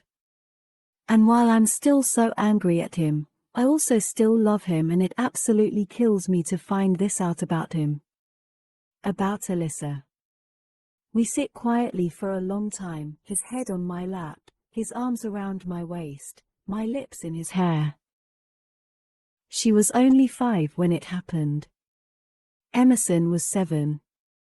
We were in the garage, so no one heard our screams for a long time. And I just sat there, and he pulls away from my lap and stands up, facing the other direction. After a long stretch of silence, he sits down on the couch and leans forward. I was trying to. Ryle's face contorts in pain and he lowers his head, covering it with his hands, shaking it back and forth. I was trying to put everything back inside his head. I thought I could fix him, Lily. My hand flies up to my mouth. I gasp so loudly, there's no way to hide it. I have to stand up so I can catch a breath. It doesn't help. I still can't breathe. Ryle walks over to me, taking my hands and pulling me to him. We hug each other for a solid minute when he says, I would never tell you this because I want it to excuse my behavior. He pulls back and looks me firmly in the eyes. You have to believe that.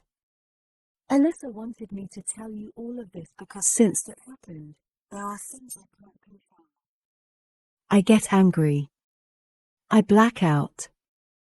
I've been in therapy since I was 6 years old. But it is not my excuse. It is my reality. He wipes away my tears, cradling my head against his shoulder. When you ran after me last night, I swear I had no intention of hurting you. I was upset and angry. And sometimes when I feel that much emotion, something inside of me just snaps.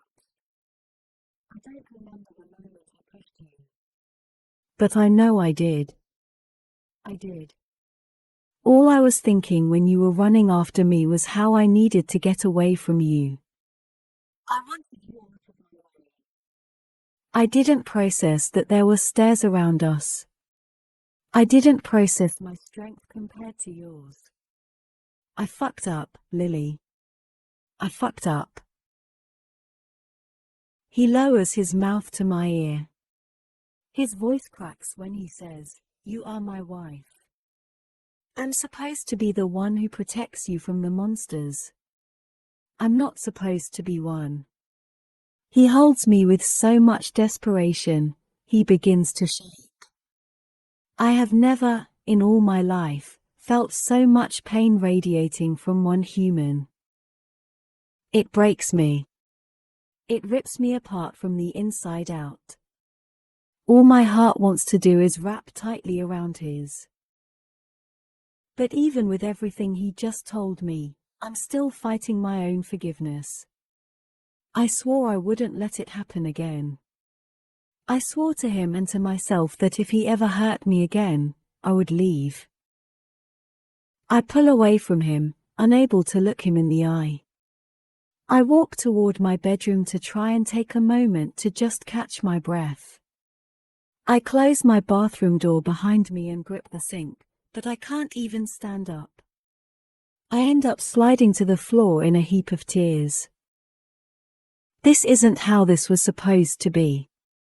My whole life, I knew exactly what I'd do if a man ever treated me the way my father treated my mother. It was simple. I would leave and it would never happen again. But I didn't leave. And now, here I am with bruises and cuts on my body at the hands of the man who is supposed to love me. At the hands of my own husband. And still, I'm trying to justify what happened. It was an accident. He thought I was cheating on him. He was hurt and angry and I got in his way. I bring my hands to my face and I sob, because I feel more pain for that man out there, knowing what he went through as a child, than I feel for myself. And that doesn't make me feel selfless or strong. It makes me feel pathetic and weak. I'm supposed to hate him. I'm supposed to be the woman my mother was never strong enough to be. But if I'm emulating my mother's behavior, then that would mean Ryle is emulating my father's behavior. But he isn't. I have to stop comparing us to them. We're our own individuals in an entirely different situation. My father never had an excuse for his anger, nor was he immediately apologetic. The way he treated my mother was much worse than what's happened between Ryle and me. Ryle just opened up to me in a way that he's probably never opened up to anyone. He's struggling to be a better person for me. Yes, he screwed up last night. But he still had time to make a nice point on why he reacted the way he did. Humans aren't perfect and I can't let the only example I've ever witnessed of marriage weigh in on my own marriage. I wipe my eyes and pull myself up. When I look in the mirror, I don't see my mother. I just see me. I see a girl who loves her husband and wants more than anything to be able to help him. I know Ryle and I are strong enough to move past this. Our love is strong enough to get us through this. I walk out of the bathroom and back into the living room. Ryle stands up and faces me, his face full of fear. He's scared I'm not going to forgive him, and I'm not sure that I do forgive him. But an act doesn't have to be forgiven in order to learn from it. I walk over to him and I grab both of his hands in mine. I speak to him with nothing but naked truth. Remember what you said to me on the roof that night? You said, there is no such thing as bad people. We're all just people who sometimes do bad things. He nods and squeezes my hands. You aren't a bad person, Ryle. I know that. You can still protect me. When you're upset, just walk away. And I'll walk away. We'll leave the situation until you're calm enough to talk about it, okay? You are not a monster, Ryle. You're only human. And as humans, we can't expect to shoulder all of our pain. Sometimes we have to share it with the people who love us so we don't come crashing down from the weight of it all. But I can't help you unless I know you need it. Ask me for help. We'll get through this. I know we can. He exhales what feels like every breath he's been holding in since last night. He wraps his arms tightly around me and buries his face in my hair. Help me, Lily, he whispers. I need you to help me. He holds me against him and I know deep in my heart that I'm doing the right thing. There is so much more good in him than bad, and I'll do whatever I can to convince him of that until he can see it, too. Chapter 21. I'm heading out. You need me to do anything else? I look up from the paperwork and shake my head. Thank you, Serena. See you tomorrow. She nods and walks away, leaving the door to my office open. Alyssa's last day was 2 weeks ago. She's due any day now. I have 2 other full-time employees, Serena and Lucy. Yes. That Lucy. She's been married for a couple of months now and came in looking for a job 2 weeks ago. It's actually worked out pretty well. She keeps herself busy, and if I'm here when she is, I just keep my office door shut so I don't have to listen to her sing. It's been almost a month since the incident on the stairs. Even with everything Ryle told me about his childhood, the forgiveness was still hard to come by. I know Ryle has a temper. I saw it the first night we met, before we ever even spoke a word to each other. I saw it that awful night in my kitchen. I saw it when he found the phone number in my phone case. But I also see the difference between Ryle and my father. Ryle is compassionate. He does things my father never would have done. He donates to charity, he cares about other people, he puts me before everything. Ryle would never in a million years make me park in the driveway while he took the garage. I have to remind myself of those things. Sometimes the girl inside of me, the daughter of my father, is really opinionated. She tells me I shouldn't have forgiven him. She tells me I should have left the first time. And sometimes I believe that voice. But then the side of me that knows Ryle understands that marriages aren't perfect. Sometimes there are moments that both parties regret. And I wonder how I'd feel about myself had I just left him after that first incident. He never should have pushed me, but I also did things I wasn't proud of. And if I'd have just left, would that not be going against our marriage vows? For better or for worse. I refuse to give up on my marriage that easily. I am a strong woman. I've been around abusive situations my whole life.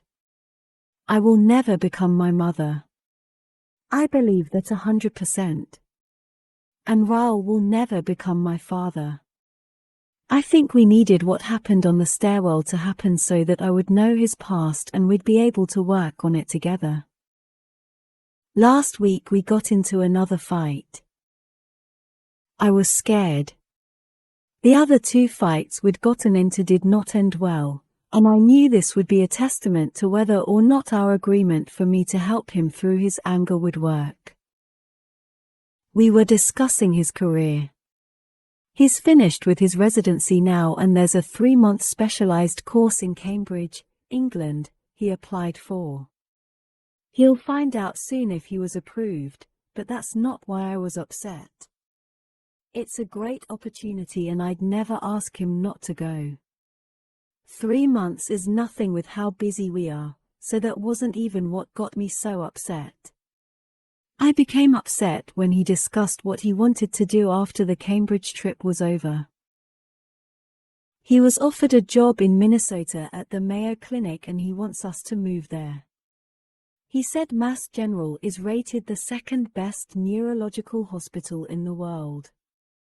Mayo Clinic is number 1. He said he never intended to stay in Boston forever. I told him that would have been a good subject to bring up when we discussed our futures on the flight to get married in Vegas. I can't leave Boston. My mother lives here. Alyssa lives here. He told me it was only a 5-hour flight and that we could visit as often as we wanted. I told him it was pretty hard to run a floral business when you live several states away. The fight continued to escalate and both of us were getting angrier by the second. At one point, he knocked a vase full of flowers off the table and onto the floor. We both just stared at them for a moment. I was scared, wondering if I had made the right decision to stay. To trust that we could work on his anger issues together. He took a deep breath and he said, "I'm going to leave for an hour or 2. I think I need to walk away. When I get back, we'll continue this discussion." He walked out the door and, true to his word, he came back an hour later when he was much calmer. He dropped his keys on the table and then walked straight to where I was standing. He took my face in his hands and he said, "I told you I wanted to be the best in my field, Lily. I told you this the first night we ever met. It was one of my naked truths. But if I have to choose between working at the best hospital in the world and making my wife happy, I choose you. You are my success. As long as you're happy, I don't care where I work. We'll stay in Boston." That's when I knew that I had made the right choice. Everyone deserves another chance. Especially the people who mean the most to you. It's been a week since that fight and he hasn't mentioned moving again. I feel bad, like I thwarted his plans in some way, but marriage is about compromise.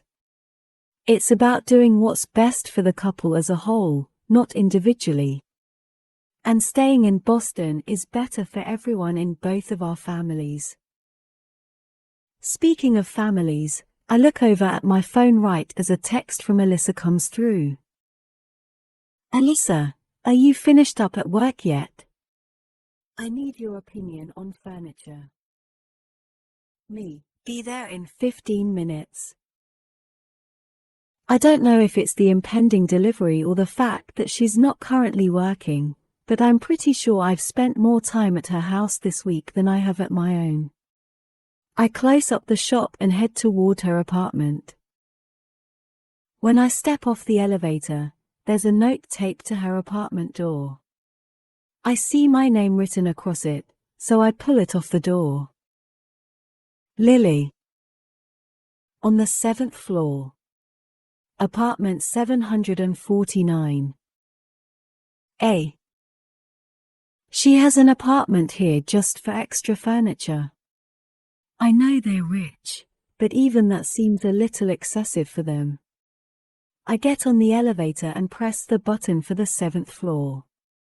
When the doors open, I head down the hall toward apartment 749. When I reach it, I have no idea if I should knock or just go inside. For all I know, someone could live here. Probably one of her people. I knock on the door and hear footsteps from the other side. I'm shocked when the door swings open and Ryle is standing in front of me. "Hey," I say, confused. "What are you doing here?" He grins and leans against the door frame. "I live here." "What are you doing here?" I glance at the pewter number plate next to the door and then back again. "What do you mean you live here?" "I thought you lived with me." "You've had your own apartment this whole time?" I would think an entire apartment would be something a husband would bring up to his wife at some point. It's a little unnerving. Actually, it's ludicrous and deceptive. I think I might be really angry at him right now. Ryle laughs and pushes off the door frame. Now he's filling up the entire doorway as he lifts his hands to the frame over his head and grips it. I haven't really had a chance to tell you about this apartment, considering I just signed the paperwork on it this morning. I take a step back. Wait. What? He reaches for my hand and pulls me inside the apartment. "Welcome home, Lily." I pause in the foyer. "Yes." I said foyer. "There is a foyer." "You bought an apartment?" He nods slowly, gauging my reaction. "You bought an apartment," I repeat. He's still nodding. "I did." "Is that okay?" I figured since we live together now we could use the extra room. I spin in a slow circle. When my eyes land on the kitchen, I pause. It's not as big as Alyssa's kitchen, but it's just as white and almost as beautiful. There's a wine cooler and a dishwasher, two things my own apartment doesn't have. I walk into the kitchen and look around, scared to touch anything. Is this really my kitchen? This can't be my kitchen. I look in the living room at the cathedral ceilings and the huge windows overlooking Boston Harbor. "Lily," he says from behind me. "You aren't mad, are you?" I spin and face him, realizing that he's been waiting on me to react for the past several minutes. But I'm completely speechless. I shake my head and bring my hand up to cover my mouth. "I don't think so," I whisper. He walks up to me and takes my hands in his, pulling them up between us. "You don't think so?" He looks worried and confused.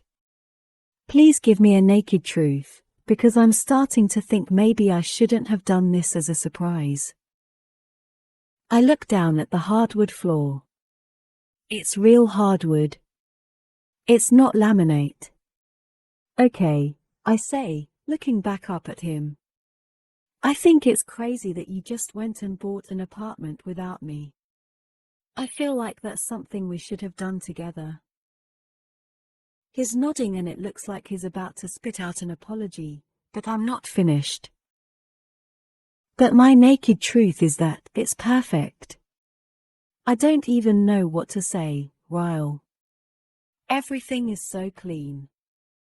I'm scared to move. I might get something dirty. He blows out a rush of air and pulls me to him. "You can get it dirty, babe. It's yours. You can get it as dirty as you want." He kisses the side of my head and I don't even say thank you yet. It seems like such a small response to such a huge gesture. "When do we move in?" He shrugs. "Tomorrow?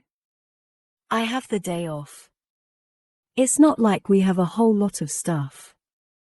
We can spend the next few weeks buying new furniture.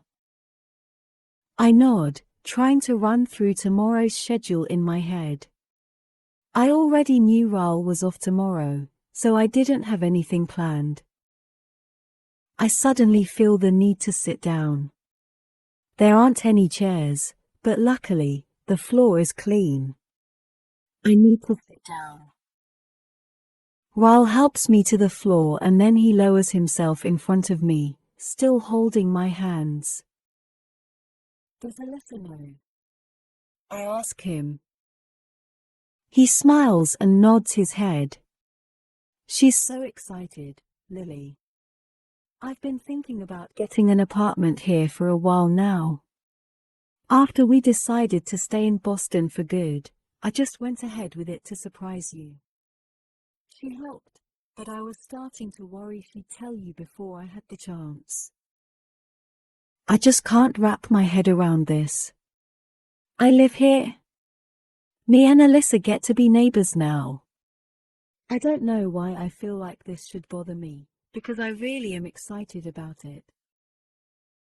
He smiles and then says, I know you need a minute to process everything, but you haven't seen the best part and it's killing me.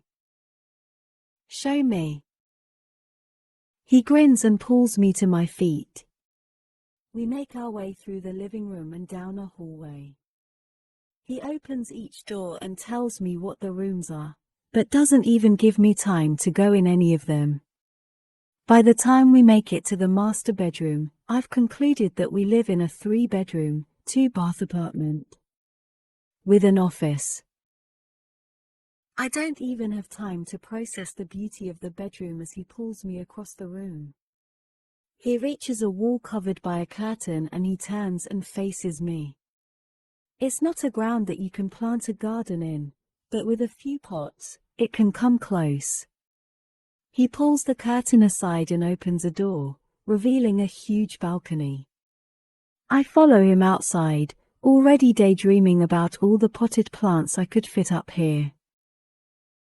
It overlooks the same view as the rooftop deck, he says. We'll always have the same view we had from the night we met. It took a while to sink in, but it all hits me in this moment and I just start crying.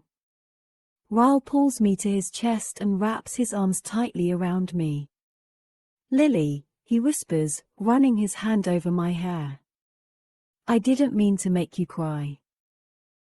I laugh between my tears. I just can't believe I live here. I pull away from his chest and look up at him. Are we rich? How can you afford this? He laughs. You married a neurosurgeon, Lily. You aren't necessarily strapped for cash. His comment makes me laugh and then I cry some more. And then we have our very first visitor because someone begins pounding on the door. Alyssa, he says. She's been waiting down the hall. I run to the front door and swing it open and we both hug and squeal and I might even cry a little more. We spend the rest of the evening at our new apartment.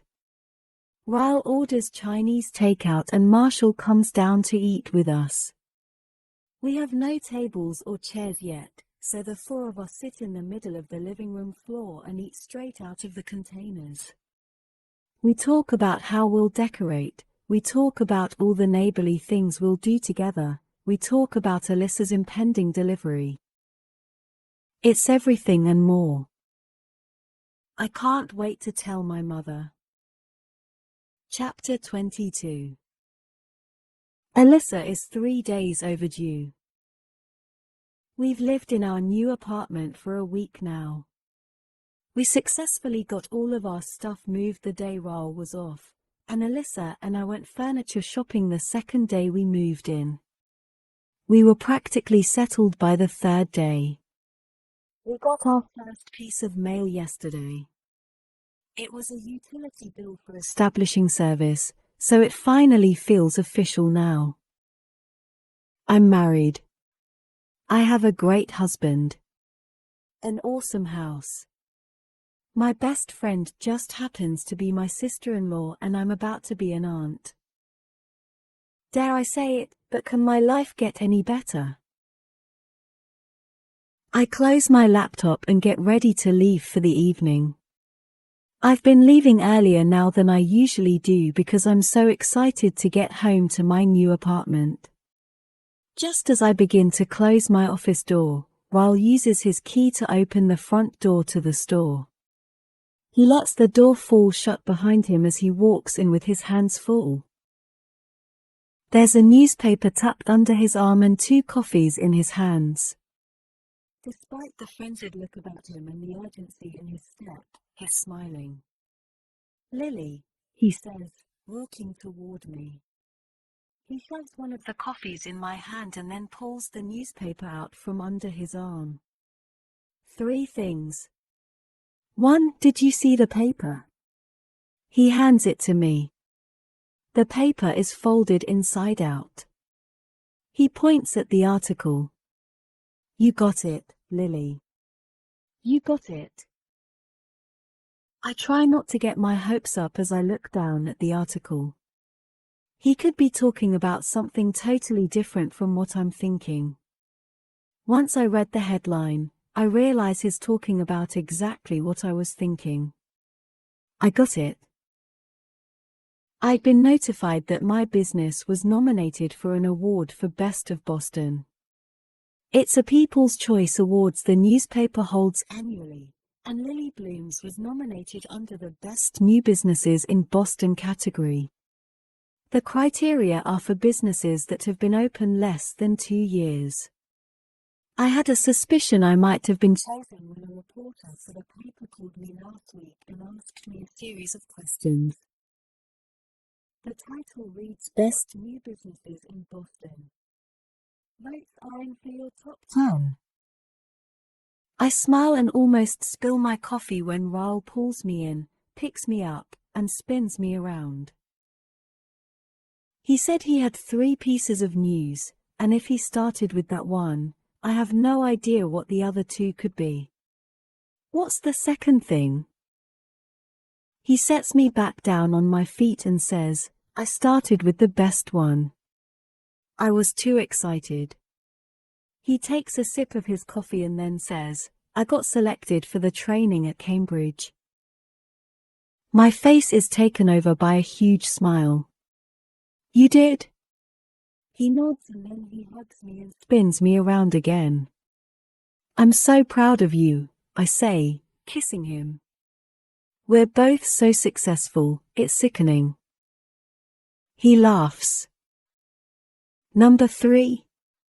I ask him. He pulls back. Oh, yeah.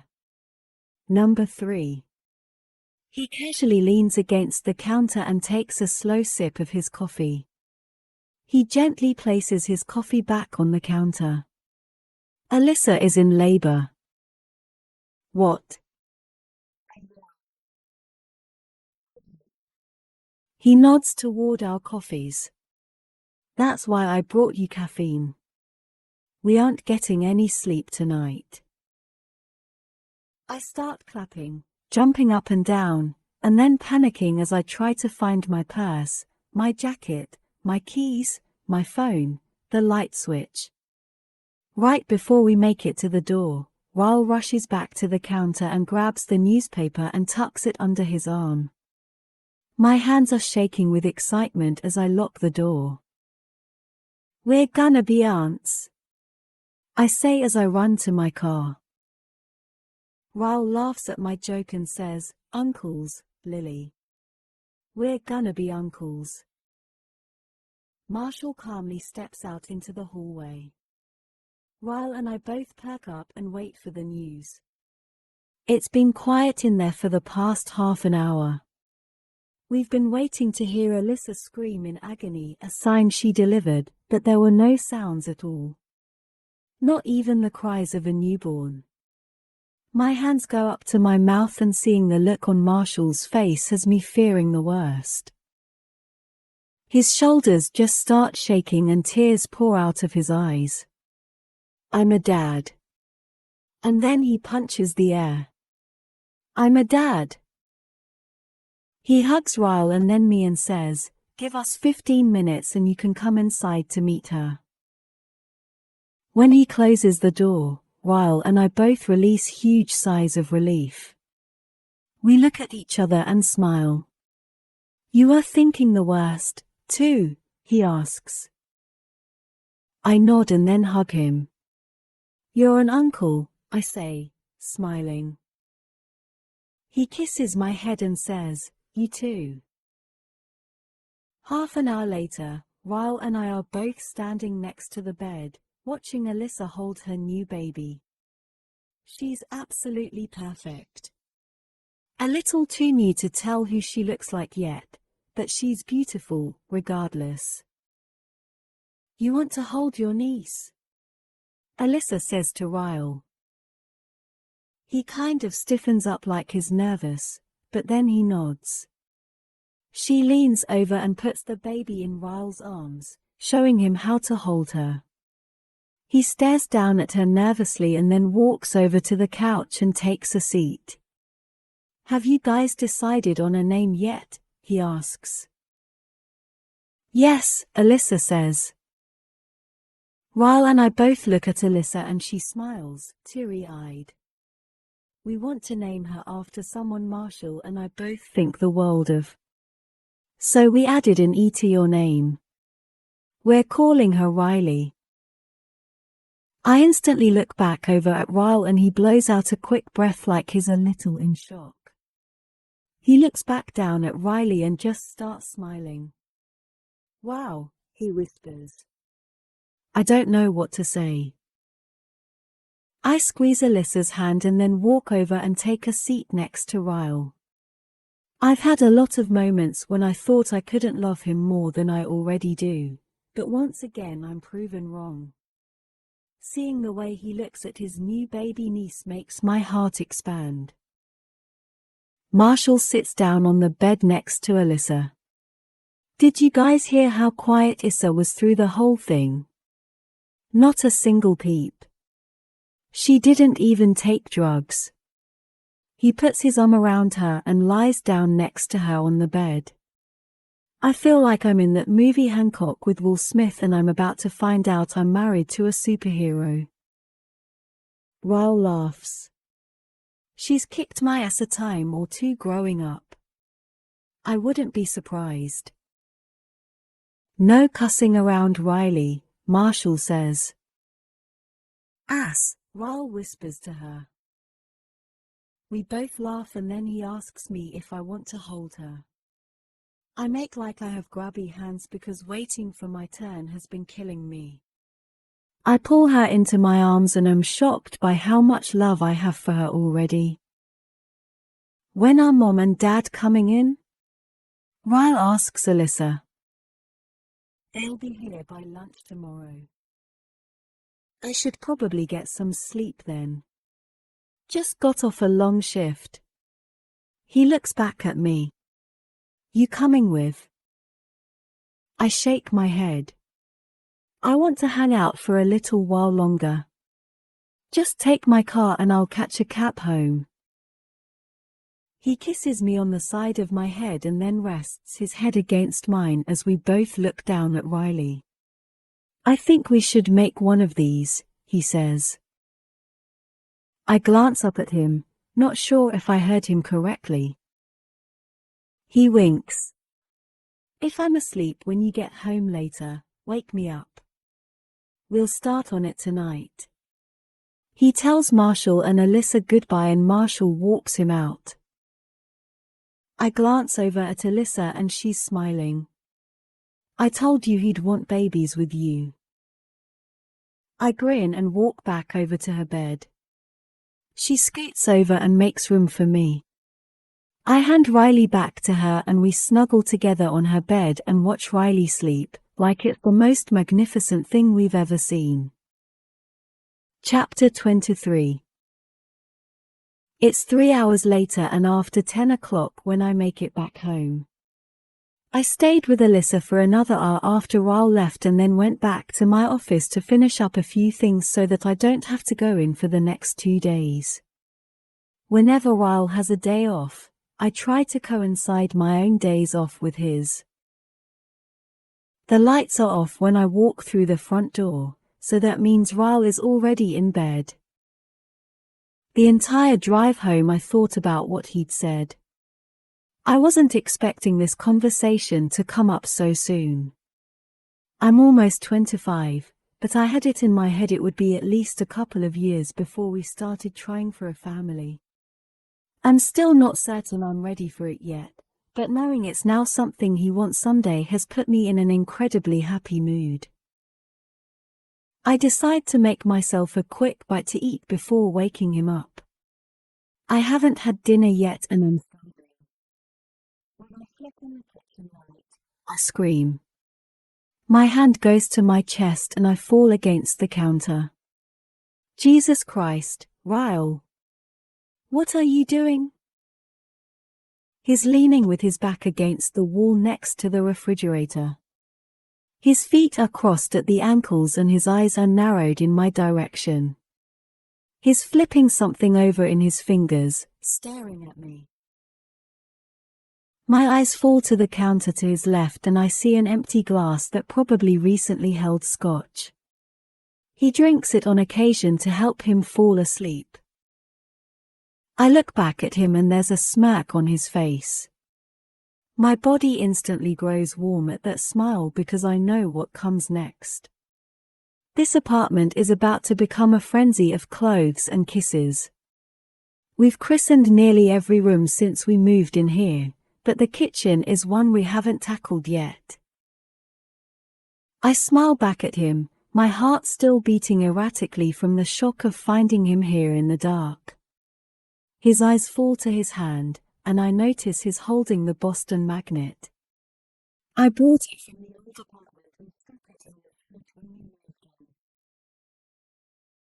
He places it back on the fridge and taps it. Where'd you get this? I look at the magnet and then back at him.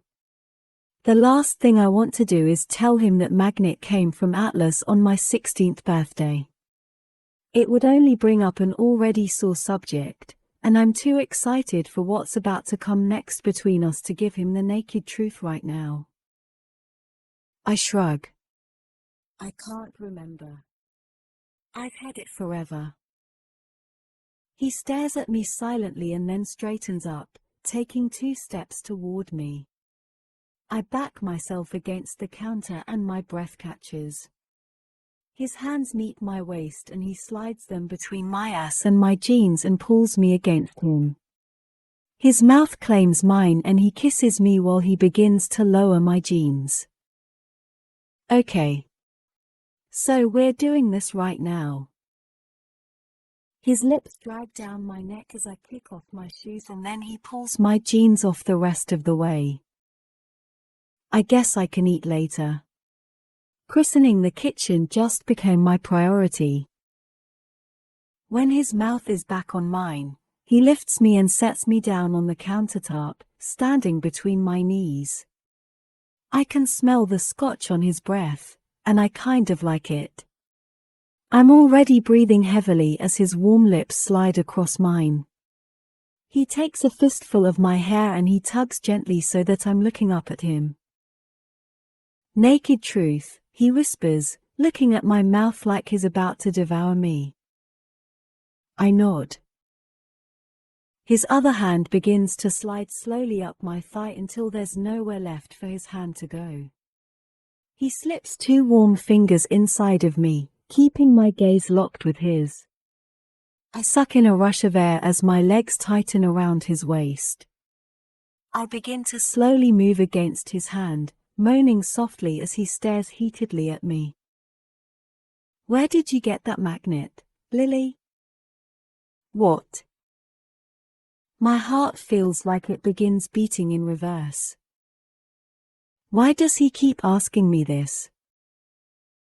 His fingers are still moving inside of me, his eyes still look like they want me. But his hand. The hand that's wrapped in my hair begins to tug harder and I wince. Ryle, I whisper, keeping my voice calm, even though I'm beginning to shake.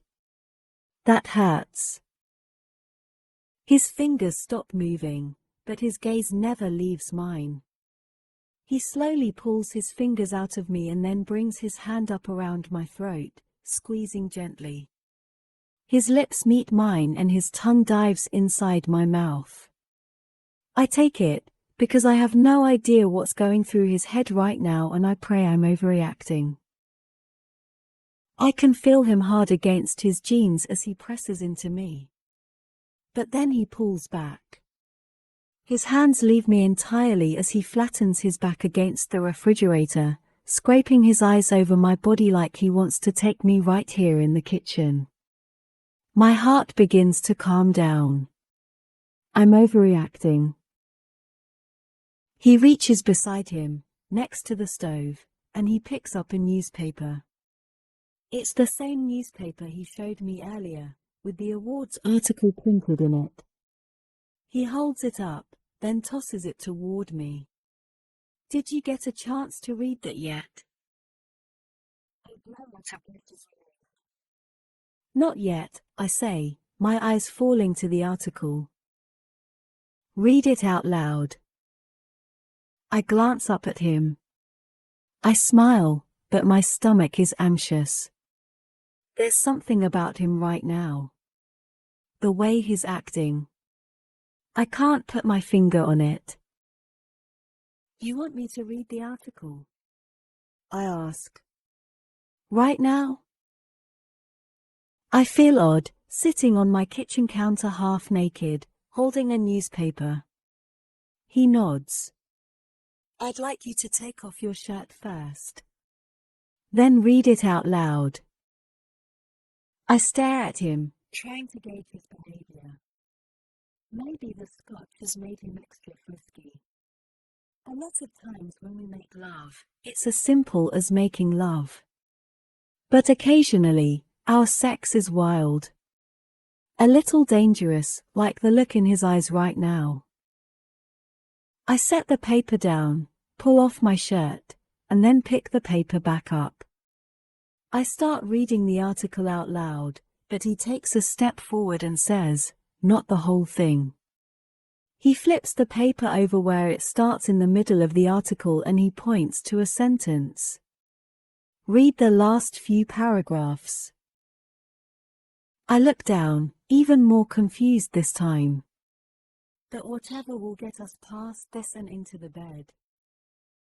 The business with the highest number of votes should come as no surprise. The iconic Bibs on Market Sun opened in April of last year, quickly becoming one of the highest-rated restaurants in the city, according to TripAdvisor. I stop reading and look up at Ryle. He has poured himself more scotch and is swallowing a sip of it. Keep reading, he says, nudging his head at the paper in my hand. I swallow heavily, the saliva in my mouth growing thicker by the second. I try to control the trembling of my hands as I continue reading. The owner, Atlas Corrigan, is a two-time award-winning chef and also a United States Marine. It's no secret what the acronym for his highly successful restaurant, Bibs, stands for: Better in Boston. I gasp. Everything is better in Boston. I clench my stomach, trying to keep my emotions under control as I keep reading. But when interviewed regarding his most recent award, the chef finally revealed the true history of the meaning behind the name. It's a long story, Chef Corrigan stated. It was an homage to someone who had a huge impact on my life. Someone who meant a lot to me. She still means a lot to me. I put the newspaper on the counter. I don't want to read anymore. My voice cracks on its way up my throat. Ryle takes 2 swift steps forward and grabs the newspaper. He picks up where I left off, his voice loud and angry now. When asked if the girl was aware he named a restaurant after her, Chef Corrigan smiled knowingly and said, "Next question." The anger in Ryle's voice makes me nauseous. "Ryle, stop it," I say calmly. "You've had too much to drink." I push past him and walk quickly out of the kitchen toward the hallway that leads to our bedroom. There's so much happening right now and I'm not sure I understand any of it. The article never stated who Atlas was talking about. Atlas knows it was me and I know it was me, but how in the hell would Ryle put two and two together? And the magnet. How would he know that came from Atlas just by reading that article? He's overreacting. I can hear him following me as I walk toward the bedroom. I swing open the door and come to a sudden halt. The bed is littered with things. An empty moving box with the words, "Lily Stuff," written on the side of it. And then all the contents that were inside that box. Letters, journals, empty showboxes. I close my eyes and breathe in slowly. He read the journal. No. He read the journal. His arm comes around my waist from behind. He slides a hand up my stomach and takes a firm hold of one of my breasts. His other hand feathers my shoulder as he moves the hair away from my neck. I squeeze my eyes shut, just as his fingers begin to trace across my skin, up to my shoulder. He slowly runs his finger over the heart and a shudder runs over my whole body. His lips meet my skin, right over the tattoo, and then he sinks his teeth into me so hard, I scream. I try to pull away from him, but he has such a tight grip on me he doesn't even budge. The pain from his teeth piercing my collarbone rips through my shoulder and down my arm. I immediately start crying. Sobbing. "Ryle, let me go," I say, my voice pleading. "Please. Walk away." His arms are cutting into mine as he holds me tightly from behind. He spins me, but my eyes are still closed. I'm too scared to look at him. His hands are digging into my shoulders as he pushes me toward the bed. I start trying to fight him off of me, but it's useless. He's too strong for me. He's angry. He's hurt. And he's not Ryle. My back meets the bed and I frantically scoot back toward the headboard, trying to get away from him. Why is he still here, Lily? His voice isn't as composed as it was in the kitchen. He's really angry now. He's in everything. The magnet on the fridge. The journal in the box I found in our closet. The fucking tattoo on your body that used to be my favorite goddamn part of you. He's on the bed now. Ryle, I beg. I can explain. Tears streak down my temples and into my hair. You're angry. Please don't hurt me, please. Walk away, and when you come back, I'll explain. His hand grips my ankle and he yanks me until I'm beneath him. I'm not angry, Lily, he says, his voice disturbingly calm now. I just think I haven't proved to you how much I love you. His body comes down against mine and he takes my wrists with one hand above my head, pressing them against the mattress. Ryle, please. I'm sobbing, trying to push him off of me with any part of my body. Get off me. Please. No, no, no, no. I love you, Lily, he says, his words crashing against my cheek. More than he ever did. Why can't you see that? My fear folds in on itself, and I become diluted with rage. All I can see when I squeeze my eyes shut is my mother crying on our old living room couch, my father forcing himself on top of her. Hatred rips through me and I start screaming. Ryle tries to muffle my screams with his mouth. I bite down on his tongue. His forehead comes crashing down against mine. In an instant, all the pain fades as a blanket of darkness rolls over my eyes and consumes me. I can feel his breath against my ear as he mutters something inaudible.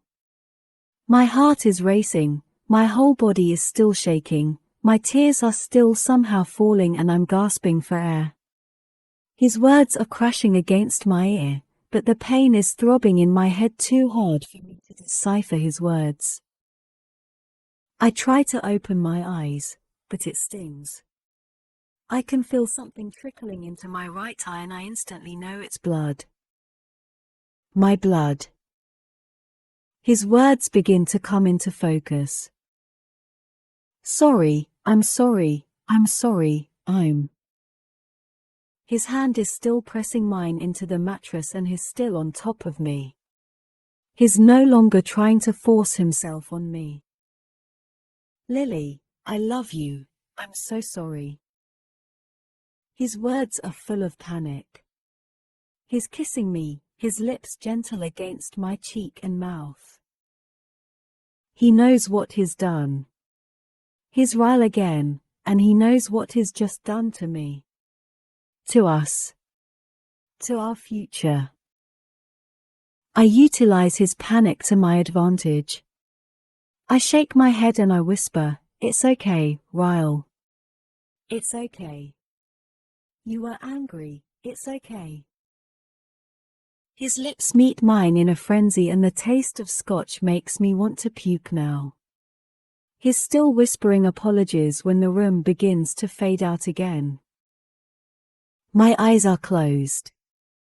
We're still on the bed, but he's no longer fully on top of me. He's on his side, his arm wrapped tightly over my waist. His head is pressed against my chest. I remain stiff as I assess everything around me. He isn't moving, but I can feel his breaths, heavy with sleep. I don't know if he passed out or if he fell asleep. The last thing I can remember is his mouth on mine, the taste of my own tears. I lie still for several more minutes. The pain in my head begins to worsen with every minute of consciousness. I close my eyes and try to think. Where's my purse? Where are my keys? Where is my phone? It takes me a full 5 minutes to slide out from under him. I'm too scared to move too much at once, so I do it an inch at a time until I'm able to roll onto the floor. When I can no longer feel his hands on me, an unexpected sob breaks from my chest. I slap my hand over my mouth as I pull myself to my feet and run out of the bedroom. I find my purse and my phone, but I have no idea where he put my keys. I frantically search the living room and kitchen, but I can barely see anything. When he headbutted me, it must have left a gash on my forehead, because there's too much blood in my eyes and everything is blurry. I slide to the floor near the door, growing dizzy. My fingers are shaking so hard, it takes 3 tries to get the password right on my phone. When I have the screen up to dial a number, I pause. My first thought is to call Alyssa and Marshall, but I can't. I can't do that to them right now. She just gave birth to a baby a matter of hours ago. I can't do this to them. I could call the police, but my mind can't even process what all that entails. I don't want to give a statement. I don't know that I want to press charges, knowing what this could do to his career. I don't want Alyssa mad at me. I just don't know. I don't completely rule out eventually notifying the police. I just don't have the motivation right now. I squeeze the phone and try to think. My mother. I start to dial her number, but when I think of what this would do to her, I start to cry again. I can't involve her in this mess. She's been through too much. And Ryle will try to find me.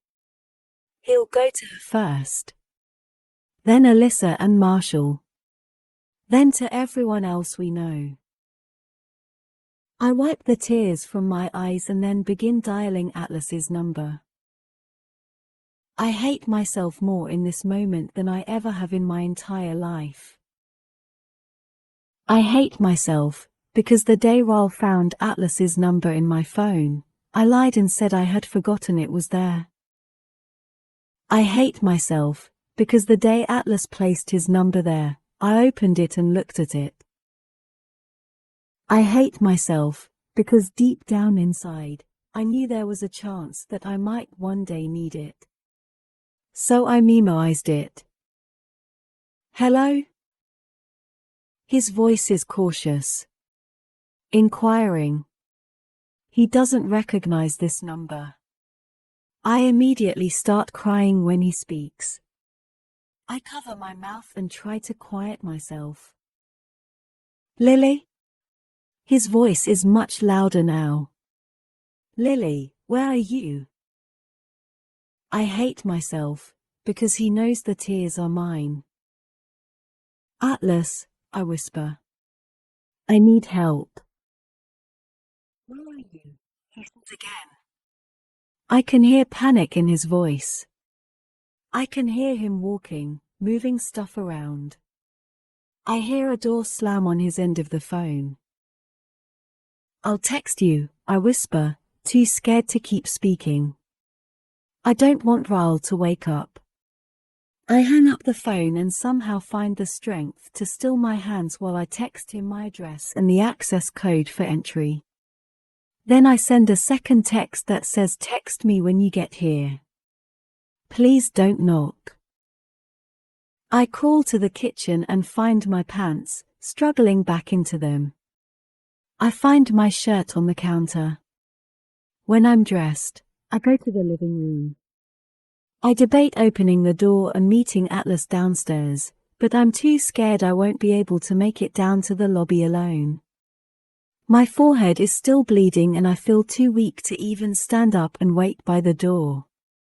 I slide to the floor, clenching my phone in my shaky fist and waiting for his text. It's an agonizing 24 minutes later when my phone lights up. Here. I scramble to my feet and swing open the door. Arms wrap around me and my face is pressed against something soft. I just start crying and shaking and crying. Lily, he whispers. I've never heard my name spoken so sadly. He urges me to look up at him. His blue eyes scroll over my face, and I see it happen. I watch the concern vanish as he darts his head up to the apartment door. Is he still in there? Rage. I can feel the rage come off of him and he starts to step toward the apartment door. I grab his jacket in my fists. No. Please, Atlas. I just want to leave. I see the pain roll over him as he pauses, struggling to decide whether to listen to me or bust through the door. He eventually turns away from the door and wraps his arms around me. He helps me to the elevator and then through the lobby. By some miracle, we only run into one person and he's on his phone and facing the other direction. By the time we make it to the parking garage, I start to feel dizzy again. I tell him to slow down, and then I feel his arm wrap under my knees as he picks me up. Then we're in the car. Then the car is moving. I know I need stitches. I know he's taking me to the hospital.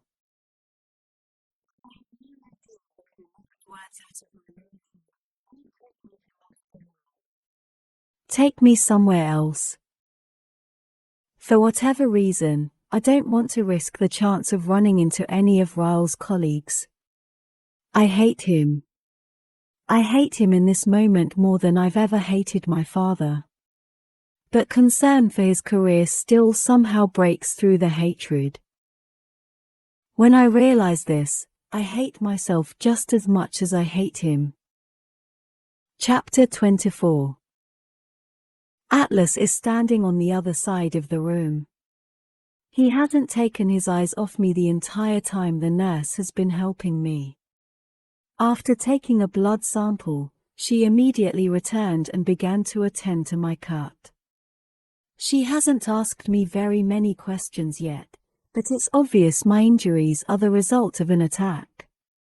I can see the pitying look on her face as she cleans up blood from the bite mark left on my shoulder. When she's finished, she glances back at Atlas. She steps to the right, blocking his view of me as she turns and faces me again. I need personal questions. I'm going to ask him to leave the room, okay? It's in that moment that I realize she thinks Atlas is the one who did these things to me. I immediately start to shake my head. It wasn't him, I tell her. Please don't make him leave. Relief washes over her face. She nods her head and then pulls up a chair. Are you hurt anywhere else? I shake my head, because she can't fix all the parts of me Ryle broke on the inside. Lily? Her voice is gentle. Were you raped? Tears fill my eyes and I see Atlas roll across the wall, pressing his forehead against it. The nurse waits until I make eye contact with her again to continue speaking. We have a certain examination for these situations. It's called a sane exam. It's optional, of course, but I highly encourage it in your situation. I wasn't raped, I say. He didn't. Are you sure, Lily? The nurse asks. I nod. I don't want one.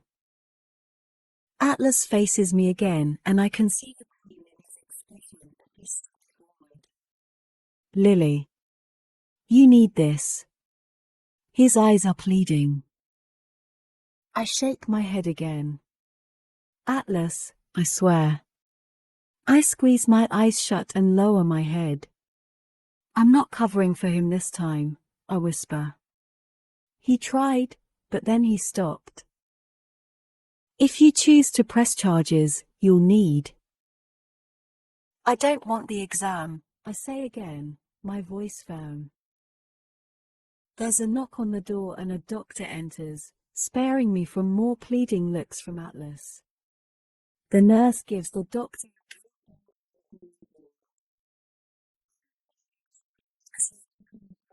shoulder. He flashes a light into both of my eyes. He looks down at the paperwork again and says, I'd like to rule out a concussion, but given your situation, I don't want to administer a CT. We'd like to keep you for observation, instead. Why don't you want to administer a CT? I ask him. The doctor stands up. We don't like to perform X-rays on pregnant women unless it's vital. We'll monitor you for complications and if there are no further concerns, you'll be free to go.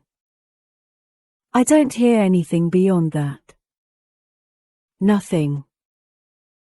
The pressure begins to build in my head. My heart. My stomach. I grip the edges of the exam table I'm sitting on and I stare at the floor until they both leave the room. When the door closes behind them, I sit, suspended in frozen silence. I see Atlas move closer.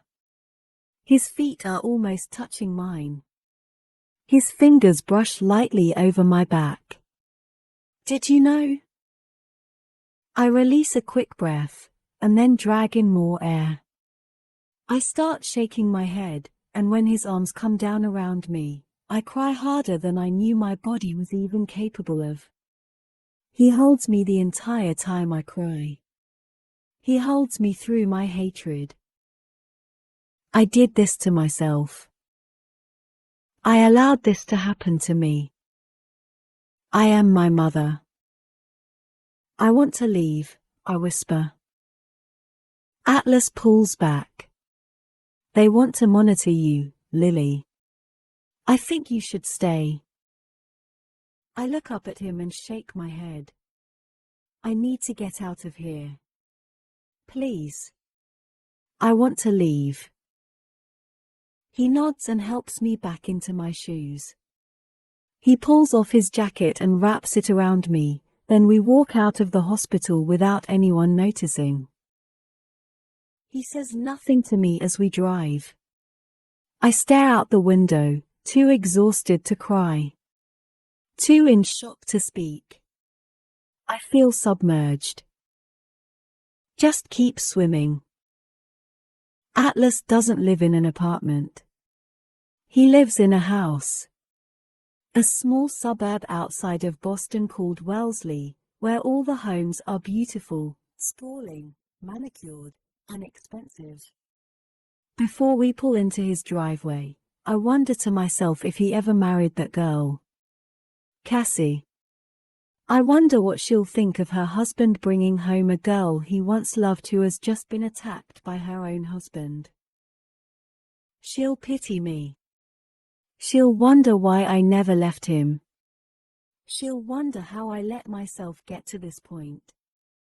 She'll wonder all the same things I used to wonder about my own mother when I saw her in my same situation. People spend so much time wondering why the women don't leave. Where are all the people who wonder why the men are even abusive?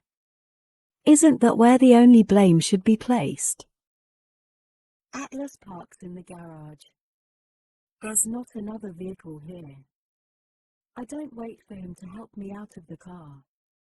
I open the door and get out on my own, and then I follow him into his house. He punches in a code on an alarm and then flips on a few lights. My eyes roam around the kitchen, the dining room, the living room. Everything is made of rich woods and stainless steel, and his kitchen is painted a calming bluish green. The color of the ocean. If I wasn't hurting so much, I would smile. Atlas kept swimming, and look at him now. He swam all the way to the fucking Caribbean. He moves to his refrigerator and pulls out a bottle of water, walking it over to me. He takes the lid off and hands it to me. I take a drink and watch as he turns the living room light on, then the hallway. Do you live alone? I ask. He nods as he walks back into the kitchen. Are you hungry? I shake my head. Even if I was, I wouldn't be able to eat. I'll show you your room, he says. There's a shower if you need it. I do. I want to wash the taste of scotch out of my mouth. I want to wash the sterile smell of the hospital off of me. I want to wash away the last 4 hours of my life. I follow him down the hallway and to a spare bedroom where he flips on the light. There are 2 boxes on a bare bed and more stacked up against the walls. There's an oversized chair against one wall, facing the door. He moves to the bed and takes off the boxes, setting them against the wall with the others. I just moved in a few months ago. Haven't had much time to decorate yet. He walks to a dresser and pulls open a drawer. I'll make the bed for you. He takes out sheets and a pillowcase. He begins making the bed as I walk inside the bathroom and close the door. I remain in the bathroom for 30 minutes.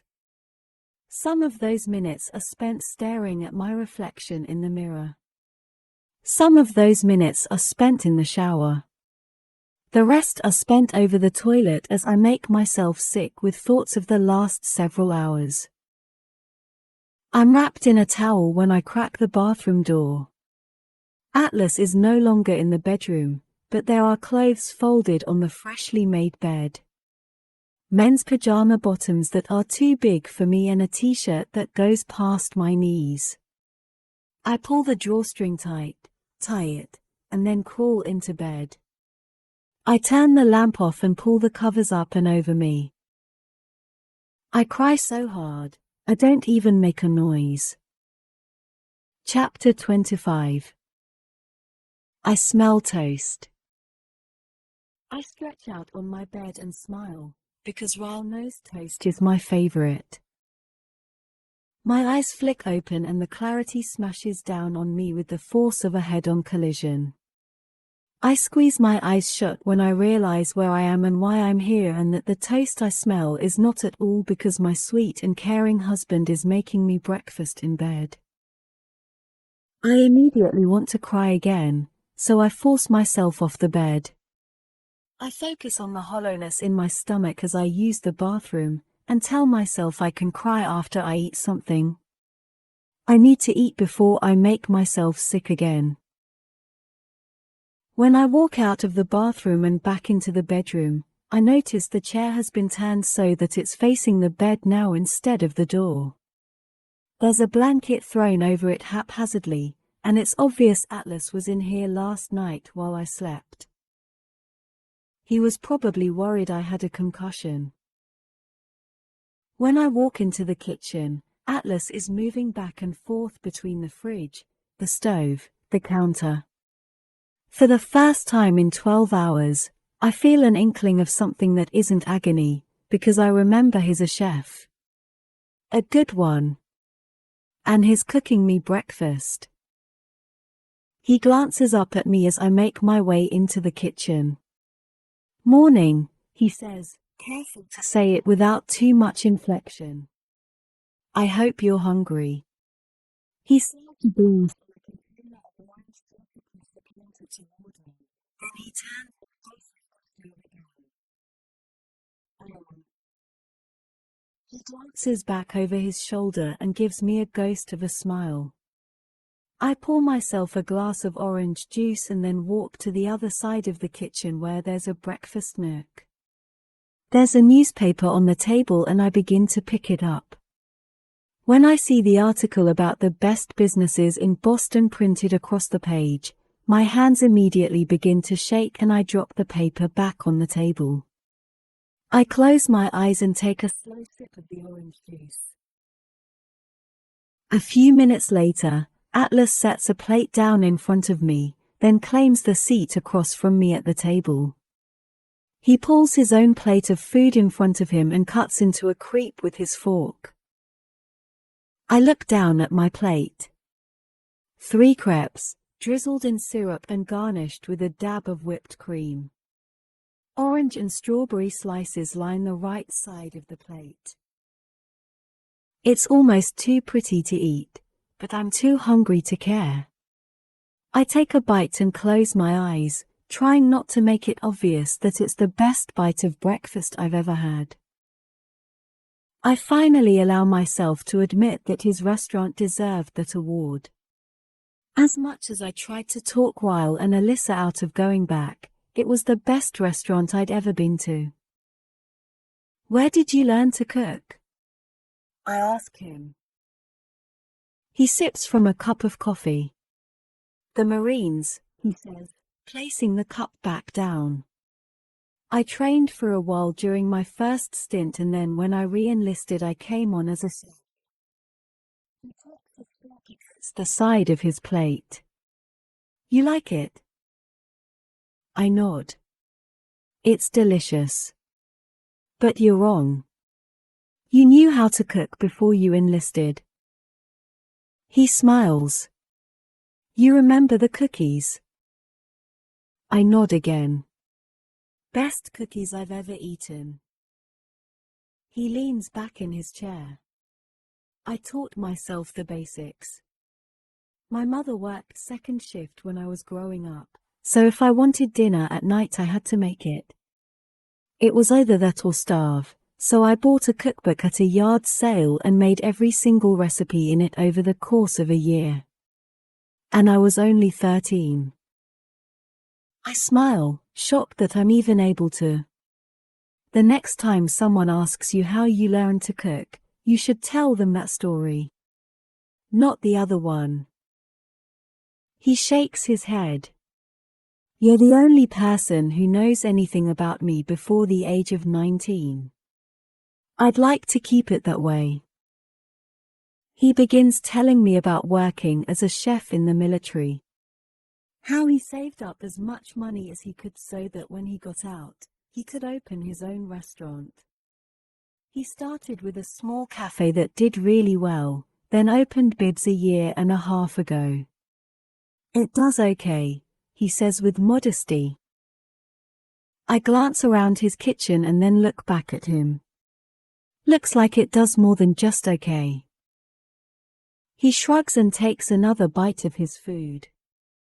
I don't talk after that as we finish eating, because my mind wanders to his restaurant.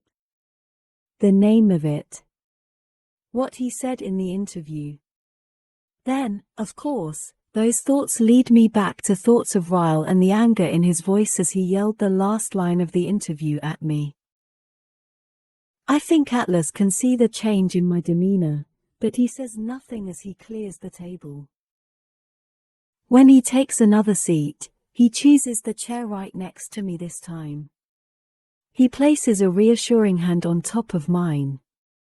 I have to go into work for a few hours, he says. I don't want you to leave. Stay here as long as you need, Lily. Just please don't go back home today. I shake my head when I hear the concern in his words. I won't. I'll stay here, I tell him. I promise. Do you need anything before I go? I shake my head. I'll be fine. He stands up and grabs his jacket. I'll make it as quick as I can. I'll be back after lunch and I'll bring you something to eat, okay? I force a smile. He opens a drawer and pulls out a pen and paper. He writes something on it before he leaves. When he's gone, I stand up and walk to the counter to read what he wrote. He listed instructions for how to set the alarm. He wrote his cell phone number, even though I have it memorized. He also wrote down his work number, his home address, and his work address. At the bottom in small print, he wrote, "Just keep swimming, Lily." Dear Ellen. Hi. It's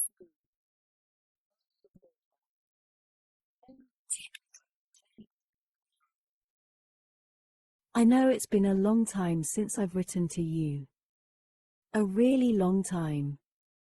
After everything that happened with Atlas, I just couldn't bring myself to open up the journals again. I couldn't even bring myself to watch your show after school, because it hurt to watch it alone. In fact, all thoughts of you kind of depressed me. When I thought of you, I thought of Atlas. And to be honest, I didn't want to think of Atlas, so I had to cut you out of my life, too. I'm sorry about that. I'm sure you didn't miss me like I missed you, but sometimes the things that matter to you most are also the things that hurt you the most. And in order to get over that hurt, you have to sever all the extensions that keep you tethered to that pain. You were an extension of my pain, so I guess that's what I was doing. I was just trying to save myself a little bit of agony. I'm sure your show is as great as ever, though. I hear you still dance at the beginning of some episodes, but I've grown to appreciate that. I think that's one of the biggest signs a person has matured, knowing how to appreciate things that matter to others, even if they don't matter very much to you. I should probably catch you up on my life. My father died. I'm 24 now. I got a college degree, worked in marketing for a while, and now I own my own business. A floral shop. Life goals, FTW. I also have a husband and he isn't Atlas. And I live in Boston. I know. Shocker. The last time I wrote to you, I was 16. I was in a really bad place and I was so worried about Atlas. I'm not worried about Atlas anymore, but I am in a really bad place right now. More so than the last time I wrote to you. I'm sorry I don't seem to need to write to you when I'm in a good place. You tend to only get the shit end of my life, but that's what friends are for, right? I don't even know where to start. I know you don't know anything about my current life or my husband, Ryle. But there's this thing we do where one of us says naked truth, and then we're forced to be brutally honest and say what we're really thinking. So, naked truth. Brace yourself. I am in love with a man who physically hurts me. Of all people, I have no idea how I let myself get to this point. There were many times growing up I wondered what was going through my mother's head in the days after my father had hurt her. How she could possibly love a man who had laid his hands on her. A man who repeatedly hit her. Repeatedly promised he would never do it again. Repeatedly hit her again. I hate that I can empathize with her now.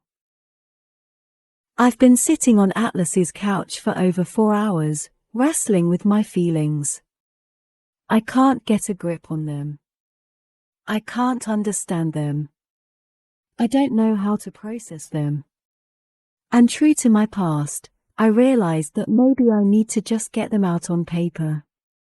My apologies to you, Ellen. But get ready for a whole lot of word vomit. If I had to compare this feeling to something, I would compare it to death. Not just the death of anyone. The death of the one.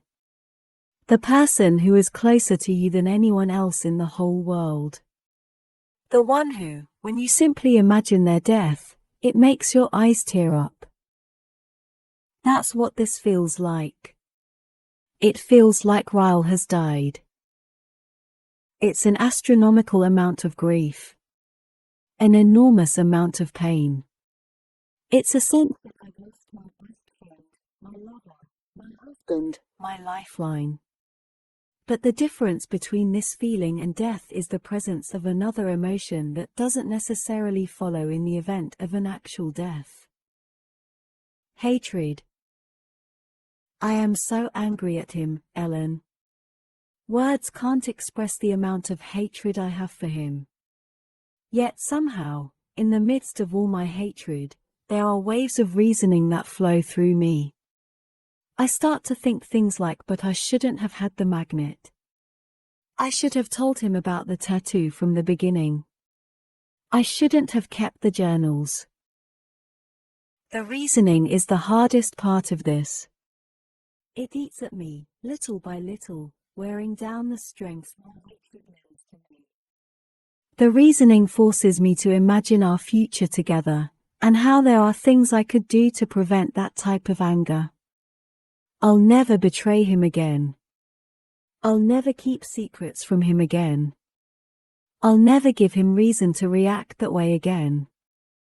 We'll both just have to work harder from now on. For better, for worse, right? I know these are the things that once went through my mother's head. But the difference between the two of us is that she had more to worry about. She didn't have the financial stability that I have. She didn't have the resources to leave and give me what she thought was a decent shelter. She didn't want to take me away from my father when I was used to living with both parents. I have a feeling reasoning really kicked her ass a time or two. I can't even begin to process the thought that I'm having a child with this man. There is a human being inside of me that we created together. And no matter which option I choose, whether I choose to stay or choose to leave, neither are choices I would wish upon my child. To grow up in a broken home or an abusive one. I've already failed this baby in life, and I've only known about his or her existence for a single day. Ellen, I wish you could write back to me. I wish that you could say something funny to me right now, because my heart needs it. I have never felt this alone. This broken. This angry. This hurt. People on the outside of situations like these often wonder why the woman goes back to the abuser. I read somewhere once that 85% of women return to abusive situations. That was before I realized I was in one, and when I heard that statistic, I thought it was because the women were stupid. I thought it was because they were weak. I thought these things about my own mother more than once. But sometimes the reason women go back is simply because they're in love. I love my husband, Alan. I love so many things about him. I wish cutting my feelings off for the person who hurt me was as easy as I used to think it would be. Preventing your heart from forgiving someone you love is actually a hell of a lot harder than simply forgiving them. I'm a statistic now. The things I've thought about women like me are now what others would think of me if they knew my current situation. How could she love him after what he did to her? How could she contemplate taking him back? It's sad that those are the first thoughts that run through our minds when someone is abused. Shouldn't there be more distaste in our mouths for the abusers than for those who continue to love the abusers? I think of all the people who have been in this situation before me. Everyone who will be in this situation after me. Do we all repeat the same words in our heads in the days after experiencing abuse at the hands of those who love us? From this day forward, for better, for worse, for richer, for poorer, in sickness and health, until death do us part. Maybe those vows weren't meant to be taken as literally as some spouses take them. For better, for worse. Fuck. That. Shit. Lily. Chapter 26. I'm lying on Atlas's guest bed, staring up at the ceiling. It's a normal bed. Really comfortable, actually. But it feels like I'm on a water bed. Or maybe a raft, adrift at sea. And I scale over these huge waves, each of them carrying something different. Some are waves of sadness. Some are waves of anger. Some are waves of tears. Some are waves of sleep. Occasionally, I'll place my hands on my stomach and a tiny wave of love will come. I have no idea how I can already love something so much, but I do. I think about whether or not it'll be a boy or a girl and what I'll name it. I wonder if it will look like me or Ryle. And then another wave of anger will come and crash down on that tiny wave of love.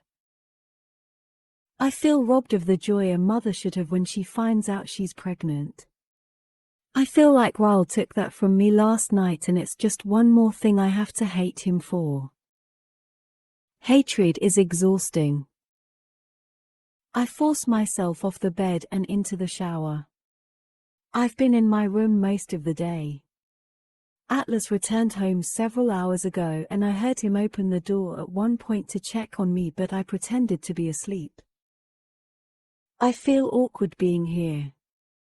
Atlas is the very reason Ryle was angry at me last night, yet he's the one I ran to when I needed help. Being here fills me with guilt. Maybe even a little bit of shame, as though my calling Atlas lends credibility to Ryle's anger. but there's literally nowhere I can go right now. I need a couple of days to process things, and if I go to a hotel, Ryle could track the credit card charge and find me.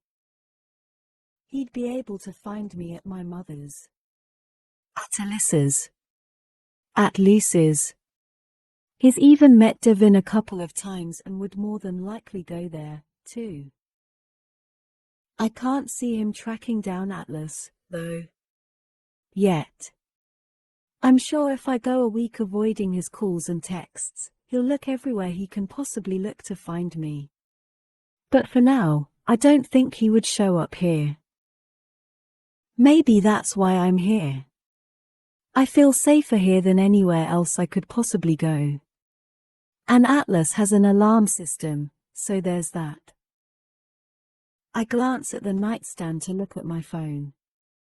I skip over all the missed texts from Ryle and open the one from Alyssa. Alyssa, hey, Aunt Lily. They're sending us home tonight. Come see us tomorrow when you get home from work. She sent a picture of her and Riley, and it makes me smile. Then cry. Damn these emotions. I wait until my eyes are dry again before I walk into the living room. Atlas is sitting at his kitchen table, working on his laptop. When he looks up at me, he smiles and closes it. Hey. I force a smile and then look in the kitchen. Do you have anything to eat? Atlas stands up quickly. Yeah, he says. Yeah, sit down. I'll get something ready for you. I take a seat on the couch as he works his way around the kitchen. The television is on, but it's muted. I unmute it and click on the DVR. He has a few shows recorded, but the one that catches my eye is the Ellen DeGeneres show. I smile and click on the most recent unwatched episode and hit play. Atlas brings me a bowl of pasta and a glass of ice water. He glances at the TV and then sits down next to me on the couch. For the next 3 hours, we watch a full week's worth of episodes. I laugh out loud 6 times. It feels good, but when I take a bathroom break and come back to the living room, the weight of it all starts to sink in again. I sit back down on the couch next to Atlas. He's leaning back with his feet propped up on the coffee table. I naturally lean into him, and just like he used to do when we were teenagers, he pulls me against his chest and we just sit there in silence. His thumb brushes the outside of my shoulder, and I know it's his unspoken way of saying he's here for me. That he feels bad for me. And for the first time since he picked me up last night, I feel like talking about it. My head is resting against his shoulder and my hands are in my lap. I'm fidgeting with the drawstring on the pants that are way too big for me. Atlas. I say, my voice barely a whisper. I'm sorry I got so angry at you that night at the restaurant. You were right.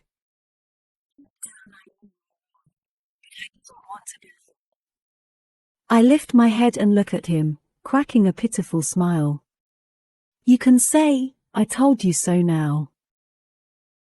His eyebrows draw together, like my words somehow hurt him. Lily, this is not something I wanted to be right about.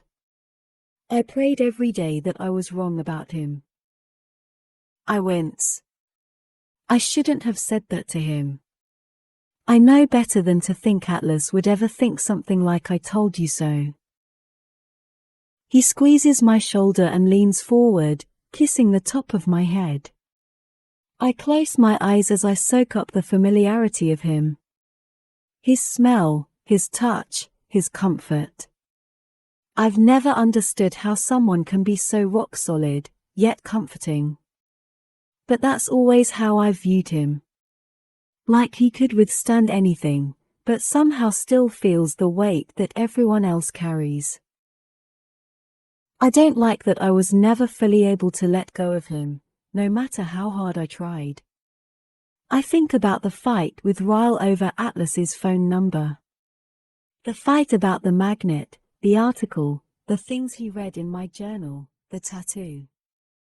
None of that would have happened if I would have just let go of Atlas and thrown it all away. Ryle wouldn't have had anything to be so upset with me about. I pull my hands up to my face after that thought, upset that there's a part of me trying to blame Ryle's reaction on my lack of closure with Atlas. There's no excuse. None. This is just another wave I'm being forced to ride on. A wave of complete and utter confusion. Atlas can feel the change in my composure. You okay? I'm not. I'm not okay, because until this moment, I had no idea how hurt I still am that he never came back for me. If he'd have just come back for me like he promised, I would have never even met Ryle. And I would have never been in this situation. Yep. I'm definitely confused. How am I possibly lending blame to Atlas for any of this? I think I need to call it a night, I say quietly, pulling away from him. I stand up and Atlas stands up, too. I'll be gone most of the day tomorrow, he says. Will you be here when I get home? I cringe at his question. Of course he wants me to get my shit together and find another place to stay. What am I even still doing here? No. No, I can get a hotel, it's fine. I turn to walk toward the hallway, but he puts a hand on my shoulder. Lily, he says, turning me around. I wasn't asking you to leave. I was just making sure you'd still be here. I want you to stay as long as you need to. His eyes are sincere, and if I didn't think it would be a little inappropriate, I would throw my arms around him and hug him. Because I'm not ready to leave yet. Just a couple more days before I'm forced to figure out what my next step is. I nod. I need to go into work for a few hours tomorrow, I tell him. There are some things I need to take care of. But if you really don't mind, I'd like to stay here for a few more days. I don't mind, Lily. I'd prefer it.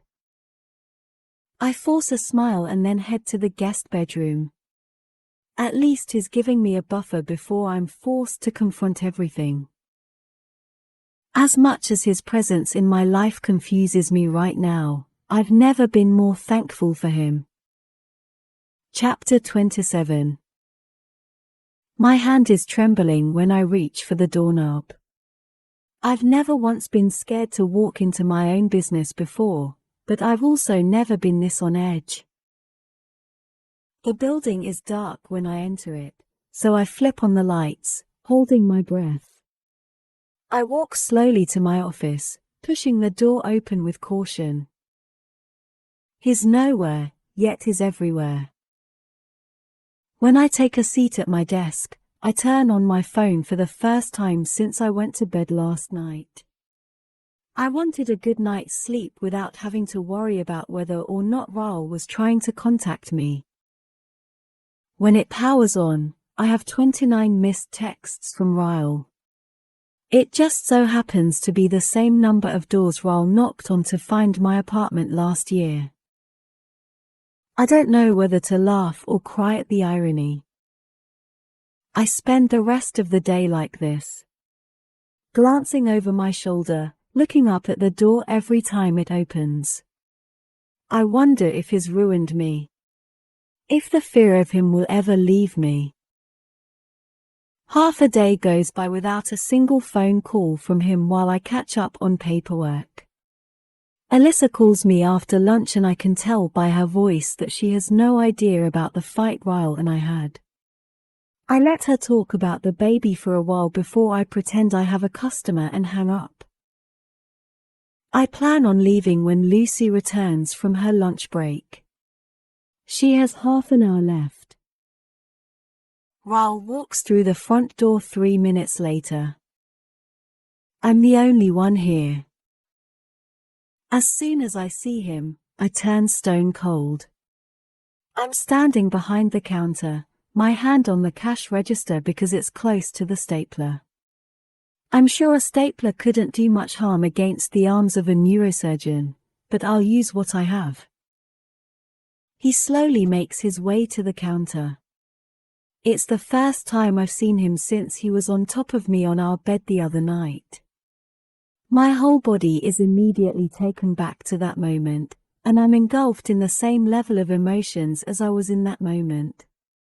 Both fear and anger rush through me when he reaches the counter. He lifts his hand and places a set of keys on the counter in front of me. My eyes fall to the keys. He says, I'll be gone for 3 months. I paid all the bills so you won't have to worry about it while I'm gone. His voice is composed, but I can see the veins in his neck as they prove his composure is taking all the effort he has. You need time. He swallows hard. And I want to give that to you. He grimaces and pushes the keys to my apartment toward me. Go back home, Lily. I won't be there. I promise. He turns and begins walking toward the door. It occurs to me that he didn't even try to apologize. I'm not angry about it. I understand it. He knows that an apology will never take back what he did. He knows that the best thing for us right now is separation. He knows what a huge mistake he made, yet I still feel the need to dig that knife in a little deeper. Ryle. He looks back at me and it's as if he puts a shield up between us. He doesn't turn all the way around and is stiff as he waits for whatever I'm about to say. He knows my words are going to hurt him. You know what the worst part about this whole thing is? I ask. He doesn't say anything. He just stares at me, waiting for my answer. All you had to do when you found my journal was ask me for a naked truth. I would have been honest with you. But you didn't. You chose to not ask for my help, and now we'll both have to suffer the consequences of your actions for the rest of our lives. He grimaces with every word. Lily, he says, turning toward me. I hold up my hand to stop him from saying anything else. Don't. You can leave now. Have fun in England. I can see the war waging inside of him. He knows he can't get anywhere with me in this moment, no matter how hard he wants to beg for my forgiveness. He knows the only choice he has is to turn and walk out that door, even though it's the last thing he wants to do. When he finally forces himself out the door, I run and lock it. I slide down to the floor and hug my knees, burying my face against them. I'm shaking so hard, I can feel my teeth chatter. I can't believe part of that man is growing inside me. And I can't believe I'll one day have to admit that to him. Chapter 28. After Ryle left me his keys this afternoon, I debated going back to our new apartment. I even had a cab pull up to the building, but I couldn't.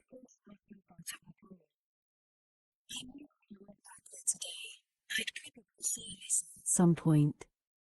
I'm not ready to explain the stitches on my forehead to her. I'm not ready to see the kitchen where Ryle's harsh words cut through me. I'm not ready to walk into the bedroom where I was completely destroyed. So instead of returning to my own home, I took the cab back to Atlas's house. It feels like my only safe zone right now. I don't have to confront things when I'm hiding out here. Atlas has already texted me twice today checking on me, so when I get a text a few minutes before 7 o'clock in the evening, I assume it's from him. It's not, it's from Alyssa. Alyssa, you home from work yet? Come up and visit us, I'm already bored. My heart sinks when I read her text. She has no idea what happened between me and Ryle. I wonder if Ryle even told her he left for England today. My thumb types and erases and types some more as I try to come up with a good excuse as to why I'm not there. Me, I can't. I'm in the emergency room. Hit my head on that shelf in the storage room at work. Getting stitches. I hate that I lied to her, but it all saved me from having to explain the cut and also why I'm not home right now. Alyssa, oh no. Are you alone? Marshall can come sit with you since Ryle is gone. Okay, so she knows Ryle left for England. That's good. And she thinks we're fine. This is good. That means I have at least 3 months before I have to tell her the truth. Look at me, sweeping shit under the rug just like my mother. Me, no, I'm fine. I'll be finished up by the time Marshall could even get here. I'll come by tomorrow after work. Give Riley a kiss. I lock the screen on my phone and set it on my bed. It's dark outside now, so I immediately see the scroll of the headlights as someone pulls into the driveway. I instantly know that it isn't Atlas, because he uses the driveway to the side of the house and parks in the garage. My heart begins to race as fear rushes through me. Is it Ryle? Moments later, there's a loud knock at the front door. More like pounding. The doorbell also rings. I tiptoe to the window and barely move the curtains over far enough to take a look outside. I can't see who's at the door, but there's a truck in the driveway. It doesn't belong to Ryle. Could it be Atlas's girlfriend? Cassie? I grab my phone and make my way down the hallway, toward the living room. The pounding on the door and the chime of the doorbell are still going off simultaneously. Whoever is at the door is being ridiculously impatient. If it is Cassie, I already find her extremely annoying. Atlas, a guy yells. Open the damn door. Another voice, also male, yells, my balls are freezing up. They're raisins, man, open the door. Before I open the door and let them know Atlas isn't home, I text him, hoping he's about to pull in the driveway and deal with this himself. Me, where are you? There are 2 men at your front door and I have no idea if I should let them in. I wait through more presses of the doorbell and more pounding, but Atlas doesn't immediately text me back. I finally walk to the door and leave the chain bolted, but unlock the deadbolt and open the door a few inches. One of the guys is tall, about 6 feet or so. Despite the youthful look to his face, his hair is salt and pepper. Black with a little bit of grey sprinkled in. The other one is shorter by a few inches, with sandy brown hair and a baby face. They both look to be in their late 20s, maybe early 30s. The tall one's face twists into confusion. Who are you? He asks, peeking through the door. Lily. Who are you? The shorter one pushes in front of the taller one. Is Atlas here? I don't want to tell them no, because then they'll know I'm here alone. I don't necessarily hold much trust in the male population this week. The phone in my hand rings and all three of us jump from the unexpectedness of it. It's Atlas. I swipe the answer button and bring it to my ear. Hello? It's fine, Lily, they're just friends of mine. I forgot it was Friday. We always play poker on Fridays. I'll call them now and tell them to leave. I look back at the two of them and they're just standing there, watching me. I feel bad that Atlas feels like he has to cancel his plans just because I'm crashing at his house. I shut the door and unlock the deadbolt, then open the door again, motioning them inside. It's fine, Atlas. You don't have to cancel your plans. I was about to go to bed anyway. No, I'm on my way. I'll have them leave. I still have the phone pressed to my ear when the two men enter the living room. See you soon, I say to Atlas and then end the call. The next few seconds are awkward as the guys assess me and I assess them. What are your names? I'm Darren, the tall one says. Brad, the shorter one says. Lily, I say to them, even though I already told them my name. Atlas will be here soon. I move to close the door and they seem to relax a little. Darren heads into the kitchen and helps himself to Atlas's refrigerator. Brad takes off his jacket and hangs it up. Do you know how to play poker, Lily? I shrug. It's been a few years, but I used to play with friends in college. Both of them walk toward the dining room table. What happened to your head? Darren asks as he takes a seat. He asks it so casually, like it doesn't even cross his mind that it might be a sensitive subject. I don't know why I have an urge to give him the naked truth. Maybe I just want to see how someone will react when they find out my own husband did this to me. My husband happened. We got into a fight 2 nights ago and he headbutted me. Atlas took me to the emergency room. They gave me 6 stitches and told me I was pregnant. Now I'm hiding out here until I figure out what to do. Poor Darren is frozen, halfway between standing and sitting. He has no idea how to respond to that. Based on the look on his face, I think he's convinced I'm crazy. Brad pulls out his chair and takes a seat, pointing at me. You should get some Rodin and Fields. The amp roller works wonders for scarring. I immediately laugh at his random response. Somehow. Jesus, Brad. Darren says, finally sinking into his seat. You're worse than your wife with this direct sales shit. You're like a walking infomercial. Brad raises his hands in defense. What? He says innocently. I'm not trying to sell her anything, I'm being honest. The stuff works. You'd know that if you'd use it on your damn acne.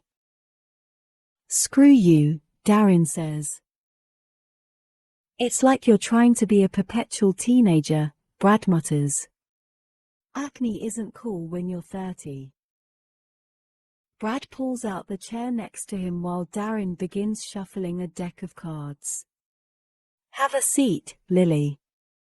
One of our friends decided to be an idiot and get married last week, and now his wife won't let him come to poker night anymore. You can be his fill-in until he gets a divorce. I had every intention of hiding out in my room tonight, but these two make it hard to walk away. I take a seat next to Brad and reach across the table. Hand me those, I say to Darren. He's shuffling the cards like a one-armed infant. He raises an eyebrow and pushes the deck of cards across the table. I don't know much about card games, but I can shuffle cards like a pro. I separate the cards into 2 piles and scoot them together, pressing my thumbs to the ends, watching as they beautifully intertwine. Darren and Brad are staring at the deck of cards, when there's another knock on the door. This time the door swings open without pause and a guy walks in dressed in what looks like a very expensive tweed jacket. There's a scarf wrapped around his neck, and he begins to unwind it as soon as he slams the door behind him. He nudges his head in my direction as he walks toward the kitchen. "Who are you?" He's older than the other 2, probably in his mid-40s. Atlas definitely has an interesting mix of friends. "This is Lily," Brad says. "She's married to an asshole and just found out she's pregnant with the asshole's baby." "Lily, this is Jimmy. He's pompous and arrogant." "Pompous and arrogant are the same thing, idiot," Jimmy says. He pulls out the chair next to Darren and nudges his head at the cards in my hands. "Did Atlas plant you here to hustle us? What kind of average person knows how to shuffle cards like that?" I smile and begin to pass cards out to each of them. I guess we'll have to play around to find out. We're on our 3rd round of bets when Atlas finally walks in. He closes the door behind him and looks around at the 4 of us. Brad said something funny right before Atlas opened the door, so I'm in the middle of a fit of laughter when Atlas locks eyes with me. He nods his head toward the kitchen and begins walking in that direction. "Fold," I say, laying my cards flat on the table as I stand up to follow him. When I get to the kitchen, he's standing where he isn't visible to the guys at the table. I walk over to him and lean against the counter. "You want me to ask them to leave?" I shake my head. "No, don't do that. I'm actually enjoying it. It's keeping my mind off things." He nods and I can't help but notice how he smells like herbs. Rosemary, specifically. It makes me wish I could see him in action at his restaurant. "You hungry?" he asks. I shake my head. "Not really. I ate some leftover pasta a couple hours ago."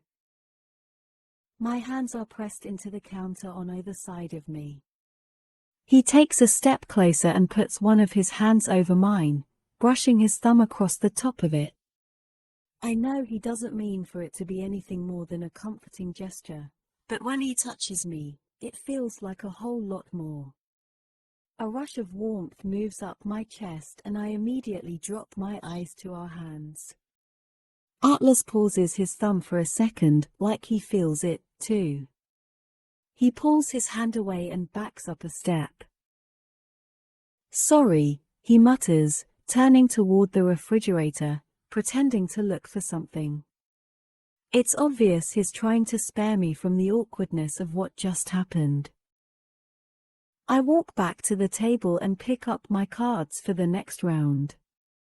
A couple of minutes later, Atlas walks over and takes the seat next to me.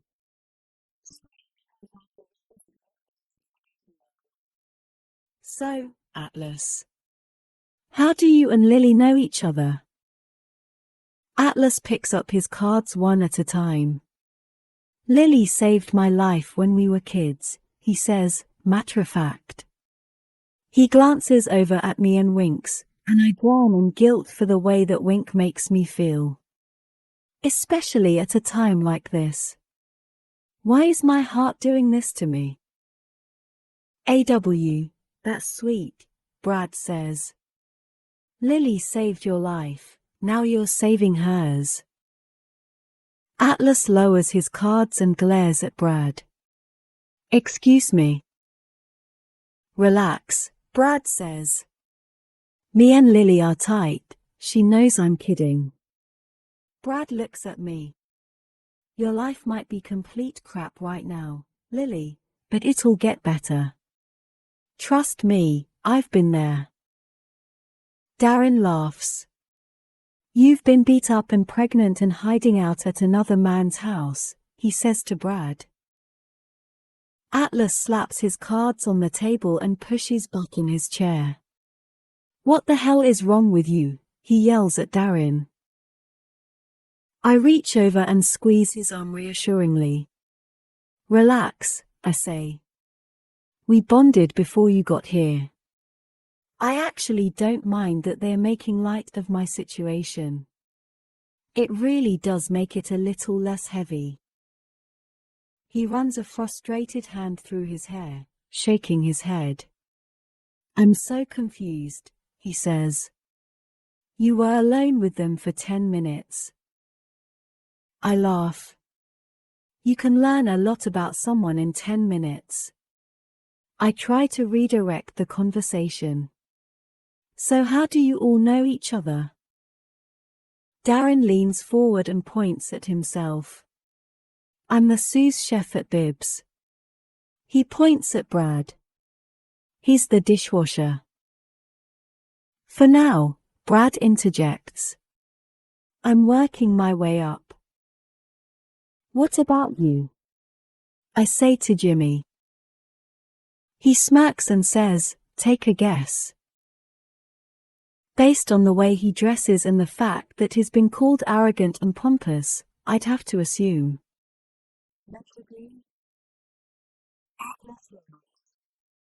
Jimmy actually works in valet. I glance back at Jimmy and raise an eyebrow. He tosses 3 poker chips down and says, it's true. I park cars for tips. Don't let him fool you, Atlas says. He works in valet, but only because he's so rich he gets bored. I smile. It reminds me of Alyssa. I have an employee like that. Only works because she's bored. She's actually the best employee I have. Damn straight, Jimmy mutters. I take a look at my cards when it's my turn and toss in the 3 poker chips. Atlas's phone rings and he pulls it out of his pocket. I'm raising the pot with another chip when he excuses himself from the table to take the call. Fold, Brad says, slapping his cards on the table. I'm watching the hallway. Atlas just disappeared down in a hurry. It makes me wonder if he's talking to Cassie, or if there's someone else in his life. I know what he does for a living. I know he has at least 3 friends. I just know nothing about his love life. Darren lays his cards on the table. 4 of a kind. I lay down my straight flush and reach forward for all the poker chips as Darren groans. So does Cassie not usually come to poker night? I ask, fishing for more information on Atlas. Information I'm too scared to ask him myself. Cassie? Brad says. I stack my winnings up in front of me and nod. Isn't that his girlfriend's name? Darren laughs. Atlas doesn't have a girlfriend. I've known him for 2 years and he's never mentioned anyone named Cassie. He begins passing out new cards, but I'm trying to absorb the information he just gave me. I pick up my first 2 cards when Atlas walks back into the room. Hey, Atlas, Jimmy says. Who the hell is Cassie and how come we've never heard you talk about her? Oh, shit. I'm completely mortified. I tighten my grip around the cards in my hands and try to avoid looking up at Atlas, but the room grows so quiet, it would be more obvious if I didn't look at him. He's staring at Jimmy. Jimmy is staring at him. Brad and Darren are staring at me. Atlas folds his lips together for a moment and then says, "There is no Cassie." His eyes meet mine, but only for a brief second. But in that brief second, I can see it written all over his face. There never was a Cassie. He lied to me. Atlas clears his throat and then says, "Listen, guys. I should have cancelled tonight. This week has been kind of." He rubs his hand over his mouth and Jimmy stands up. He squeezes Atlas on the shoulder and says, "Next week. My place." Atlas nods appreciatively. The three of them begin to gather their cards and poker chips. Brad pries my cards from my fingers apologetically because I'm unable to move as I clutch them tightly.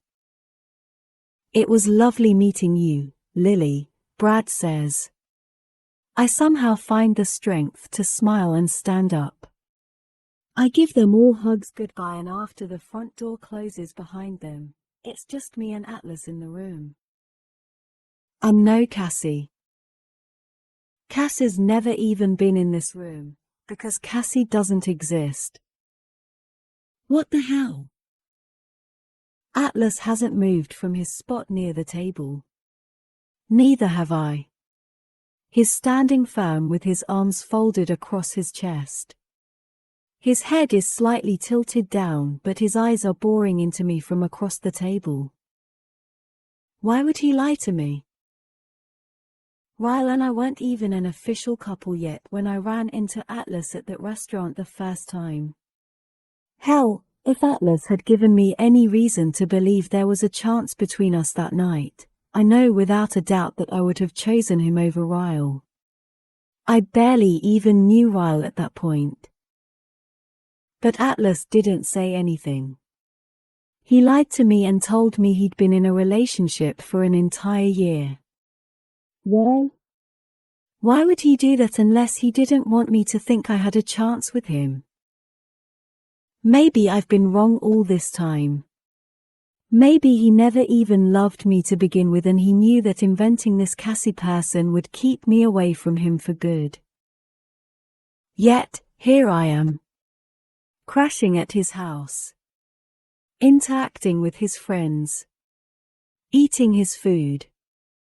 Using his shower. I can feel the tears begin to sting my eyes, and the last thing I want is to stand in front of him and cry right now. I walk around the table and rush past him. I don't make it far when he grabs my hand. Wait. I stop, still facing the other direction. Talk to me, Lily. He's right behind me now, his hand still wrapped around mine. I pull it away from him and walk to the other side of the living room. I spin and face him just as the first tear rolls down my cheek. Why did you never come back for me?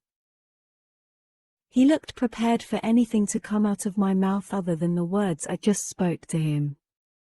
He runs a hand through his hair and walks to the couch, taking a seat. After blowing out a calming breath, he carefully looks over at me. I did, Lily. I don't allow air to move in or out of my lungs. I stand completely still, processing his answer. He came back for me.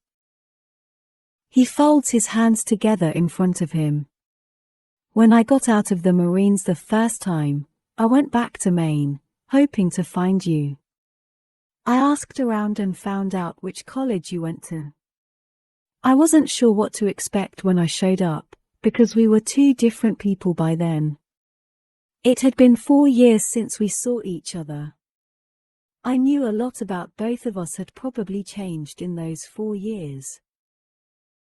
My knees feel weak, so I walk to the chair next to him and lower myself. He came back for me. I walked around your campus the whole day looking for you. Finally, late that afternoon, I saw you. You were sitting in the courtyard with a group of your friends. I watched you for a long time, trying to work up the courage to walk over to you. You were laughing. You looked happy. You were vibrant like I'd never seen you before. I had never felt that kind of happiness for another person like I felt when I saw you that day. Just knowing you were okay. He pauses for a moment. My hands are clenched around my stomach, because it hurts.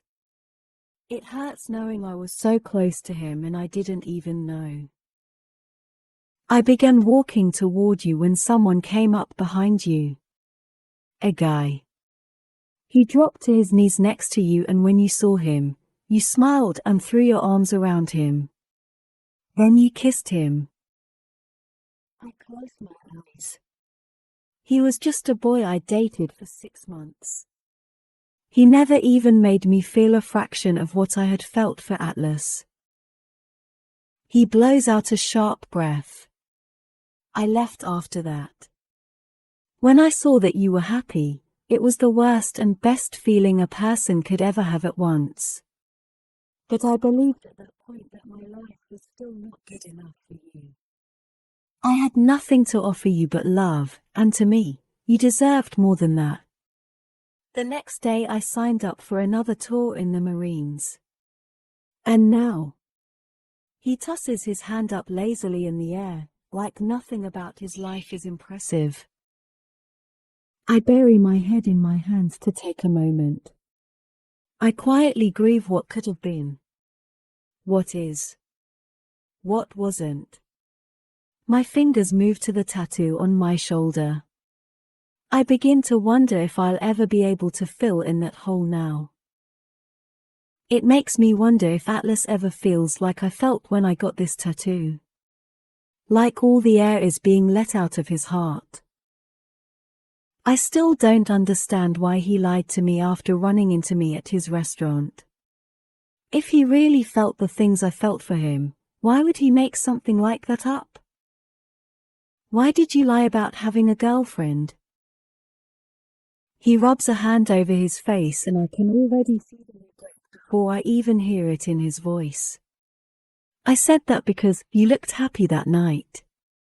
When I saw you telling him goodbye, it hurt like hell, but at the same time I was relieved that you seemed to be in a really good place. I didn't want you to worry about me. And I don't know, maybe I was a little jealous. I don't know, Lily. I regretted lying to you as soon as I did it. My hand goes to my mouth. My mind starts to race just as fast as my heart is racing. I instantly start thinking about the what ifs. What if he would have been honest with me? Told me how he'd felt? Where would we be now? I want to ask him why he did it. Why he didn't fight for me. But I don't have to ask him, because I already know the answer. He thought he was giving me what I wanted, because all he's ever wanted for me was happiness. And for some stupid reason, he's never felt I could get that with him. Consider it, Atlas. The more I think about it, the more difficult it becomes to breathe. I think about Atlas. Ryle. Tonight. 2 nights ago. It's too much. I stand up and make my way back to the guest bedroom. I pick up my phone and grab my purse and go back to the living room. Atlas hasn't moved. Ryle left for England today, I say. I think I should probably go home now. Can you drive me? A sadness enters his eyes, and when it does, I know that leaving is the right thing to do. Neither of us has closure. I'm not sure we'll ever get it. I'm beginning to think closure is a myth, and being here right now while I'm still processing everything that's happening to my life is just going to make things worse for me. I have to eliminate as much confusion as possible, and right now, my feelings for Atlas top the list of most confusing. He presses his lips tightly together for a moment, and then he nods and grabs his keys. Neither of us speaks the entire drive to my apartment. He doesn't drop me off. He pulls into the parking lot and gets out of his car. "I'd feel better if you let me walk you up," he says. I nod and we wade through even more silence as we ride the elevator up to the 7th floor. He follows me all the way to my apartment. I fish around in my purse for the keys and don't even realize my hands are shaking until my third failed attempt to open the door.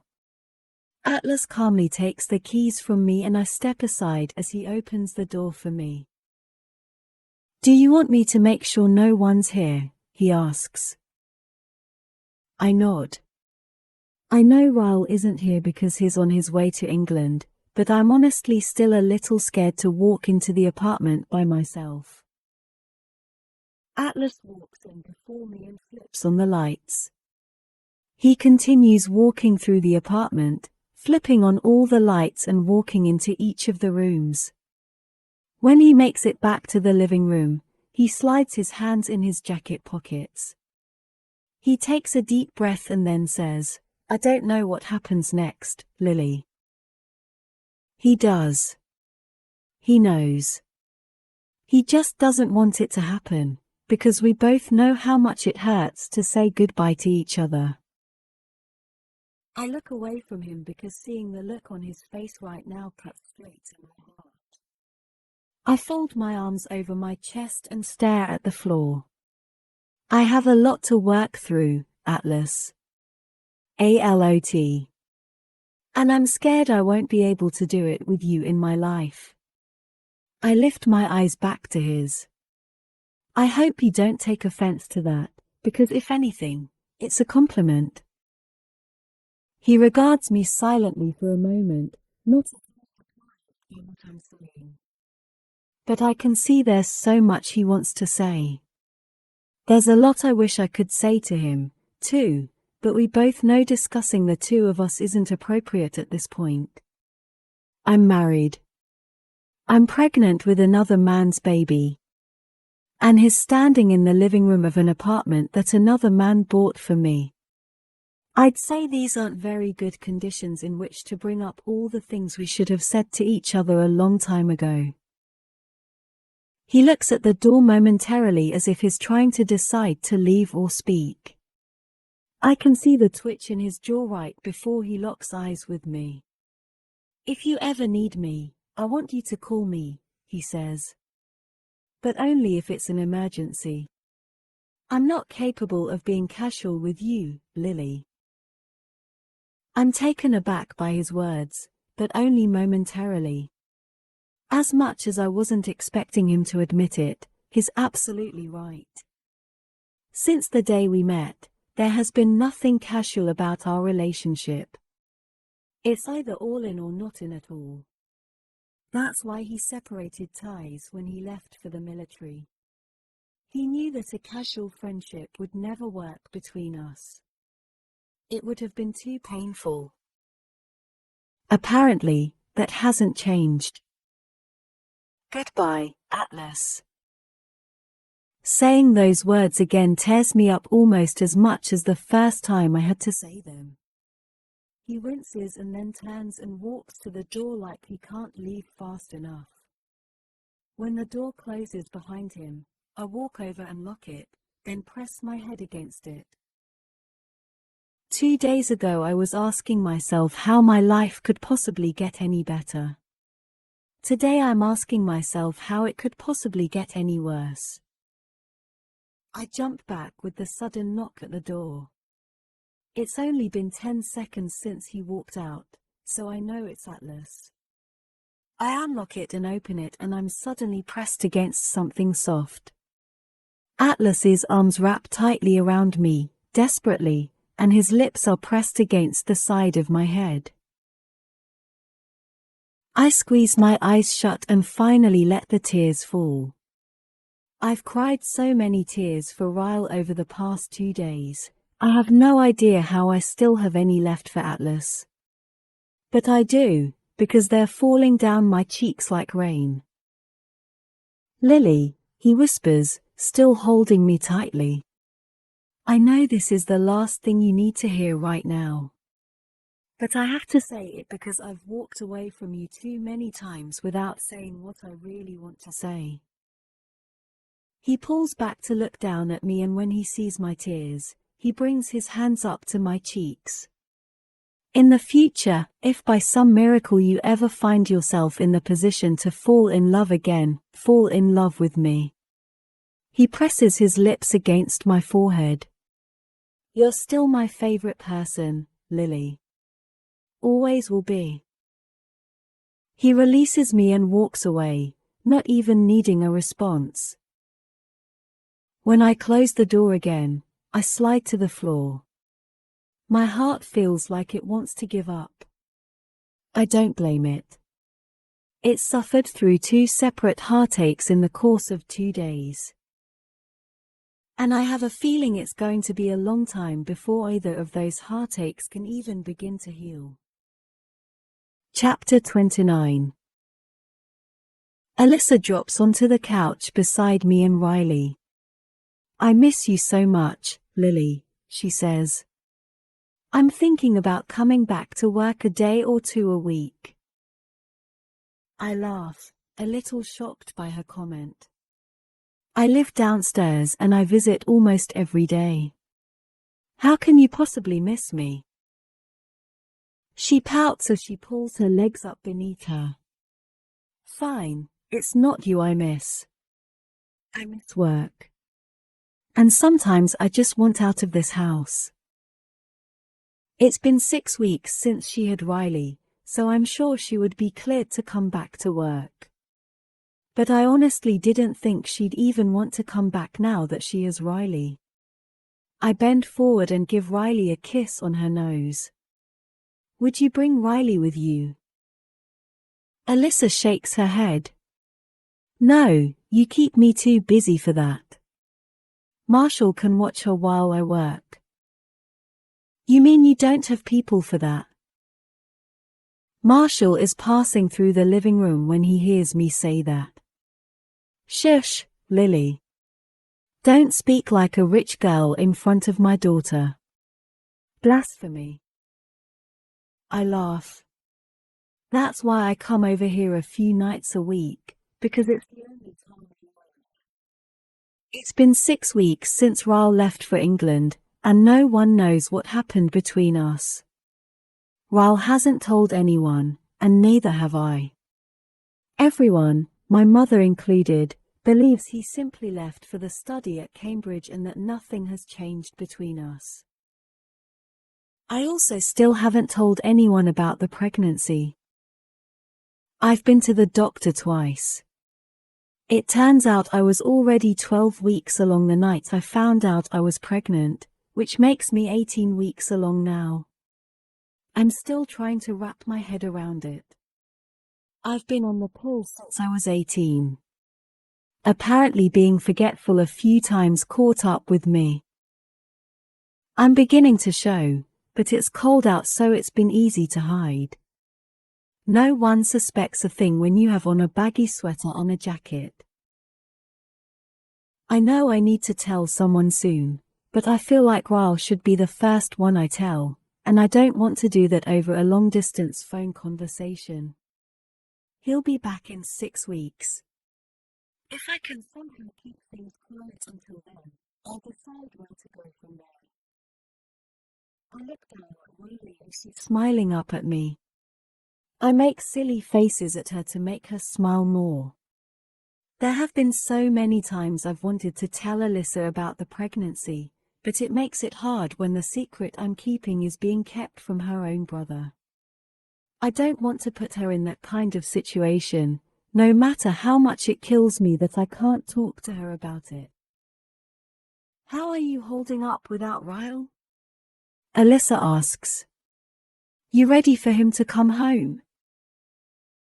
I nod, but I don't say anything. I always try to brush off the subject when she brings him up. Alyssa leans back into the couch and says, Is he still liking Cambridge? Yes, I say, sticking my tongue out at Riley. She grins. I wonder if my baby will look like her. I hope so. She's really cute, but I might be a little partial. Did he ever figure out the subway system there? Alyssa laughs. I swear, every time I talk to him, he's lost. He can't figure out whether to take the A line or the B line. Yeah, I tell her. He figured it out. Alyssa sits up on the couch. Marshall.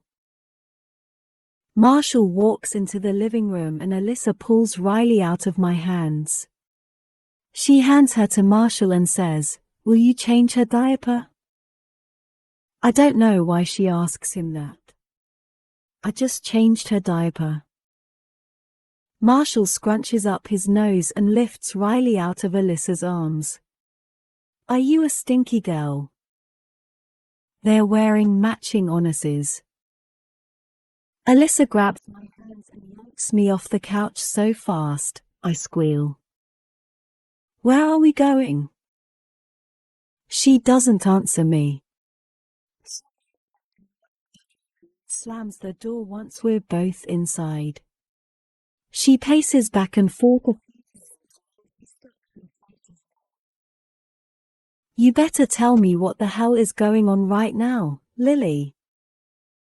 I pull back in shock. What is she talking about? My hands instantly go to my stomach, because I think maybe she's noticed, but she doesn't look at my stomach. She takes a step forward and pokes a finger in my chest. There is no subway system in Cambridge, England, you idiot. What? I am so confused. I made that up, she says. Something hasn't been right with you for a long time. You're my best friend, Lily. And I know my brother. I talk to him every week, and he isn't the same. Something happened between you two, and I want to know what it is right now. Shit. I guess this is happening sooner rather than later. I slowly bring my hands up to my mouth, not sure what to tell her. How much to tell her. I had no idea until this moment how much it's been killing me that I haven't been able to talk to her about this. I almost feel a little relieved that she reads me so well. I walk to her bed and take a seat on it. Alyssa, I whisper. Sit down. I know this is going to hurt her almost as much as it hurt me. She walks over to her bed and sits down next to me, pulling my hands to hers. I don't even know where to start. She squeezes my hands, but says nothing. For the next 15 minutes, I tell her everything. I tell her about the fight. I tell her about Atlas picking me up. I tell her about the hospital. I tell her about the pregnancy. I tell her about how, for the last 6 weeks, I cry myself to sleep every night because I have never felt so alone and so scared. When I'm finished telling her everything, we're both crying.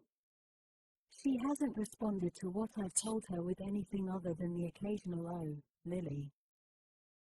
She doesn't have to respond, though. Ryle is her brother. I know she wants me to take his past into consideration just like the last time it happened. I know she'll want me to work things out with him because he's her brother. We're supposed to be one big, happy family. I know exactly what she's thinking. She's quiet for a long time as she struggles through everything I've told her. She finally lifts her eyes to mine and squeezes my hands. My brother loves you, Lily. He loves you so much. You have changed his entire life and have made him someone that I never thought he could be. As his sister, I wish more than anything that you could find a way to forgive him. But as your best friend, I have to tell you that if you take him back, I will never speak to you again. It takes a moment for her words to register, but when they do, I start sobbing. She starts sobbing.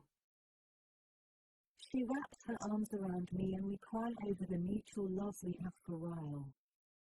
We cry over how much we hate him right now. After several minutes of us sobbing pathetically on her bed, she releases me and walks over to her dresser to retrieve a box of tissues. We're both wiping our eyes and sniffling when I say, "You're the best friend I've ever had." She nods. I know. And now I'm gonna be the best aunt. She wipes her nose and sniffles again, but she's smiling. Lily. You're having a baby. She says it with excitement, and it's the first moment I've been able to share any sense of joy over my pregnancy. I hate to say it, but I noticed you put on weight. I thought you were just depressed and eating a lot since Ryle left. She walks to the back of her closet and starts pulling things out for me. I have so many maternity clothes to give you. We start going through clothes and she pulls down a suitcase and opens it. She begins to throw things toward the suitcase until it starts to overflow. I could never wear these, I tell her, holding up a shirt that still has the tag on it. They're all designer. I'll get them dirty. She laughs and shoves them into the suitcase anyway. I won't need them back. If I get pregnant again, I'll just have my people buy me more. She pulls a shirt off a hanger and hands it to me. Here, try this one on. I take my shirt off and then pull the maternity shirt over my head. When I get it into place, I look in the mirror. I look pregnant. Like you can't hide this shit pregnant. She puts a hand on my stomach and stares in the mirror with me. Have you found out if it's a boy or a girl? I shake my head. I don't really want to know. I hope it's a girl, she says. Our daughters can be besties. Lily? We both spin around to find Marshall standing in the doorway. His eyes are on my stomach. On Alyssa's hand still on my stomach. He tilts his head. He points at me. You, he says, confused. Lily, do you realize you're pregnant? Alyssa calmly walks to the door and puts her hand on the doorknob. There are some things you are never, ever to repeat if you want to keep me as your wife. This is one of those things. Understood? Marshall raises his eyebrows and takes a step back. Yes. Okay. Got it. Lily is not pregnant. He kisses Alyssa on the forehead and looks back at me. I am not telling you congratulations, Lily. For absolutely nothing. Alyssa shoves him all the way out the door and closes it, then turns back to me. She says. No. I need to tell Ryle first. She waves her hand dismissively. We don't need him to plan a shower. We'll just keep it between the two of us until then. She pulls out her laptop, and for the first time since I found out I was pregnant, I feel happy about it. Chapter 30. It's rather convenient only having to take an elevator to get home from Alyssa's, as much as I want to move out of my own apartment at times. It's still strange living there. We only lived there a week before we split up and Ryle left for England. It never even had the chance to feel like home and now it feels a little tainted. I haven't even been able to sleep in our bedroom since that night, so I've been sleeping in the guest room on my old bed. Alyssa and Marshall are still the only ones who know about the pregnancy. It's only been 2 weeks since I told them, which makes me 20 weeks along now. I know I should tell my mother, but Ryle will be back in a few weeks. I feel like I should tell him first before anyone else finds out. If I can just somehow hide my baby bump from her until he gets back to the States. I should probably just accept the fact that I'm more than likely going to have to call him and tell him long distance. I haven't seen my mother face to face in 2 weeks. It's the longest we've gone without seeing each other since she moved to Boston, so if something doesn't happen soon she'll show up at my front door when I'm not prepared. I swear my stomach has doubled in size these last 2 weeks alone. If someone sees me who knows me well, it'll be impossible to hide. So far, no one at the floral shop has asked about it. I think I'm still on the cusp of is she pregnant? Or just chubby? I start to unlock the door to my apartment, but it begins to open from the other side. Before I can pull the jacket over to hide my stomach from whoever is on the other side of the door, Ryle's eyes land on me. I'm wearing one of the shirts Alyssa gave me and it's kind of impossible to hide the fact that I'm wearing a maternity shirt when he's staring right at it. Ryle. Ryle is here. My heart begins to smash against the walls of my chest. My neck begins to itch, so I bring my hand up and rest it there, feeling the pounding of my heart against my pillow. It's pounding because I'm terrified of him. It's pounding because I hate him. It's pounding because I've missed him. His eyes slowly crawl from my stomach to my face. A hurtful expression takes over him, like I've just stabbed him straight through the heart. He takes a step back into my apartment and his hands come up to his mouth. He begins to shake his head in confusion. I can see the betrayal all over his face when he barely forces out my name. Lily? I stand frozen, one hand on my stomach in protection, the other hand still flat against my chest. I'm too scared to move or say anything. I don't want to react until I know exactly how he's going to react. When he sees the fear in my eyes and the small gasps of breath I'm barely inhaling, he holds up a reassuring palm. I'm not going to hurt you, Lily. I'm just here to talk to you. He swings the door open wider and points into the living room. Look. He steps aside and my eyes fall to someone standing behind him. Now I'm the one who feels betrayed. Marshall?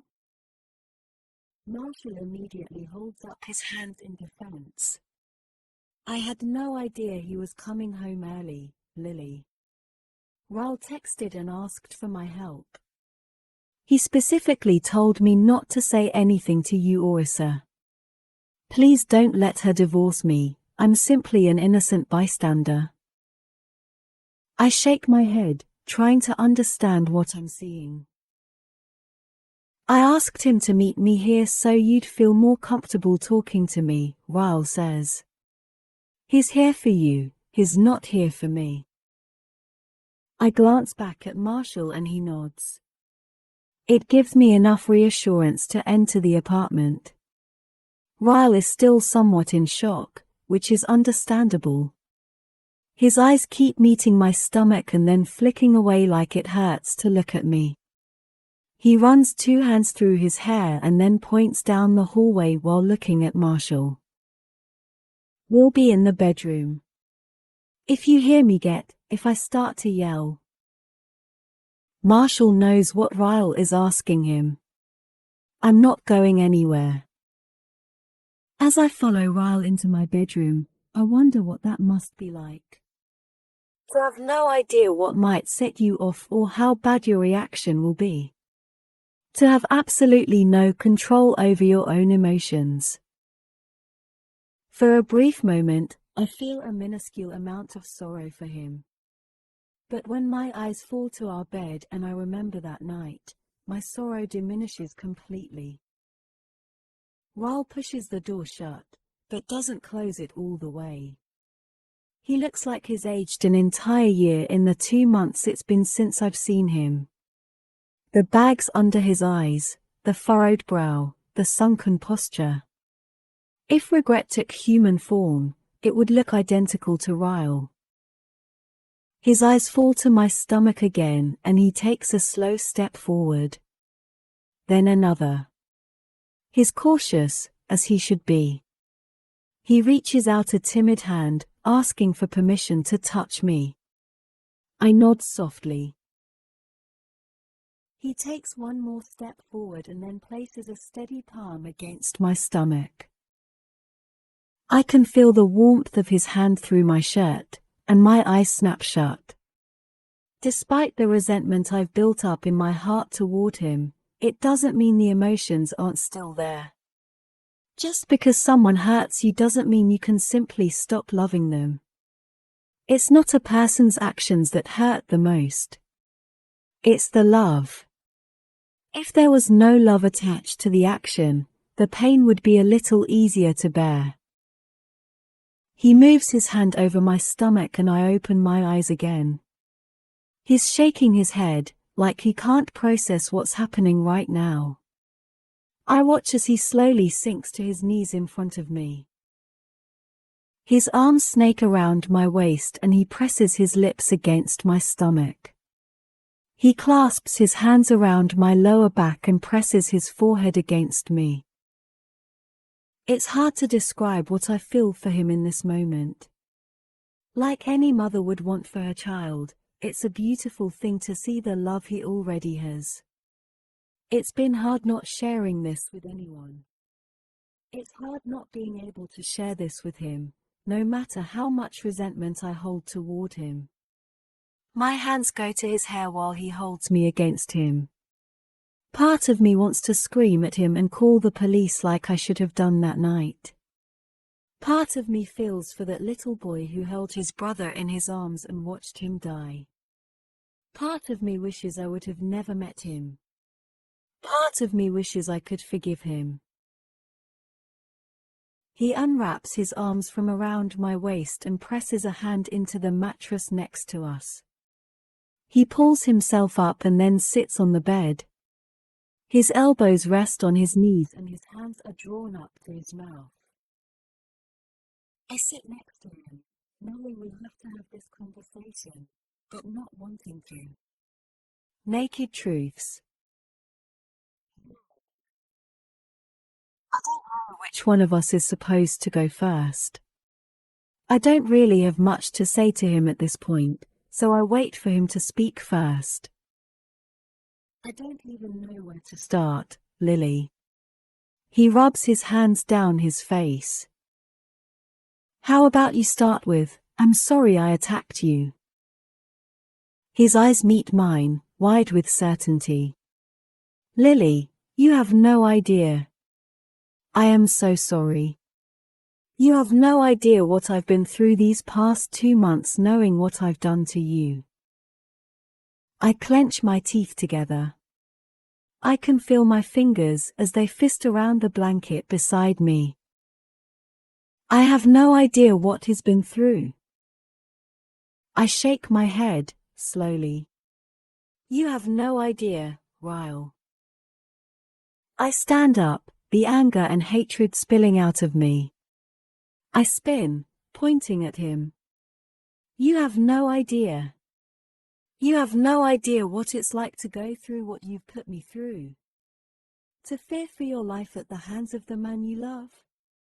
To get physically sick just thinking about what he's done to you. You have no idea, Ryle.